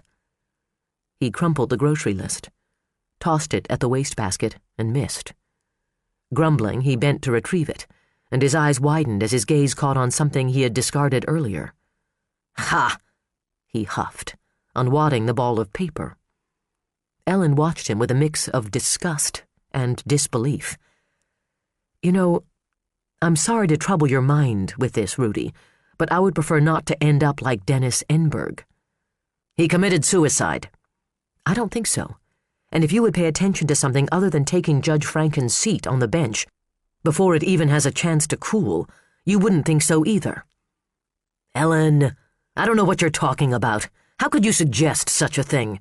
Judge Franken isn't even in the ground yet. The funeral is today.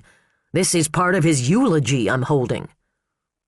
Meaning tomorrow, after the eulogy had been delivered in front of a crowd of court cronies and minor muckamucks, and the judge was put in permanent cold storage, it would be all right to angle openly for the appointment. Fine, she said. You're a choir boy, Rudy. Now, can I have my security guard? It's not that simple. I can't just hire someone. I'll have to talk to the county commissioners. Oh, great. Maybe they'll approve the funding sometime before the year of the flood. Can't you just arrange something with Steiger? Maybe, but they've got their hands full, you know. I don't know that Russ has a man to spare. Ellen blew out a breath. All right. I can't wait to hear what the press has to say about this. Park County can't protect its children, can't even protect its own attorneys.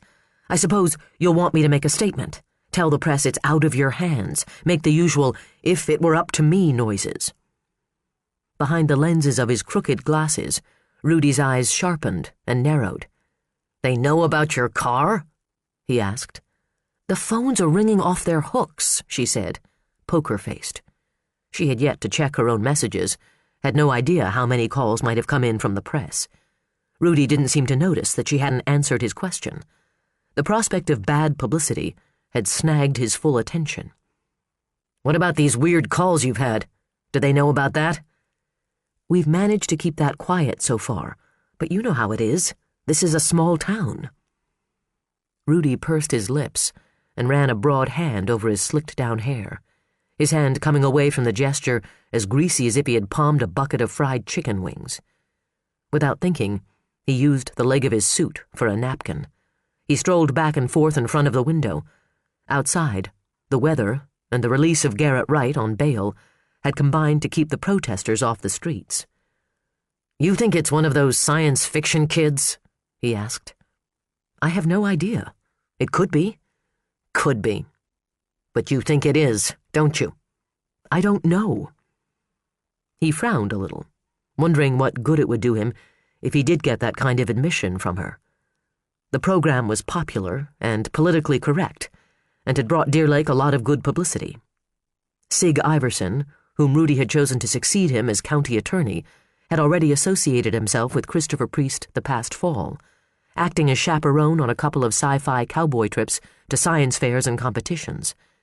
If Ellen took a stand against the group, and they in fact turned out to be rotten troublemakers, she would get an edge on Sig. In the meantime, if Rudy took no action and she ended up getting attacked, it would definitely reflect badly on him. I'll see what I can do, he said at last. Twist Russ's arm a little. I'll take care of it. We don't want you getting hurt, Ellen. You know I think of the people in this office as family. I certainly don't want any harm to come to one of my office daughters. Ellen forced a smile, thinking he probably would have sold his daughter to gypsies by now, if not for the bad press. Thanks, Rudy. Are you going to the funeral? His attention had already returned to his eulogy notes. Of course. She didn't have the time to spare, but she felt a certain obligation, having been one of the people who had worked to revive the judge. She wondered if Brooks would feel any obligation, or if he would attend in search of color commentary for his book. Where are we at with the case? Rudy asked. Nothing new. We're at the mercy of the crime lab waiting for any info on evidence. The DNA testing of the bloody sheet won't be completed for another month. But it matched Josh Kirkwood for type.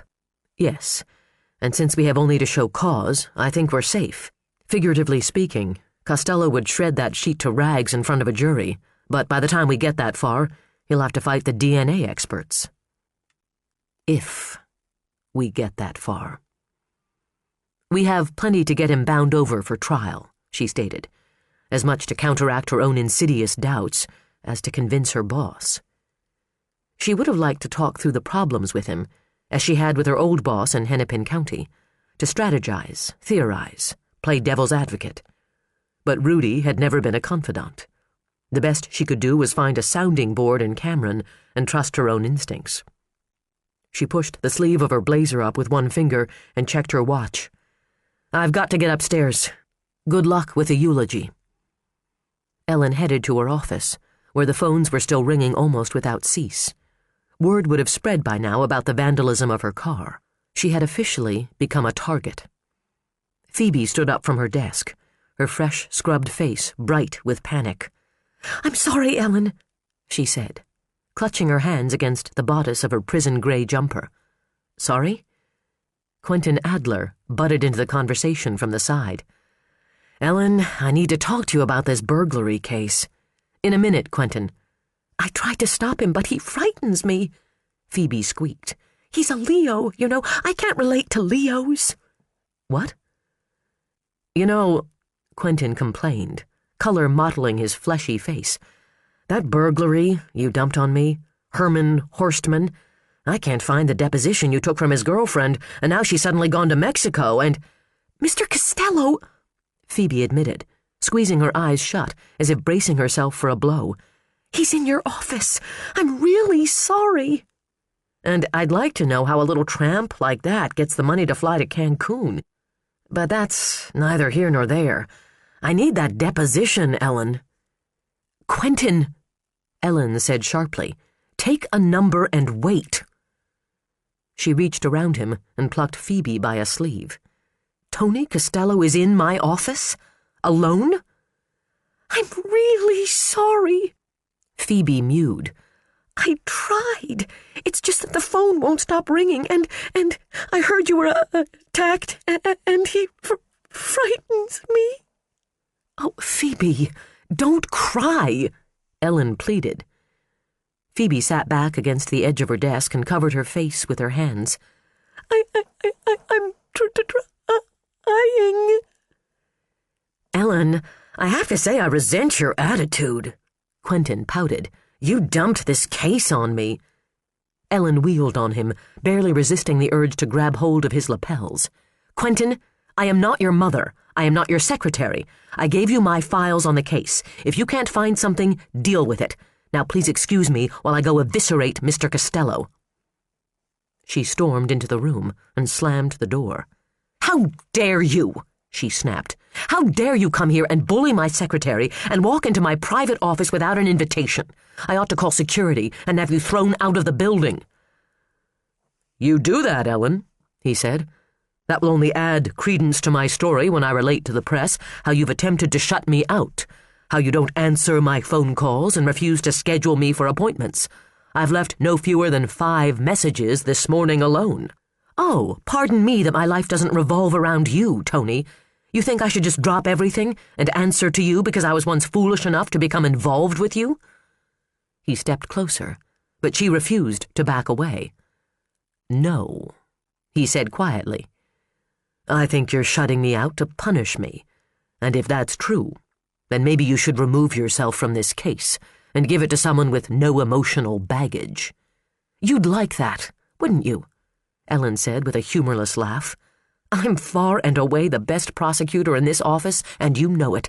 You think I'll hand this case over so you can maul a lesser attorney in court? Get real." On that shot, she walked away from him, taking her place behind her desk. She did a quick scan of the room, looking for anything out of place, any indication that he had taken advantage of his time alone. "You realize you're laying the groundwork for an appeal."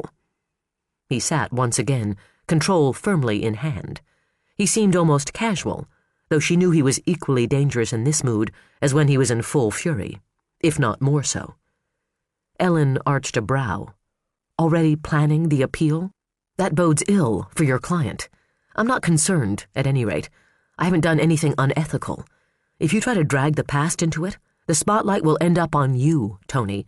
I don't think you'd like to be the star of that particular show." He leaned back, a smile cutting across his handsome mouth. "You've still got it, Ellen. Hard as nails and twice as sharp when you have to be. I used to love debating with you.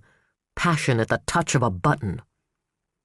That many of their debates had taken place in bed or ended up in bed was a point he undoubtedly wanted to make, but she wouldn't give him the satisfaction. "Let's stick to the subject," she said, resting her arms on her blotter. "You, of all people, have no business coming into my office without my permission." "You don't really think I came here to steal something, do you?" He had the gall to look amused. Poor, paranoid Ellen. "In the first place, I know you would never leave anything of real value to a case lying around. I know how you operate. You've got every scrap of pertinent information tucked away in your neat little 3-ring binder in your briefcase, which you never let out of your sight. Secondly, I don't need to steal from you to make my case. My client is innocent." "Save it for the judge." "With whom we have an appointment in 5 minutes," he said, consulting his platinum Rolex. "What?" He tipped his head. "I tried to call you, Ellen. I need to see Grabko, and I certainly don't want to be accused of trying to have an ex parte conversation with him." "I have a meeting with someone else in 5 minutes." Not anymore, he said. Rule number 1 in the laws of courtroom survival, don't piss off the judge. And what's so pressing that we have to attend to it right now? I'm going to petition the court for the release of Josh Kirkwood's medical records, he said smoothly. What? Why? Because I have reason to believe the child has been physically abused. By his father. Chapter 20. Of all the dirty, sleazy, underhanded, back-alley tricks, this absolutely takes the prize, Ellen ranted, too furious for circumspection. She paced a track behind Judge Grabco's visitors' chairs, her red wool blazer open, hands jammed on her hips. Costello sat with his legs crossed, a long, suffering expression directed at the judge. It's a legitimate request, Your Honor. My client is entitled to present facts that exonerate him, including evidence pointing to other suspects. Legitimate? Ellen repeated. It's utter bull. She turned toward Grabco. Your Honor, Mr. Costello isn't preparing a defense here. He's preparing to mount a smear campaign against Josh Kirkwood's parents in order to divert attention away from his client and the hard evidence against him. An act so low, I can't believe even Mr. Costello isn't disgusted by the mere concept. Judge Grabco fingered his plaid bow tie, a frown bending the line on his forehead. Have a seat, Ellen. We'll discuss the issue like rational adults. She forced herself to comply, bristling inwardly at Grabco's patronizing attitude. He seemed bent on treating her like a second-year law student, and she knew the show was for Costello's benefit. But she also knew she had to rein in her temper. She couldn't let Tony get her back up. She settled in the chair, straightened her jacket, crossed her legs, and picked a fleck of lint off the leg of her black slacks, flicking it subtly in Tony's direction. Your Honor, she said, with forced calm, Josh Kirkwood's medical records have no bearing on his abduction. They do if Paul Kirkwood is guilty of the crime, Costello said. In that event, they go to motive. During their investigation and questioning of potential defense witnesses, my associates have had several incidents mentioned to them. Seeing the child with bruises, injuries, a broken arm at one point. He's an 8-year-old boy, Ellen interjected. They fall off bikes and out of trees. They play rough sports. They fall victim to abusive parents. Paul Kirkwood is known to have a volatile temper, to be subject to mood swings. Paul Kirkwood isn't on trial here. Perhaps he should be. Perhaps he would be if he had been the one chased down and apprehended by the police, Ellen said derisively. What possible motive could Paul have for stealing his own child, then playing twisted mind games with the police? But let's say, for argument's sake, Paul kidnapped his own child and led police on a bizarre hunt. Why would he then turn around and bring Josh home? None of this follows any known form of logic, and you know it. Costello arched a thick brow. The infamous accomplice was your theory, he said. But we're getting off the point here, Your Honor. He dismissed Ellen, giving Grabco his full attention. The boy's medical records fall under doctor-patient privilege, Ellen argued. They are private and beyond the scope of this hearing. That will be for me to determine, Ms. North, Grabco chastened. Elbows on the arms of his chair, he steepled his long fingers in front of him and looked from one attorney to the other. A Vivaldi concerto played softly in the background. The judge shut his eyes for a moment and breathed deeply, letting the purity of the music cleanse his mind. Ellen, he said in his law professor voice, would you deny a defendant the right to present a defense on the grounds that that defense implicated another suspect? The letter of the law. All emotion pared away. No bias. No, Your Honor, of course not. It's part of the adversarial system. You simply object to having Paul Kirkwood singled out as that other suspect? Justice was supposed to be blind, impartial, unsentimental. The police investigated the possibility of Mr. Kirkwood's involvement and dismissed it, she said. There was no real evidence against him. If we could get those records, Costello began. The family has been through hell as it is, Your Honor." Costello cut her a look from the corner of his eye. "We can subpoena the records." "It is within your rights to try, Mr. Costello," Grabko said. "However, the family also has the right to seek a protective order to prevent you from doing so." He pursed his lips and let his eyes drift shut once again as the second movement of the concerto built to a finish. Ellen held her breath, waiting, muscles tensed. It hadn't occurred to her that Grabko's tendency toward pretension included a tendency toward theatrics. This was his big case, his time to shine, to get his name in the papers. The distinguished Judge Gorman Grabko. Vivaldi soared from a shelf loaded with scholarly treatments of the gentlemanly art of fly fishing. "The court will request the records," Grabko said at last. "I will review them privately to determine relevance to the case, and we'll go from there." Costello smiled. "Thank you, Your Honor." They emerged from Grabko's chambers half an hour later, walking into the empty courtroom, where Ellen had a DUI sentencing scheduled for 2 o'clock. The buzz of conversation from the hall penetrated in a dim way. Lawyers hanging around, chewing the fat with county welfare advocates, cutting deals with prosecutors while they waited for their cases to be called in Judge Witt's court. Intermingled with the usual crowd were reporters, lying in wait like cheetahs, ready to jump up and run down their prey. There had been more than a few in the hall when she and Costello had come up. By now, they would be thick all down the corridor. Between her own headline potential as a victim of vandalism and Costello's sensational bomb, they had to be drooling in anticipation. In no hurry to throw herself into the fray, she paused in front of the bench and leaned back against it, crossing her arms over her chest. "Your media puppets await." Costello looked amused. "What makes you think I asked them here?" "I haven't been innocent in a very long time, Tony. Whenever 2 or more reporters are gathered, you'll give them a show, and they'll eat this up. You're casting the blame on the family, the stuff tabloids are made of. It's disgusting." "It's a valid argument," he said, bracing a hand beside her shoulder. "You know as well as I do Kirkwood has inconsistencies in his story." "It's a big leap from, 'Can you prove you were getting a burger at the Hardee's drive-thru while your son was being abducted?' to, 'Isn't it true you abducted your own son?'" Ellen pointed out. At the same time, she dismissed the little voice of truth that reminded her she had never been very comfortable with Paul's excuses herself. "Your client was caught red-handed. He has an alibi for the night Josh Kirkwood was abducted, which is about as phony as your tan. He has no witnesses to corroborate. I'll have to correct you there, Ellen." A nasty, anticipatory gleam in his dark eyes.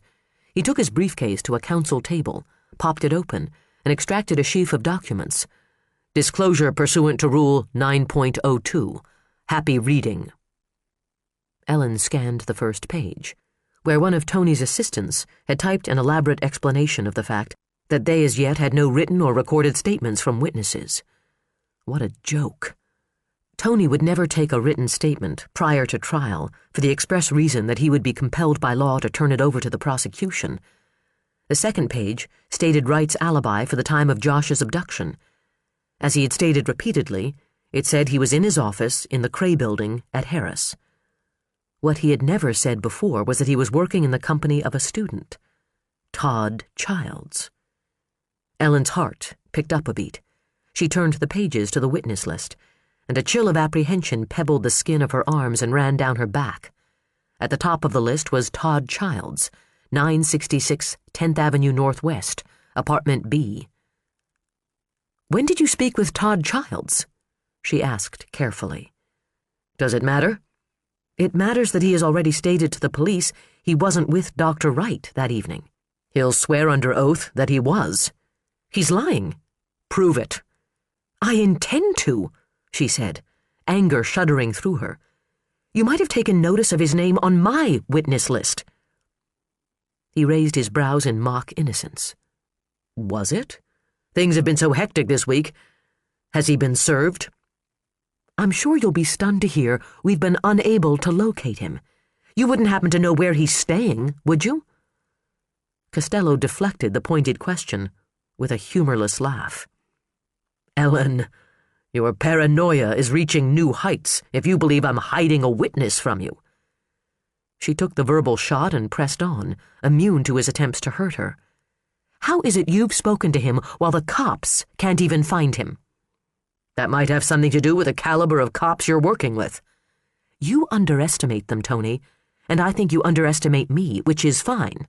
It'll be all the more gratifying when I kick your ass next week." "You're overestimating your case, Ellen," he said, "and you're grasping at straws going after Wright's phone records.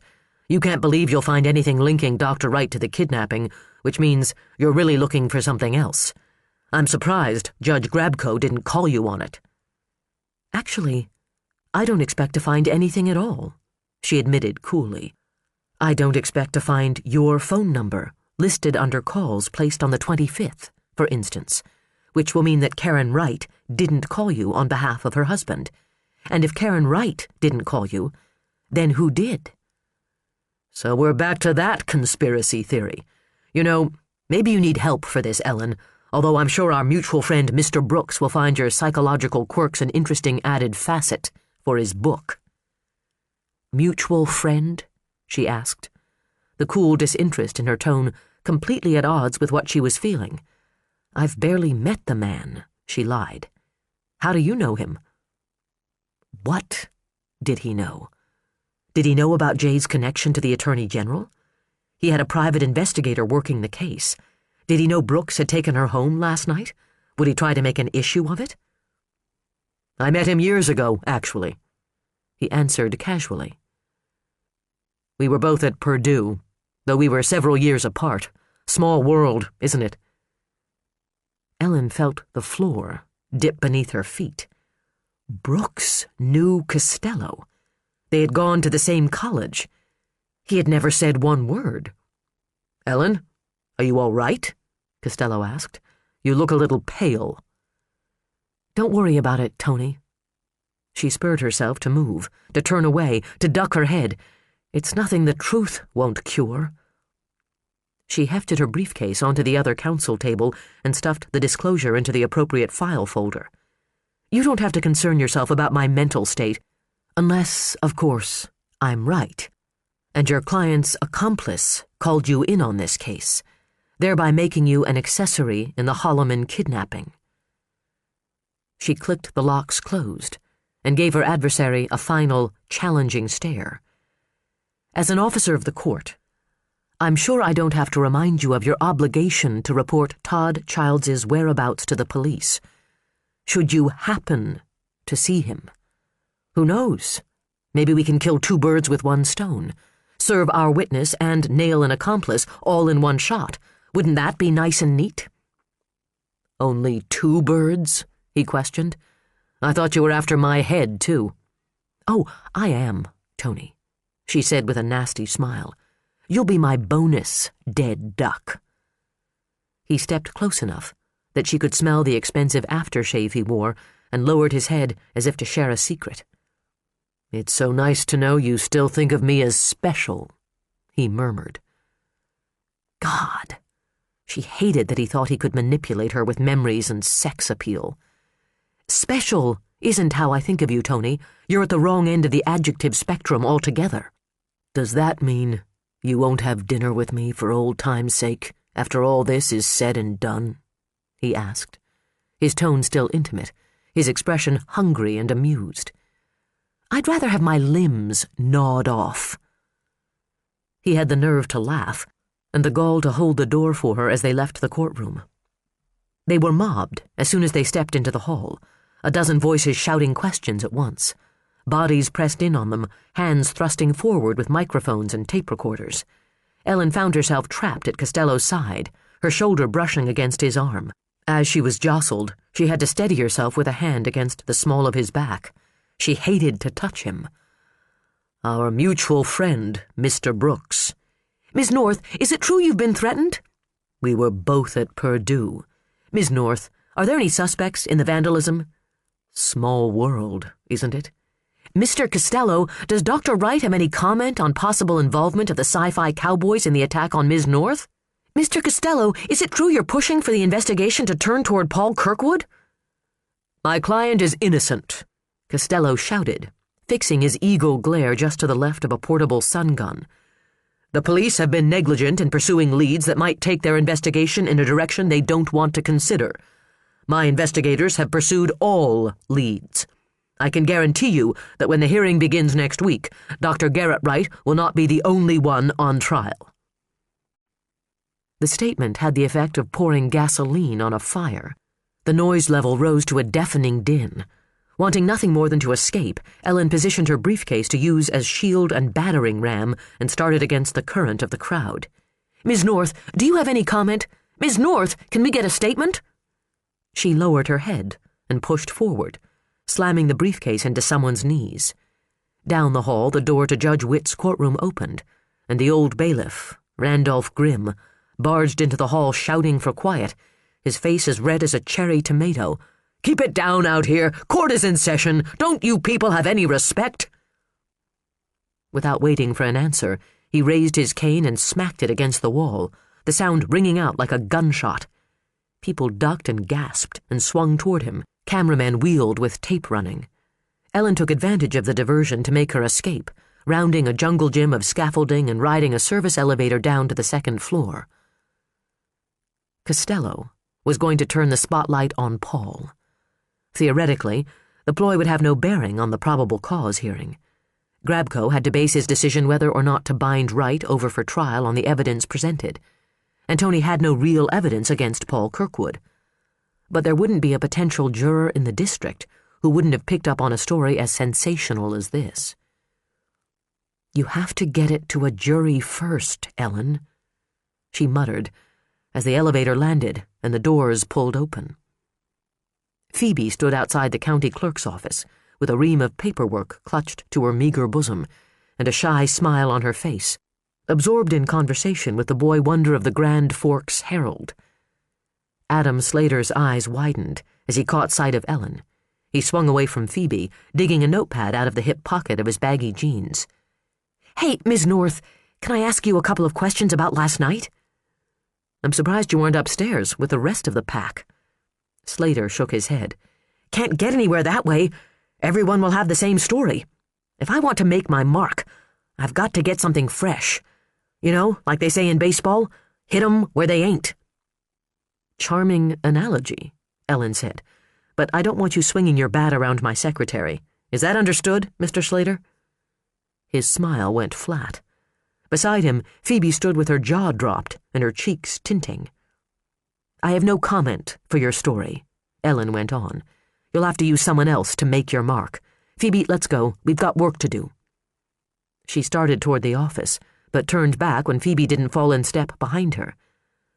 The girl had ducked her head in abject embarrassment. God, I'm really sorry, Adam. I didn't... Phoebe, Ellen said sharply. Man, this sucks, Slater complained, flopping his arms at his sides. We were just talking. Phoebe kept her head down as she walked beside Ellen. Neither spoke. In the outer offices, phones rang, and Kevin O'Neill, the county SWAT commander, stood talking and laughing with Sig Iverson and Quentin Adler. Hey, Ellen, O'Neill called as he caught sight of her. The ATF caught your pals, the Burger Boys, down in Tennessee. Was there gunplay? She asked, with sadistic hope. Gave up without a fight and with a van full of stolen cigarettes. ATF wants to keep them on the federal beef. What do you want to do about extradition? Ellen shook her head. Good riddance. Save the county some money. She turned around just as Phoebe was slinking behind her desk. I'd like to speak with you in my office. The girl didn't answer, but followed Ellen as if going to her death. How do you know Adam Slater? Ellen asked, as soon as they were in the office. I met him at the Leaf and Bean last night, she said quietly, still hugging her papers. We drank coffee and listened to music. Thursday is open mic night. Did you know he was a reporter? Yes, he said so. We didn't talk about the case, Ellen. I know better. I know you wouldn't mean to say anything, Phoebe, but he's a reporter. They have ways of wheedling information out of people. Believe me, I know. Our mutual friend, Mr. Brooks. I was very upfront with him about it, Phoebe said. I told him right off I couldn't say anything about the case, and he was fine with that. Maybe he just wanted to have coffee with me. Maybe he just likes me as a human being. Our psyches are very in tune. Ellen rolled her eyes. Oh, please, Phoebe, he's a reporter, looking to make a name for himself. He'll do anything to get what he wants. That's what reporters do. They screw people over for their own glorification. I'm here for a story. I go after what I want, and I get it. Well, I'm sorry I'm not as cynical and paranoid as you are. Tears beaded on Phoebe's lashes. And I'm sorry you don't trust me, Ellen. It's not you I don't trust, Ellen said softly. She let out a pent-up breath, trying without success to force the tension out of her shoulders. It's the rest of the world I don't trust, Adam Slater included. God, what a tangled mess. She took her secretary to task for talking to a cub reporter from a nothing newspaper in nowhere, North Dakota, while J. Butler Brooks, renowned rogue and writer, old college buddy of her arch-nemesis, had been making himself at home in her home, drinking her liquor, kissing her, touching her, reaching past her barriers. Who do you trust? Phoebe? Adam Slater? Costello? Brooks? Trust no one. Rumor has it you think Enberg had some help with that shotgun. Where did you hear that? Around. If there's a leak on this case, no one fed it to me. I don't have a mole in your office if that's what you're worried about. I'm not paranoid. If she was paranoid, it didn't mean they weren't out to get her. She stood at her window and looked out. Deer Lake was a ghost town, wind-swept and deserted, a place from a science fiction movie where all had been abandoned in an unknown moment for unknown reasons. Abandoned. It was a good word for what she was feeling. Abandoned by the security and trust and safety she had embraced here. We can't take chances, she said, turning back toward Phoebe. Look what happened with Paige Price and Steiger and that whole mess. This case is too important. We can't risk a mistake. Josh and Megan are counting on us. And Dustin Holloman, Phoebe added in a small voice. She gnawed her lower lip for a moment of silence for the victims, then swiped a tear from her cheek. I'm so sorry. I wouldn't. Ellen held up a hand. I know you wouldn't, Phoebe. Just be careful. Please. She nodded and sniffled and pushed her glasses up on her nose. Cameron and Mitch and Agent Wilhelm are waiting for you in the conference room. Ellen briefed them on the meeting in Grabco's chambers. Mitch reacted with anger, Cameron with disgust. Marty Wilhelm looked troubled and confused. Is abuse a possibility? He asked. Absolutely not, Mitch said. I've known Hannah and Paul since I moved here. There's no way. But Costello is right, Wilhelm argued. Paul Kirkwood has a temper. We've seen it. Hannah would never allow him to hurt Josh. She wouldn't put up with that kind of shit for a minute. Then what's she doing married to the jerk? She doesn't strike me as the kind of woman who would put up with any of Paul Kirkwood's lesser qualities. But there she is. There might be a lot we don't know about their marriage. He's changed, Mitch said. People do. Cameron arched a brow. The question may be, how much? Has he gone off the deep end? We know the marriage is all but over. Paul isn't living at the house. We know Josh reacted very badly when Paul showed up to see him in the hospital. And you think it's because he's a child abuser, and Hannah knows it but has failed to report it, Mitch stated flatly. Stranger things have been proved true. His face set in stubborn lines, Mitch turned his scowl from Cameron to Wilhelm and back. Use your heads. We're saying Wright's accomplice nabbed Dustin Holloman. Nothing in that case points to Paul. Maybe there are 3 of them, Wilhelm suggested. Yeah, Mitch said. Maybe Deer Lake has a whole underground community of psychotic child abusers, and they're all trying to draw suspicion off their pal Wright. There's no point in fighting about this among ourselves, Ellen said. Costello is forcing the issue. If he's looking at Paul, then we'd better make at least a token show of looking at Paul, or we'll end up with egg on our faces.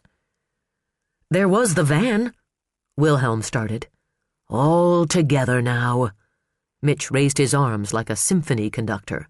The van that yielded us nothing. Mitch is right, Ellen said. Don't waste time on the van.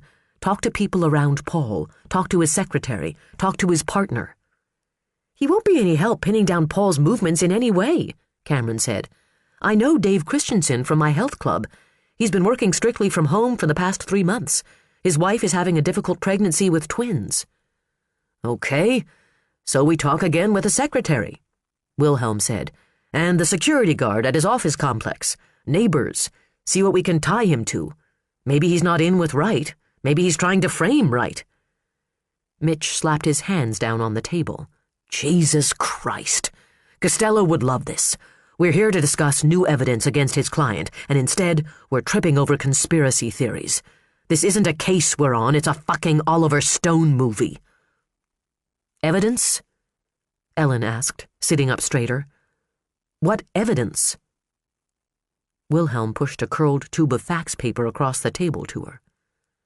I pulled some strings and got a friend in the lab to release a preliminary report on some more of our physical evidence, the gloves, the ski mask, and the sheet that was wrapped around Agent O'Malley the night she was attacked. And?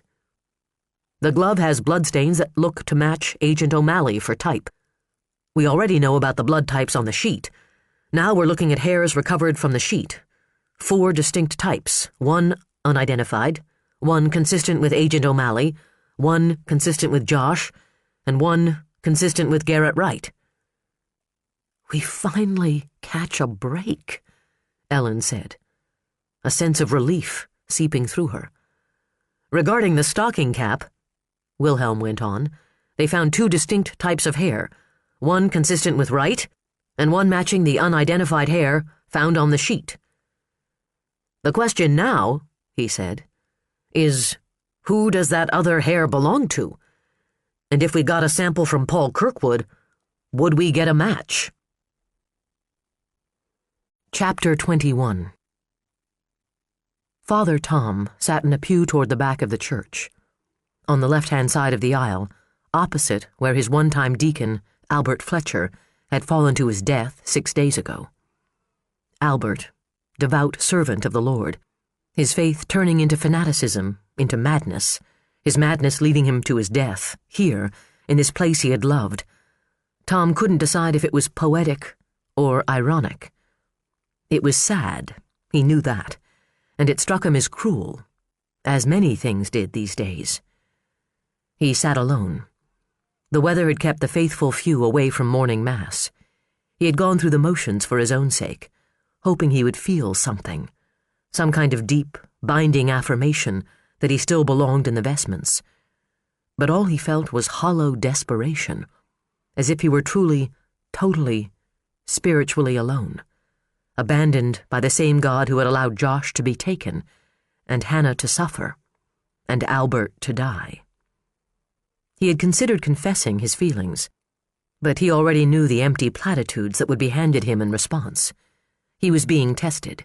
He needed to reflect, to pray. He needed to keep his faith. A pat on the head and 100 Hail Marys.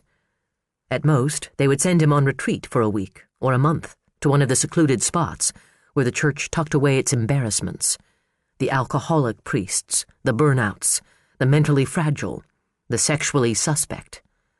Time to reflect among the casualties, but not too long because the archdiocese was woefully short of priests, and better to have one in place who had lost his faith than not to have one at all. At least, he could go through the motions. The politics of the church disgusted him, and always had. He had come to the priesthood for better reasons, nobler reasons, reasons that were drifting away from him.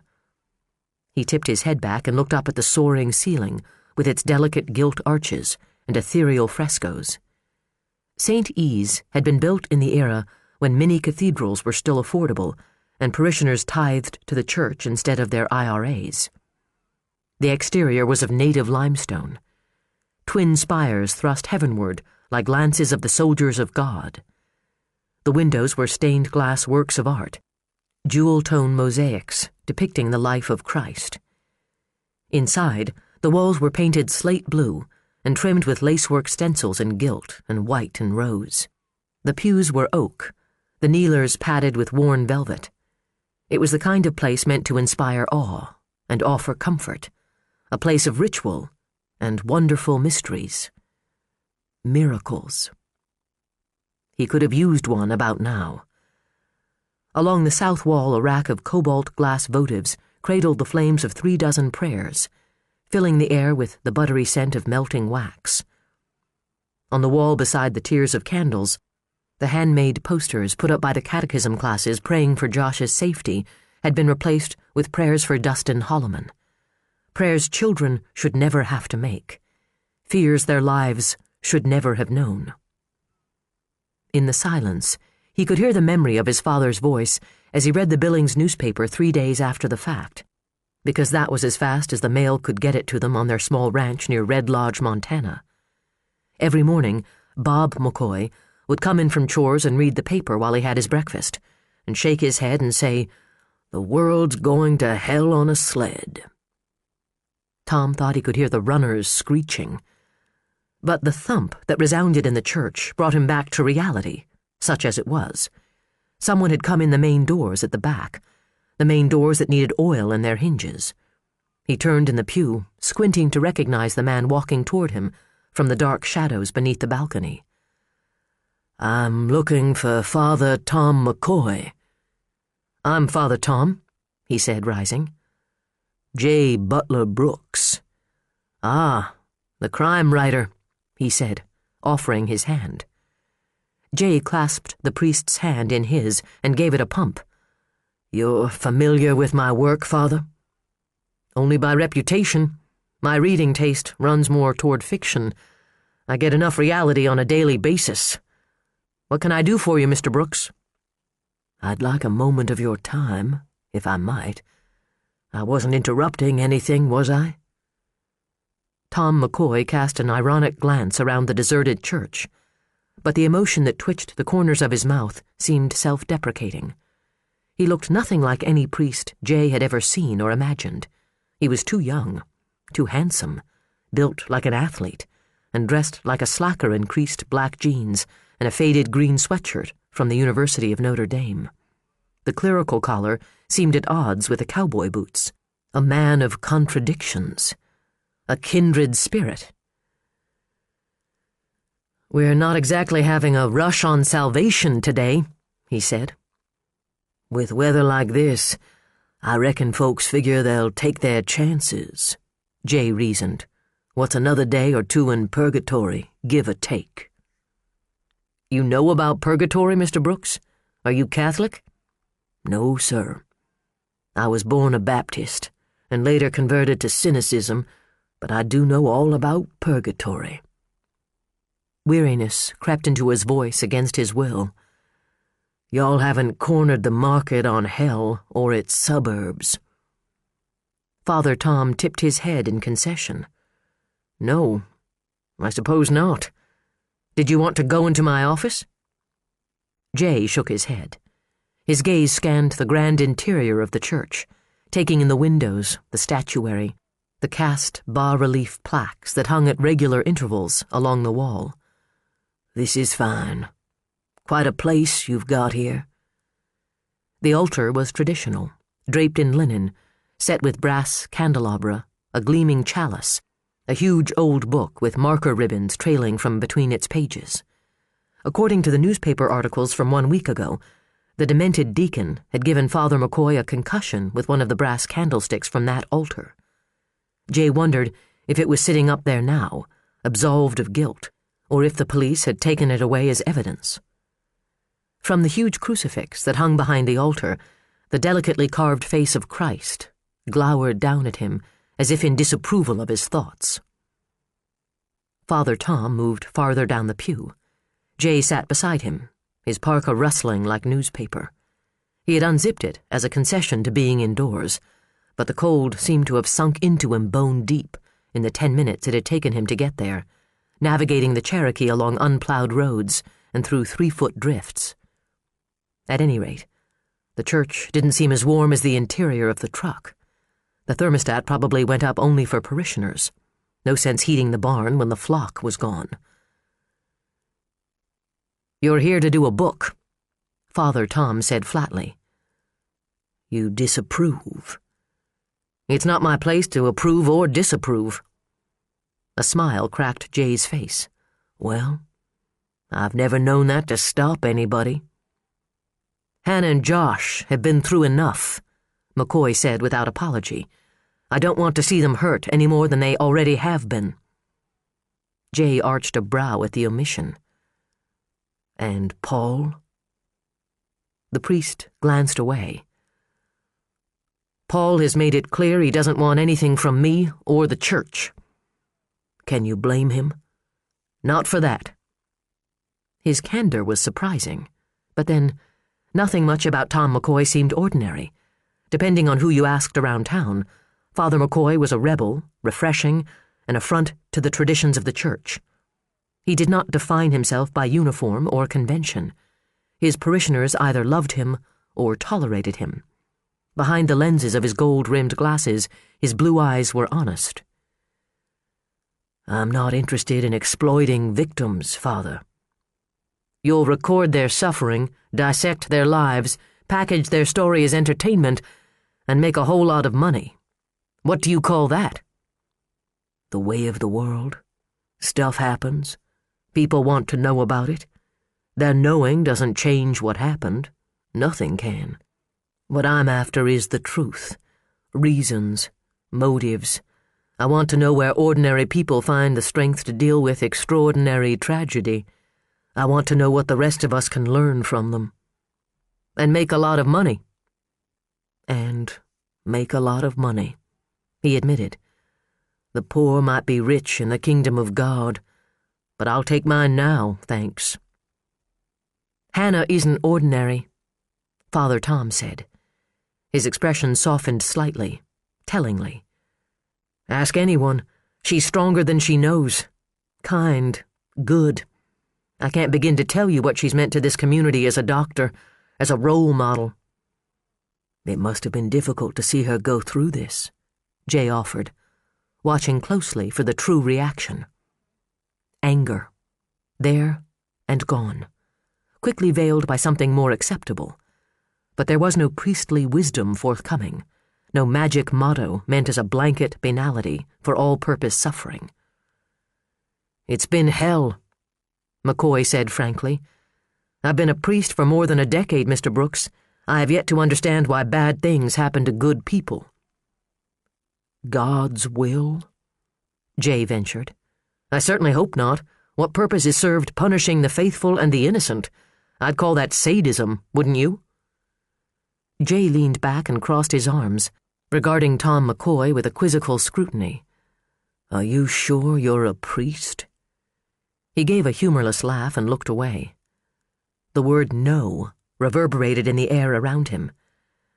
"After the last couple of weeks, I don't think any of us can be sure of anything." The answer struck a chord. Truth, the kind nobody really wanted to hear. "But you must see this all the time," McCoy said. "It's your job, going from one set of victims to another. Does it get to you, or are you immune?" "Not immune. Careful. I keep my distance. Don't let it get personal.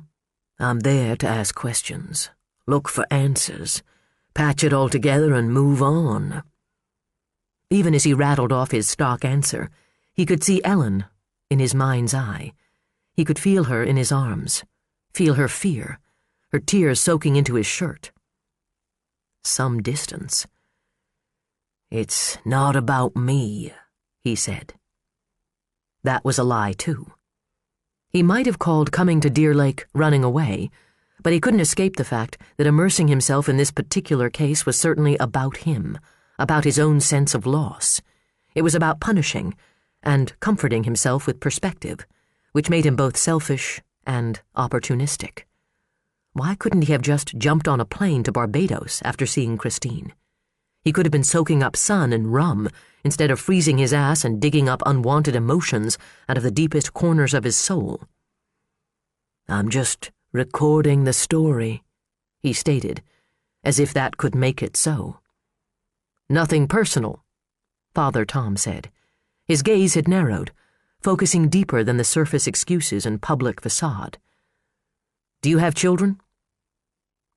Depends on who you ask, he thought, but he kept that answer to himself. Confession was for the regulars of St. Aloysius, not smart-mouth mercenary hacks from out of town. McCoy interpreted the silence as a no. Have you met Hannah and Josh? Not yet. Why is that? The story is about their lives. There are other people involved. I've been busy getting background, getting to know the players. Really? If you're waiting for me to say it didn't seem right to approach her, you'll be waiting a long time, Father, he said, wondering just how many strikes God would list against him for lying to a priest. He had been avoiding Hannah Garrison on the excuse that the story was about more than her son. It was about the court system and the cops and Garrett Wright and Dennis Enberg. But at its heart, it was about a little boy, an 8-year-old boy who had had his whole life pulled up by the roots. He had chosen this story specifically for the parallels, to force himself to examine the pain and to probe the questions while maintaining his usual safe distance. And he had shied away from the heart of it. Josh, who was 8 years old, freckle-faced, gap-toothed, who liked to play hockey in Little League. He remembered the picture in Paul's office, Josh in his baseball uniform with Paul, the proud father beside him. The fist of longing tightened. What the hell are you doing here, Brooks? Father Tom rose to his feet. Let's take a ride, Mr. Brooks. There's someone I think you should meet. They drove down Lake Shore, past Garrett Wright's home with a few intrepid reporters parked out front, onto the Kirkwood house, and turned in the driveway. Jay had parked in front of this house once before, only to back off and drive away. Nothing had changed in the few days in between.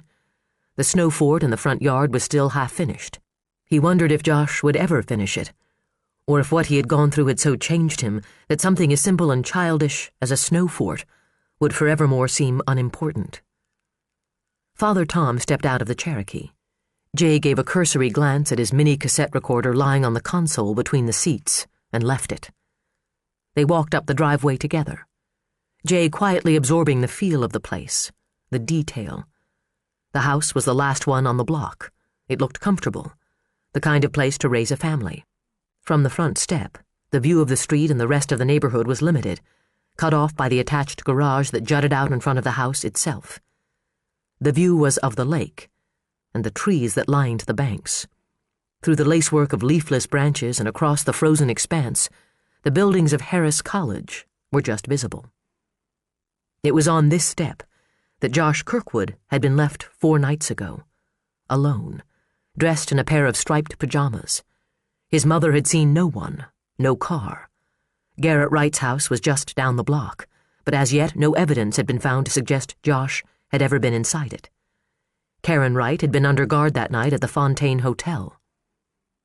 Who had brought him back? Todd Childs? Christopher Priest? Or was Wright's accomplice someone so anonymous he or she was able to move around town freely, unknown, unseen, unsuspected? And what was the connection to Wright? Or was the connection to the people who lived in this house? Hannah Garrison opened the door, a smile lighting her face when she saw Father Tom. You forgot your gloves again, she chided. If you don't end up with frostbite, it'll be a miracle. Well, that would certainly improve my stock with the bishop. Hannah had been the less visible one during the ordeal. staying in the background while her husband joined the search teams and played to the press.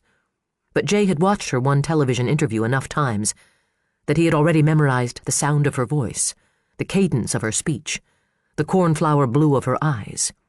He knew she blamed herself because she hadn't been there to pick Josh up that night.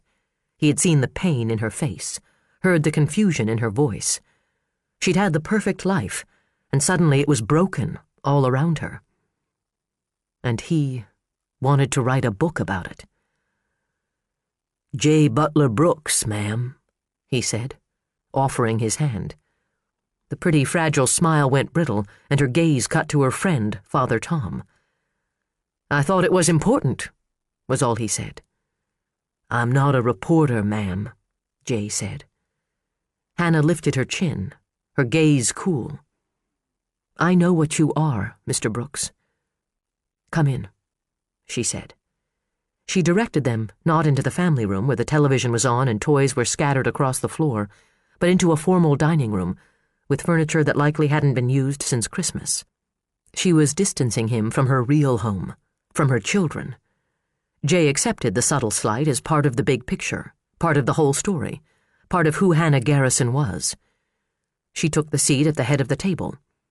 Even though she looked as if she had been ill, thin, pale, with dark circles beneath her eyes, her bearing was regal.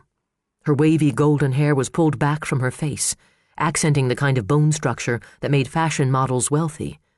But she wore no makeup, no jewelry. Her sweatshirt was a well-worn relic from her alma mater, Duke University.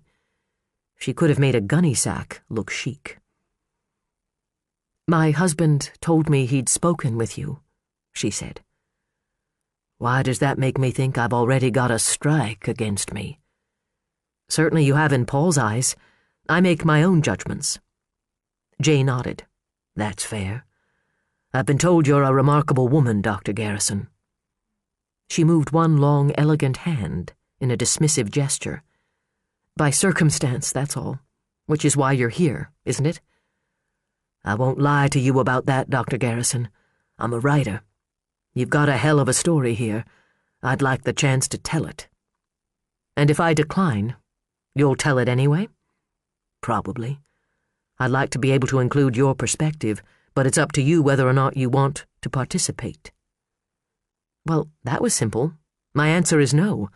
Living this nightmare once is quite enough.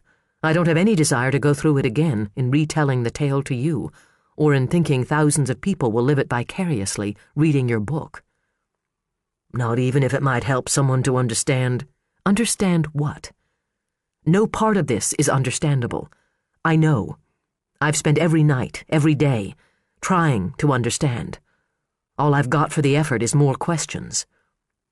"There will be a considerable amount of money for Josh," Jay said. He found it very telling that Hannah herself hadn't spoken a word about payment, when it had been virtually the first thought in her husband's head. She gave him a frosty look. "I won't prostitute my son or myself, Mr. Brooks. We don't need your money. All I want is to get away from this nightmare, for us to distance ourselves from it emotionally and get on with our lives. Any money associated with what happened would only be like dragging the experience with us. It would be like blood money." She stood and smoothed her hands along the baggy hem of her sweatshirt. "No, that's my answer. Would you like coffee?" Subject dismissed, on to obligatory hostess duties. Jay had the feeling that if he had come here a month ago, Hannah would have been softer, gentler, less blunt, more elaborate in her guise of good manners. The ordeal had pared away the unnecessary in her, cut away the crap of social ceremony, leaving only the honest, the essential. Like many people he had interviewed, people who had gone through harrowing experiences, Hannah had seen how much of life is just bullshit, just meaningless ritual made important to give humankind some pretense of being better than the rest of the animals on the planet. In another part of the house, a telephone rang. She excused herself to answer it. "The trust fund will be set up," he said to Father Tom. "They can do what they want with the money. Give it away, for all I care." The priest gave a lazy shrug. "It doesn't matter to you. You've absolved yourself, done your part, paid your fee. I can't win for losing around here, Jay grumbled. If I kept every nickel for myself, I'd be a greedy son of a bitch. If I give it away, I'm trying to buy a conscience. Are you? He barked a laugh and looked away. What the hell would he want with a conscience? It was just excess baggage, another rock around his neck to drag him down. If he had a conscience, he would have to believe that it was all his own fault, that Christine had kept his son from him all these years, that it wasn't just virulent spite on her part. He heard enough as it was. To think it was his own doing that had taken 8 years of his son's life away from him, denied him even the knowledge of the boy, would be too much. A mop of sandy brown hair and a pair of big blue eyes suddenly appeared in the doorway to the family room. The eyes were somber, with a steady stare. "Hi, Josh," Father Tom said in a casual voice. "Would you like to join us?" The boy eased the rest of his body into view, but kept one hand on the door jamb. The other clutched the handle of a bulging nylon backpack. He was dressed in baggy blue jeans and a Blackhawks hockey jersey several sizes too big. He made no move to come forward. Jay turned sideways on his chair and rested his forearms on his thighs. "Hey there, Josh," he said quietly. "My name's Jay. Your dad tells me you're quite the baseball player." Josh's expression didn't flicker. There was no relaxation at the mention of his father, no response at all. He had a face made for a mischievous grin. Jay remembered the smile from the photograph in Paul's office, shining eyes and shy pride. And the photograph from the missing posters, a gap-toothed grin and a Cub Scout uniform. Slowly Josh crossed the hall and came into the dining room, skirting all the way around the room, his eyes on Jay. When he was even with Father Tom, he stopped and dug a spiral notebook out of the backpack, opened it, and tore out a page. "I guess hockey is the sport now," Jay went on, making conversation to break the tension that filled the room, hoping he might strike the right chord and draw the boy out. "We don't play much hockey where I come from. We don't have any winter to speak of." Josh paid no attention to him as he knelt on the floor and carefully folded the sheet of paper in half, and in half again. When he was finished, he stood, hooked his backpack over one shoulder, and walked a straight line across the area rug, as if he were on a tightrope. When he reached the table, he held the paper out for Father Tom. "For me?" he asked, accepting the gift. Josh nodded. "But don't open it now." "All right." He slid the note into an inner pocket. "I'll save it for later." The boy nodded again, scooted behind Father Tom, and scurried along the edge of the room again to the doorway, watching Jay with those big, somber eyes.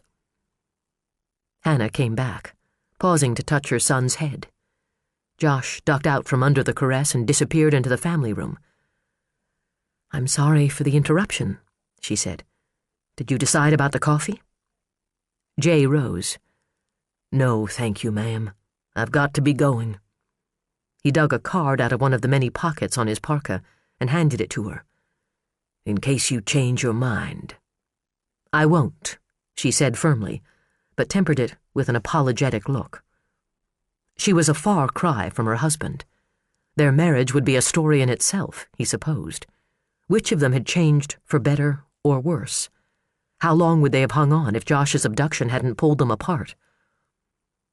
"It was a pleasure meeting you, Hannah," he said. "Father Tom is right. You're an extraordinary person, whether you care to think it or not." A deep sadness darkened her eyes. "But that's just my point, Mr. Brooks. I don't want to be a heroine. I just want our lives back." It didn't look as if she would get that any time soon, he thought with pity, when he stepped out through the front door and a photographer shot his picture from the window of a Toyota parked on the street. "She doesn't deserve what's happened to her," Father Tom said, once inside the Cherokee. Wasn't it the role of priests to listen to their faithful, ponder the cruelties of the world? Jay thought. Tom McCoy seemed to have more questions than answers, a burden that appeared to be weighing on him heavily. "In my experience, Father," Jay said, Life is scattershot with random acts of cruelty. Trying to make sense of it either keeps us human or makes us crazy." Father Tom said nothing, but slipped Josh's note out of his coat pocket and unfolded it. The drawing was simple, a sad face with blank, dark eyes, set in the center of an inked-in black square. The caption broke his heart. "When I was lost." Josh wasn't the only one who had been lost in this ordeal. Lost lives, lost love, lost trust, lost faith. Tom had tried to make sense of it, had prayed for some comfort, but all he felt was fear as the faith that had anchored his life slipped farther and farther away, and all he wanted to hold on to was another man's wife. When I was lost. He folded the page and tucked it back into his coat pocket. The funeral dragged on interminably. Victor Franken had accumulated scores of acquaintances in his 79 years, none of whom were shy about using his death as an excuse to show off their skills as orators. The weather had prevented those from any distance outstate from coming, which the locals interpreted as meaning more time on the pulpit for themselves. Ellen sat toward the back of Grace Lutheran, fanning herself with her program, wondering if all the hot air was coming from the furnace or if it was simply a byproduct of this many lawyers in one place. The narthex was crowded with reporters, lying in wait to jump people for comments on their way out. Franken's relatives sat in the front pews, including the great-grandson from L.A., who had opened the ceremonies with an interpretive liturgical dance that made the locals squirm in their seats. Minnesotans rarely interpreted anything with their bodies, and never clad in a black unitard. Life in Deer Lake had taken on all the weirder qualities of a Fellini film, with Rudy Stovich as the sad clown. He stood at the pulpit, his voice rising and falling as dramatically as his expressions. Mike Lumpkin, an attorney from Tatanka, leaned into Ellen and whispered, "If he's like this on the bench, I'm going into real estate." "Cross your fingers," she whispered back. "Maybe he'll be discovered by television. He could be the next Wapner." "Who'll play Rusty?" "Manly Van Loon." "Sounds like an episode of Hee Haw," he said with a grimace. "Hey, we need to talk dispo on Tillman. What do you think about time served?" "I think you're dreaming. Time served and 80 hours of community service." His eyes bugged out. 80? 90? 60? 100? 80 sounds good, he said reasonably, and sat back as Rudy launched into the last leg of his tribute. Ellen stifled a sigh. She tried to block everything around her from her mind in order to give Judge Franken her own personal tribute. Brief and to the point. He was a good man, a good judge. He would be missed. The burial had to be postponed until a good thaw. After the final prayer and 3 verses of Abide With Me, everyone trooped to the church basement for cake and jello from the Lutheran Ladies' Auxiliary and conversation that centered not on Judge Franken, but on Garrett Wright and the kidnappings. Ellen made one obligatory round of the room and escaped through a little-used side door that led out onto the parking lot. By the time she made it back to the courthouse, those who had remained behind to conduct business were closing down for the night and for the weekend. Coats were going on, computers and typewriters turning off, pumps going into tote bags while feet were sliding into snow boots. Quentin Adler stood with briefcase in hand, talking at Martha, their receptionist. "I would have gone to pay my respects, but I'm up to my ears in work," he stated importantly. "You know, Rudy asked me to take on some of Ellen's cases." Ellen rolled her eyes and ducked behind him, heading to Phoebe's desk. Her secretary sat with her woolly poncho across her lap, her expression that of a 3rd grader who was being made to stay late after school. "Do I have any messages?" Ellen asked, pretending not to notice the pout. "Your mail is on your desk. Someone sent you roses. Pete Eklund wants to cut a deal on Zimmerman. A gazillion reporters called. Agent Wilhelm says toxicology shows traces of triazolam in Josh Kirkwood's bloodstream," she recited, thrusting the slips up at Ellen. "Do I have to stay?" "Got a hot date?" Ellen raised her brows, trying for girlish camaraderie. "Not anymore." "No, you don't have to stay. Ellen dropped her gaze to the note from Wilhelm and tried not to feel like an evil stepmother. "But we could use your help tomorrow afternoon." Ignoring the hefty sigh, she went into her office. Triazolam. She went directly to the bookcase and pulled a reference book that listed virtually every drug, legal and otherwise, known to mankind. Triazolam, better known as Halcyon, a central nervous system depressant, once commonly prescribed as a sleeping pill, also commonly used in psych wards. She scanned the list of side effects that included memory loss and hallucinations. When withdrawn suddenly, there may be bizarre personality changes, psychosis, and paranoia. That might have been one explanation for Josh's behavior, she thought. A strong enough dose could have kept Josh in a hypnotic state during his captivity, during which time Wright could have planted anything in his mind, including threats. Taking him abruptly off the drug might have set off a mild psychosis. She dialed Wilhelm's number and noticed for the first time the bouquet of red roses in an all-purpose green office vase. Brooks was her first thought. The bastard thought he could ease past her guard with flowers and that damned smile. He and Costello had probably had a good chuckle, strategizing about her over drinks. Sandwiching the receiver between her shoulder and ear, she plucked the note card out from between the thorny stems and tore it open. "Agent Wilhelm." "Ellen North here. Thanks for calling about the tox report," she said. "It might answer some questions for us."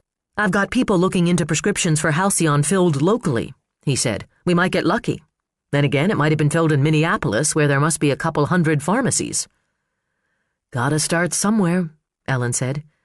"Have you got a report on O'Malley's blood tests? She believed Wright injected her with something while she was unconscious. If we could get a line on both drugs." The rustle of paper sounded like static over the phone.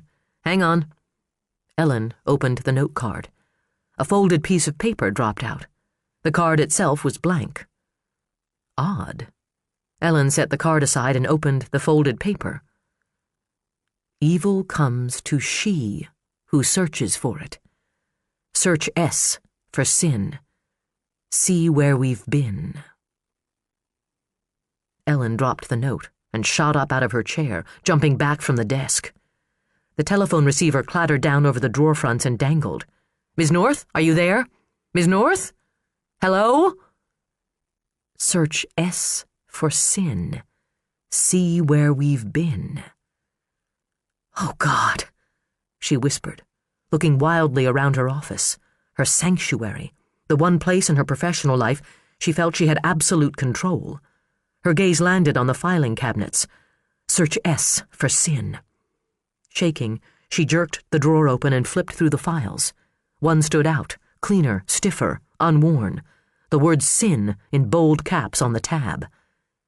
He'd been in her office. The son of a bitch had been in her office. She laid the file atop the others in the open cabinet and turned the cover back. Staring up at her from the small square of a Polaroid snapshot, blank-eyed and expressionless, was Josh Kirkwood. Chapter 22. The day had seemed to last forever, and yet night fell too soon. The contradiction, Hannah thought, was just a reflection of her own inner turmoil. She had been gone from the hospital longer than 2 weeks. She couldn't imagine leaving Josh and Lily, and yet she missed her work terribly. She missed the place and the people, her patients, her co-workers, her friends, the normalcy of routine, the drudgery of paperwork. Most of all, she missed who she was at work. The strength of mind and will she wore in that role seemed to have come off with a white lab coat and the fake brass name tag. She would never have said she defined herself by her job. It wasn't who she was, it was what she did. But without the frame of reference it provided, she felt lost. And with the feeling of loss came guilt. She wasn't only a doctor. She was a mother. Her children needed her. Why could she not define herself in those terms? The curse of the 90s woman, she thought, struggling for a sense of humor. A futile struggle. The day had held little to laugh about and was only going to get worse. The weather had forced her to cancel Josh's appointment with Dr. Freeman. A friend from the hospital had called and told her Dr. Lomax was beginning to make noises to the administration about officially naming him temporary director of the ER, a condition he would then fight to make permanent. Director of the ER, the promotion that had passed over his head and landed squarely on Hannah's shoulders just a month ago. She worried that they might actually listen to him, then raked herself over the mental coals for letting anything but Josh's situation take precedence in her mind.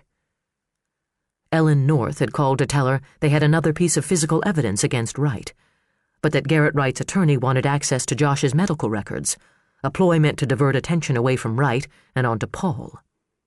And J. Butler Brooks wanted to write a book about it all. Hell of a day. Costello's charge occupied her mind like a big black rat, chewing at her nerves. The implication was that Paul had abused Josh, a charge that she had rejected out of hand. Paul would never intentionally hurt his children. He didn't even believe in spanking.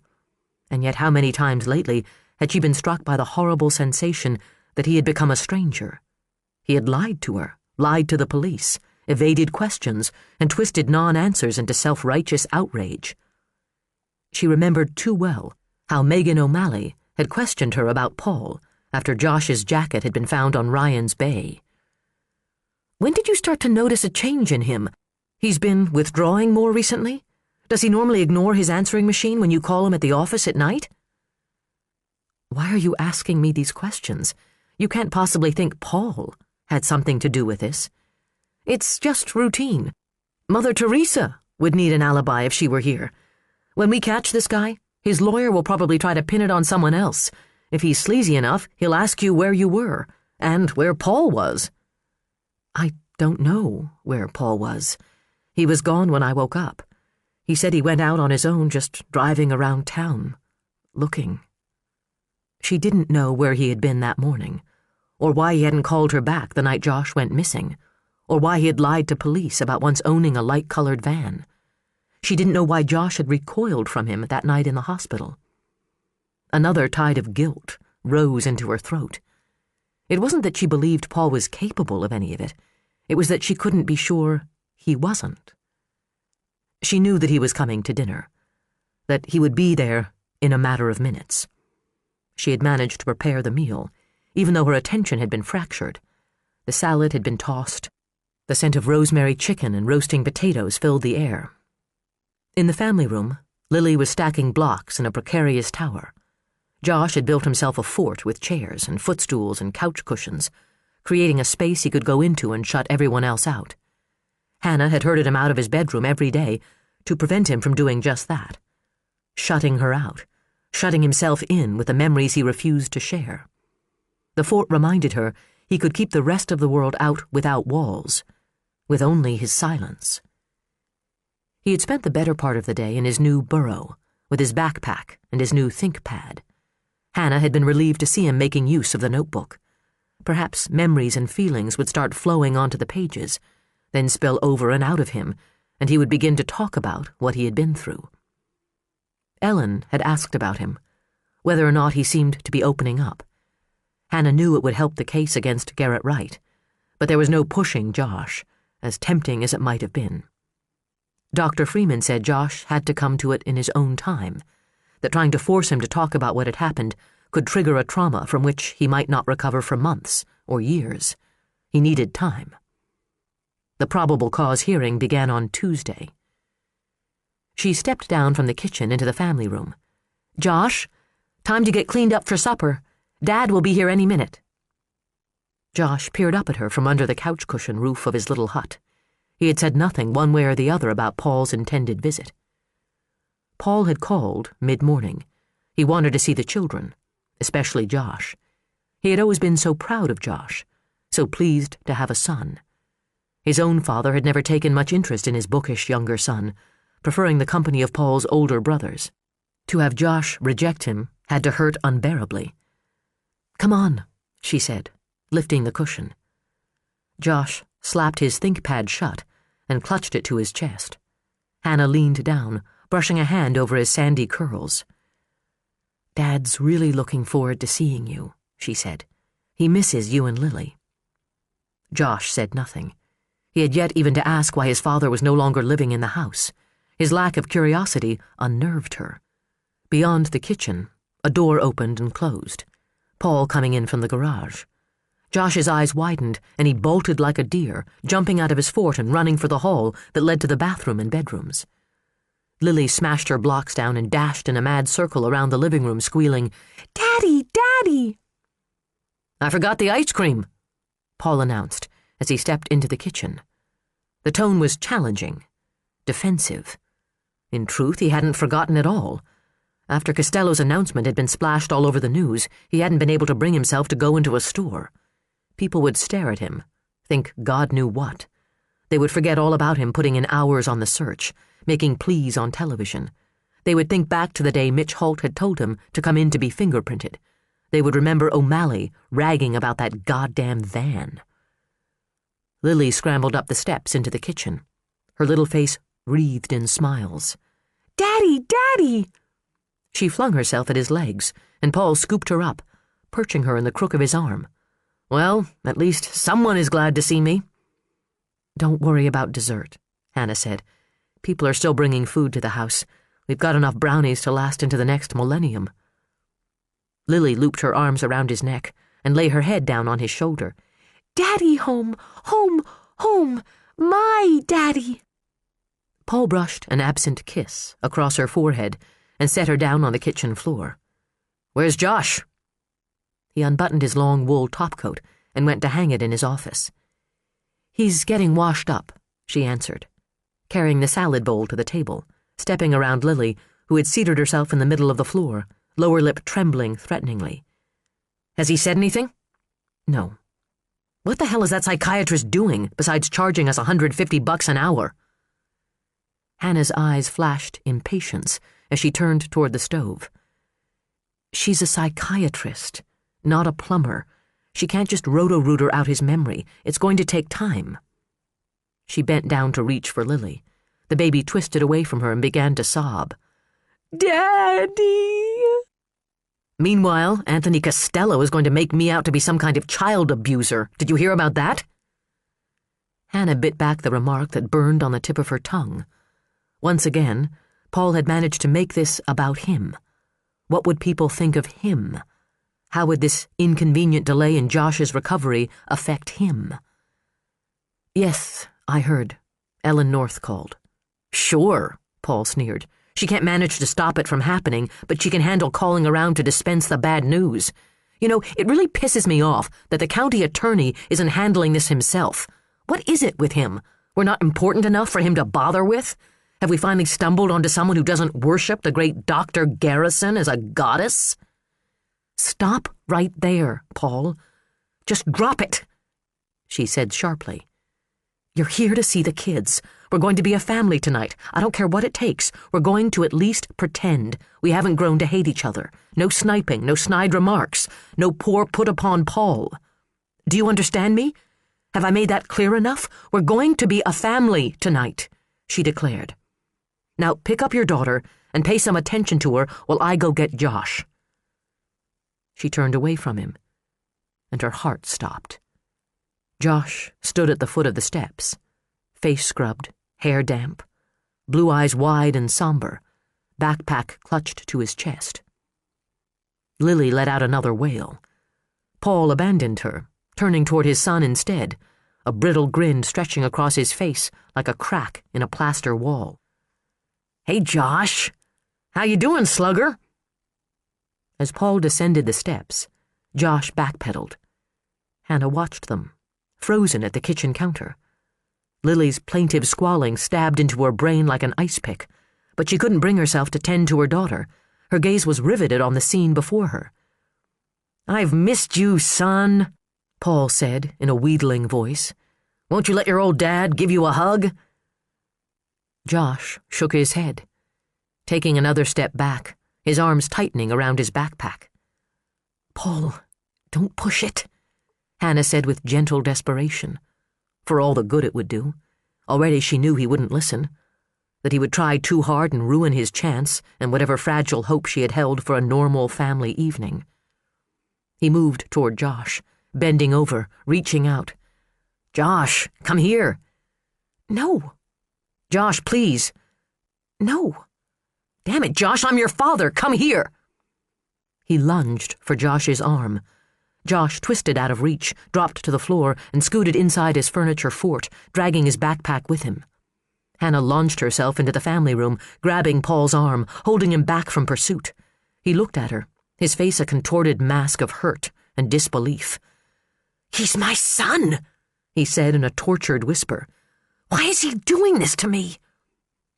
Hannah closed her eyes and put her head on his shoulder, hugging him, because it had once been a natural thing to do, apologizing for reasons she didn't fully understand. In the background, Lily cried as if her world had come to an end, and Hannah wondered in that moment if it hadn't. But the moment passed, and the doorbell rang, and she pulled herself away from the man who had been her husband. She felt Josh's eyes on her as she crossed the family room, watching her from under the cover of his couch cushion roof. Mitch stood on the front step, looking tired and apologetic. His brows drew together as he met her gaze, and Hannah could only assume that she looked like hell. "Hannah? Honey, what's wrong? Has something happened?" She forced what would have to pass for a smile. "Oh, it's just another fun-filled evening at the Kirkwood house. What can I do for you, Mitch?" "I'm looking for Paul. Is he around?" "What now?" Paul loomed up behind Hannah, bracing a hand against the doorframe, silently barring Mitch's entry. "Have you decided to take up Costello's cause?" Mitch let the shot bounce off. "We need to have a little talk. Would you mind coming down to my office?" "Now? Yes, I'd mind that very much. If you have something to say to me, say it here." Mitch looked from Paul to Hannah and back. "All right. It's about Dennis Enberg. I need to know what you were doing in his office Wednesday night, and whether he was dead or alive when you got there." "The clerk at the Blooming Bud says it was a mail order," Wilhelm said, flipping through his pocket notepad. "No name, no return address, just an order for a dozen red roses, instructions for the note card to be included, and cash, including a tip for the delivery person." "And the clerk didn't think that was strange?" Cameron asked. "She thought it was romantic, a secret admirer." "So did I," Phoebe admitted in a tiny voice. She gave Ellen a guilty glance. "I thought they were from, well, you know, J. Butler Brooks sends out very strong sexual vibes, and your horoscope is predicting a magnetism thing, and—" She trailed off, Wilhelm looking at her as if she had just hopped off the spaceship. "It's not your fault, Phoebe," Ellen said. "You didn't do anything wrong. What I want to know is when that son of a bitch was in my office." No stranger could have wandered in during the day without drawing notice, which meant he had somehow managed to slip in during the night. So much for Rudy's argument that they didn't need better security. The idea that it might have been days ago somehow disturbed her. It added to the sense of vulnerability, suggested a certain omnipotence in their adversary. He could reach out and touch whoever he wanted, whenever he wanted, wherever they were. "Have you noticed anything missing?" Wilhelm asked. "No. He could have been looking for files about the case." "I keep my notes with me. Obviously, we don't keep any physical evidence here. Anything left in these offices regarding the case, Wright's attorney has legal access to. What would be the point in stealing it?" She shook her head. "It's just another part of the game, another taunt." Wilhelm slipped his notepad into his shirt pocket and zipped his parka. "We'll see what we can find. We've bagged the card and the note. The fingerprint guy should be done in an hour or so." Leaving their grimy black dust behind, marking every surface, making sure Ellen wouldn't forget any time soon that her sanctuary had been invaded. "So now you're going to try to blame me for Enberg's killing himself?" Paul ranted in the dining room. "Or do you think maybe I killed him for no earthly reason?" Mitch jammed his hands at the waist of his trousers. "I'm not saying either of those things, Paul. If you'd spare the histrionics for 5 minutes, we could get this over with." "You come into my house, accuse me of God knows what. I think I have a right to be upset." "Fine. But you know your children are in the next room, Paul. Do you have the right to upset and frighten them too? Is that what you want? Haven't they been through enough?" "Haven't we all?" 2 clerks at the donut hut. Both say they saw a Celica that matches yours to a T. Paul looked dumbstruck. Donut helpers! Donut people come forward days after the fact and you beat a path to my door. They've been out of town. Mitch advanced, forefinger drawn to thrust at Paul. We just located them this afternoon. They saw what they saw. I don't care if they sell donuts or donkey dicks. They both saw a car at the side lot of Enberg's office that sounds remarkably like yours. Now, I'm asking you nice here, Paul. I'm giving you a chance to tell me your side. Quit jerking me around before you piss me off and I haul your ass down to the station. Start talking, Paul, Mitch ordered. And don't try to tell me you weren't there if you were. The fingerprints will be back Monday. Paul slumped down onto the chair at the head of the table. I went to see him. On a personal matter. He was drunk. I left. You went to consult the lawyer who had once represented the man who stole your son. Interesting choice of attorneys. He was my attorney first. And now that attorney was dead. Hannah heard it all as she stood in the hallway, and hours later, with the clock ticking off the minutes to midnight, she still felt wrung out.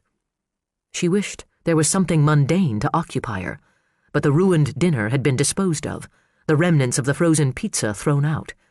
Lily's toys were in the trunk, Josh's videos neatly stacked. The children were tucked in bed. Lily had gone down with a fight, overtired and out of sorts. Hannah tiptoed into her room. The nightlight cast a soft, pink glow that just touched her daughter's face. She was sleeping hard, sweat dampening her golden curls, a frown furrowing her little brow. What impact would all this have on her? Hannah wondered. She was just a baby. Would she remember any of it? Would all of it linger in the dim reaches of her memory, haunting her forever? Josh was out too, sleeping flat on his back, utterly still. He had always been as active in his sleep as he was awake, kicking off his covers, sleeping in all known positions all over the bed, dragging stuffed animals with him, dropping them off the top bunk to the floor between bedtime and morning. Since his return, he had slept only on the lower bunk, with just a favorite old stuffed monkey, snuggled next to him. Hannah slipped into his room and sat down on the floor at the foot of the bed, where she could watch him sleep, where she could be near him physically, if in no other way. She had spent so much time in this room when he had been gone, because it helped her feel spiritually closer to him. And now that he was home, she felt a distance between them that couldn't be bridged. She wanted to gather him close, and by the will of her love alone, drive out the darkness that had settled over him like soot. But she only sat there feeling helpless and alone. For someone who had always taken charge of her life, it was like being cast adrift in the ocean. She thought of all the other times she had done this, sat with him in the dark, watching over him, dreaming for him. Before he was born, when the discomfort of pregnancy had kept her awake, she had spent long, quiet hours in the night, sitting, her hand on her belly, thinking of the future. How she would love him, teach him, protect him. What a sweet young man he would grow to be, with her sense of duty and Paul's sensitivity, and a solid foundation of love and stability. She looked around the room, cataloging the familiar. A friend had painted murals depicting different sports on each wall. The small desk between the windows was stacked with books and action figures, and the photo albums she had brought in here when Josh was missing, as if concentrating on the memories of the happy times might conjure him up like a spirit from another dimension. His backpack leaned against the nightstand. Flap rolled back so it could accommodate his new ThinkPad, along with everything else he had packed inside. Hannah inched toward it, one eye on Josh. She wouldn't touch it, wouldn't give in to the overwhelming desire to see what he had put into the notebook she had given him. She had promised it was his, that he wouldn't have to share it with anyone until he was ready. All she wanted was to peek into the bag, to see if she could get some idea of what he had been carrying with him. Maybe if she knew what he carried with him to feel secure, she could do something to give him that security, give him some kind of assurance. The illumination from the nightlight was too faint to see well. She shifted onto her knees and tilted her head to a better angle, but all she could make out was the ThinkPad and pen, one of the walkie-talkies he had got for Christmas, and a scrap of bright knit fabric tucked behind it. A stocking cap, or mitten, the blaze orange of a hunter's garb. Odd. There hadn't been any gear like that in the house since Paul had come out of his manly hunter phase 2 years ago. They'd got rid of all the equipment and clothing at a rummage sale to benefit the conservation club. But Josh was carrying a piece around with him, carrying it as if it were a long-treasured possession he couldn't bear to do without. The peculiarity of it jarred her. She had taken pains to make everything in the house seem as normal, as familiar to Josh as possible. Then to find something out of time, out of place. She sneaked another peek at Josh. He sighed in his sleep and turned his face away from her. Ignoring her conscience, she reached for the backpack. It could be important that she know. It could break Josh's trust in her if he woke up and saw her. If she could just tip it, get a better look. The walkie-talkie shifted. Josh stirred, mumbled, turned onto his side, curling into a fetal position beneath the covers. Hannah held her breath and counted to 10, then pulled the bag a little closer to the nightlight. The rib pattern of the knit came into focus, and a wedge of a patch that had been sewn in place. An insignia of some sort, a brand name or a club name arching over the silhouette of a deer. She could make out only some of the letters. Pion. Campion. Fear snaked through her, coiling in her throat, squeezing her heart. Campion. Oh my God! Her mind formed the words, but she didn't know if she spoke them aloud. With a shaking hand, she reached into the pack and caught hold of the fabric between her fingers. A stocking cap, small and nubby with wear.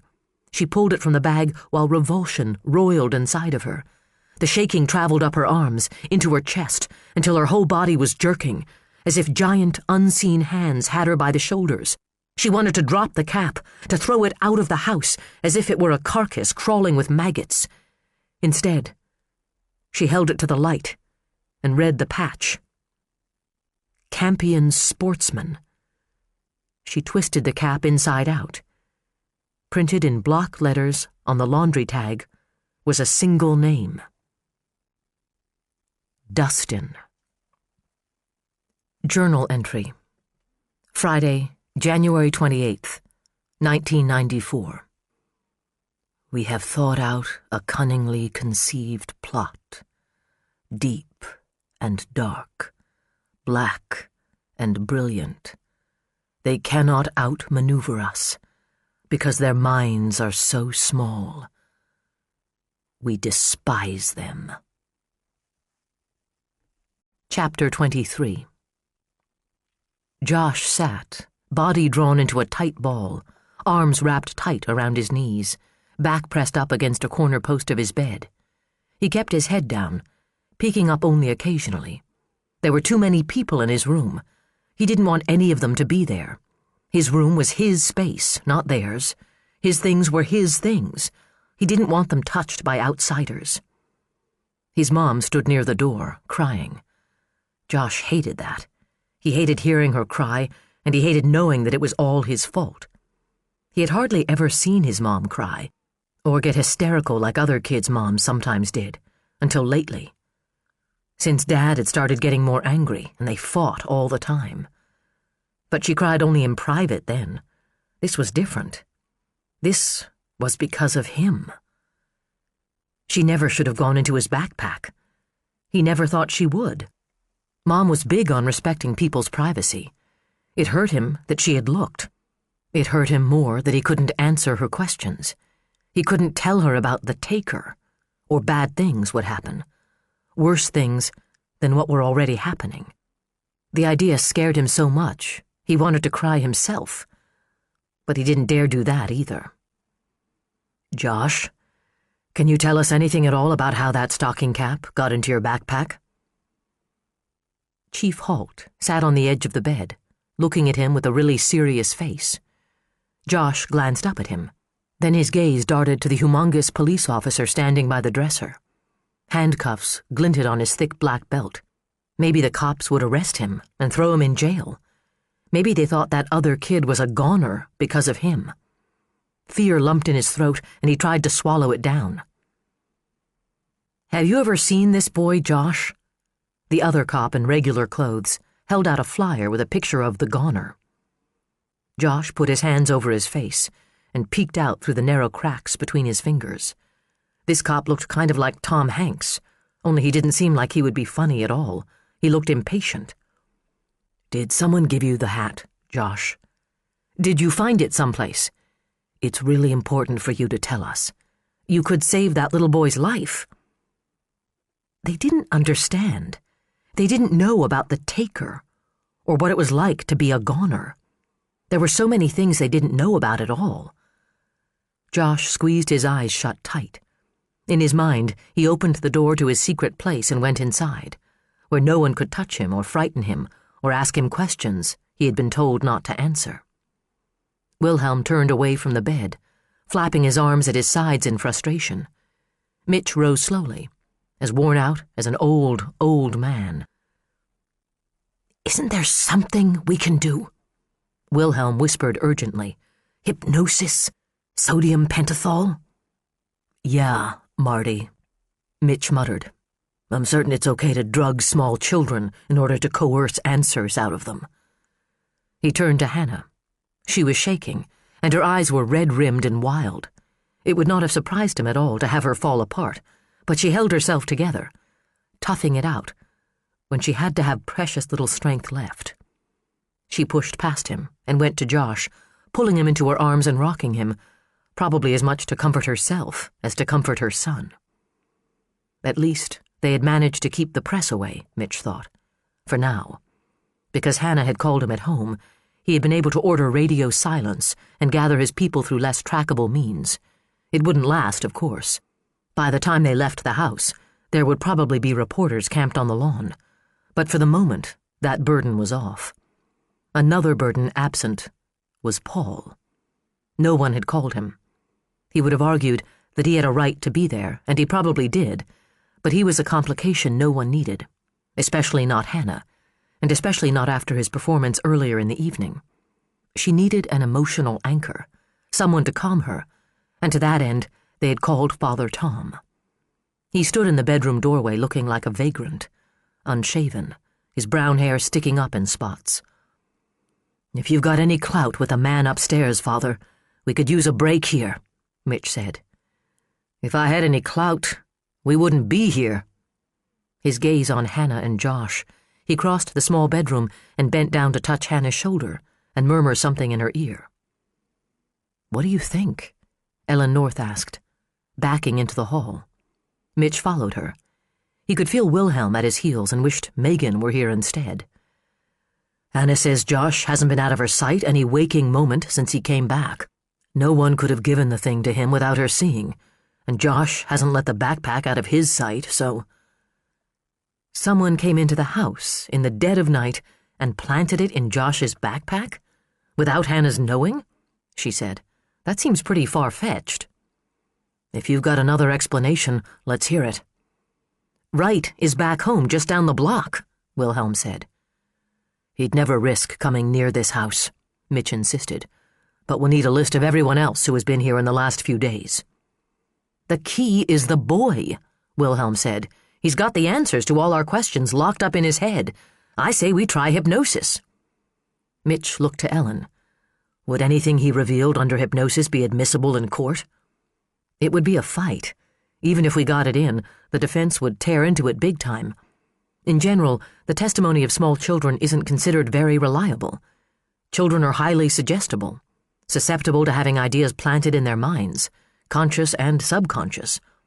But if Josh could reveal something that would put you on track to finding Dustin Holloman, or tell us who the accomplice is, or point us toward more solid evidence, that would certainly be worthwhile, whether it was admissible or not.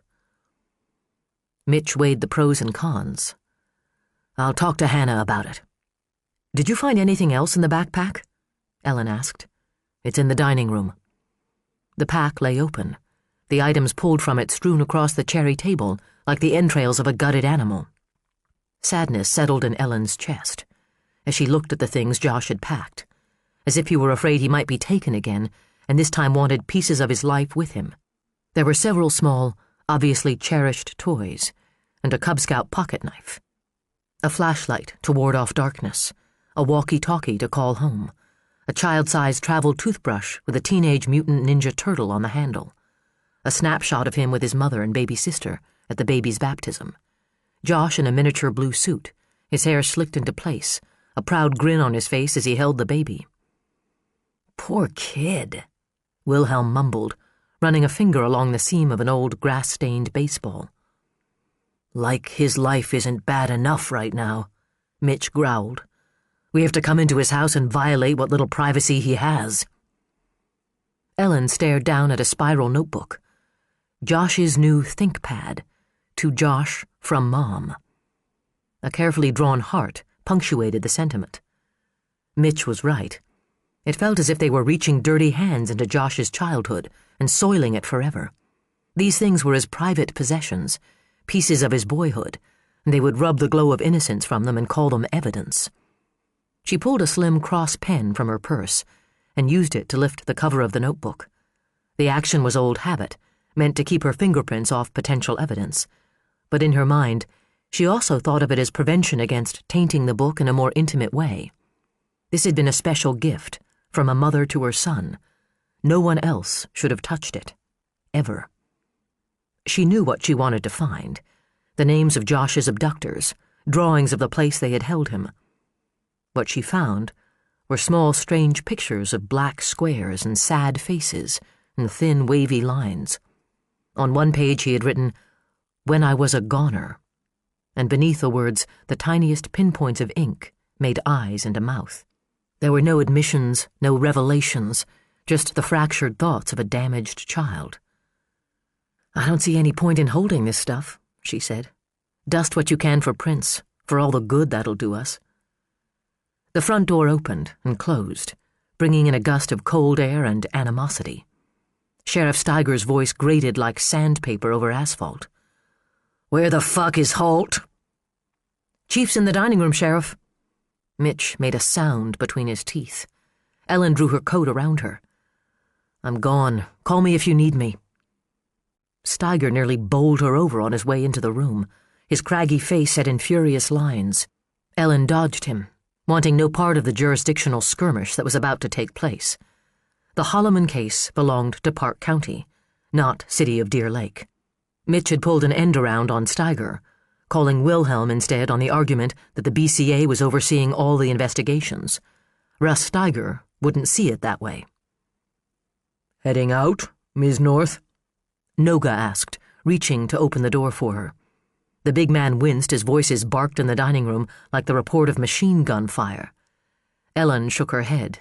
"Yep, the testosterone level in there is getting a little deep for me. Good night, Noogie." She stepped out into the cold, digging the keys to her loaner out of her coat pocket. The Manly Van Loon pace car, she called it.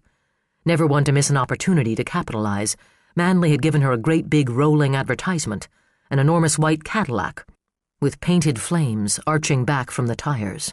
The front doors were emblazoned with the slogan, "Van Loon Motors, steal a hot deal from Crazy Van Loon." The embarrassment was almost enough to turn her into a pedestrian. In her peripheral vision, she could see someone had blocked the Cadillac in the driveway. She stopped in her tracks when she saw who it was. "Another long night, Counselor," Brooke said, easing out of the Cherokee. "Another long, cold night. I'll say this for your weather. It's sure as hell conducive to long nights warming the sheets with a partner. Never thought I'd look at sex as a survivalist tactic. Does that take the fun out of it?" "I wouldn't know." Ellen marched to the Cadillac. "We could find out," he drawled. The hood of his parka framed his face, giving Ellen the impression of a wolf staring at her from inside its lair. His interest in her was self-serving, an idea that was degrading enough when applied to a professional capacity. That he would use her sexually as well touched every red button she had. "I'd sooner die of hypothermia, but I'd rather not do it here, so will you kindly get your truck the hell out of my way?" He leaned back in surprise, as if her verbal punch had hit him squarely in the mouth. "What are you doing here anyway?" she demanded. "You didn't pick this up on any scanner." "I followed Steiger. We were having a drink down at the Blue Goose." "How cozy. If you want to get into bed with somebody, I hear he's not averse to getting screwed for a little information." "He's not my type. Thanks." "Well, I've got news for you, Brooks. Neither am I. Did your friend Costello tell you differently?" "Costello? What the hell does he have to do with us?" "You tell me." "No." She held up a hand to forestall the answer. "I've been lied to and manipulated enough lately." "I haven't lied to you." "Semantics. You haven't told me the truth. Not that I give a damn what you do." "Move the truck. I'm going home." She slid behind the wheel of the Cadillac and slammed the door shut, hoping she would catch some of his fingers. But he went back to his truck unmaimed and backed it out into the street. Headlights coming from the south heralded the arrival of the first media scavengers. In a matter of moments, the street would be clogged with them. The noise would wake the neighbors. They would come out on their steps to investigate and watch for glimpses of themselves on the morning television news. The windows in the Wright house were dark. Was he sleeping, oblivious to the latest turmoil, or was he sitting in the dark, smiling? "You'll make a mistake eventually," Ellen murmured. "All I have to do is get you to trial." As she turned the corner onto her street, the headlights behind her followed. Brooks. Visions of vehicular homicide flashed through her head. She could nail Brooks and destroy this god-awful car in one stroke. She was tired, depressed, disillusioned. The perfect time for a confrontation. Get it over and done with. Get him out of your life before you can screw up again. She said nothing as she let him in. Harry trotted into the kitchen to greet them, took one look at her face and beat it back to the bedroom. "Don't take your coat off. You won't be staying," Ellen said, shrugging out of hers. "Do I get to hear the charges against me, or are we skipping straight to sentencing?" He leaned back against the wall, at ease, as if it would make no difference what she accused him of. He likely didn't care, she thought. He'd made his purpose clear up front. It wasn't as if he hadn't warned her. She was the one who had fooled herself into thinking she wouldn't make the same mistake twice, fooled herself into believing she was too smart, too savvy, the same way she had with Costello. "You went to Purdue on a baseball scholarship," she began, reciting the information she had confirmed in the Newsweek article. "That's not considered a crime in most states, even if I couldn't hit a high inside fastball." Ellen ignored his attempt at humor. "You stayed on at Purdue Law." "Much to the dismay of my family. They could hardly show their faces at the Auburn alumni functions." "Tony Costello went to school at Purdue." He didn't so much as blink. "Small world, isn't it?" "You show up in town with an interest in this case. Then suddenly Wright fires his attorney and brings in Costello, an attorney he can't possibly afford on a professor's salary." His eyes widened then, the amusement in them stoking the fires of Ellen's temper. "Are you implying I brought Costello in?" he asked. "To what end?" "You came here for a story. Maybe you had a particular ending in mind. Maybe you get off on manipulating people. Maybe you're no better than Wright, and it's all a game to you." "Well, aren't I the criminal mastermind?" Ellen glared at him, advancing on him, her body rigid with rage. "Don't you dare be amused at me. I don't give a shit what your game is. All you need to know is I'm not playing anymore. No more view inside the prosecutor's office. Take that to Bill Glendenning if you want, but I don't think he'll be quite so starstruck after he considers the ramifications of involving you in this. He wants to run for governor. People in Minnesota won't take kindly to the idea that he traded a child's justice to bask in the glow of a dubious celebrity." Brooks winced. "Ouch. That's a mean tongue you got there, sugar. You ought to have it registered as a dangerous weapon." His gaze drifted to her mouth, and she realized that this time she was the one who had stepped too close. If he straightened away from the wall, they would be touching. But she refused to back away. "What would you say if I told you I don't know Costello from a sack of pig feed?" he asked. "I'd say I have no reason to believe anything you tell me." We're having a little problem with trust here, Ellen." "You can't have trouble with something that doesn't exist," she said. I don't trust you, and I sure as hell don't trust Costello." Curiosity sharpened his gaze. "And why is that? What did he ever do to win your animosity?" "He's a shark. He'll do whatever he has to do to win a case, or anything else he happens to want." "And did he want you?" he asked. "Is that what this is really all about, Ellen? Costello fucked you over figuratively and literally?" "Get out of my house," she ordered. "I've said what I had to say. You know where the door is. Find it. Use it." He caught her by the arm as she started to turn away. In one dizzying move, Ellen found her back to the wall and Brooks leaning in on her, his face inches from hers. "I don't think so, Counselor," he said. "Not until I've had a chance to defend myself." "This isn't a trial. You don't have any rights here. I don't have to listen to you. I don't have to deal with you." "You damn well will listen to me," he growled. "I've been accused of a lot of things in my life. Hell, I've been guilty of most of them. But I don't know Costello more than to nod and say hello. I met him once at an alumni dinner. He tried to sell me on doing a book about a case he was involved with. I declined. I have no interest in making Anthony Costello's career for him.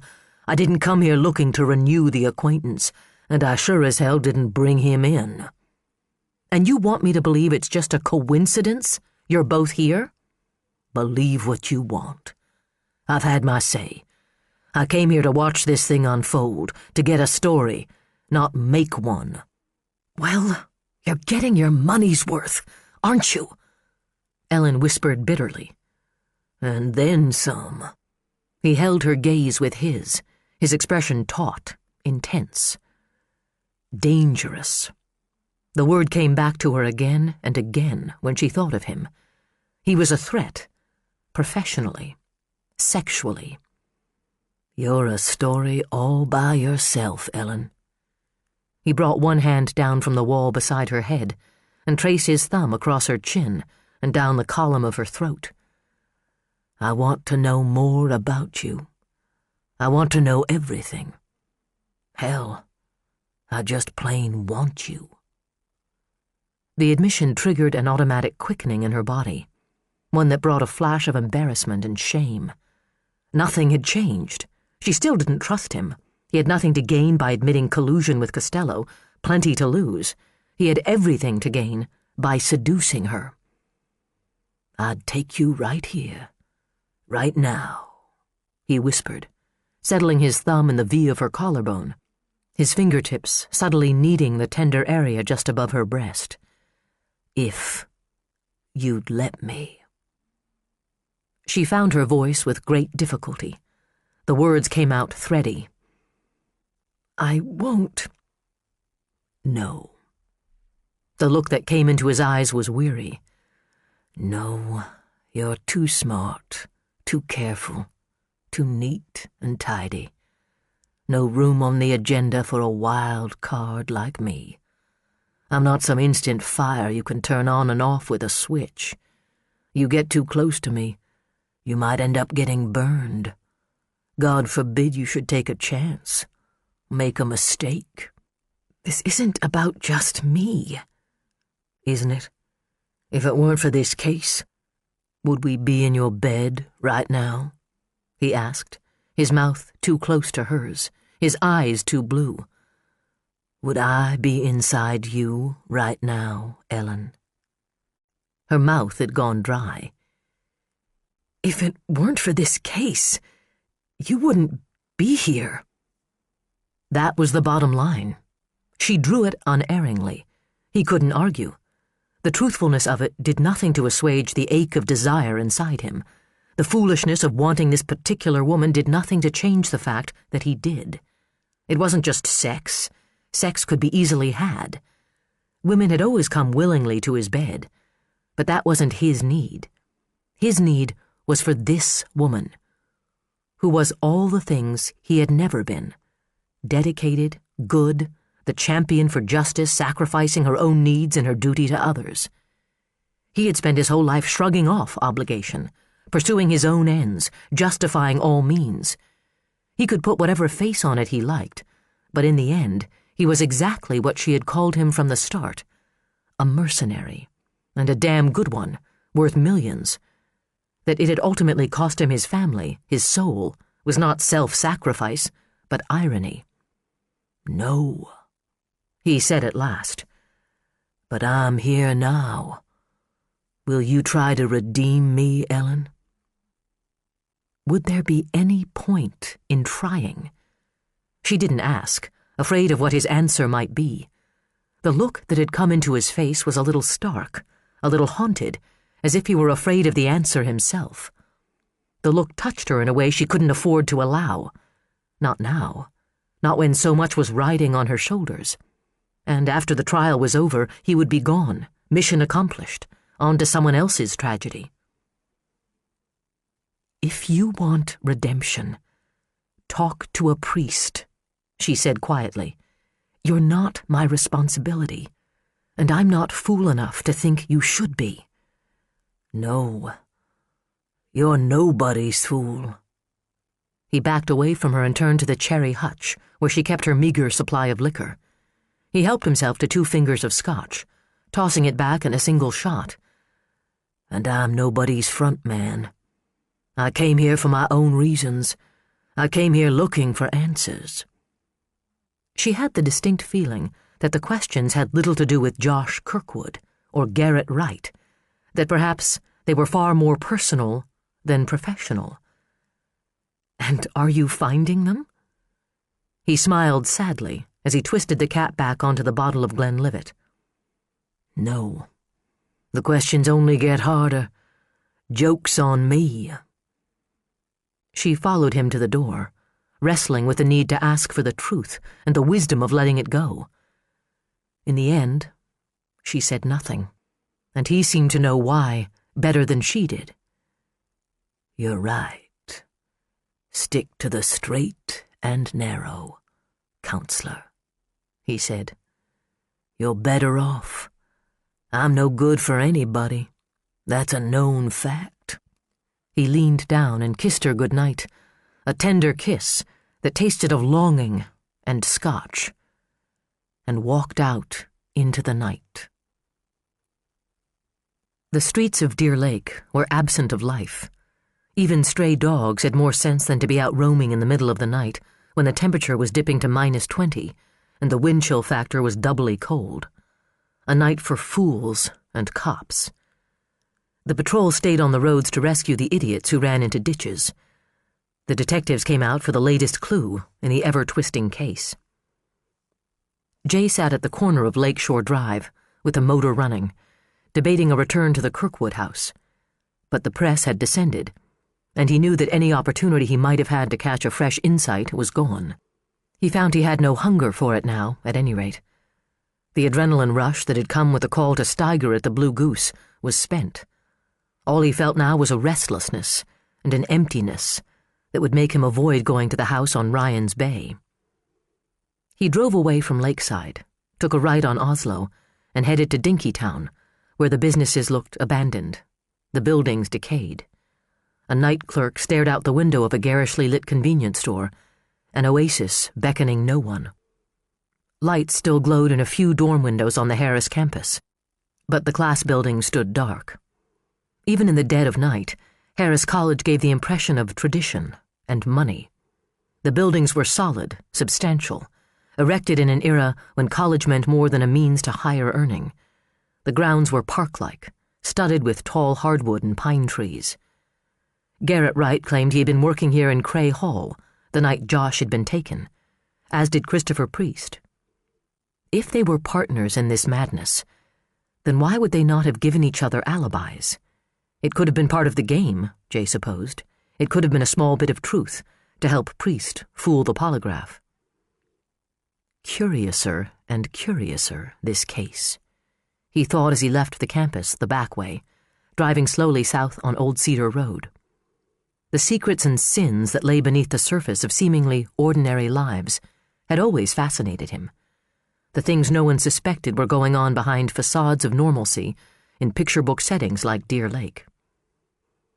Jay let the Cherokee roll to a stop in the middle of the deserted road, lit his last cigarette, and sat staring out the passenger window. A chunk of moon glowed down on the winterscape, giving the snow a silver cast, turning the bare trees to silhouettes of black against a starry sky of midnight blue. The land that ran west of the college was farmland and woodland, rolling hills and fields, where stubbled cornstalks poked up through occasional thin spots in the snow, a setting of apparent peace. Running south, the road eventually skirted the eastern edge of Ryan's Bay, where Josh's jacket had been found 9 days ago. According to Agent O'Malley's theory, this was where the game had been put in motion, along this strip of lonely county road. It was here that the car accident had taken place, the accident that had kept Hannah Garrison late at the hospital. Christopher Priest had sent a student on an errand. The student had taken the back way off campus, as students often did. His car had hit an unexpected, and O'Malley speculated, a manufactured patch of ice that sent him into the path of an oncoming vehicle. The elderly female driver of the other car had been killed instantly. A passenger in her car had died of a heart attack upon arrival at Deer Lake Community Hospital. 2 other passengers had been transported by helicopter to Hennepin County Medical Center in Minneapolis, where the student now lay in critical condition, having developed a bacterial infection that was threatening to take his life. So many lives touched or taken by this game. And if O'Malley was right, it had started here, in this quiet, pretty spot on the far edge of town. Like a stone dropped into the lake, the effects had rippled outward in ever-widening circles. Cause and effect. The chain reaction of events. He wondered how much the master of this game had foreseen, how much he had known going in and how much had been twisted serendipity. He couldn't have known that Ellen North would get the case, or that the story would have been seized on by a writer from Eudora, Alabama, as an escape and an act of self-examination. Yet he had chosen an attorney who had ties, however oblique, to both of them. Anthony Costello. The sense of being watched by brilliant dark eyes from a darker dimension sent a current of uneasiness down his spine. He was no longer an observer, but a player. Another one caught in the web of this crime. It's your job, going from one set of victims to another. Does it get to you, or are you immune? Not immune. Careful. I keep my distance. Don't let it get personal. Liar. A chill tightened his shoulders, and he reached to turn up the heater only to find it cranked to high already. Damn cold place. And here he sat like a damn fool in a truck in the middle of nowhere. He would sure as hell rather have been in bed. With Ellen, who thought he was not only involved in this case, but playing some sinister role.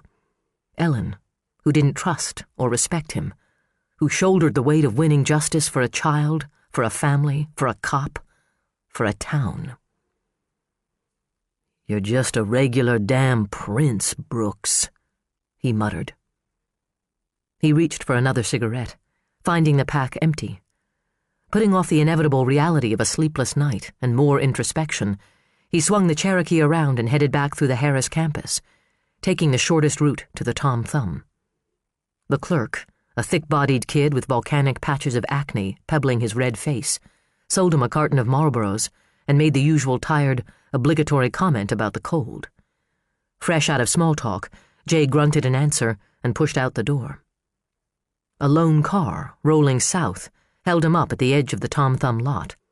Directly across the street squatted the Pack Rat second-hand shop where Todd Childs worked part-time when he wasn't concocting alibis for his mentor. No one had seen him since before Ellen's car had been vandalized. Rumor had him stashed in a Twin Cities hotel, courtesy of the Costello team, who had leaked the information about his pending testimony. But it seemed just as possible that Childs was tucked away in a farmhouse somewhere, guarding Dustin Holloman, and carrying out the legwork of Wright's demented scheme, while Wright himself sat at home playing innocent. Jay eased the truck out into the street, angling across the northbound lane, something about the Pack Rat holding his attention, a reflection in the window, an odd glow coming from within. Light, a faint glow like the beam of a flashlight. Odd time of day to be browsing for bargains in a junk shop. He turned the corner and doubled back down the alley, cutting the engine and the headlights on the truck as he rolled up behind the store. The security light was out, if there had ever been one, but enough illumination leached over the roof from the streetlight on the corner to set the scene. A set of crumbling concrete steps with a bent pipe railing led to the only back door. A dumpster sat to one side of the steps. At the foot of the steps waited a dirty gray Crown Victoria from the late 80s. It sat, engine running, exhaust billowing from the tailpipe, ready for an escape that was now blocked by the Cherokee. Who the hell robbed a second-hand shop? What was there to steal? There probably wasn't anything in the store worth more than $10, and Jay couldn't imagine that there would be a lot of money in the till. Maybe the place had a safe. Employees would know. Like Todd Childs. Or maybe Childs had left something crucial in the building, something he couldn't risk coming back for in the light of day. Jay called 911 on his cellular phone and reported a break-in in progress, then let himself out of the truck, pocketing the keys, careful not to let the door slam. Precious minutes would tick by before a patrol car could arrive. The perpetrator wouldn't escape by car, but if he could get out of the building, he could still run. If it was Childs, and if Childs was Wright's accomplice, this was the chance to nail him and possibly bring the case to a close. And if you catch yourself a suspect, just think of the publicity angle, he thought sarcastically. That would be Ellen's first reaction.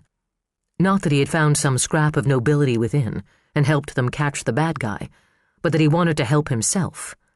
Not that it should have mattered to him what she thought. He made his way toward the building, the snow squeaking beneath his feet. He hoped that the rumble of the car's engine masked it, or that the midnight visitor was too intent on his task to hear. His lungs holding on to his breath, he eased up one step and then another. The door burst open as Jay reached for it, hitting him hard, knocking him back and off balance. A black-clad figure followed, rushing him, swinging something short and black. It caught Jay on the side of the head and shorted out all thought.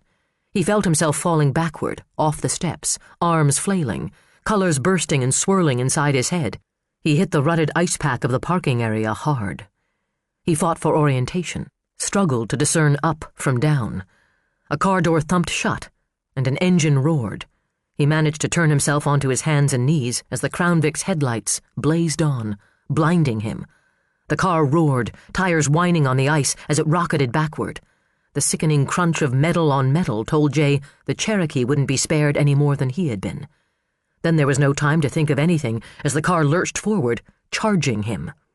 He lunged sideways, his feet slipping out from under him, his left elbow cracking hard on the cement steps. He caught hold of the steel pipe post that thrust up crookedly from the top step and heaved himself up. The bumper of the Crown Victoria followed just behind, the metal grating over the concrete of the second step. Engine and tires screaming, the car rocked backward once again smashing into the Cherokee, pushing its nose sideways and opening enough space in the alley for the car to turn north. The son of a bitch was going to run. If the cops didn't show in the next 10 seconds, he would be gone. Rage pushed Jay off the steps. He staggered drunkenly toward the mangled Cherokee, trying to run and struggling to keep himself upright. The passenger door was jammed shut, punched in like a second-rate boxer's face. He lost seconds as he stumbled around to the driver's side. The Crown Vic inched forward, toward the street and freedom, its back end sliding sideways as the tires spun to gain purchase on the slick surface. Spewing curses, Jay stabbed the key at the ignition again and again, his vision blurred and swirling, doubling, tripling. Hit the bullseye, cranked it over. The engine roared to life, a belt inside it screaming like a banshee at the wounds that had been inflicted. He threw the transmission in gear and stepped on the gas. The four-wheel drive grabbed hold, and the truck shot forward, rear-ending the car, but at the same time giving it the push it needed to reach the plowed street. The car lunged west down the residential side street. Jay turned the Cherokee out of the alley, the wheel seeming to spin too far, too easily. The truck rocked sideways, then straightened, and he stomped on the gas. The brake lights of the Crown Vic flashed 2 blocks down as it turned south. Taking the same turn, the Cherokee sideswiped a station wagon, careened across the street, and nicked the front end of a Honda, the sound of glass shattering a high-pitched accompaniment to the crash of steel. They made a right onto Mill Road. Jay spun the Cherokee's wheel hard, swinging the nose of the truck around just as the front wheels jumped the curb. The truck plowed through the deep snow on the boulevard, narrowly missed a tree, and bucked back down onto the road. The paved road gave way to gravel. The streetlights ended, and the velvet black of the country night enveloped them. Only a wedge of moon and headlights brightening the dark. The road split between farm fields, rose and fell with the hills, then plunged down, curving into a valley dark with the winter skeletons of a thick hardwood forest. With every turn, the Cherokee's steering loosened more. With every curve and dip, Jay's battered brain swam wilder and wilder. Too fast, he thought, out of control. The pop of gravel beneath the tires was like firecrackers snapping. The road was icy in patches, rutted and rough. He didn't know shit about driving in these conditions. The Crown Victoria was running away from him, putting more ground between them with every jog in the road. It disappeared over a crest. Jay followed, foot too heavy on the gas. The Cherokee left the ground as the road dropped sharply down. There was no way to pull the truck down, to rein it in, to make the hard right-angle turn. I'm fucked, he thought, gripping the steering wheel, bracing his body as best he could. The truck plunged nose first into a thicket, bounced up hard, throwing Jay around the cab like a rag doll. The headlights flashed at crazy angles as the Cherokee bucked and skidded down the slope, spraying up snow in blinding plumes, coming to a violent stop when it slammed sideways into a tree trunk. Jay landed against the mangled passenger door, his head smacking hard against the cracked window. His mind drifted even farther from his body, the connection between the two pulling as thin as hair. The truck's radiator hissed. The lights on the police scanner glowed red in the gloom of the cab. The radio crackled, picking up the transmission of the patrol car that had finally arrived on the scene at the pack rat. The last conscious thought Jay had was, "You blew it, hotshot." Chapter 24. Tell me what you remember. Jay closed his eyes and winced. Pain ran down his right side like a mallet playing xylophone on his ribs. Dr. Baskir, a small man with an enormous nose and a lilting Indian accent, had examined him thoroughly upon his delivery to the Deer Lake Community Hospital, addressing his various bruised and battered body parts as if each possessed self-awareness. He told the ribs they were not broken, and tried to verbally placate his muscles, announcing to Jay in a whispered aside that they were likely to be angry for days to come.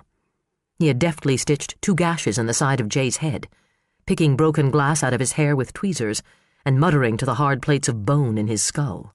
The upshot was that he would live to tell about his adventure. The downside was that the cops would make him tell it over and over. Already he had related the details to the sheriff's deputy, who had picked up the chase down Mill Road and arrived on the scene just moments after the crash. The patrolman who had taken the call to the pack rat had been next, and another patrol officer who had been called in by the owner of one of the smashed cars on the route of the chase. Now the unholy trinity of Steiger, Wilhelm, and Holt stood in a semicircle around the end of the emergency room examining table. All of them looked grim and surly, adjectives that likely applied to himself as well. He sat on the table in his blood-stained, rumpled khakis, his shirt gone, cut to shreds by overzealous volunteer ambulance people. Dr. Baskir had swathed his ribs in a tight, unyielding bandage that kept him from inhaling more than a teaspoon of air at a time. His chin was split. His head felt as if someone had taken a 10-pound hammer to it, and he was fucking cold. "I've told you twice," he said through his teeth. "You didn't recognize the guy coming out of the store?" Holt asked. "He was wearing a ski mask. He hit me fast and kept on running. I don't know how tall he was. I don't know what he looked like." "You don't know shit, do you, hotshot?" Steiger snarled. The overtures to buddyhood they had made in the Blue Goose Saloon earlier in the evening were forgotten now that he had been deprived of sleep and glory. "What did he hit you with?" Wilhelm asked. "Some kind of club. Short, black, hurt like fucking hell." Holt traded looks with a BCA man. "Sounds like what Wright used to work Megan over." "Sounds like. But it could have been just a flashlight." "Or some piece of junk from that rat hole," Steiger groused. Who the fuck robs a place like that? What's the point? Good question, Mitch said. The owner says he never keeps more than $50 in the place, and that goes home with him Friday nights. All his help knows that. Maybe they weren't after money, Ellen suggested. She stood just inside the door, leaning against the jamb, hoping she looked relaxed instead of dead on her feet. The men made a little break in their circle, looking at her with a certain amount of annoyance. She returned the favor, in no mood for niceties. Her gaze landed on Brooks, and a sharp sliver of alarm wedged into her at the sight of him. She forced her attention to Mitch. If it was Childs, maybe he had something stashed there, she said. If he's tangled up with Wright, it might be evidence. Wilhelm yawned hugely. We're tearing the place apart right now. There had better be something there. It's going to take forever to go through it all. There's no guarantee he didn't take it with him, Mitch said, and there's a good chance it doesn't have anything to do with this case. Any word on the car? Ellen asked. Childs drives an old Peugeot, Mitch said. We got nothing on this Crown Vic. Including the tag number, Steiger complained. It was dirty, Jay said. It was dark. Yeah. Why should we assume it was Childs or that this break-in has one goddamn thing to do with the kidnappings? If you ask me, it's just another big, huge waste of time, taking our attention off what we ought to be doing just because Truman Capote here decided to play Dirty Harry. Jay cocked a brow. There's an image for you. The sheriff gave him a look. My men have a description of the car. If they see it, they'll stop it. That's as far as we're taking it. I'm going home. Jay tried to sit up a little straighter, immediately regretting it. But shouldn't you do a house-to-house or garage-to-garage, or whatever you want to call it? What if this is your guy? What if he's the one who took the Holloman kid? Do we have any reason to think it is? Do we have any reason to think it isn't just some doped-up kid looking to score a few bucks? But if it was Childs... Steiger turned his back and headed for the door. I'm going to bed. Nobody call me unless there's a major felony involved. Man, Wilhelm said to no one in particular. When the bean counters get a load of the overtime on this gig, they're going to eat me alive. Mitch glared at him. Tell them to sell tickets. They'll be back in the black in no time. Very funny. As the agent disappeared into the hall, Mitch looked to Ellen. He thought I was joking? Shaking his head, he turned back to Jay. Bottom line here, Mr. Brooks. You should have let us handle it. We're the cops. You're the writer, he said in an exaggerated, patronizing tone. Remember that. From here on out. We've got enough trouble without having civilians kill themselves trying to do our jobs for us. If that deputy hadn't caught sight of you, you'd be a popsicle by now. And if there'd been anybody in those cars you hit, I'd be hauling your ass downtown. I don't give a damn who you are. As it stands, you'll be getting a hefty citation. I'll pay the damages, Jay muttered. Working to dredge up some humor, he cast a hopeful look at Ellen. Maybe I can sweet-talk my way out of that ticket. Mitch barked a laugh. Yeah, when pigs fly. Try it here, where there's a full medical staff to put the pieces back together. He turned to Ellen. I'm out of here. There's nothing more we can do tonight. Wait and see what Wilhelm's guys come up with. But Steiger might be right for once in his miserable, brain-atrophied life. It could be nothing. I've got to get some sleep. I'm picking Megan up from HCMC at noon. Ellen nodded. When Mitch exited the room, she suddenly realized the folly of coming down here. What had she been thinking? She could have sent Cameron as her backup. She had already taken one call for the night, or she could have waited until morning. Brooks hadn't offered them any revelation, no evidence, nothing but a writer's hunch that the man he had pursued had been their man. What do you have to say for yourself? She demanded. I wish I'd taken the insurance on the rented Jeep. She just stared at him. So, he said, is this where you tell me you think I staged it all to boost interest in my book? I don't think you'd go so far as to risk killing yourself. That would rather defeat the purpose, wouldn't it? And again, the waiting room is SRO with reporters ready to tout you as a would-be hero. Jay gave a harsh laugh that ended in a hiss of pain and eased himself down off the table, gritting his teeth. It wasn't that she didn't think him capable of concocting the whole thing as a publicity stunt, or calculating enough to capitalize on a real brush with death. But had he ever given her reason to believe otherwise? Had he ever given himself reason to believe, for that matter? Believe me, counselor, I'm nobody's hero. I had no intention of trying to catch the son of a bitch until he tried to kill me. That pissed me off.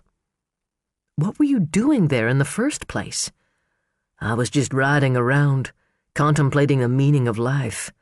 Ironic that I ended up damn near getting my ticket punched, isn't it?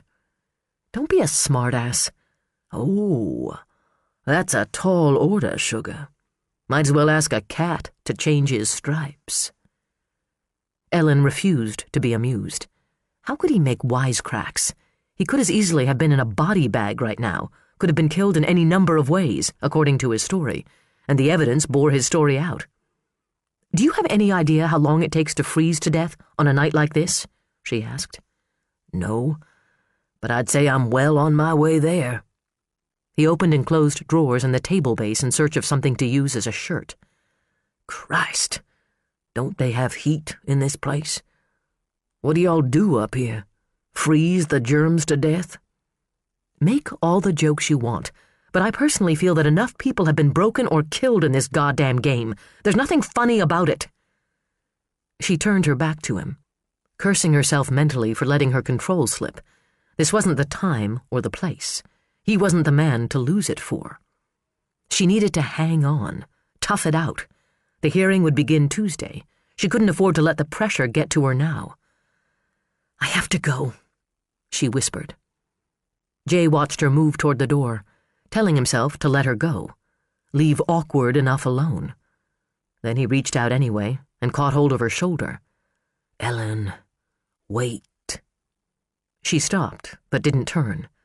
Over her shoulder, he could see she had closed her eyes. You didn't have to come down here, he said. He was glad she had. It had to be a sign of a crack in her armor, one that he might charm open to let himself in. You were worried about me? It must be sleep deprivation. Must be. He stepped around in front of her, hooked a knuckle under her chin, and lifted her face. Her skin looked too pale, accented by harsh shadows of exhaustion and etched with fine lines of strain. Thanks anyway, he whispered. She let him settle his mouth against hers. It was just a kiss, something both of them could easily walk away from, and would. Get some sleep, he murmured. The pirate's smile showed. Will you dream about me? Not if I've any sense left at all, she said sadly, and walked out. Paul sat in his borrowed car at the end of Lakeshore Drive. He wouldn't dare stay long for fear some cop car would come rolling up and hassle him, and then the press would descend again. 2 weeks ago, he had sought out the media. Now he found himself sneaking around, driving someone else's car so he wouldn't be recognized. He was being made to feel like a criminal. There was no one he could turn to for support. His family in St. Paul had never been anything but a burden and an embarrassment to him. He wasn't one of them. Blue-collar, beer-drinking dullards. Collectively, they had the intellectual depth of a mud puddle. He had no real friends, he was finding out. The people who had called to offer their sympathy at the start of this ordeal now looked at him with a subtle reserve in their eyes. He saw it, sensed the emotional barriers they were erecting. None of them had offered him the use of their car.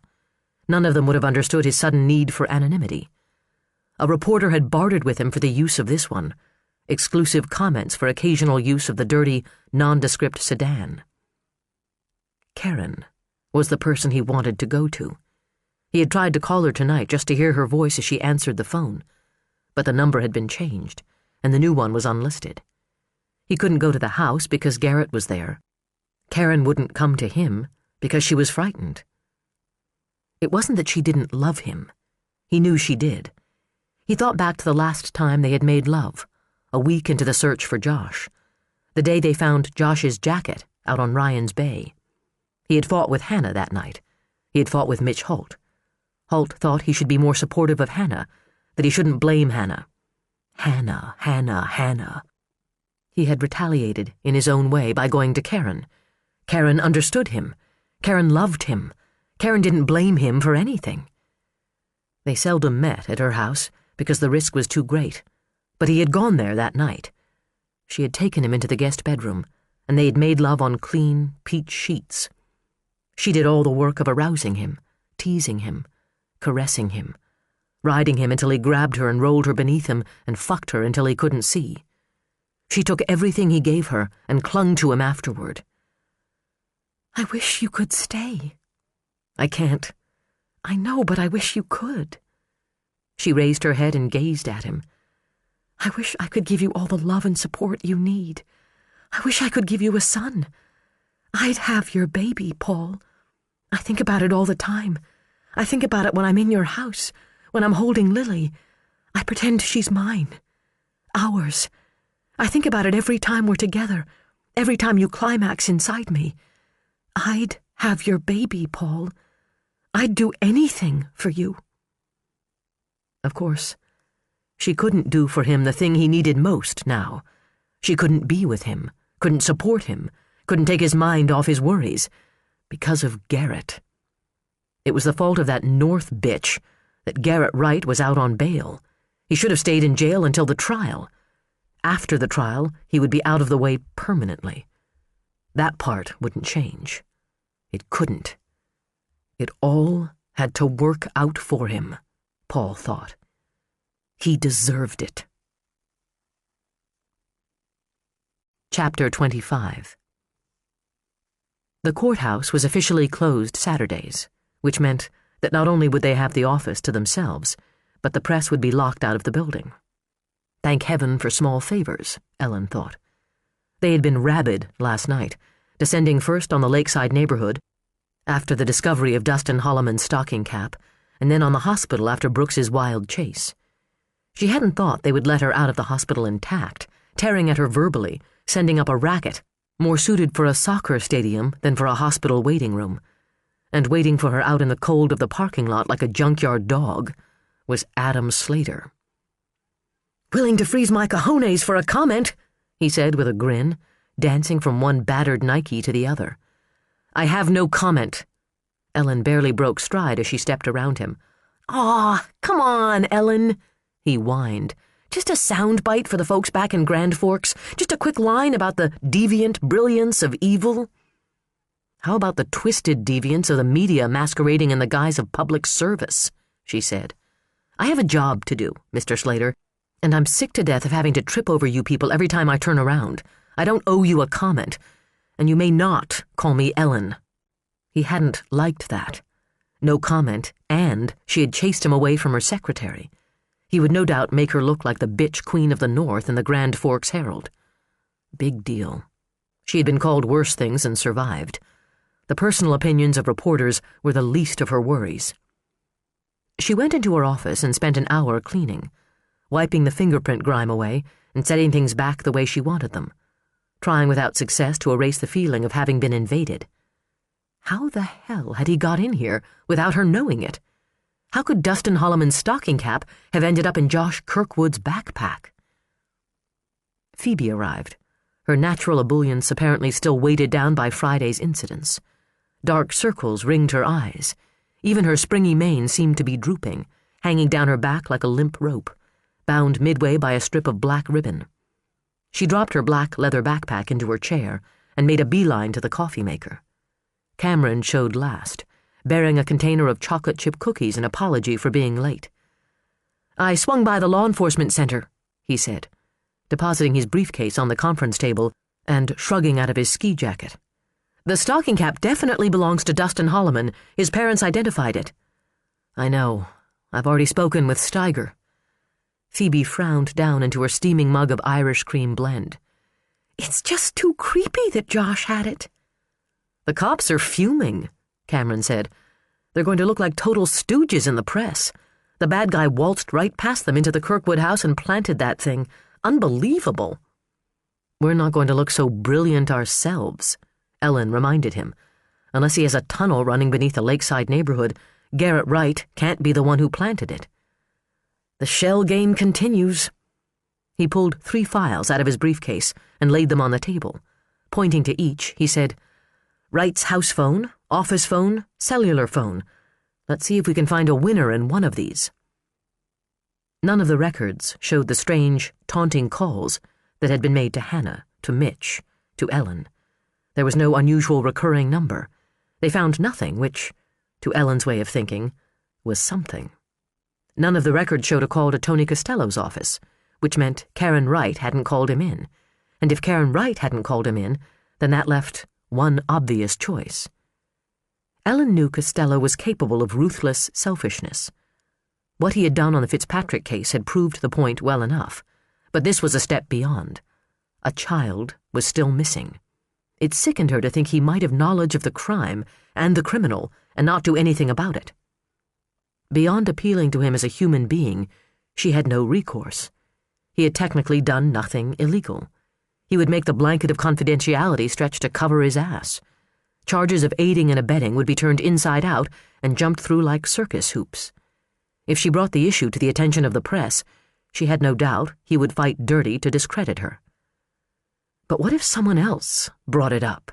She mused aloud, tapping her pen against her lower lip. What if we could get Wilhelm to turn the heat up on Costello? Cameron snickered, a nasty gleam coming into his eyes at the idea of duping Wilhelm into something. Yeah, ask Marty. He'll say anything, as long as he thinks it's his idea. All he has to do is make some noise. Talk about trying to get a warrant for Costello's phone records. It's about time Costello had the press snapping at his heels instead of wrapped around his little finger. She turned to Phoebe. See if you can get hold of Agent Wilhelm. Ask him to stop in later.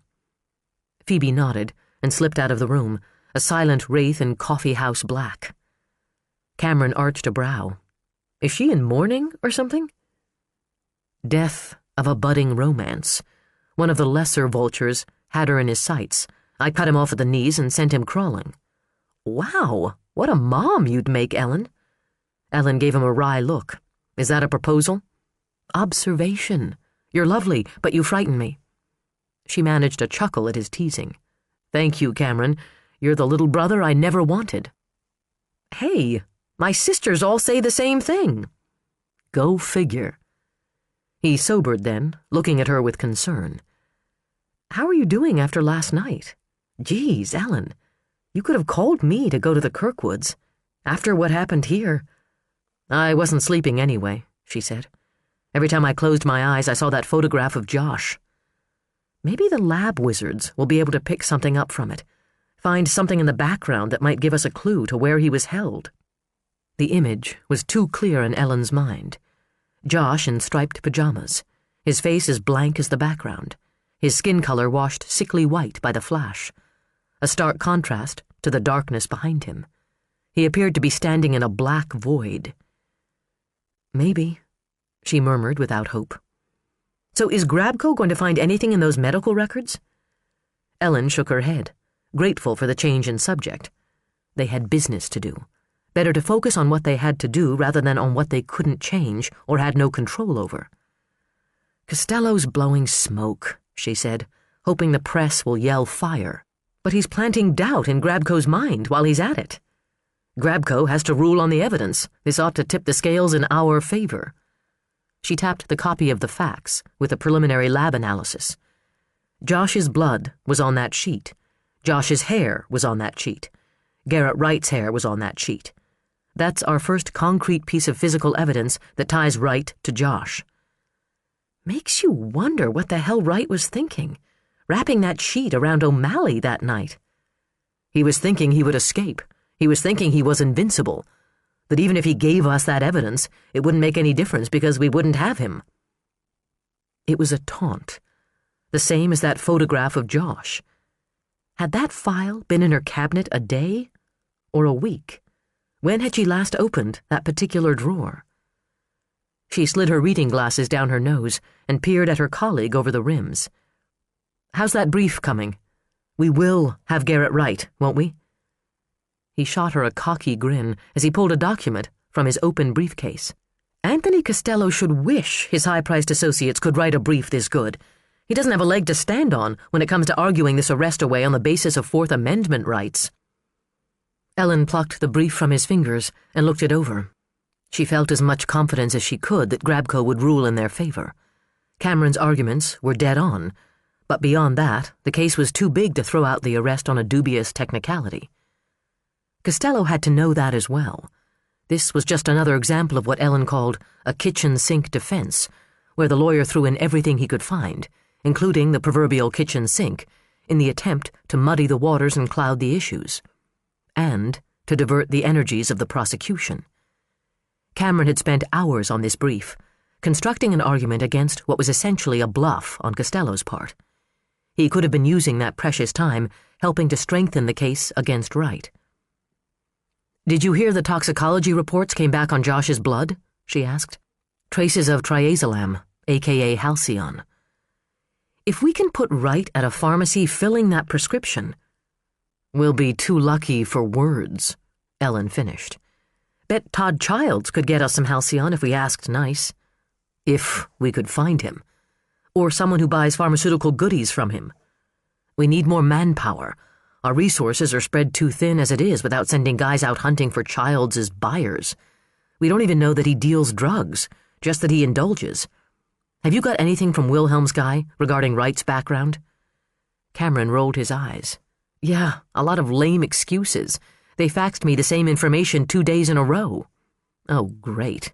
Mitch put in a request to NCIC for cases with a similar M.O., perpetrated in any of the areas Wright has lived since 1979, but nothing has come back yet.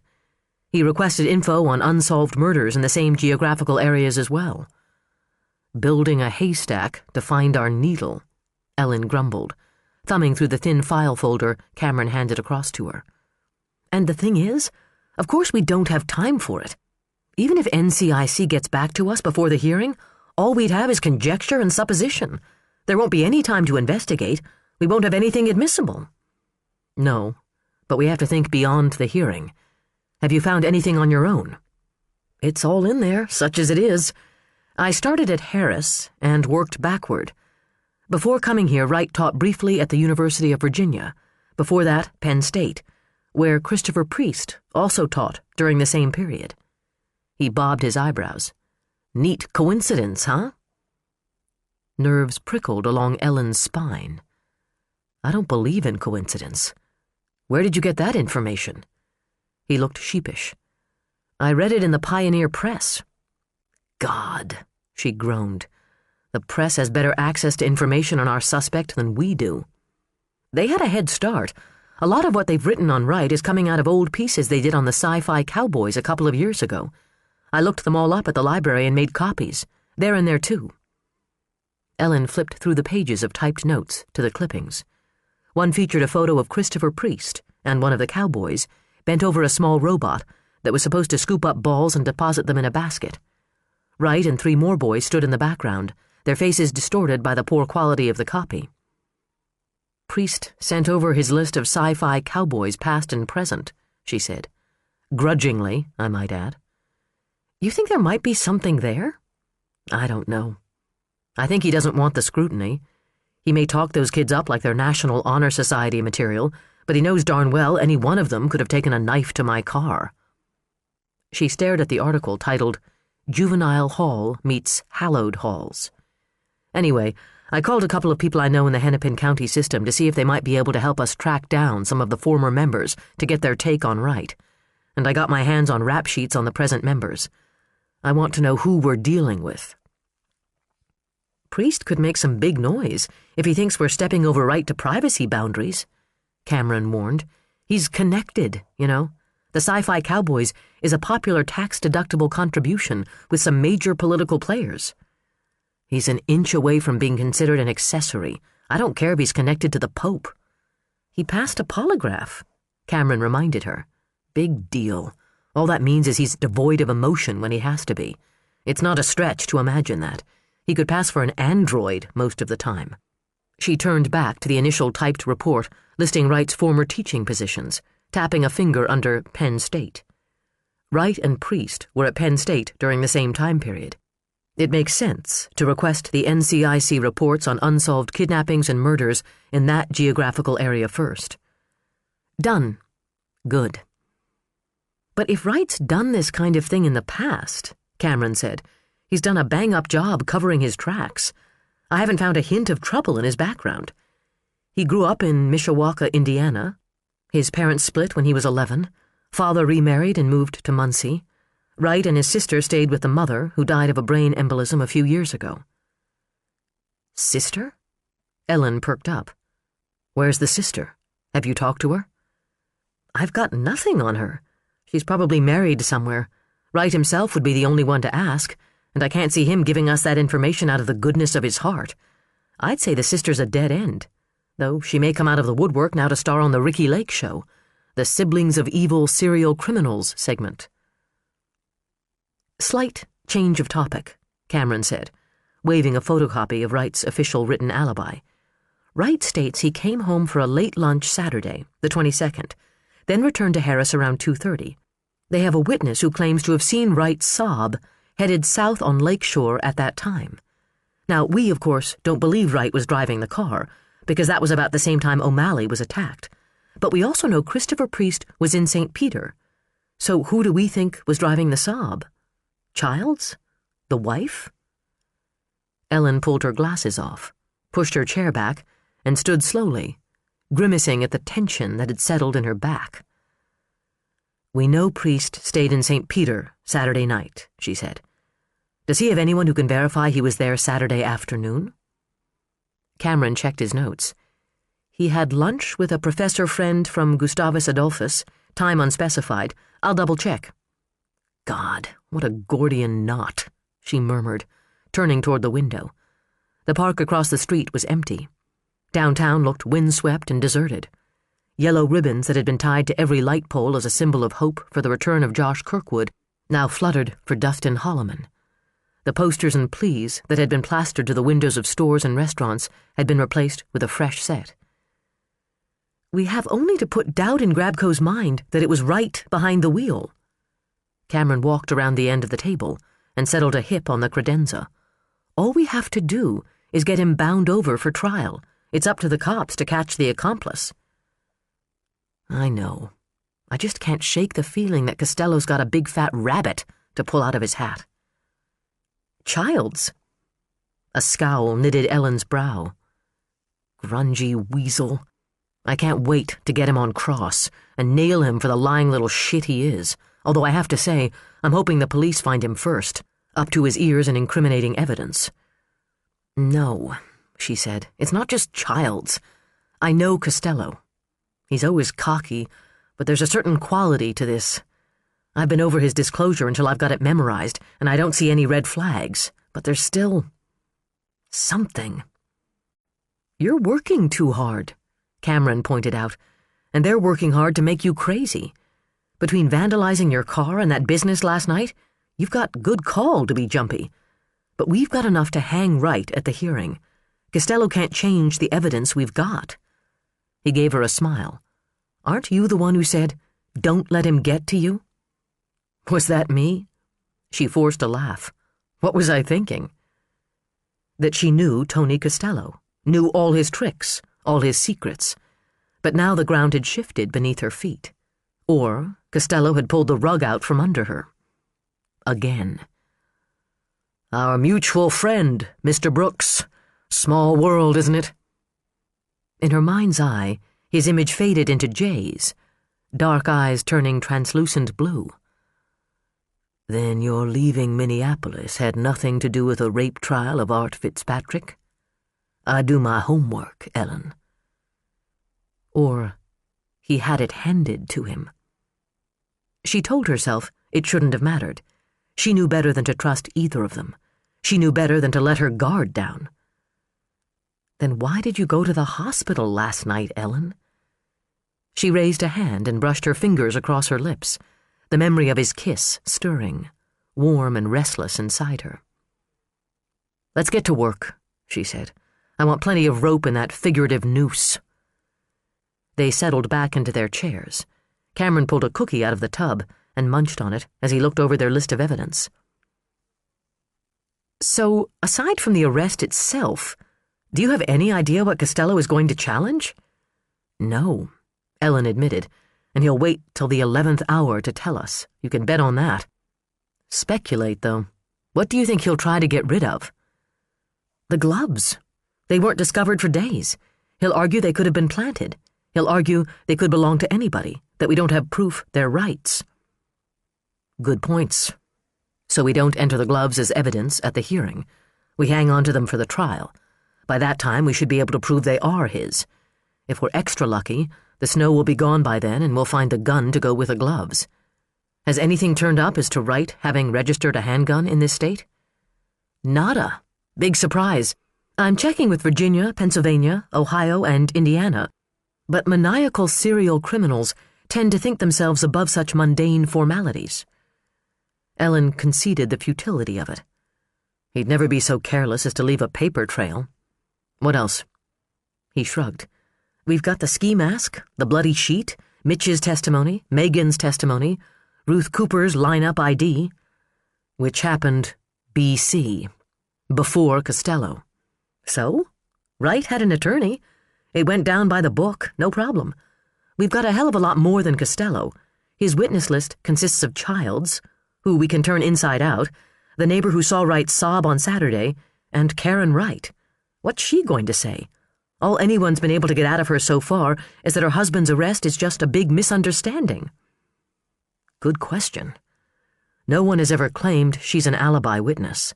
If Wright was at work at the times the crimes were committed, as he claims, what can she say? That he called her on the telephone, they said in unison. They both grabbed the phone records again. The door swung open, and Ellen glanced up, expecting to see Phoebe, her eyes widening instead on Megan O'Malley, with Mitch standing right behind her. Megan, she said with genuine surprise. It's good to see you up and around. And more or less in one piece, Megan said dryly. She looked like hell. The bruises on her face had reached the putrid fruit stage. The crescents beneath her vibrant green eyes were the color of eggplant. She limped in, leaning heavily on one crutch. Her right hand was encased in a rigid cast that extended to the very tips of her fingers. Cameron moved to pull a chair out for her, but she waved it off. Mitch cut her an impatient look that she completely ignored. "Finding any goodies?" she asked, scanning the papers strewn over the table.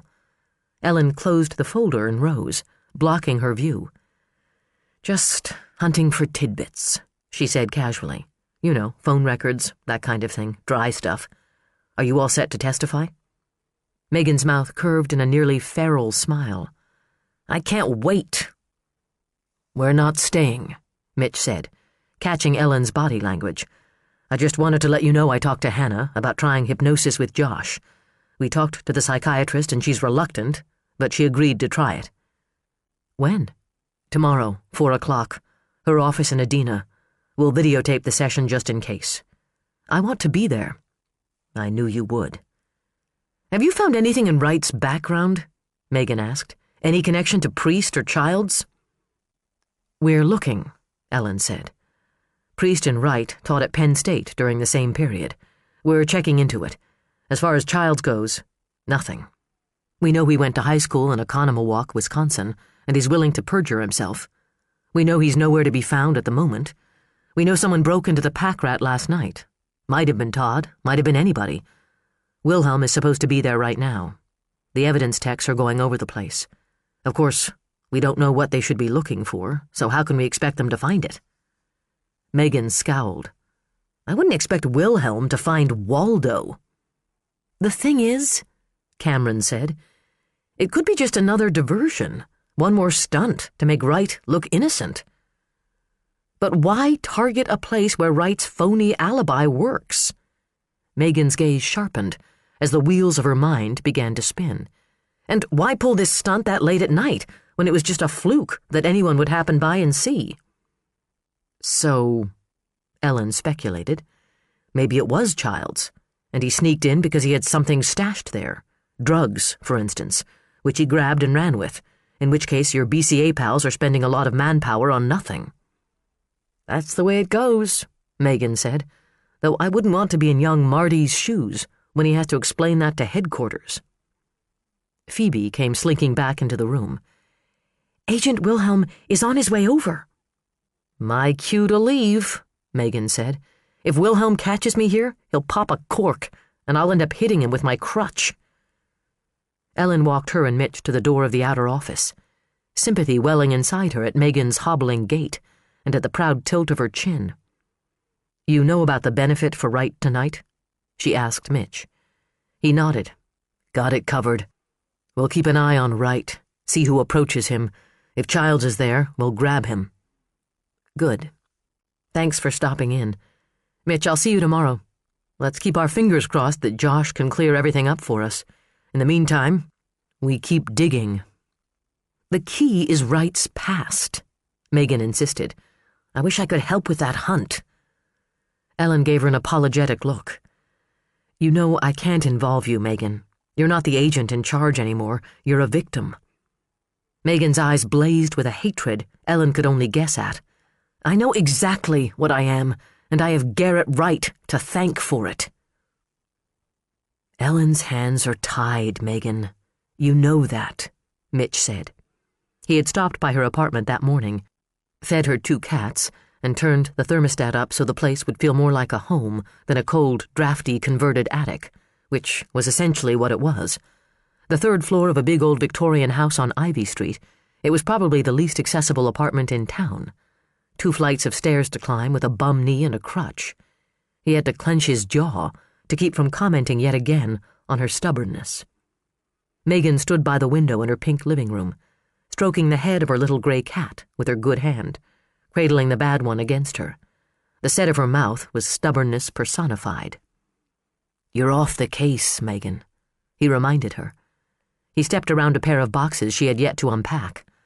Josh had been kidnapped her first day on the job here. Officially, she said grudgingly, but that doesn't mean I couldn't do a little background work off the record. And risk getting the case turned on appeal? You're not thinking straight. Come here, he said, turning her gently toward the old camelback sofa. You need to sit down, or that knee is going to swell up like a water balloon. That she didn't put up a fight told him she was as near exhaustion as she looked.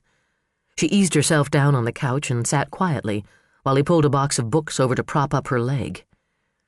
I just feel so damn helpless, Mitch, she admitted, as he carefully tucked a pillow beneath her damaged knee. She heard the little tremor in her voice and knew he had as well.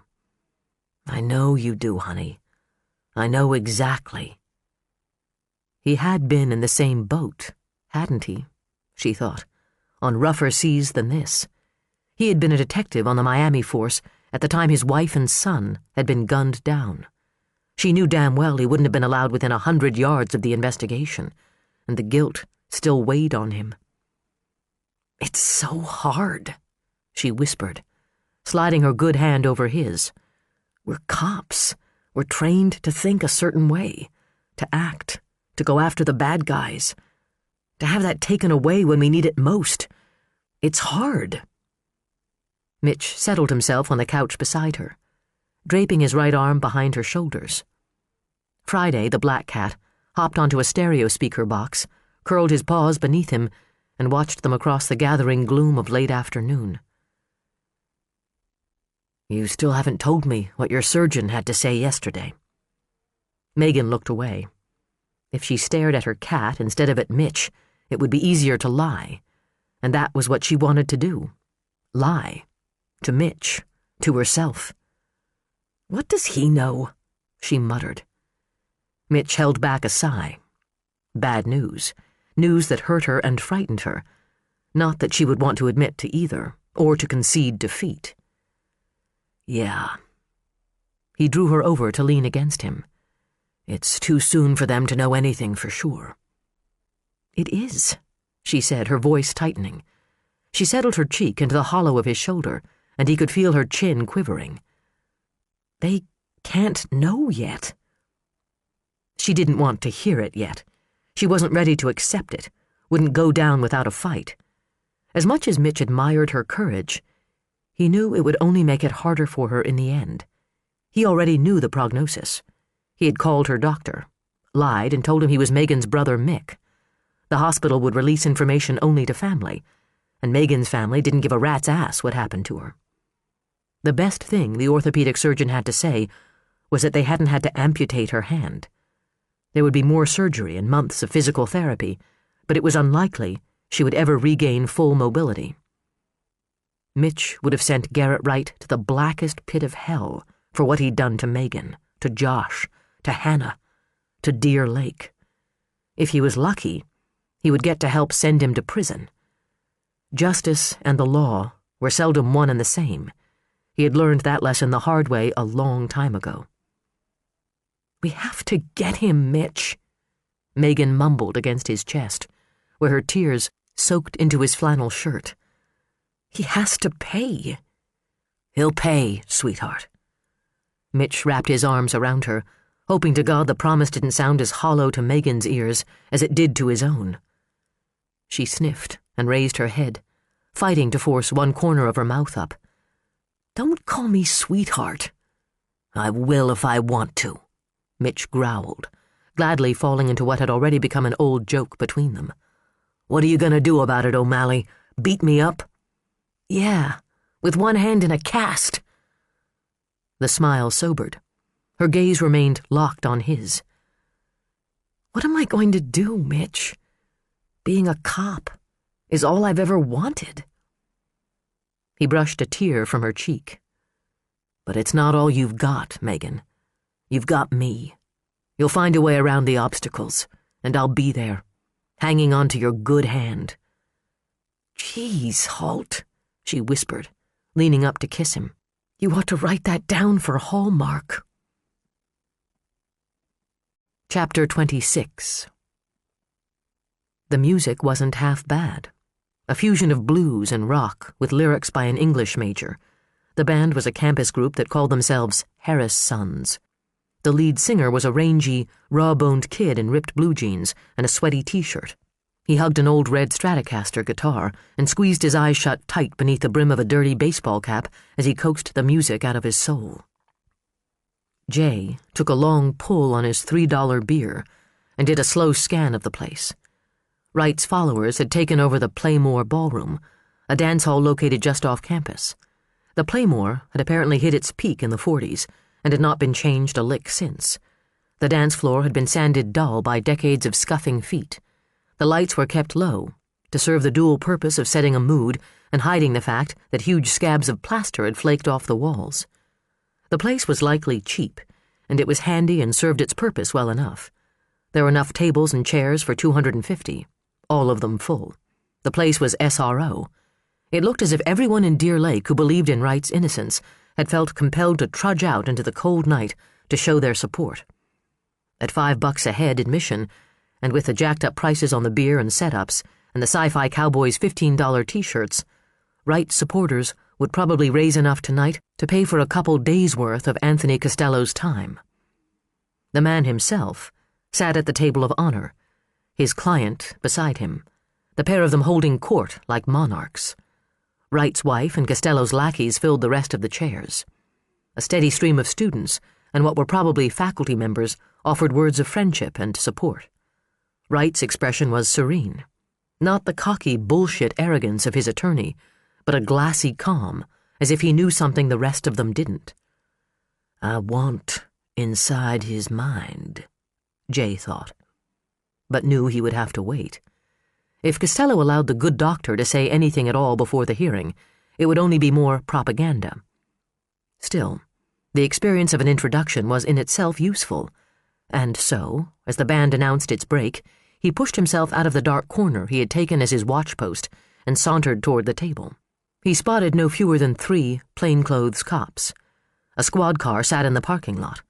If the accomplice showed with Dustin Holloman in tow, they'd be on him like flies on roadkill.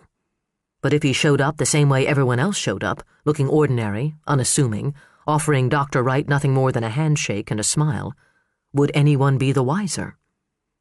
There was nothing to make Wright himself stand out in a crowd. No glowing eyes, no sign of the devil branded into his forehead.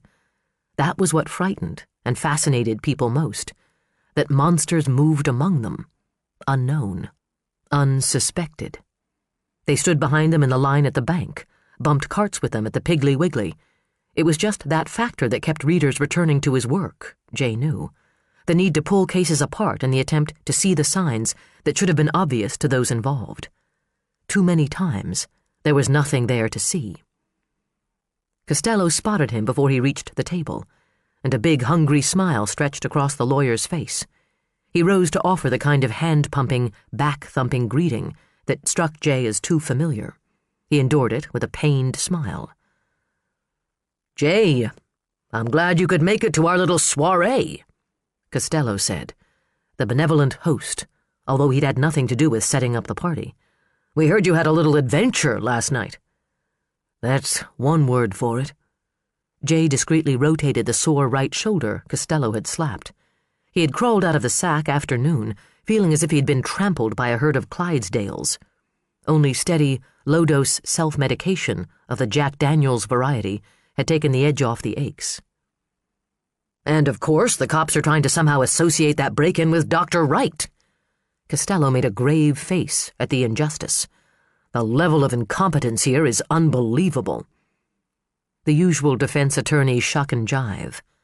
The cops are screw-ups, the prosecutors thick-headed plotters with no view of the big picture. Jay knew the drill. He had spouted the same trash talk himself once upon a time. He let it go in one ear and out the other as he turned to look at Garrett Wright, who was watching him with steady dark eyes and a placid half-smile. "Mr. Brooks," he said, rising, offering a hand that seemed nearly delicate. "Anthony tells me you've taken an interest in the case, with an eye toward doing a book." "Possibly. Depends on how it all shakes out in the end." The smile took on amusement. "You mean it depends on my guilt?"